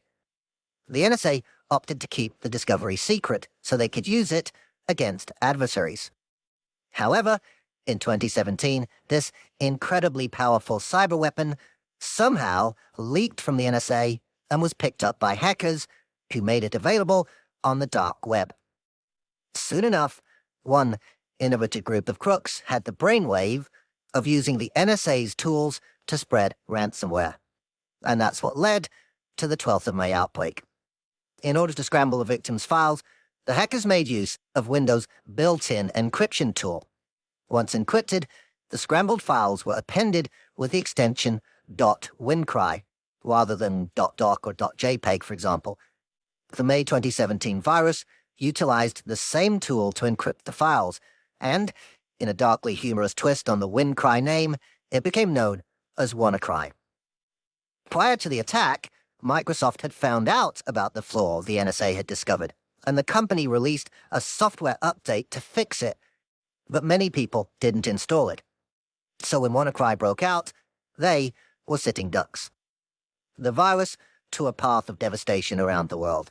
Within 24 hours, 230,000 computers were infected in 150 countries. The damage was particularly bad in the UK's National Health Service, the NHS, for a number of reasons. It's one of the world's largest employers, with severely constrained IT security budgets and interlinked computers spread across thousands of locations, some of which are so critical that they could not be turned off to have the Microsoft Windows update installed. As a result, WannaCry caused enormous problems in hospitals and other NHS facilities across the country. Accident and emergency departments were forced to close and divert patients elsewhere, and almost 7,000 appointments had to be rescheduled, including more than 100 urgent cancer cases. Given WannaCry's remarkable origin story and its stunningly rapid global success, it is perhaps appropriate that the story of its demise was equally surprising. A young security researcher working from his parents' house in a seaside resort in southwest England discovered a kill switch hidden inside the code.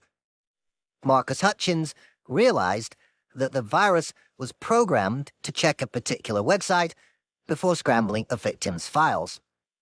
If the website was up and running, the virus would stop before doing any damage. When Hutchins checked the site, he discovered that no one owned it. So he bought the domain for less than £10, activated it, and instantly brought the WannaCry outbreak to a crashing halt. In yet another bizarre twist to the story, Hutchins was later arrested and convicted in the US when it turned out he'd assisted cybercriminals when he was much younger. He was spared a prison sentence, and the judge noted that he had long since abandoned malware to work on legitimate security research. As the dust settled on the WannaCry outbreak, investigators looking into it found some troubling evidence. Elements of the virus were linked to previous cyber attacks attributed to North Korea's elite hacking unit, the Lazarus Group, the same team suspected of recruiting Big Boss and Hush Puppy to launder cash stolen from the attacks on Bank of Letter and Cosmos Cooperative Bank, among others. The US and the UK, along with many other security analysts, believe that the Pyongyang regime unleashed the WannaCry ransomware attack on the world, harnessing stolen NSA cyber weapons to do so. Claims denied by North Korea, which says it has nothing to do with this hack or any of the many others attributed to it. On the one hand, it was a terrifying turn of events. North Korea is an unpredictable pariah state on the path to nuclear armament. And now it's been accused of causing worldwide chaos. Its attack had closed hospital emergency departments and denied urgent medical treatment to cancer patients. Hospitals had occasionally been targeted by hackers before, but never on anywhere near this scale. WannaCry had also caused havoc in commercial companies and brought factories to a standstill. And its hackers had allegedly done it all from behind their keyboards, thousands of miles away from their victims. From a financial standpoint, however, WannaCry was an epic failure.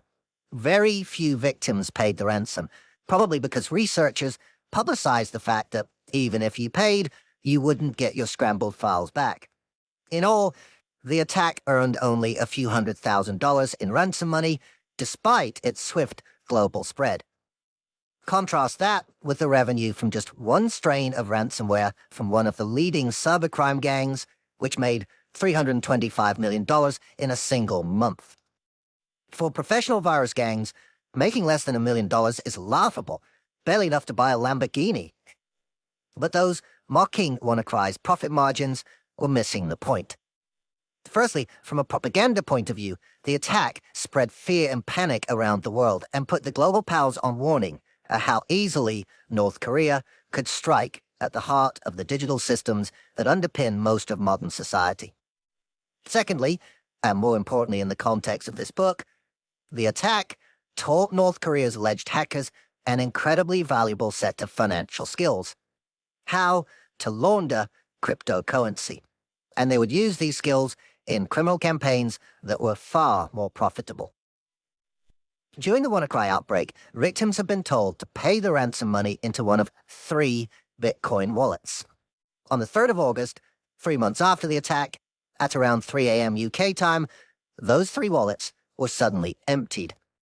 Thanks to the blockchain, people could watch in real time as the funds were moved from wallet to wallet. What happened next looked like classic layering tactics. The money would be divided up, moved into different wallets, combined with other funds, then moved on. But, like a magician's cups and ball trick, if you kept diligently following the flow, you could just about keep up with where the money was moving. Within 48 hours, more than half of the original ransom money ended up in one wallet. I was one of the people tracking the transactions, and I got quite excited when I saw the journey end at this one destination. I believed if I could find out who owned that wallet, I'd at least find a collaborator of the Lazarus Group, and perhaps even Lazarus themselves. But I was disappointed. The wallet belonged to a company called HitBTC. It's a large cryptocurrency exchange which, according to its website, is incorporated in the British Virgin Islands. This was where much of the WannaCry ransom money ended up. Given that HitBTC describes itself as one of the oldest crypto exchanges in existence and offers contact details on its site, one would imagine that the global investigative agencies hunting the WannaCry hackers would have swiftly called HitBTC, requesting that it freeze the WannaCry funds. But it seems that didn't happen. Unlike in other crypto tracing cases, there was no big public announcement from any law enforcement agency confirming that the illicit funds had been seized. When I contacted them to ask where they are headquartered and whether they did indeed own the wallet through which the WannaCry money flowed, HitBTC replied with a boilerplate response, not answering either question, but stating that they have developed the anti-illegal activity policy, which describes the basis of the multi-level procedure we implement on our platform. We constantly work on monitoring the environment, improving the procedures and instruments which protect our community, and, being an international company, collaborate with law enforcement agencies from across the world on a regular basis to contribute to making crypto trading a safe and civilized market. This procedure clearly didn't hold up very well in the case of the WannaCry money, though. In the absence of any concrete evidence to the contrary, it is reasonable to assume that the WannaCry ransom payments went into HitBTC and were then somehow extracted by the hackers, leave the investigators in the dust. Effectively, HitBTC had unwittingly been used to layer the stolen funds, allowing the cybercriminals to integrate them at their leisure. If indeed it was North Korea's Lazarus Group behind the WannaCry attack, this would have taught them a valuable lesson. Think back to the story of Big Boss and Hush Puppy. Finding, recruiting, and managing this pair of co-conspirators was a big job for the North Koreans. Through his pseudonym Sweet, Kim Il and his hacker colleagues were sending scores of messages to Big Boss, aka Halab Alamawi. It took weeks, sometimes months, to coordinate the laundering of the money from attacks on banks like Cosmos and Valletta. And after all that, Big Boss and Hush Puppy got busted, exposing critical information about how the North Koreans operated. Added to which, the pair were just two among what would likely have been a global network of accomplices, all of whom needed managing and paying off. Money laundering in meat space for such hacks is a lot of effort. By contrast, the digital washing of the WannaCry ransom money took place inside 48 hours and could all be managed online, with no capricious, greedy, fallible humans to deal with. WannaCry may not have earned megabucks for North Korea, but it almost certainly opened their eyes to the money laundering benefits of crypto crime. Over the next few years, they began targeting more and more crypto firms, making ever larger amounts of money, and steadily becoming ever more skillful in washing it. Then came the global catastrophe that pushed North Korea even further into this space. The coronavirus pandemic closed off international travel and forced entire populations to stay indoors. Street-level money muling suffered, as did the launderers' ability to move cash and valuables across borders. Already isolated from the outside world, thanks to coronavirus, North Korea found itself bereft of many of its global methods of making and moving illicit money. But its government showed no desire to rein back its belligerent pursuit of missile and nuclear technology. And so, to top up the regime's coffers and pay for the weapons, North Korea's hackers are accused of doubling down on their crypto crime spree. It would lead them to carry out perhaps the biggest hack of all time, a heist of truly eye-watering proportions. It would also push them into the cutting edge of money laundering tactics. And, in a stunning turn of events, spark a raging debate about freedom of speech at the heart of the US financial system. And it all started with a video game based on salamanders. Stephen Tan was at work one day in early 2020 when a colleague told him about an incredible new money-making opportunity. Tan was 27 at the time and working as a software developer on the outskirts of Manila, capital of the Philippines. He was doing okay career-wise, but like many people, he was also looking for a chance to make some extra cash on the side. His colleague's story sounded amazing. Apparently, ordinary people in the Philippines were making big sums simply by playing a video game. It sounded too good to be true, but then Tan saw it being covered on television. A documentary program showed people playing the game, some of whom reckoned they were making $1,300 per month just by fiddling with their mobile phones for a few hours a day. That's really big money in the Philippines, Tan tells me. Earning that kind of amount, you could survive 4 to 5 months. I felt like it was legit because it was aired on national television. Because of that TV news segment, many people joined, including me. I was really interested. The game was called Axie Infinity. At heart, it was a pretty simple concept. It revolved around little virtual characters called Axies, which were loosely based on axolotl animals, a type of amphibious salamander. Players could create a team of Axies, personalize them, train them, and then use them to stage battles against other players' teams. If your Axie team won the battle, you'd be rewarded with in-game tokens called Smooth Love Potion, SLP.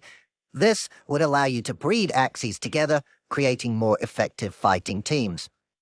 It was a bit like a cross between Tamagotchi, the queuing-sized digital pets that became wildly popular in the late 1990s and early 2000s, and WWF wrestling.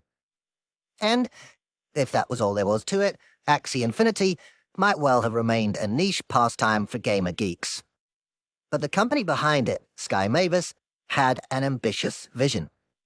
Rather than simply selling a game to players, as other companies had traditionally done, they wanted to create an entire industry around it, one which would share the financial benefits with the players. Instead of just buying the game as a one-off purchase, players would buy their Axies, which could then be traded between players. SLP tokens could also be bought and sold. Even the virtual world in which the game took place, Lunasia, was parceled up into plots of land that could be bought and sold. The whole thing was a giant marketplace, and Sky Mavis took a cut of every transaction. It wasn't a totally new concept. Other games had pioneered similar tactics, but Axie Infinity would push the model to new heights. To make the marketplace work, Sky Mavis based the entire enterprise on cryptocurrency. Players could use their bank accounts or credit cards to buy a currency called Ether, which is one of the world's most popular, ranking second only behind Bitcoin. They could use their Ether to buy Axies, SLP tokens, or Lunasia land, which they could trade with other players.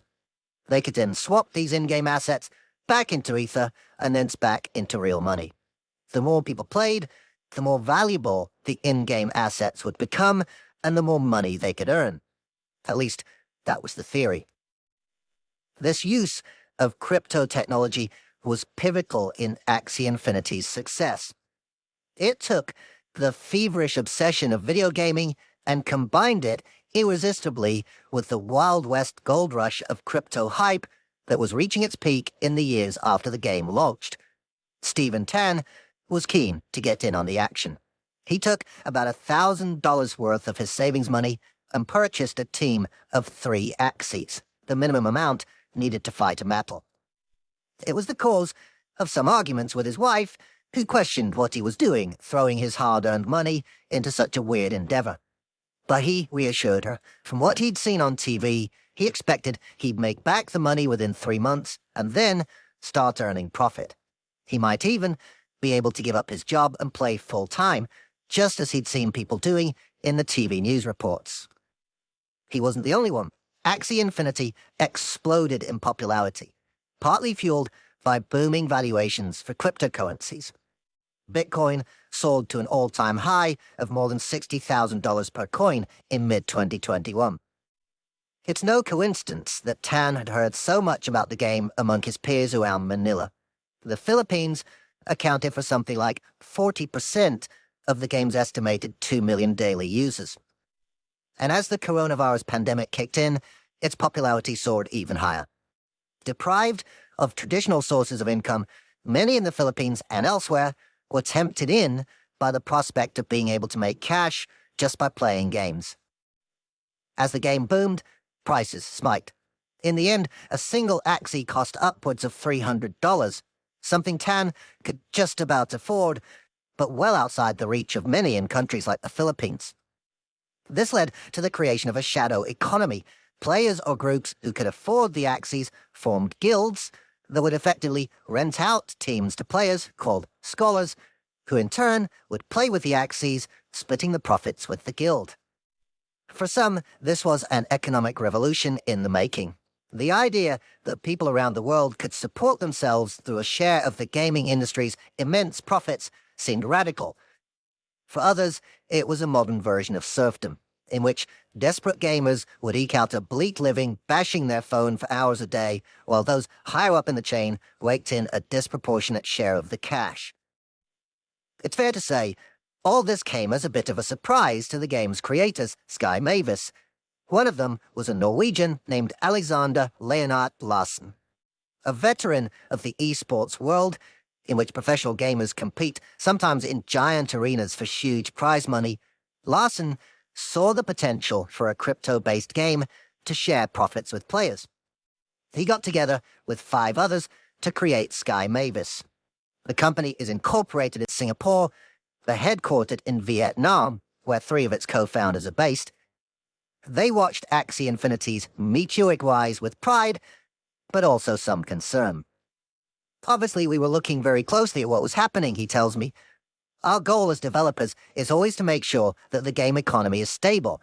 It's hard to make a game economy stable when there are many, many outside factors that come in, and there are massive speculators. The crypto hype boom was rocket-fueling Axie's growth. In the online forums in which Axie Infinity was discussed, the conversations sometimes became less about the game and more about pure crypto profiteering.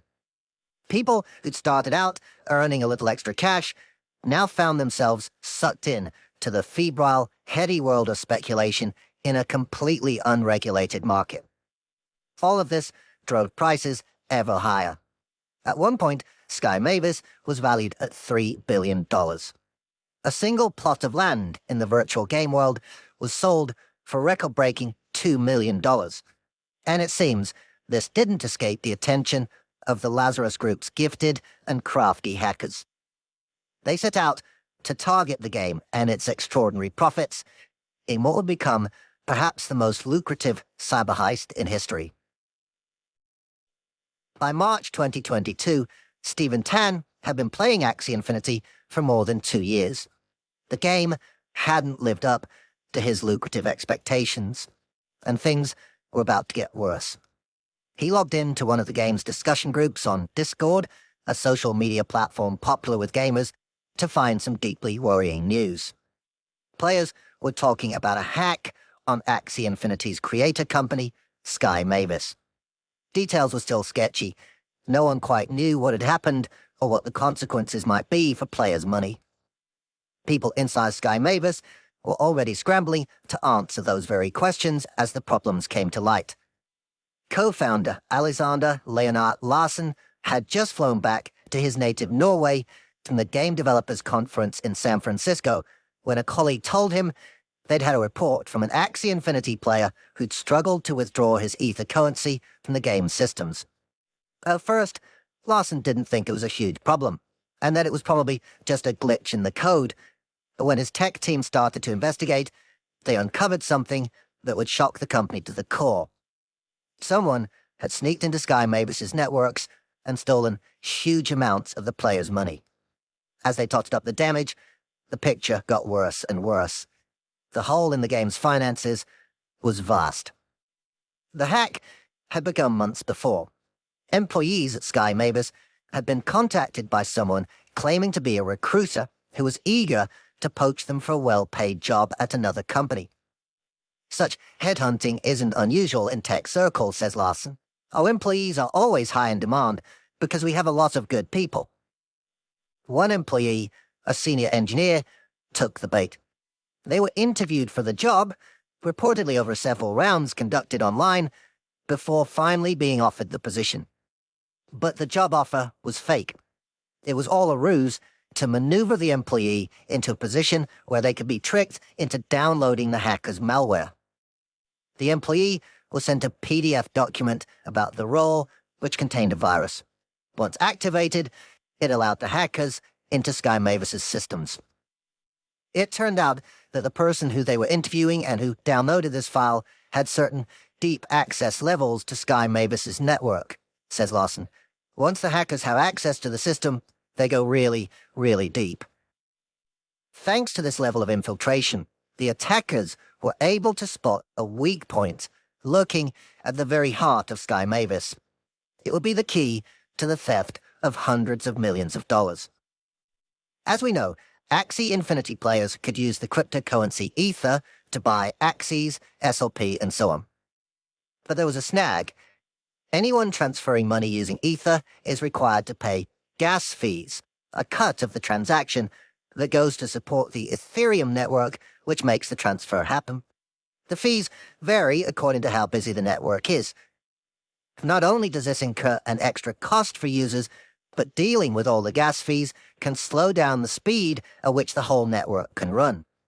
Sky Mavis wanted to get round these problems for Axie Infinity users, enabling them to trade their Axies faster and avoid gas fees. They created a separate internal blockchain to keep a record of all the trades going on within the Axie Infinity world. But since players were still using Ether to top up their Axie accounts and make purchases, Sky Mavis needed a piece of software that could match up the transactions on the internal blockchain with those on the external Ethereum one, and make sure everything was reconciled. This software was called the Ronin Bridge. In order to match up the transactions, the Ronin Bridge relied on 9 validators. Effectively, 9 computers that crunched all the numbers, made sure the incoming and outgoing Ether matched the trading activity inside Axie Infinity, and signed off on the transactions. As Larson admits, Sky Mavis's decision to run its own blockchain had some risks. We could reduce all the gas fees, but you take some trade-offs on security, he says. It was these security trade-offs the hackers would exploit. With their deep access to Sky Mavis, the hackers saw and understood the cryptocurrency setup the company had created. They realized that if they could take over 5 of the 9 validators, they'd be able to outvote the other 4, giving them effective control over any incoming and outgoing money. Sky Mavis understood the risk of this type of attack and had taken steps to prevent it. The company controlled only 4 of the validators. The others will run externally. When the hackers broke in, they were able to take over Sky Mavis's 4 machines. But it wasn't enough to hijack the network. They needed one more. Thankfully for the hackers, Sky Mavis had made a slip-up. The company that controlled one of the other validators had given Sky Mavis temporary control over it a few months before the hack. But that access had never been revoked. So now the hackers could use their infiltration of Sky Mavis to exert control over the vital 5th validator. With that, the hackers have majority control. Axie Infinity's bank vaults were blown wide open, along with all the crypto that its players had deposited. It was time to steal. They sent a message to the validators to authorize a withdrawal, says Lawson. The Ronin Bridge recognized that this is a legit transaction because it has all the required signatures from the majority of validators. So basically, they were able to drain the entire bridge.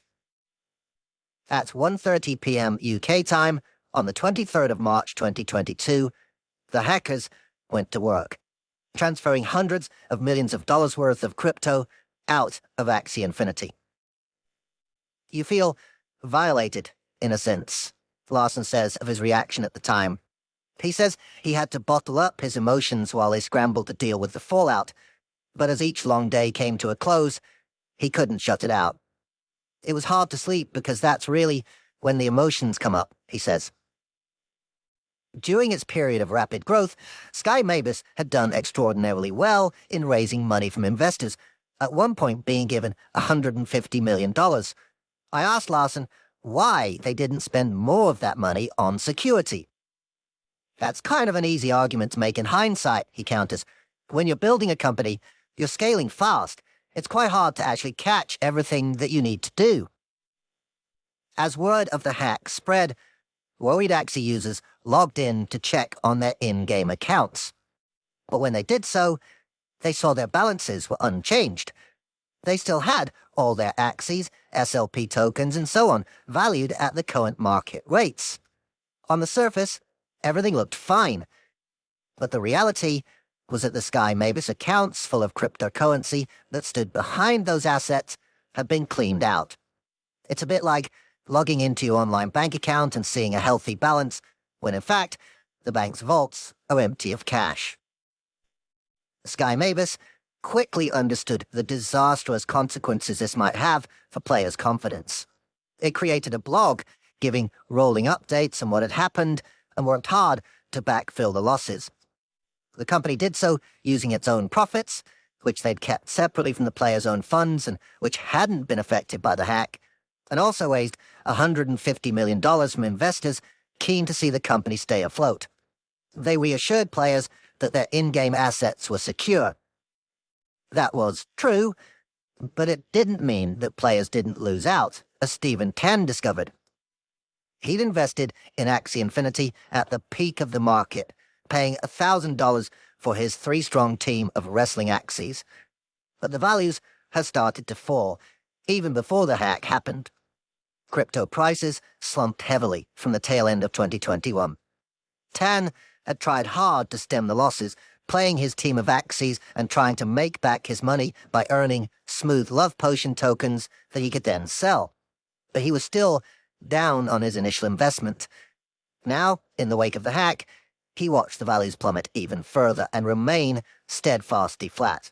He reckons he got back only about 20% of what he put in. A loss he eventually just wrote off. I feel like I made the biggest mistake, he tells me. But it seems this didn't put him off. When I spoke to Tan in 2023 while researching this book, he was on the Discord chat boards, trying to return to Axie Infinity in order to make back a little of his money. But this time, he said he couldn't afford to buy his own team. Instead, he was applying to be a scholar, to play with others' Axies and split any resulting profits. It's really tiring, he says. You just have to play at least 8 to 10 hours a day. You have to compete to reach the top, and then you will earn maybe $20 to $30 for a month. There are certainly those whose lives were changed for the better by Axie Infinity's play-to-earn model, especially if they got in early. But like any fast-rising craze, there are untold numbers of others like Tan who joined later on and invested time and/or money in the hope of big gains, only to receive precious little in return. But the biggest winners in all of this were the hackers. Their raid on Sky Mavis and their cunning manipulation of the Ronin Bridge had seen them escape with 173,600 Ether and 25.5 million of another cryptocurrency called USDC. At the time, that was worth an astonishing $625 million. That's a strong contender for the title of the biggest hack of all time. Certainly, there are hacking teams who've made far more than that. The revenue of some ransomware gangs is measured in the billions, for example. But that's thanks to criminal campaigns that ran over a period of time with multiple victims rather than a single target. There are also hacks on individual victims from which the profits have increased over time to exceed the Axie job. For example, in August 2023, Heather Morgan and Ilya Lichtenstein were convicted in connection with the laundering of money stolen from a crypto exchange called Bitfinex.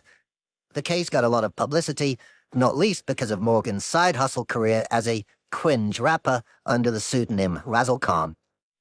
Also grabbing the headlines was the amount of money involved, approximately $3.6 billion. At first blush, that seems to massively exceed the Axie Infinity haul. But at the time it was stolen from Bitfinex back in 2016, it was only worth $72 million. In terms of a single hack, carried out on a single victim, valued at the time of the theft, I've struggled to find anything bigger than the Axie Infinity job.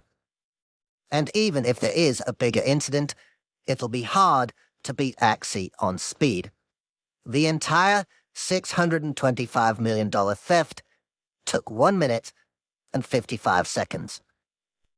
In terms of dollars per second, it's almost certainly the fastest crime in history.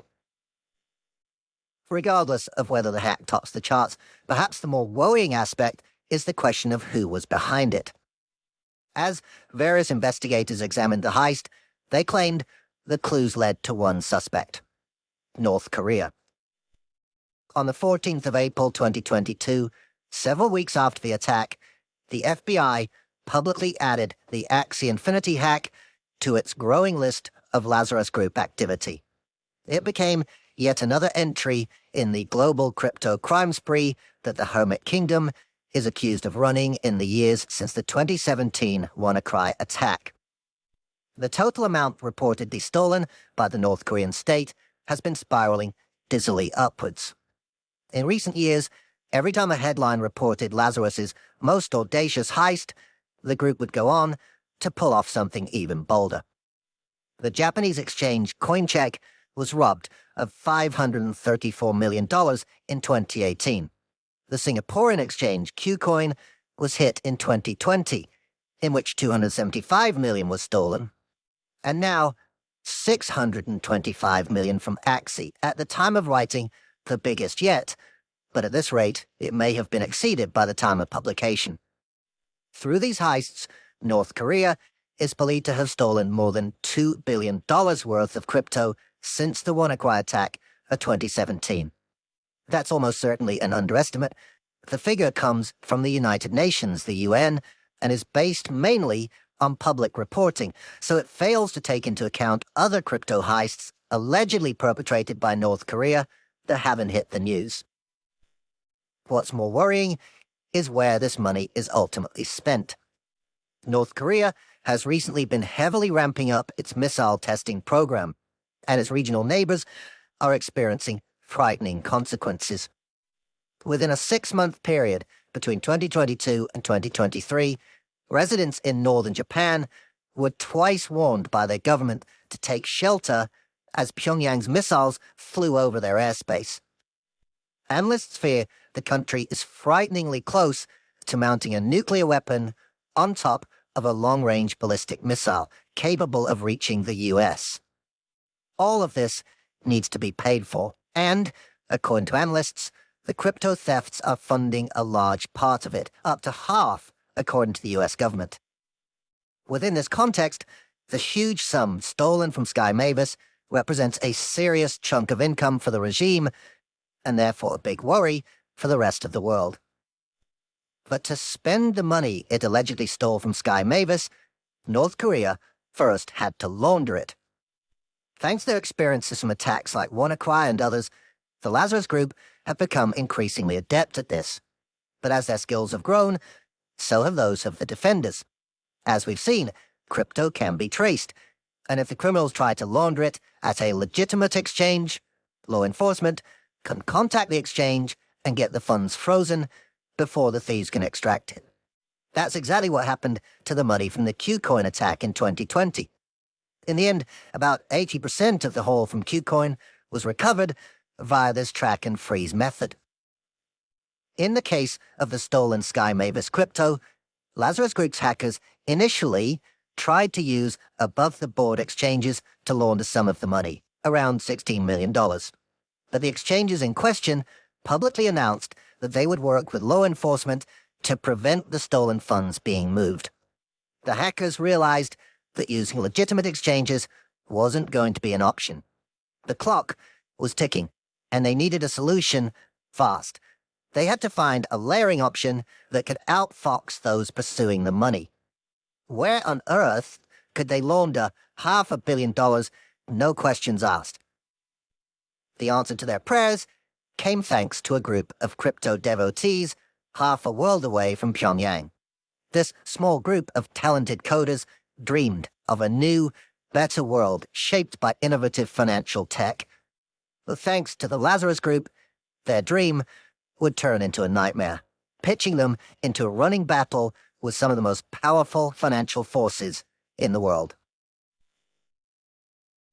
Amin Soleimani's long association with all things cryptographic began in college, when he went on to the legendary dark web drug emporium Silk Road and used Bitcoin to buy magic mushrooms. Since then, he's been involved in a range of projects utilizing crypto technology in everything from news coverage to energy markets. Like many in the field, Soleimani believes such schemes can make fundamental improvements to society. Specifically, he's interested in tackling what he terms coordination failure. Put simply, the human struggle to make good decisions at a global level. We lack the coordination tools, he says. Soleimani and his peers believe technology can provide them, and will allow us to coordinate at scales previously unprecedented, transcending borders and faiths. That's what we believe. That's our religion. We believe in coordination. One such tool is called a DAO, a decentralized autonomous organization. The idea is to create an entity capable of making decisions and acting upon them when there is no one central person or group in overall control. The decentralization trend is taking off in other areas of technology. WhatsApp, for example, is one of many end-to-end encrypted chat apps, meaning that only the senders and recipients of the messages can read them. WhatsApp's owners have no magic button that can allow them to look at users' communications. And so, if law enforcement demands access, WhatsApp can tell them, "Sorry, we can't help you." The idea is to have no one person or group sitting at the center with access to everyone's messages.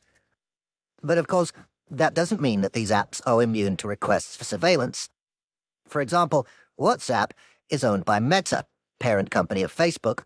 So, if a government wants to put the squeeze on WhatsApp to introduce ways to open up communications, it can apply that pressure on Meta. The idea of a DAO is to get around this by going one step further, creating organizations that are truly autonomous and where there's no central point upon which governments and law enforcement agencies can put pressure. Crypto technology is a pivotal element in making DAOs a reality. And to understand why, we have to look a bit more deeply into what this tech actually is. Throughout this book, we've looked at crypto in quite basic terms, as a simple payment method. One person sends a Bitcoin to another, and that's that. But there's more to it. Cryptocurrency innovations like Ethereum offer the chance to set conditions around the transfer of the money via a system called smart contracts. For example, say I want to run a lottery. In the meat space world, I'd need to gather in money from people who want to take part, issue them with tickets, draw the winning number, and then hand the pot to the lucky number holder. But with Ethereum and smart contracts, the entire process can be automated. Lottery entrants can send their payments via Ethereum, and built into the code behind the transfer of their money is a contract which states that, on a given date, the total pot will be automatically sent via the blockchain to one randomly chosen winner. These smart contracts are at the heart of how a DAO works.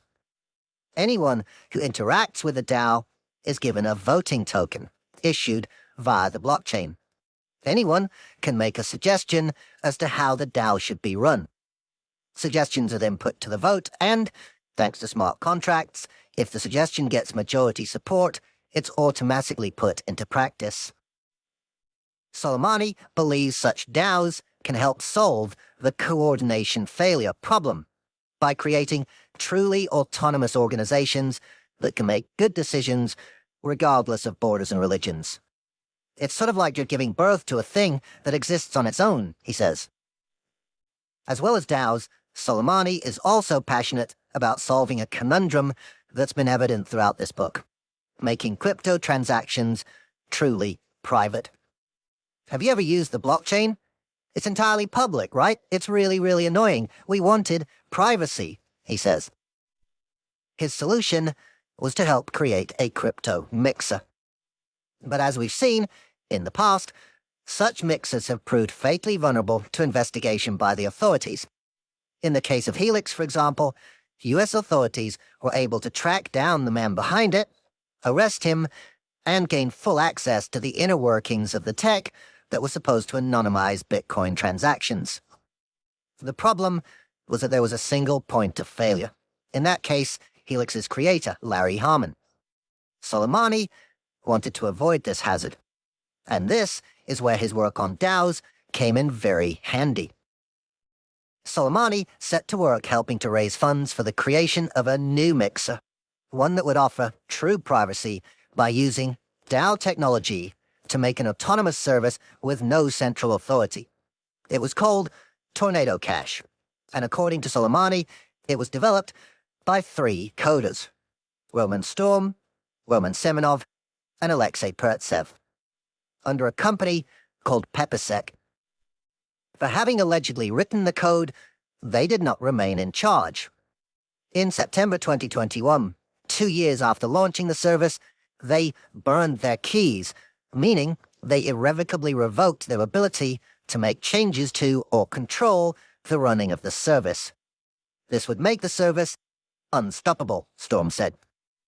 It seems that as far as they were concerned, they had done their job by developing the code, and it was now up to the community of users to decide how it would be applied. From now on, Tornado Cash was running, pilotless, on the choppy waters of the crypto seas. If that was all that had happened, most of the world might never have heard anything more of Tornado Cash. They might have remained an innovative new service, mainly of interest to the folks living on the edge of the emerging crypto space. But that wasn't to be its destiny. Instead, Tornado Cash came to the attention of the Lazarus Group. Thanks to Lazarus, Tornado Cash would now be thrust into the full glare of the global media and spark consequences far beyond anything Soleimani and his peers could have predicted. The Lazarus hackers had been trying desperately to launder their illicit money, running it through various crypto exchanges and systems in a bid to stymie foreign authorities' attempts to freeze and recover the money. But no matter where they turned, the blockchain meant the funds could be tracked, and if the exchanges were prepared to play ball with the investigators, those funds could be frozen inside the exchange. Between $40 million and $60 million was clawed back in this way. What the Lazarus Group was seeking was a method to launder the remaining money in a way that would evade recovery efforts, and that's what led them to Tornado Cash.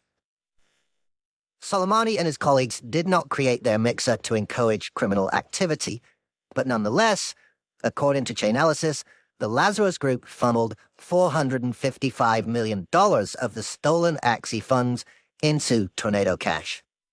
The fact they were using a mixer wasn't surprising. During that year, evidence has shown that North Korea's cyber teams were the biggest single user of mixers. Thanks to their experience with crypto heists like WannaCry, CoinCheck, Qcoin, and others, North Korea's techies had become adept at using these innovative new services to launder. But Tornado Cash would be their biggest and arguably most effective to date, a masterpiece of digital money laundering, the Brinks mat of cyberspace. Tornado Cash's autonomous software did what it was programmed to do. it took the $455 million, mixed it with other users' crypto, and dispersed it back to the hackers as clean funds. Soleimani says this came as a big surprise. That blindsided everybody in the space, us included, he tells me. Tornado Cash is meant to be a public good. We made this for ourselves and for our friends. Thanks to the blockchain, everyone could see that the bulk of the Axie money had been sent to Tornado Cash. But thanks to the mixer's software, they faced a big struggle to trace it beyond the mixer. The stolen funds have been layered very effectively. Nonetheless, the authorities could trace the money as far as the mixer, and they set about rounding up the individuals they say are behind it. On the 10th of August 2022, the Dutch Financial Crime Unit arrested 29-year-old Alexei Pertsev, one of the people who allegedly created the original code behind the mixer. They've been investigating Tornado Cash since June 2022, and now they pounced, stating that the Dutch Financial Advanced Cyber Team suspected that the service had been used to conceal large-scale criminal money flows, including from North Korean hacks. They accused Pertsev of being involved in concealing those flows. Pertsev denies the charges and has been given permission by the court to question Chainalysis about how it analyzed the crypto data that helped him get arrested. And on the 23rd of August 2023, the Department of Justice charged Roman Storm and Roman Semenov, accusing them of sanctions violations, operating an unlicensed money-transmitting business, and laundering more than $1 billion via Tornado Cash, including the Lazarus Group's stolen Axie Infinity crypto. Storm was living in the US and, at the time of writing, is out on bail. He pleaded not guilty to the charges against him, which his lawyer called a novel legal theory with dangerous implications for all software developers. Semenov was reported to be in Russia and did not respond to my requests for comment. But despite these high-profile arrests and charges, the authorities pursuing the Axie hackers still had a problem. When they'd taken action against mixers in the past, for example, identifying Larry Harmon as the man behind Helix and successfully prosecuting him, they had managed to close down the mixer as a result. But in this case, thanks to Tornado Cash's existence as a DAO, that wasn't an option. There was no one, apparently, in charge. So they took a different tack. The US Treasury sanctioned Tornado Cash, accusing it of assisting in laundering the money for North Korea, itself the subject of rigid sanctions. What this meant in practice was that any US citizen or organization using Tornado Cash could now be prosecuted for interacting with a sanctioned entity. The US couldn't shut Tornado Cash down, but that didn't necessarily matter. Instead, the goal was to send out a warning message in a bid to freeze out the mixer, turning it into a pariah in the world of crypto.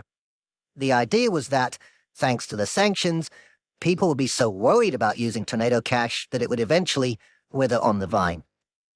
The sanctions must be seen in the wider context of America's decades-long conflict with North Korea. The two countries are still technically at war. A truce was signed between them, but never a peace treaty.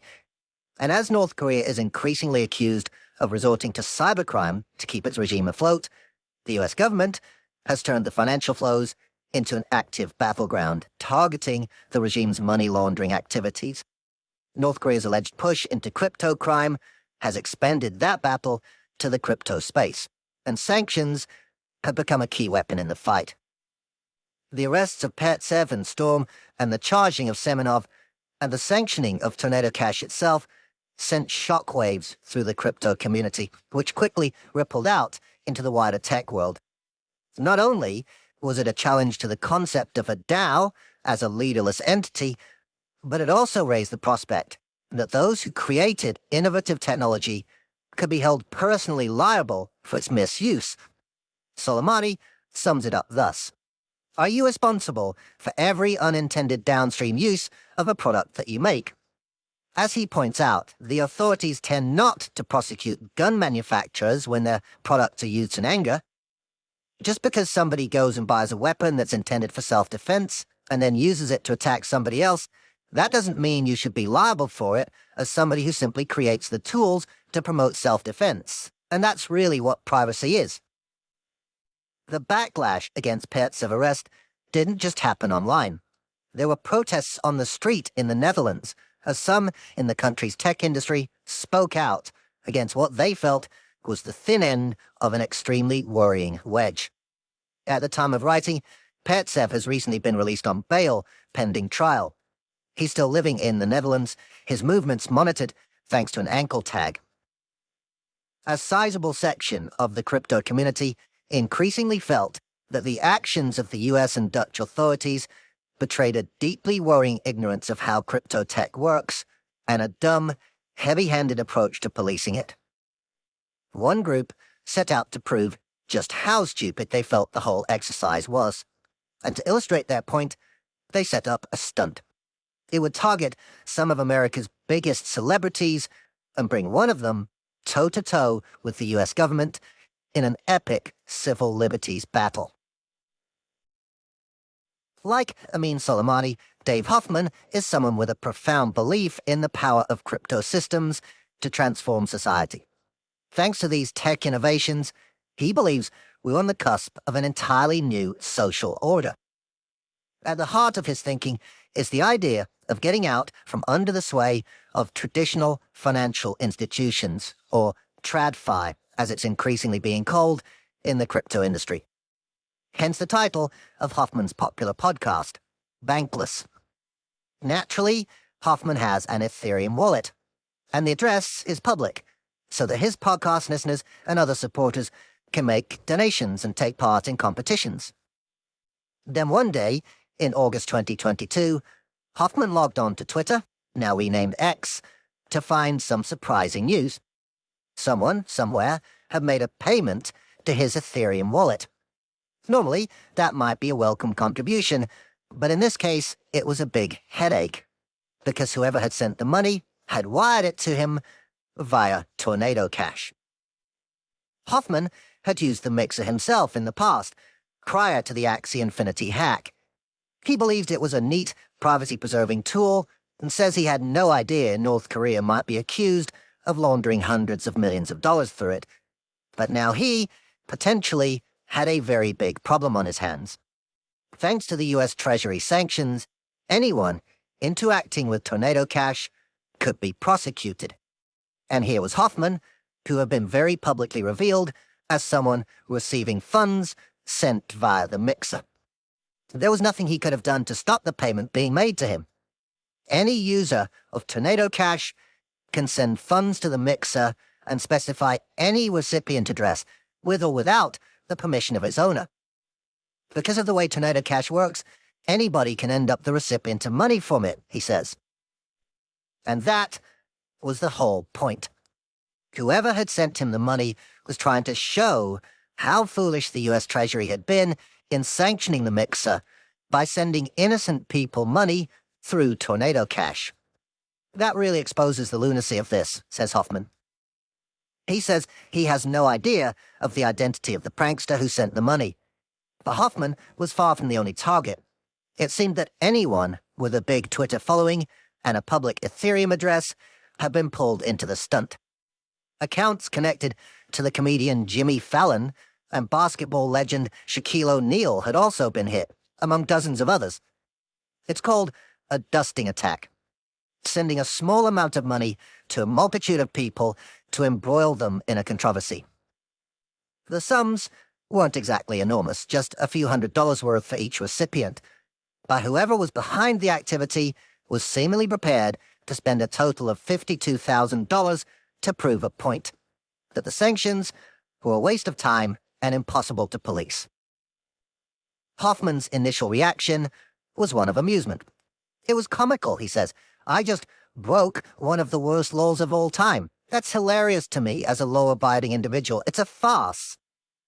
But, as the laughter died down, Hoffman realized the consequences were potentially very serious. Technically, he could be accused of sanctions busting. It seemed unlikely the US authorities would go after him, of course, but the whole territory was so new that no one could be sure.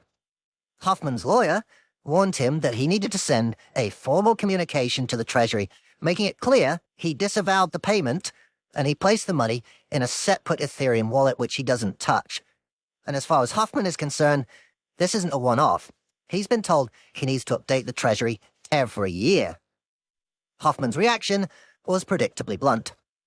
"I don't intend to waste my time like that," he tweeted. And so now, Hoffman is suing the US Treasury. He's part of a joint legal action involving cryptocurrency think tanks, exchanges, and other individuals. They argue that the Treasury, via its sanctions branch, the Office of Foreign Assets Control, or OFAC, is overstepping its powers. The OFAC sanctions list has historically always been for people or entities, says Hoffman. This is a neutral piece of technology that I previously used as a consumer to access privacy. It's authoritarian and against the will of the people to ban smart, neutral pieces of technology. As a believer in Western liberal values, when I see our nation-state banning its citizens from accessing neutral pieces of technology, I'm like, that's too far. Back up.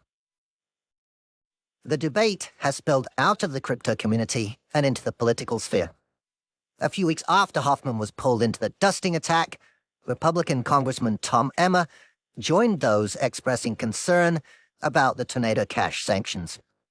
He wrote a public letter to Treasury Secretary Janet Yellen supporting OFAC's overall goals, but questioning, as Hoffman and others have done, whether it was right for the Treasury to take action against a piece of computer code. OFAC says that any U.S. citizens affected by the sanctions can extricate their money, but to do so, they will need to apply and go through an OFAC process. Critics point out that this would involve users de-anonymizing themselves to the U.S. government, which runs completely counter to the idea of using a privacy-preserving crypto mixer in the first place. Given that Tornado Cash was used to launder hundreds of millions of dollars stolen from Sky Mavis, allegedly by North Korea, and, according to the Dutch authorities, hundreds of millions more from other crimes, you might well wonder why any law-abiding citizen would use it. But, in a world of near-ubiquitous surveillance, there are some very strong arguments in favor of such privacy tools, and recent world events have only served to strengthen them. For example, when Russia re-invaded Ukraine in February 2022, there was a global outpouring of support. Many of Ukraine's sympathizers around the world wanted to make financial contributions to help the country's government and citizens. Crypto became a vital financial lifeline as the country faced down the Russian forces. The country became the third biggest adopter of crypto in the world in 2022. But, given Russia's tendency to target its critics and the very public nature of the blockchain, would-be donors to Ukraine might worry that making a sizable crypto payment would put a target on their backs. So, some of them turned to mixers like Tornado Cash to anonymize their payments. One notable donor to Ukraine was Vitalik Buterin, the founder of Ethereum. In the wake of the U.S. sanctions on Tornado Cash, as debate raged about the mixer's use in laundering criminal money, the multimillionaire revealed that he'd used its services to donate money anonymously to Ukraine. Ironically, by doing so, he of course de-anonymized himself. But Buterin clearly felt strongly enough that the arguments in favor of mixers like Tornado Cash needed to be voiced, regardless of the consequences. What's emerging in the debate and legal action surrounding Tornado Cash is a potential battle royale, pitting crypto ideologues, privacy campaigners, and libertarians against the regulatory forces of financial control. It's a fight over principles that are as fundamental as it gets. As Hoffman puts it, Tornado Cash is code. Code is words, code is speech. They're trying to silence speech, and that is why I have decided to sue them. What Hoffman's comments reflect is a sentiment written deep into the DNA of many in the crypto community. The dream of folks like Hoffman and Soleimani is to build something new, something that can stand outside the traditional power structures that no longer seem to be capable of solving our big global problems. The world of crypto innovation they're creating hasn't come from the big banks or governments or military institutions. It was built by technologists. And whatever you think of it, it's been remarkably successful in gaining ground and disrupting the old order. Think how far Bitcoin and the blockchain have come in just over a decade. And now, these young crypto disruptors are watching as what some of them regard as the old, fusty forces of TradFi, including bodies like OFAC, finally catch up and try to rein in and regulate. The argument from a swathe of the crypto industry is clear. We built this new world of crypto. You don't get to come in here and tell us how to run it. Many people, like Hoffman and Buterin, believe crypto is the key to all our futures, and as far as they're concerned, the outcome over Tornado Cash and other such disputes will determine the destiny of humanity. Within this context, they believe the pursuit of privacy trumps all, including the fight against money laundering. Crypto is now a battle for freedom of speech and privacy, and money laundering is the front line. But while, on the one hand, the legal action being taken against the US Treasury is massively important, in another way, it barely matters at all. As Hoffman says, at heart, Tornado Cash is a piece of code, and as such, it is a genie that can never be put back in the bottle, no matter how much the authorities try. That's because, while the public-facing Tornado Cash website has been shut down, and while US citizens risk prosecution for using the service, the code itself is freely available. It has been replicated on dark web channels and re-uploaded by free speech advocates.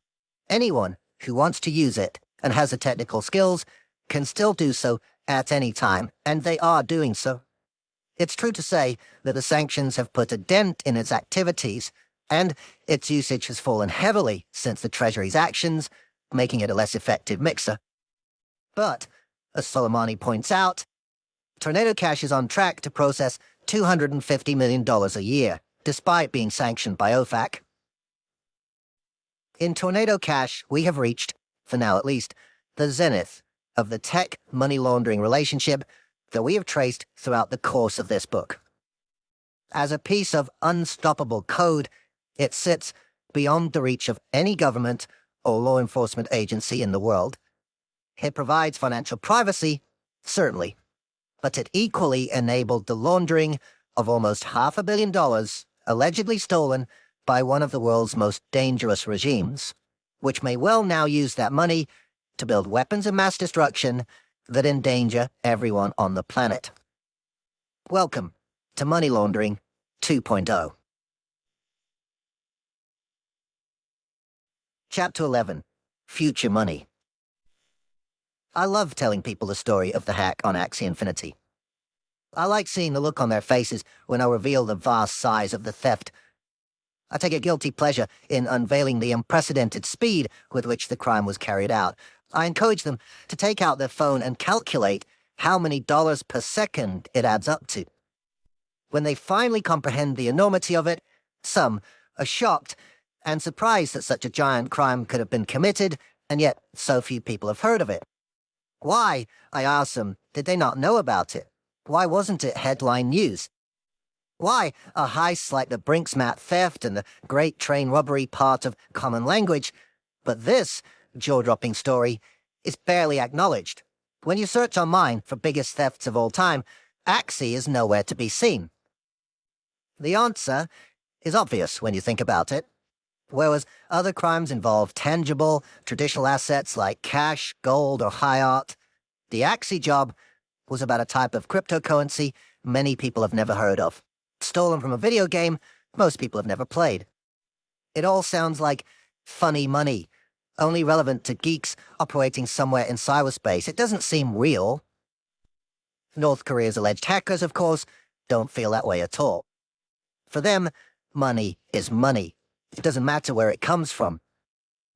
Perhaps you don't care much about North Korea because you feel that the goings-on in this peculiar pariah state seem a long way away from your daily life. But, as we discovered after Russia's re-invasion of Ukraine in 2022, Events in seemingly faraway places can have a direct and profoundly damaging impact on the world's economy. With that in mind, now think of where North Korea sits in the world. The countries in that part of the globe, including China, Taiwan, South Korea, and Japan, are powerhouses of our modern, tech-dependent global economy. Many of our most beloved gadgets were either made there or contained components that were. Any destabilization in this region would have an immediate and immensely detrimental impact on all our lives.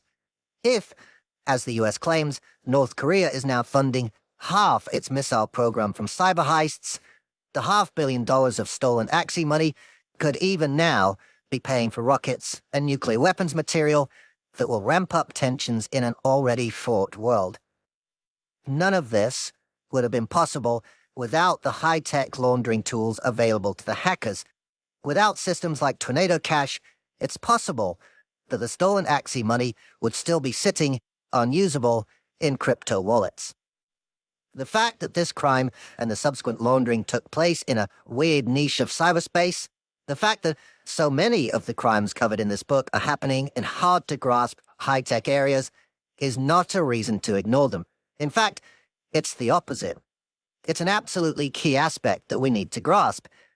That's because today's criminals, and the launderers who serve them, are looking for precisely these seemingly remote, cutting-edge areas of the economy in which to steal and launder giant sums of money away from prying eyes. Fundamentally, money launderers are seeking environments that have 4 key attributes.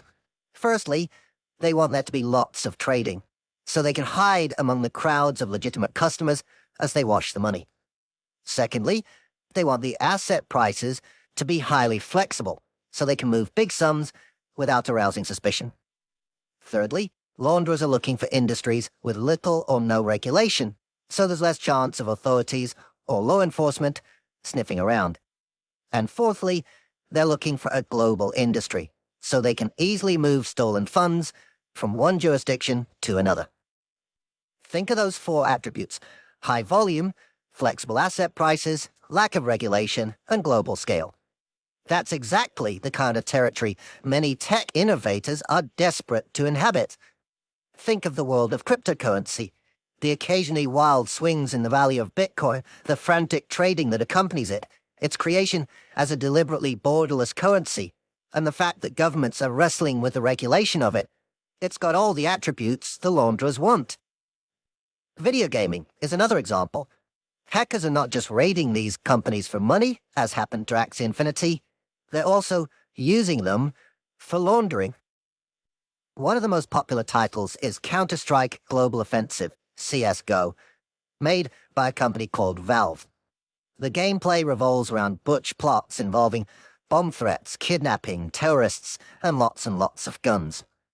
But the competition isn't just about body count. There's an aesthetic element too. Players can add a bespoke look to their weapons by earning loot boxes, which allow them to make cosmetic improvements to the guns, knives, and so on. In order to open the boxes, players must buy a key using the in-game purchasing system. A marketplace for these keys quickly emerged as players vied to have the coolest weapons. Given that Valve claims there can be up to 29 million people playing the game every month, there is a febrile trade in loot box keys and high trading volumes as a result, which ticks the first box for the launderers. Next, the launderers are looking for flexible asset prices. Again, the CSGO marketplace starts to look very attractive. For example, how much is the key to a CSGO loot box worth? For most of us, nothing at all. We probably don't care a jot if we can upgrade our in-game AK-47 assault rifle with the iconic Fire Serpent design. But for some avid players of the game, that upgrade is worth as much as $5,000. For launderers, this is very handy indeed, because it means they can potentially wash large amounts of money quickly through things like loot box keys. If the authorities ever investigate, they might question the size of the transaction, but the launderer can respond by saying, well, that's how much it was worth. and it's very hard for the authorities to prove otherwise. If I pay an outrageous sum for a loot box key, people just assume it's part of the crazy world of tech prices. Next on the launderer's laundry list is an environment where there is little or no regulation. Again, video gaming is useful territory. Unlike banks and other financial institutions, there's no dedicated regulator tasked with keeping the money flows clean.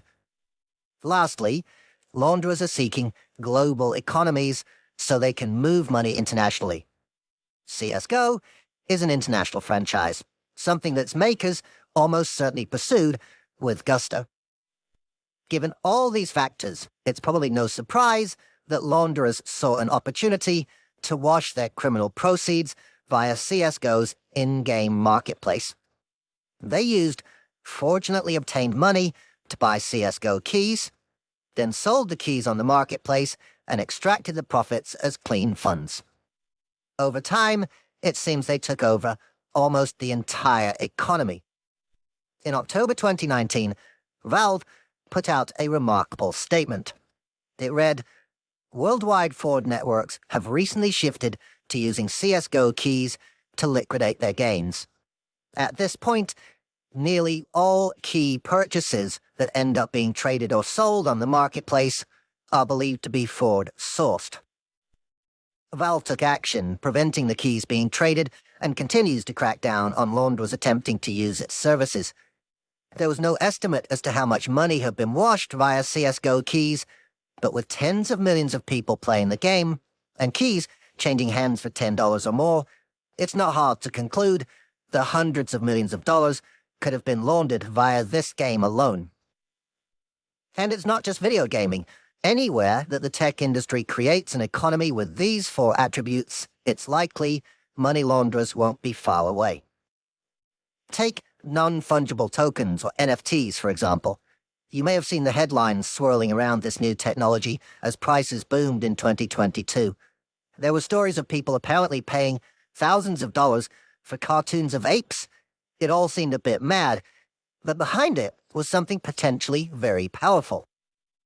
NFTs were created to solve a growing conundrum. How do you protect value in digital art? For example, there's only one master copy of Da Vinci's Mona Lisa.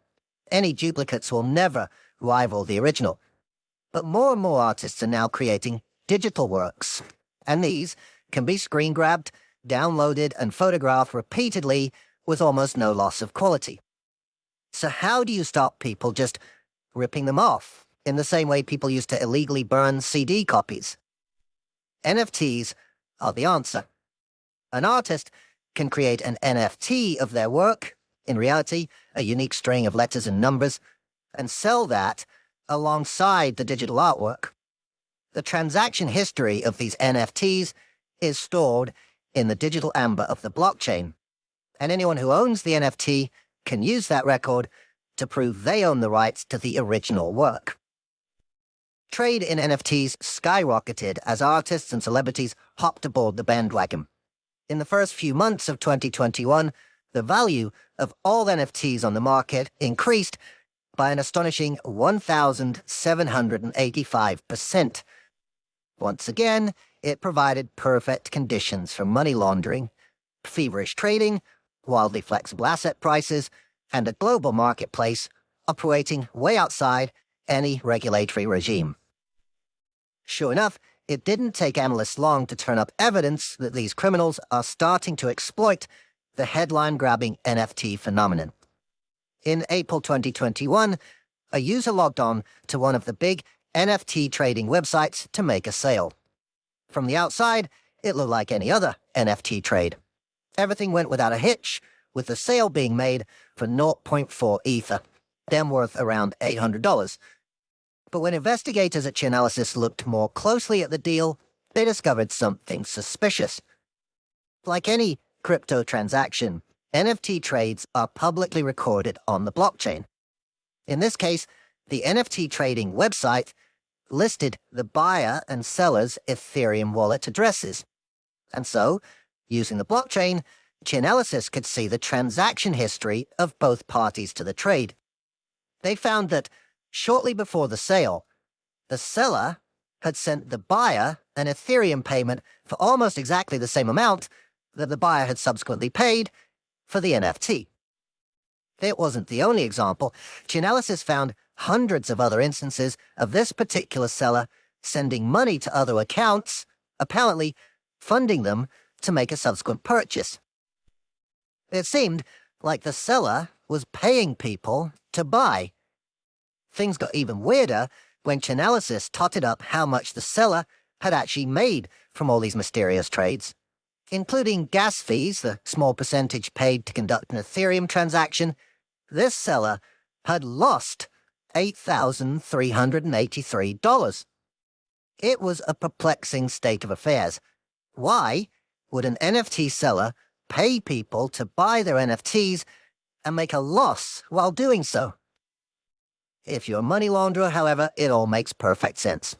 The first thing to realize is that, in this case, the seller and the hundreds of buyers are all one individual. The person who created this scheme had set up all these many persona accounts on the NFT trading website in order to wash illicit money. They would send some of the money to one of their buyer persona's Ethereum wallets. Then, they would list an NFT for sale and use the buyer persona's money to buy it before extracting the funds from the buyer persona's account. They did this hundreds of times. Yes, they'd lost a few $1,000s on the trades, but by rinsing the transactions through all their buyer accounts, they'd achieved the primary goal of money laundering: to break the connection between the dodgy incoming money and the clean outgoing money. Setting up those hundreds of accounts and managing the trades between them may seem an immense effort, but it's very possible that much of it was done via automated software. This wasn't an isolated case. Chainalysis found evidence suggesting that $1.4 million had been rinsed via NFTs in the last 3 months of 2021. That's obviously a very low figure compared to many of the laundering operations covered in this book, but it needs to be seen in the context of how new NFTs are. The year before, Chainalysis found almost no evidence of laundering at all. High volume, flexible asset prices, lack of regulation, and global scale. From Airbnb to OnlyFans to Uber to Bitcoin and more, tech has boomed by setting up shop in spaces where those 4 aspects are present. As we've seen throughout this